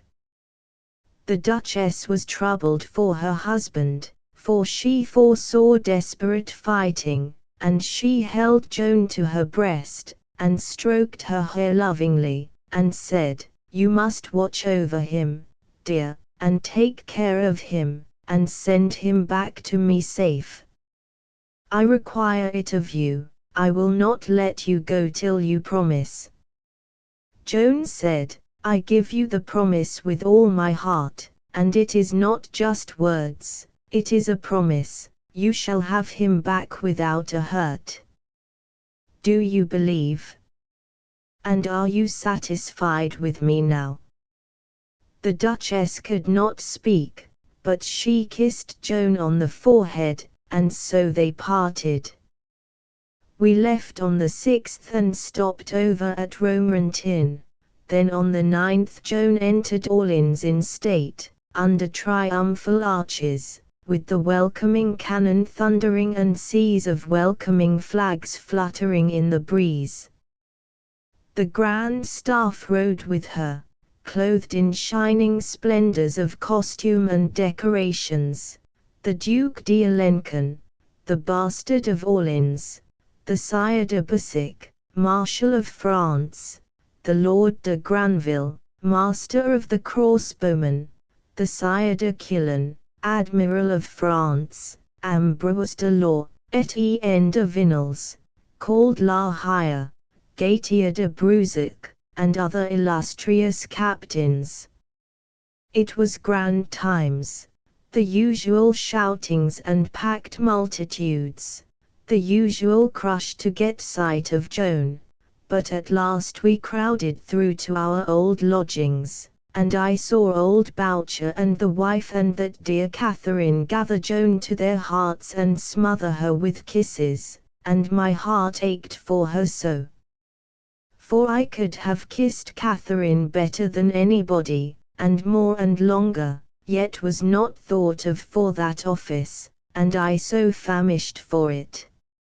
Ah, she was so beautiful, and oh, so sweet. I had loved her the first day I ever saw her, and from that day forth she was sacred to me. I have carried her image in my heart for 63 years, all lonely yes, solitary, for it never has had company, and I am grown so old, but it is as fresh and young and merry and mischievous and lovely and sweet and pure and witching and divine as it was when it crept in there, bringing benediction and peace to its habitation so long ago, for it has not aged a day. Chapter 26. The last doubts scattered this time, as before. The king's last command to the generals was this: "See to it that you do nothing without the sanction of the Maid." And this time the command was obeyed, and would continue to be obeyed all through the coming great days of the Loire campaign. That was a change. That was new. It broke the traditions. It shows you what sort of a reputation as a commander-in-chief the child had made for herself in 10 days in the field. It was a conquering of men's doubts and suspicions and a capturing and solidifying of men's belief and confidence such as the greyest veteran on the Grand Staff had not been able to achieve in 30 years. Don't you remember that when at 16 Joan conducted her own case in a grim court of law and won it, the old judge spoke of her as this marvelous child? It was the right name, you see. These veterans were not going to branch out and do things without the sanction of the Maid, that is true, and it was a great gain. But at the same time there were some among them who still trembled at her new and dashing war tactics and earnestly desired to modify them.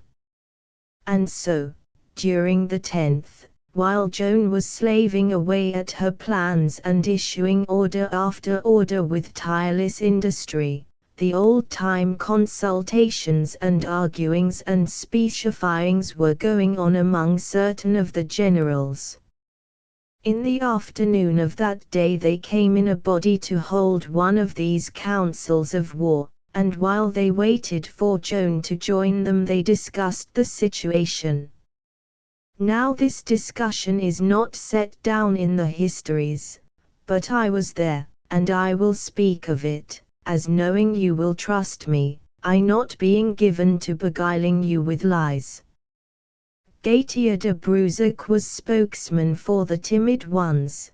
Joan's side was resolutely upheld by d'Alençon, the bastard, La Hire, the Admiral of France, the Marshal de Bessic, and all the other really important chiefs.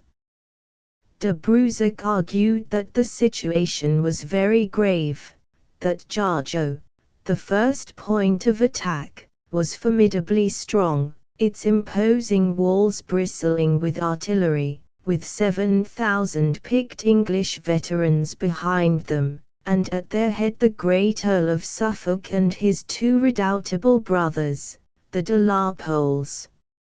It seemed to him that the proposal of Joan of Arc to try to take such a place by storm was a most rash and overdaring idea, and she ought to be persuaded to relinquish it in favor of the soberer and safer procedure of investment by regular siege. It seemed to him that this fiery and furious new fashion of hurling masses of men against impregnable walls of stone, in defiance of the established laws and usages of war, was, but he got no further. La Hire gave his plumed helm an impatient toss and burst out with, "By God, she knows her trade, and none can teach it her." And before he could get out anything more, d'Alençon was on his feet, and the bastard of Orleans, and half a dozen others, all thundering at once, and pouring out their indignant displeasure upon any and all that might hold, secretly or publicly, distrust of the wisdom of the commander-in-chief. And when they had said their say, La Hire took a chance again, and said, "There are some that never know how to change. Circumstances may change, but those people are never able to see that they have got to change to meet those circumstances.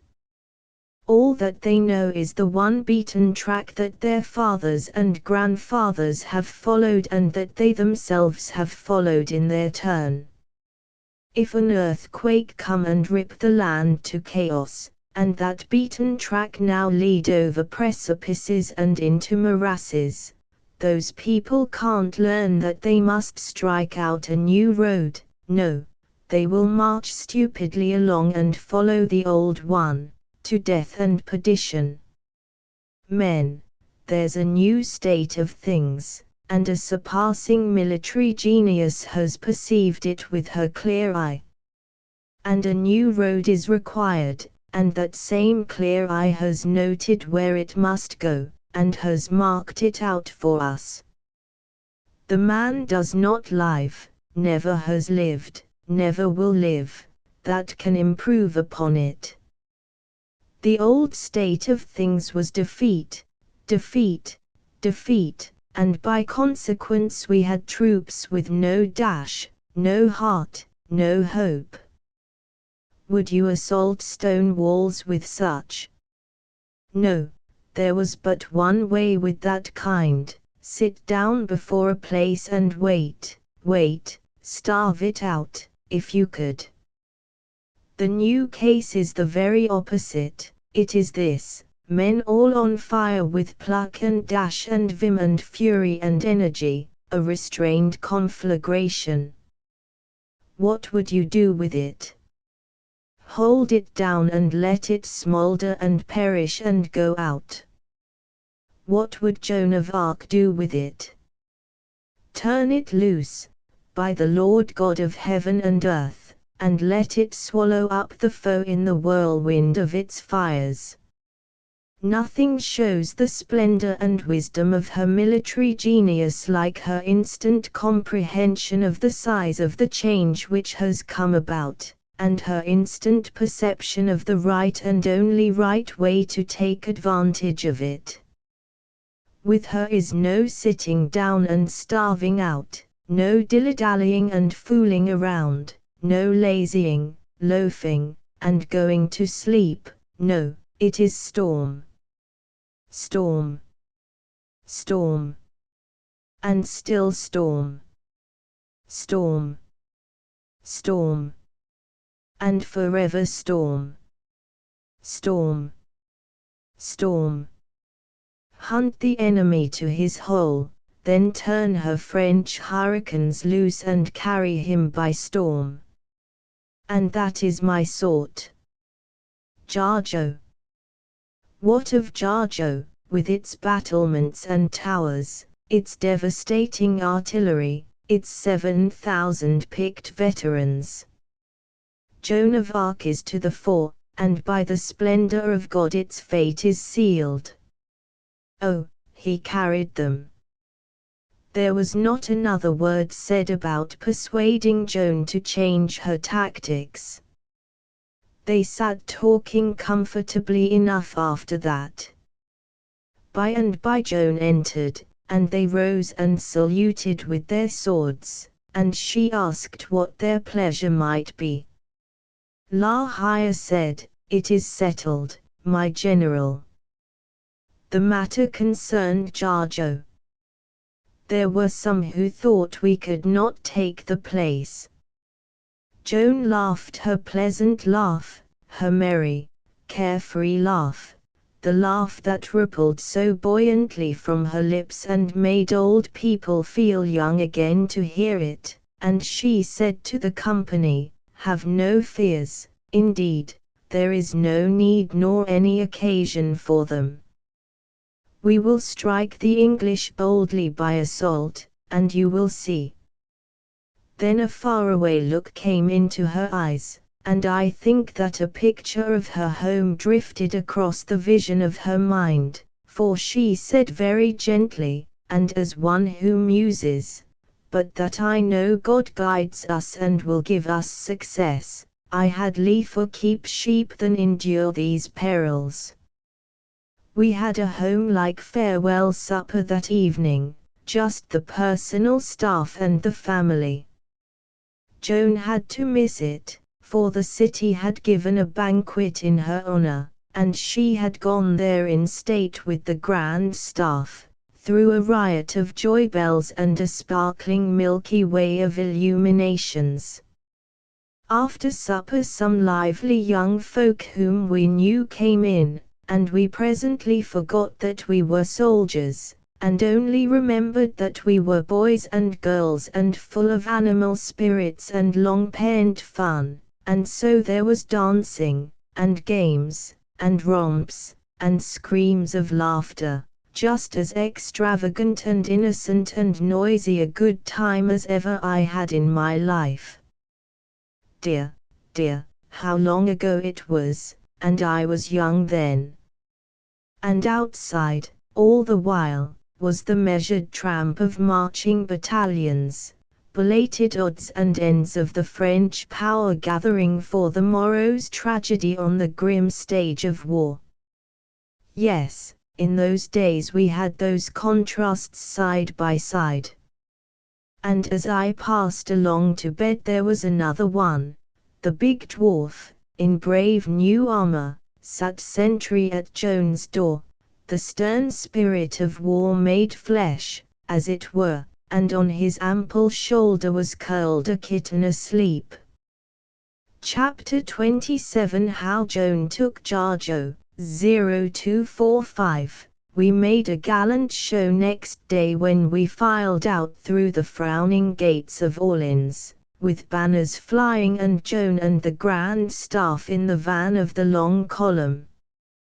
Those two young de Lavals were come now, and were joined to the grand staff.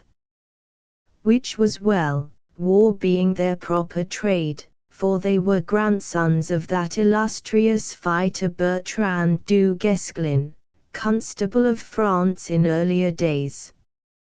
Louis de Bourbon, the Marshal de Rais, and the Vidame de Chartres were added also. We had a right to feel a little uneasy, for we knew that a force of 5,000 men was on its way under Sir John Fastolfe to reinforce Jargeau, but I think we were not uneasy, nevertheless. In truth, that force was not yet in our neighbourhood. Sir John was loitering, for some reason or other he was not hurrying. He was losing precious time, 4 days at Étampes, and 4 more at Janville. We reached Jargeau and began business at once. Joan sent forward a heavy force which hurled itself against the outworks in handsome style, and gained a footing and fought hard to keep it, but it presently began to fall back before a sortie from the city. Seeing this, Joan raised her battle cry and led a new assault herself under a furious artillery fire. The paladin was struck down at her side wounded, but she snatched her standard from his failing hand and plunged on through the ruck of flying missiles, cheering her men with encouraging cries, and then for a good time one had turmoil, and clash of steel, and collision and confusion of struggling multitudes, and the hoarse bellowing of the guns, and then the hiding of it all under a rolling firmament of smoke, a firmament through which veiled vacancies appeared for a moment now and then, giving fitful dim glimpses of the wild tragedy enacting beyond, and always at these times one caught sight of that slight figure in white mail which was the centre and soul of our hope and trust, and whenever we saw that, with its back to us and its face to the fight, we knew that all was well. At last a great shout went up, a joyous roar of shoutings, in fact, and that was sign sufficient that the faubourgs were ours. Yes, they were ours. The enemy had been driven back within the walls. On the ground which Joan had won we camped, for night was coming on. Joan sent a summons to the English, promising that if they surrendered she would allow them to go in peace and take their horses with them.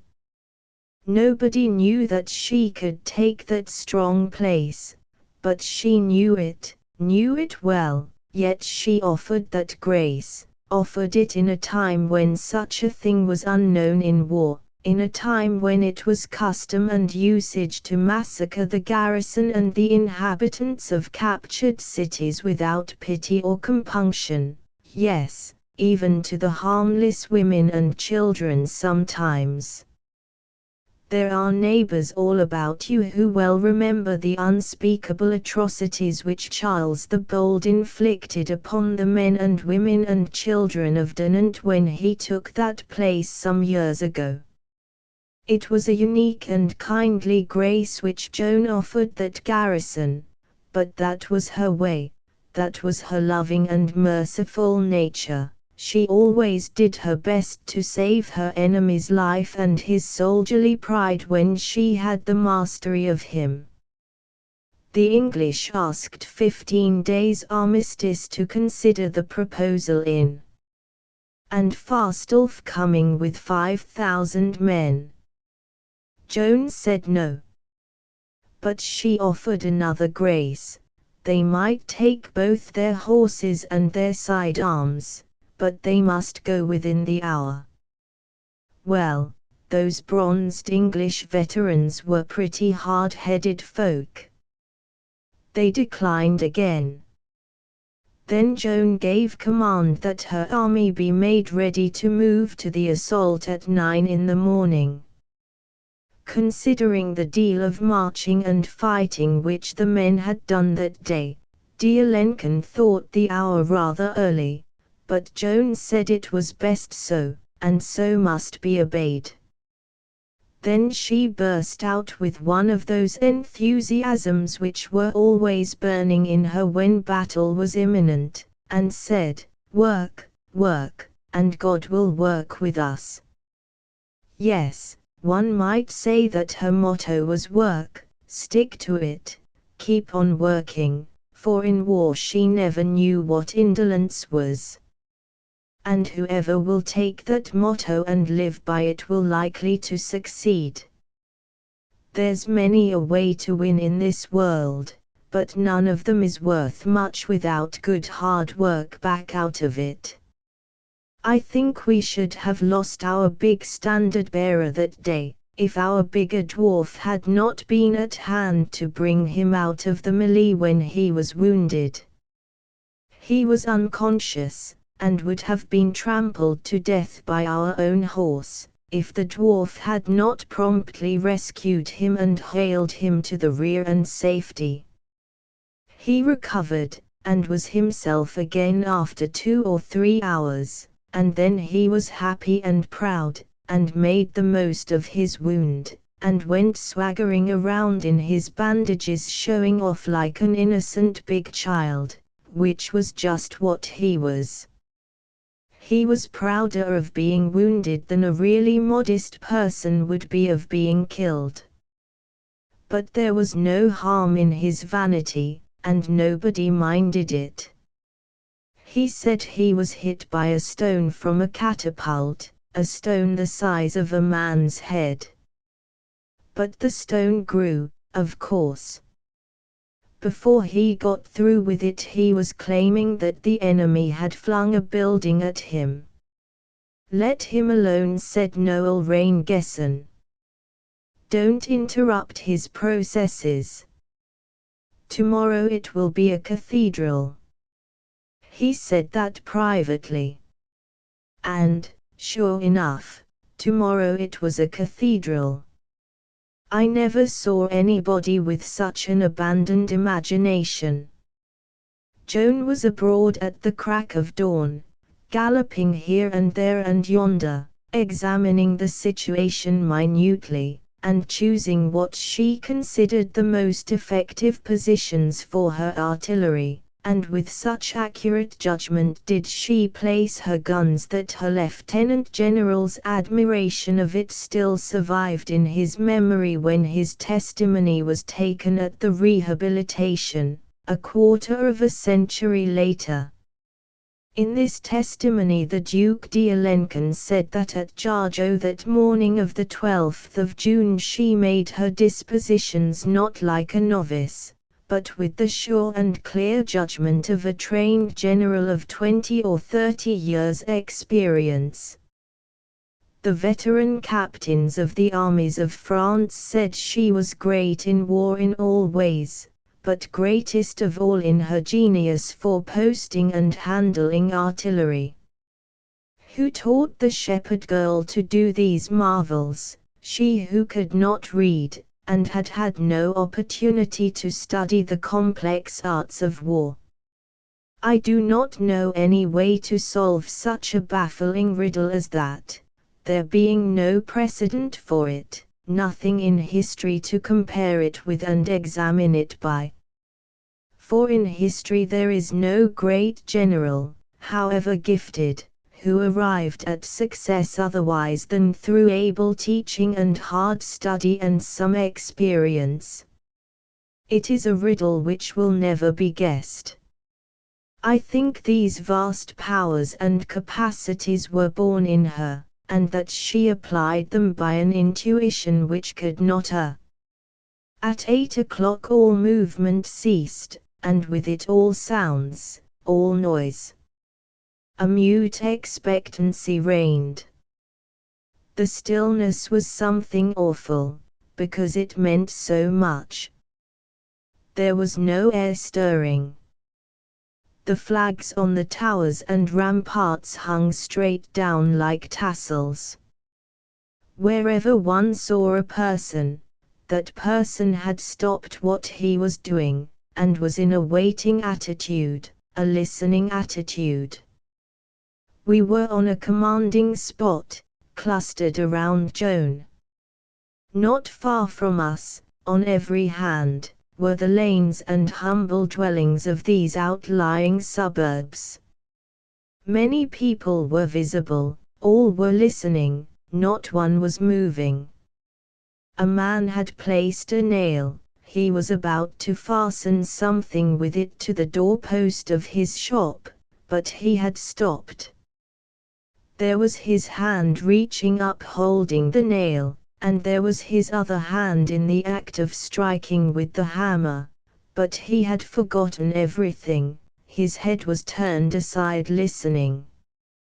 Even children unconsciously stopped in their play. I saw a little boy with his hoop stick pointed slanting toward the ground in the act of steering the hoop around the corner, and so he had stopped and was listening. The hoop was rolling away, doing its own steering. I saw a young girl prettily framed in an open window, a watering pot in her hand and window boxes of red flowers under its spout. But the water had ceased to flow, the girl was listening.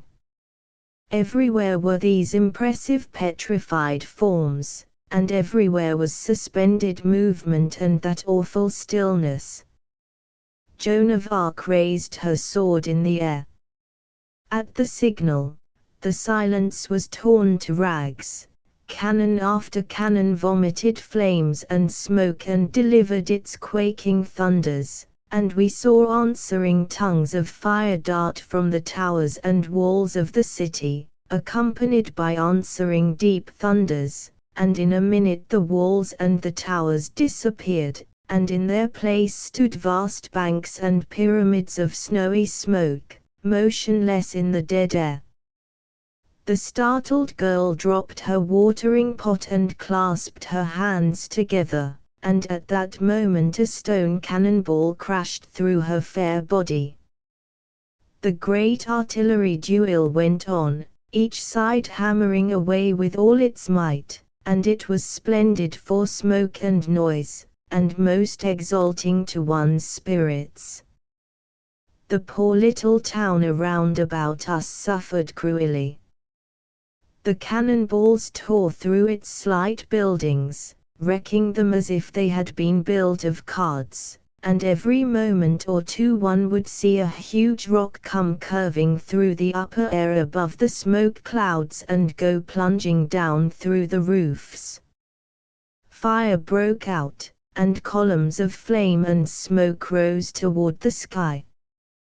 Presently the artillery concussions changed the weather. The sky became overcast, and a strong wind rose and blew away the smoke that hid the English fortresses. Then the spectacle was fine, turreted grey walls and towers, and streaming bright flags, and jets of red fire and gushes of white smoke in long rows, all standing out with sharp vividness against the deep leaden background of the sky. And then the whizzing missiles began to knock up the dirt all around us, and I felt no more interest in the scenery. There was one English gun that was getting our position down finer and finer all the time. Presently Joan pointed to it and said, "Fair Duke, step out of your tracks, or that machine will kill you." The Duke d'Alencon did as he was bid, but Monsieur du Lude rashly took his place, and that cannon tore his head off in a moment. Joan was watching all along for the right time to order the assault. At last, about 9 o'clock, she cried out, "Now, to the assault," and the buglers blew the charge. Instantly we saw the body of men that had been appointed to this service move forward toward a point where the concentrated fire of our guns had crumbled the upper half of a broad stretch of wall to ruins. We saw this force descend into the ditch and begin to plant the scaling ladders. We were soon with them. The lieutenant general thought the assault premature. But Joan said, "Ah, gentle Duke, are you afraid? Do you not know that I have promised to send you home safe?" It was warm work in the ditches. The walls were crowded with men, and they poured avalanches of stones down upon us. There was one gigantic Englishman who did us more hurt than any dozen of his brethren.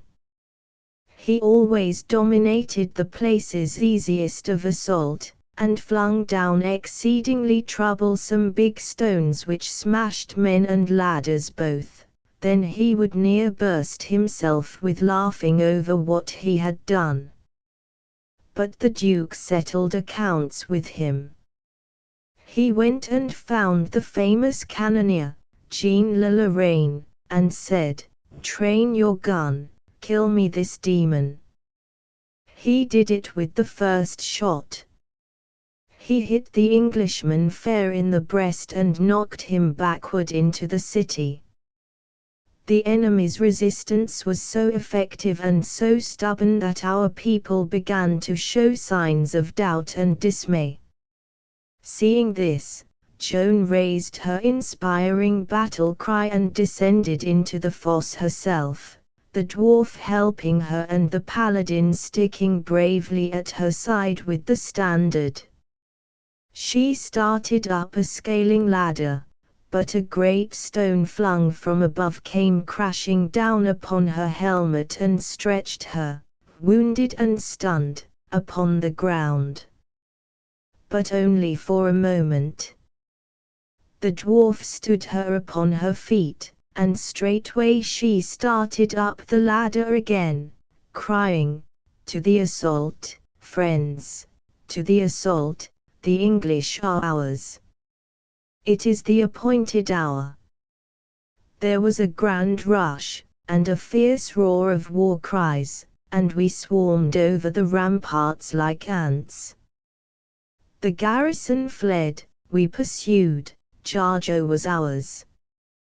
The Earl of Suffolk was hemmed in and surrounded, and the Duke d'Alencon and the Bastard of Orleans demanded that he surrender himself. But he was a proud nobleman and came of a proud race. He refused to yield his sword to subordinates, saying, "I will die rather. I will surrender to the Maid of Orleans alone, and to no other." And so he did, and was courteously and honorably used by her. His two brothers retreated, fighting step by step, toward the bridge, we pressing their despairing forces and cutting them down by scores. Arrived on the bridge, the slaughter still continued. Alexander de la Pole was pushed overboard or fell over, and was drowned. 1,100 men had fallen. John de la Pole decided to give up the struggle.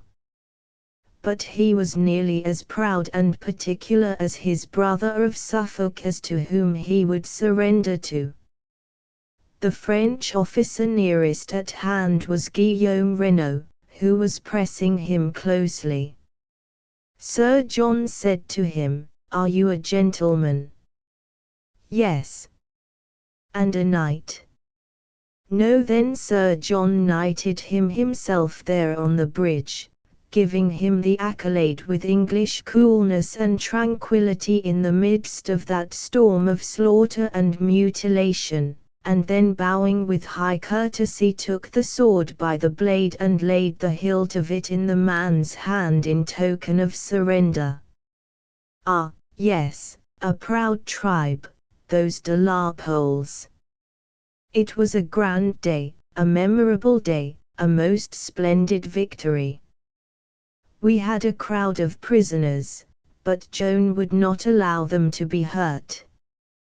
We took them with us and marched into Orleans next day through the usual tempest of welcome and joy. And this time there was a new tribute to our leader. from everywhere in the packed streets the new recruits squeezed their way to her side to touch the sword of Joan of Arc, and draw from it somewhat of that mysterious quality which made it invincible. ****** End of the Project Gutenberg ebook Personal Recollections of Joan of Arc, Volume 1 ****** Updated editions will replace the previous one, the old editions will be renamed. Creating the works from print editions not protected by U.S. copyright law means that no one owns a United States copyright in these works, so the Foundation, and you, can copy and distribute it in the United States without permission and without paying copyright royalties. Special rules, set forth in the general terms of use part of this license, apply to copying and distributing Project Gutenberg trademark symbol electronic works to protect the Project Gutenberg trademark symbol concept and trademark. Project Gutenberg is a registered trademark, and may not be used if you charge for an ebook, except by following the terms of the trademark license, including paying royalties for use of the Project Gutenberg trademark. If you do not charge anything for copies of this ebook, complying with the trademark license is very easy. You may use this ebook for nearly any purpose such as creation of derivative works, reports, performances and research. Project Gutenberg ebooks may be modified and printed and given away. You may do practically anything in the United States with ebooks not protected by U.S. copyright law. Redistribution is subject to the trademark license, especially commercial redistribution.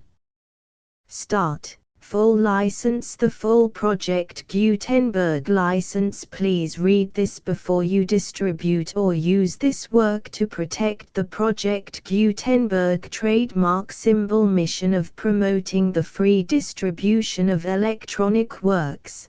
By using or distributing this work, or any other work associated in any way with the phrase Project Gutenberg, you agree to comply with all the terms of the full Project Gutenberg trademark symbol license available with this file or online at www.gutenberg.org/license. Section 1. General Terms of Use and Redistributing Project Gutenberg Trademark Symbol Electronic Works 1.0. By reading or using any part of this Project Gutenberg trademark symbol electronic work, you indicate that you have read, understand, agree to and accept all the terms of this license and intellectual property, trademark/copyright, agreement. If you do not agree to abide by all the terms of this agreement, you must cease using and return or destroy all copies of Project Gutenberg trademark symbol electronic works in your possession. If you paid a fee for obtaining a copy of or access to a Project Gutenberg trademark symbol electronic work and you do not agree to be bound by the terms of this agreement, you may obtain a refund from the person or entity to whom you paid the fee as set forth in paragraph 1.e.8. 1.b Project Gutenberg is a registered trademark. It may only be used on or associated in any way with an electronic work by people who agree to be bound by the terms of this agreement. There are a few things that you can do with most Project Gutenberg trademark symbol electronic works even without complying with the full terms of this agreement. See paragraph 1.c below.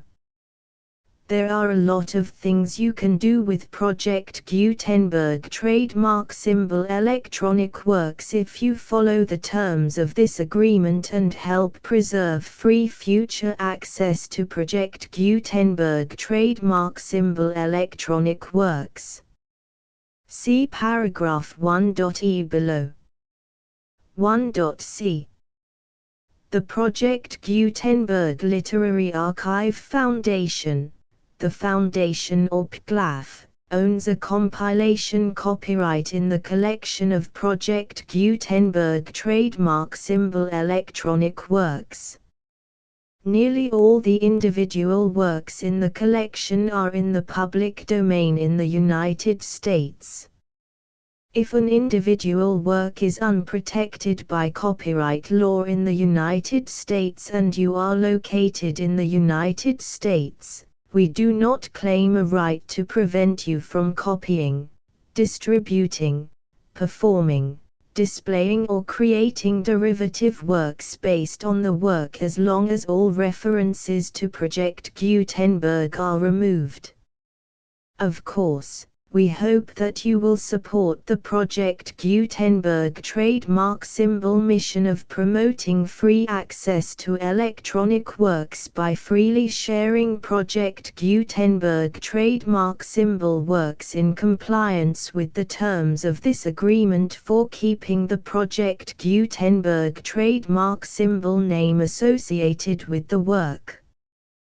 You can easily comply with the terms of this agreement by keeping this work in the same format with its attached full Project Gutenberg trademark symbol license when you share it without charge with others.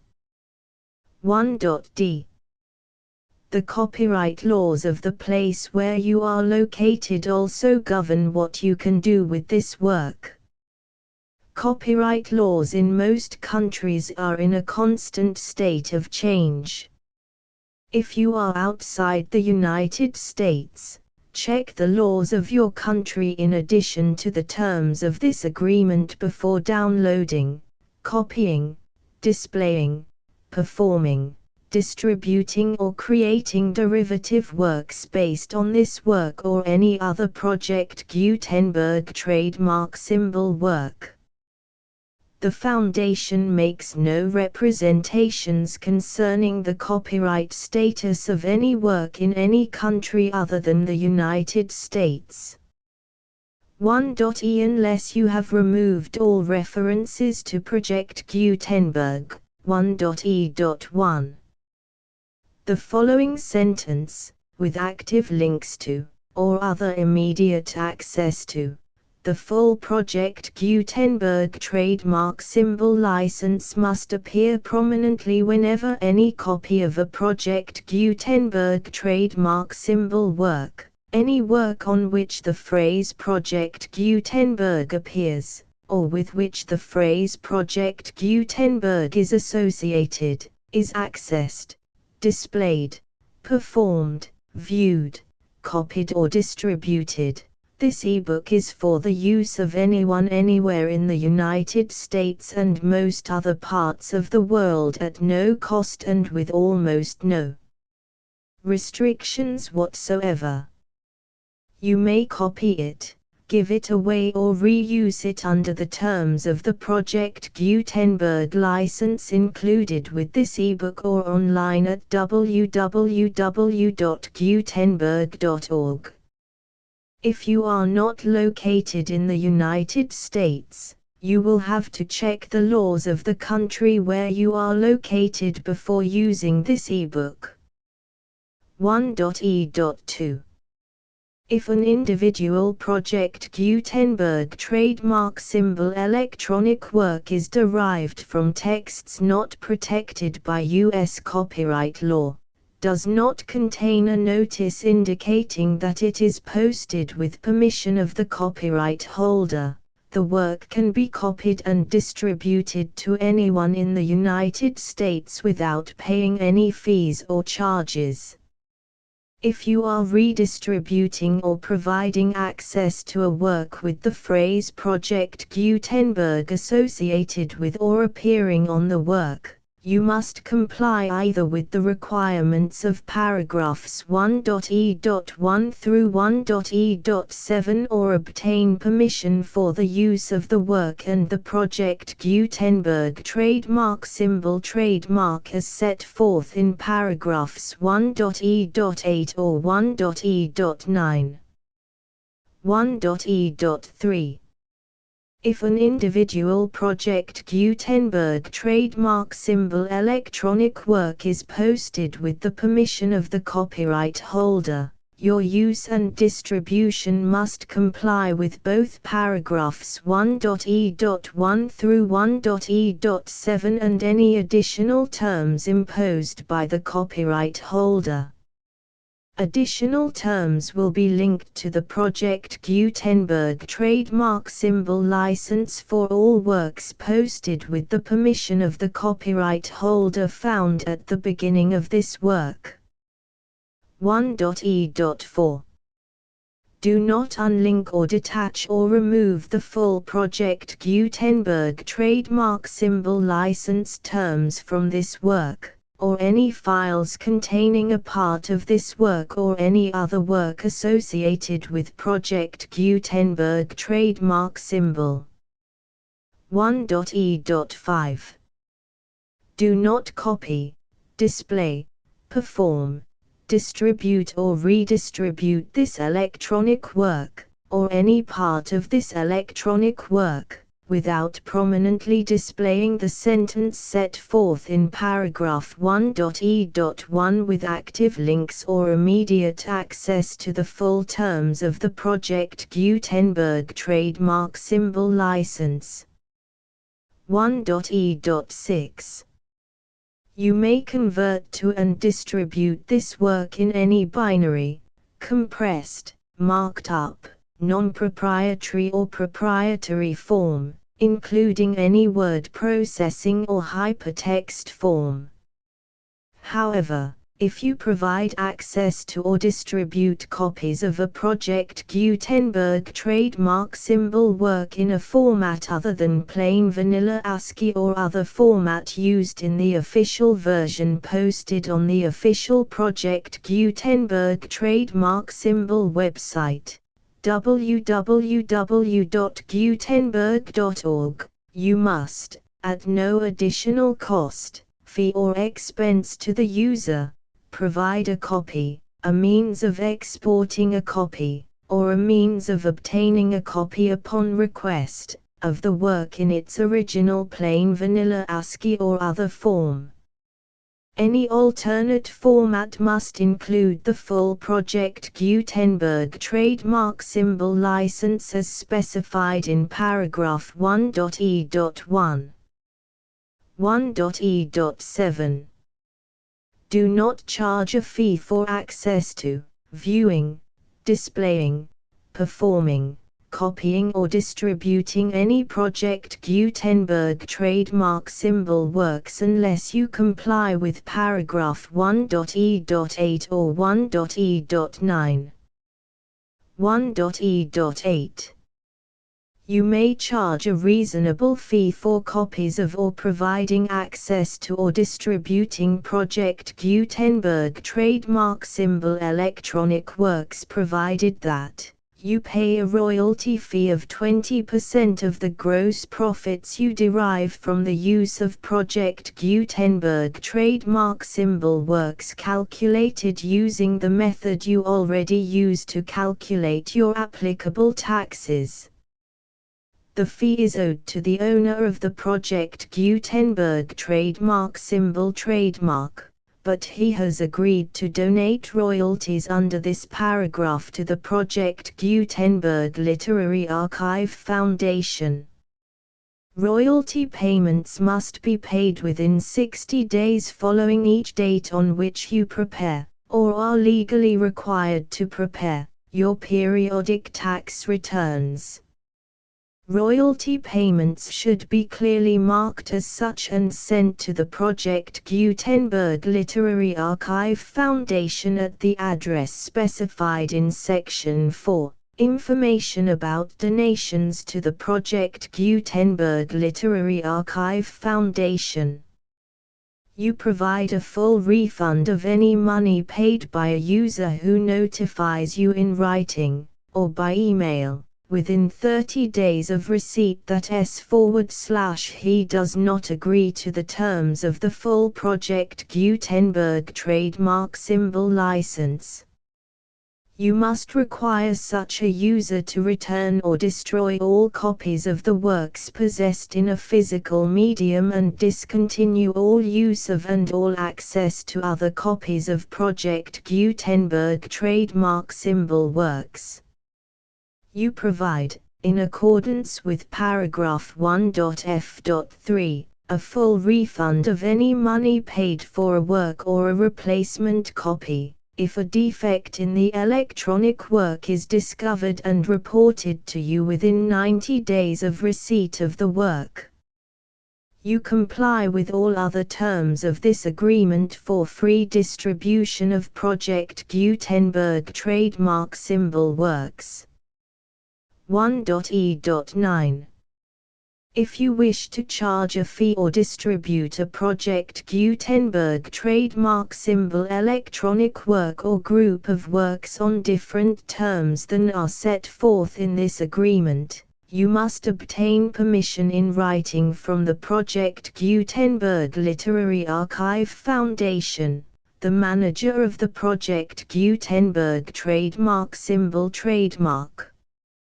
Contact the Foundation as set forth in Section 3 below. 1.f1.f.1 Project Gutenberg volunteers and employees expend considerable effort to identify, do copyright research on, transcribe and proofread works not protected by U.S. copyright law in creating the Project Gutenberg trademark symbol collection. Despite these efforts, Project Gutenberg trademark symbol electronic works, and the medium on which they may be stored, may contain defects such as, but not limited to, incomplete, inaccurate or corrupt data, transcription errors, a copyright or other intellectual property infringement, a defective or damaged disk or other medium, a computer virus, or computer codes that damage or cannot be read by your equipment. 1.f.2 Limited warranty, disclaimer of damages, except for the right of replacement or refund described in paragraph 1.f.3, the Project Gutenberg Literary Archive Foundation, the owner of the Project Gutenberg trademark symbol trademark, and any other party distributing a Project Gutenberg trademark symbol electronic work under this agreement, disclaim all liability to you for damages, costs and expenses, including legal fees. You agree that you have no remedies for negligence, strict liability, breach of warranty or breach of contract except those provided in paragraph 1.f.3. You agree that the Foundation, the trademark owner, and any distributor under this agreement will not be liable to you for actual, direct, indirect, consequential, punitive or incidental damages even if you give notice of the possibility of such damage.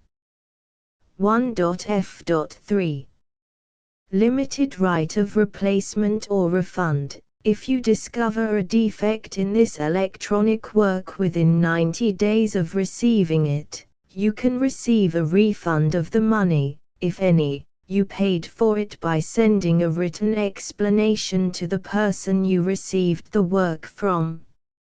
If you received the work on a physical medium, you must return the medium with your written explanation.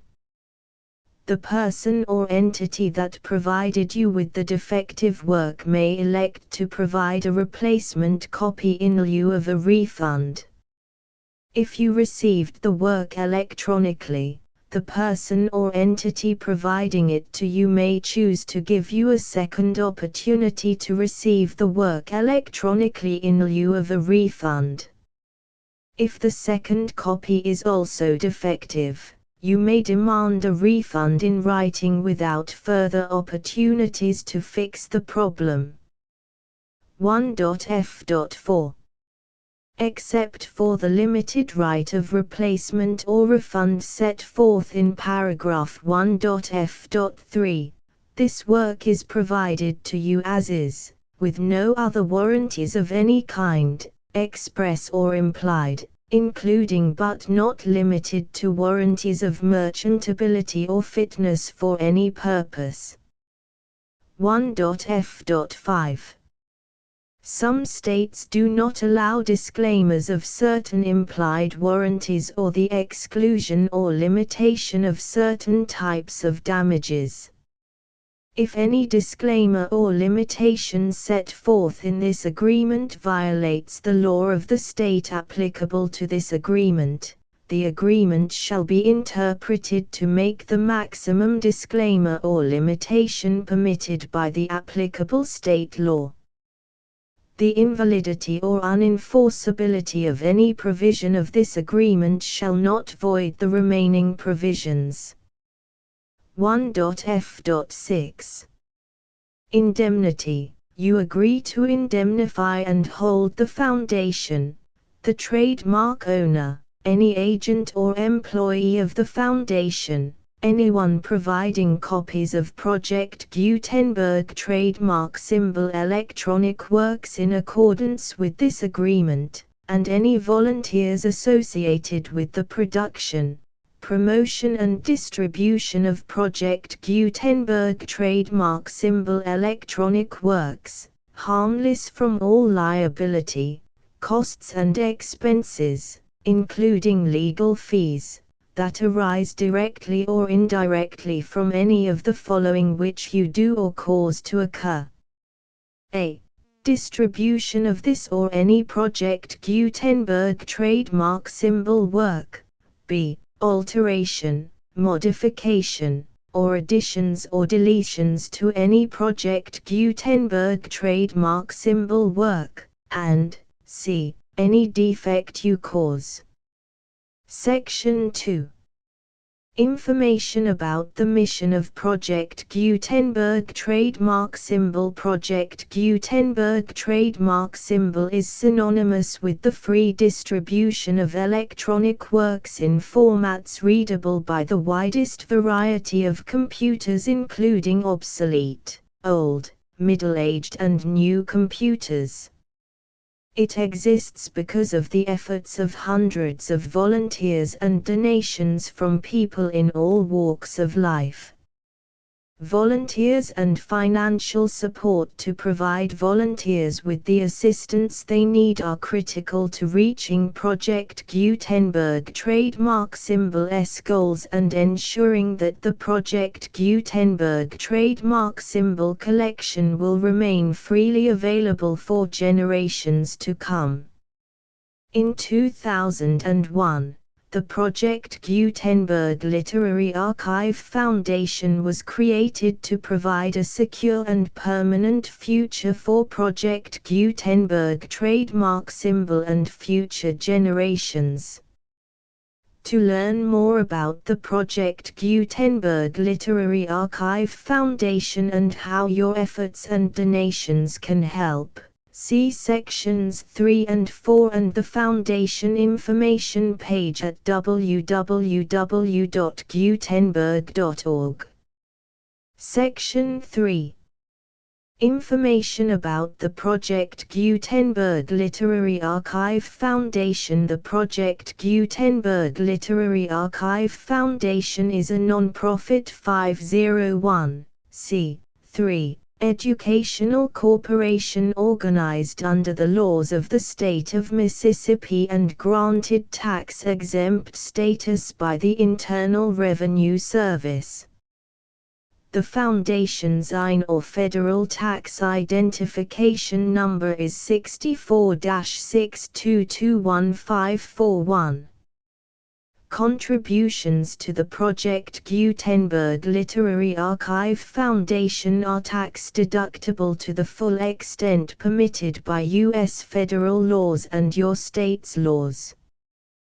The Foundation's business office is located at 809 North 1500 West, Salt Lake City, UT 84116, 801, 596-1887.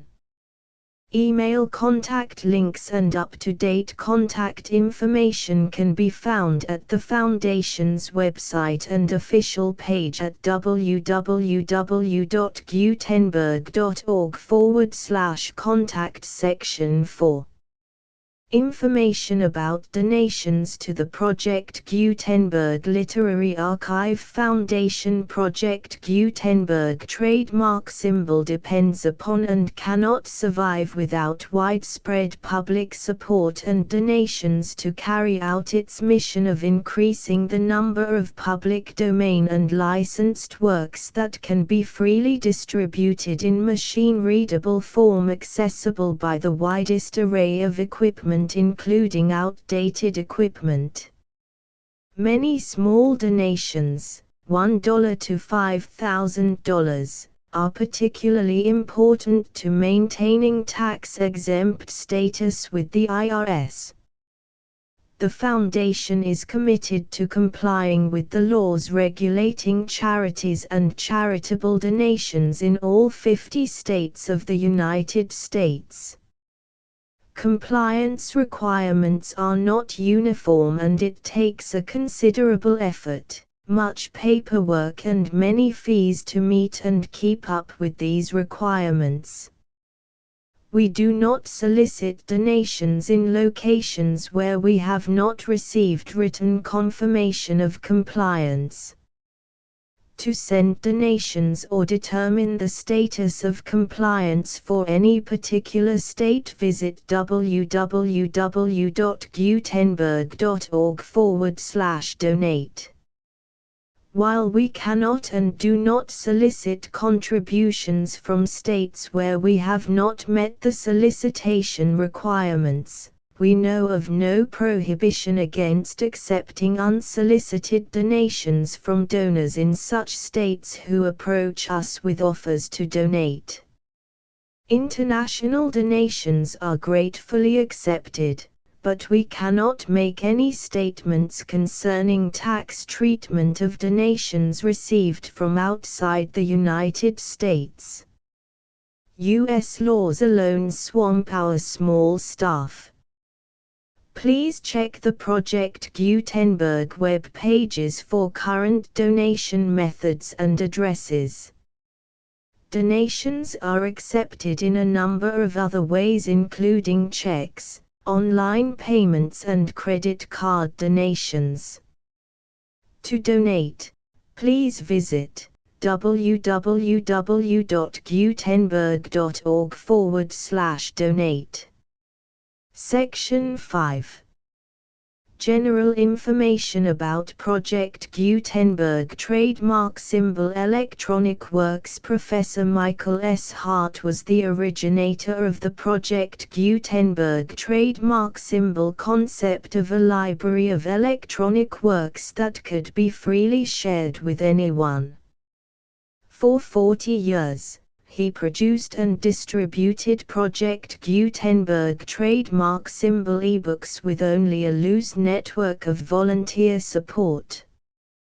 Project Gutenberg trademark symbol ebooks are often created from several printed editions, all of which are confirmed as not protected by copyright in the U.S. unless a copyright notice is included.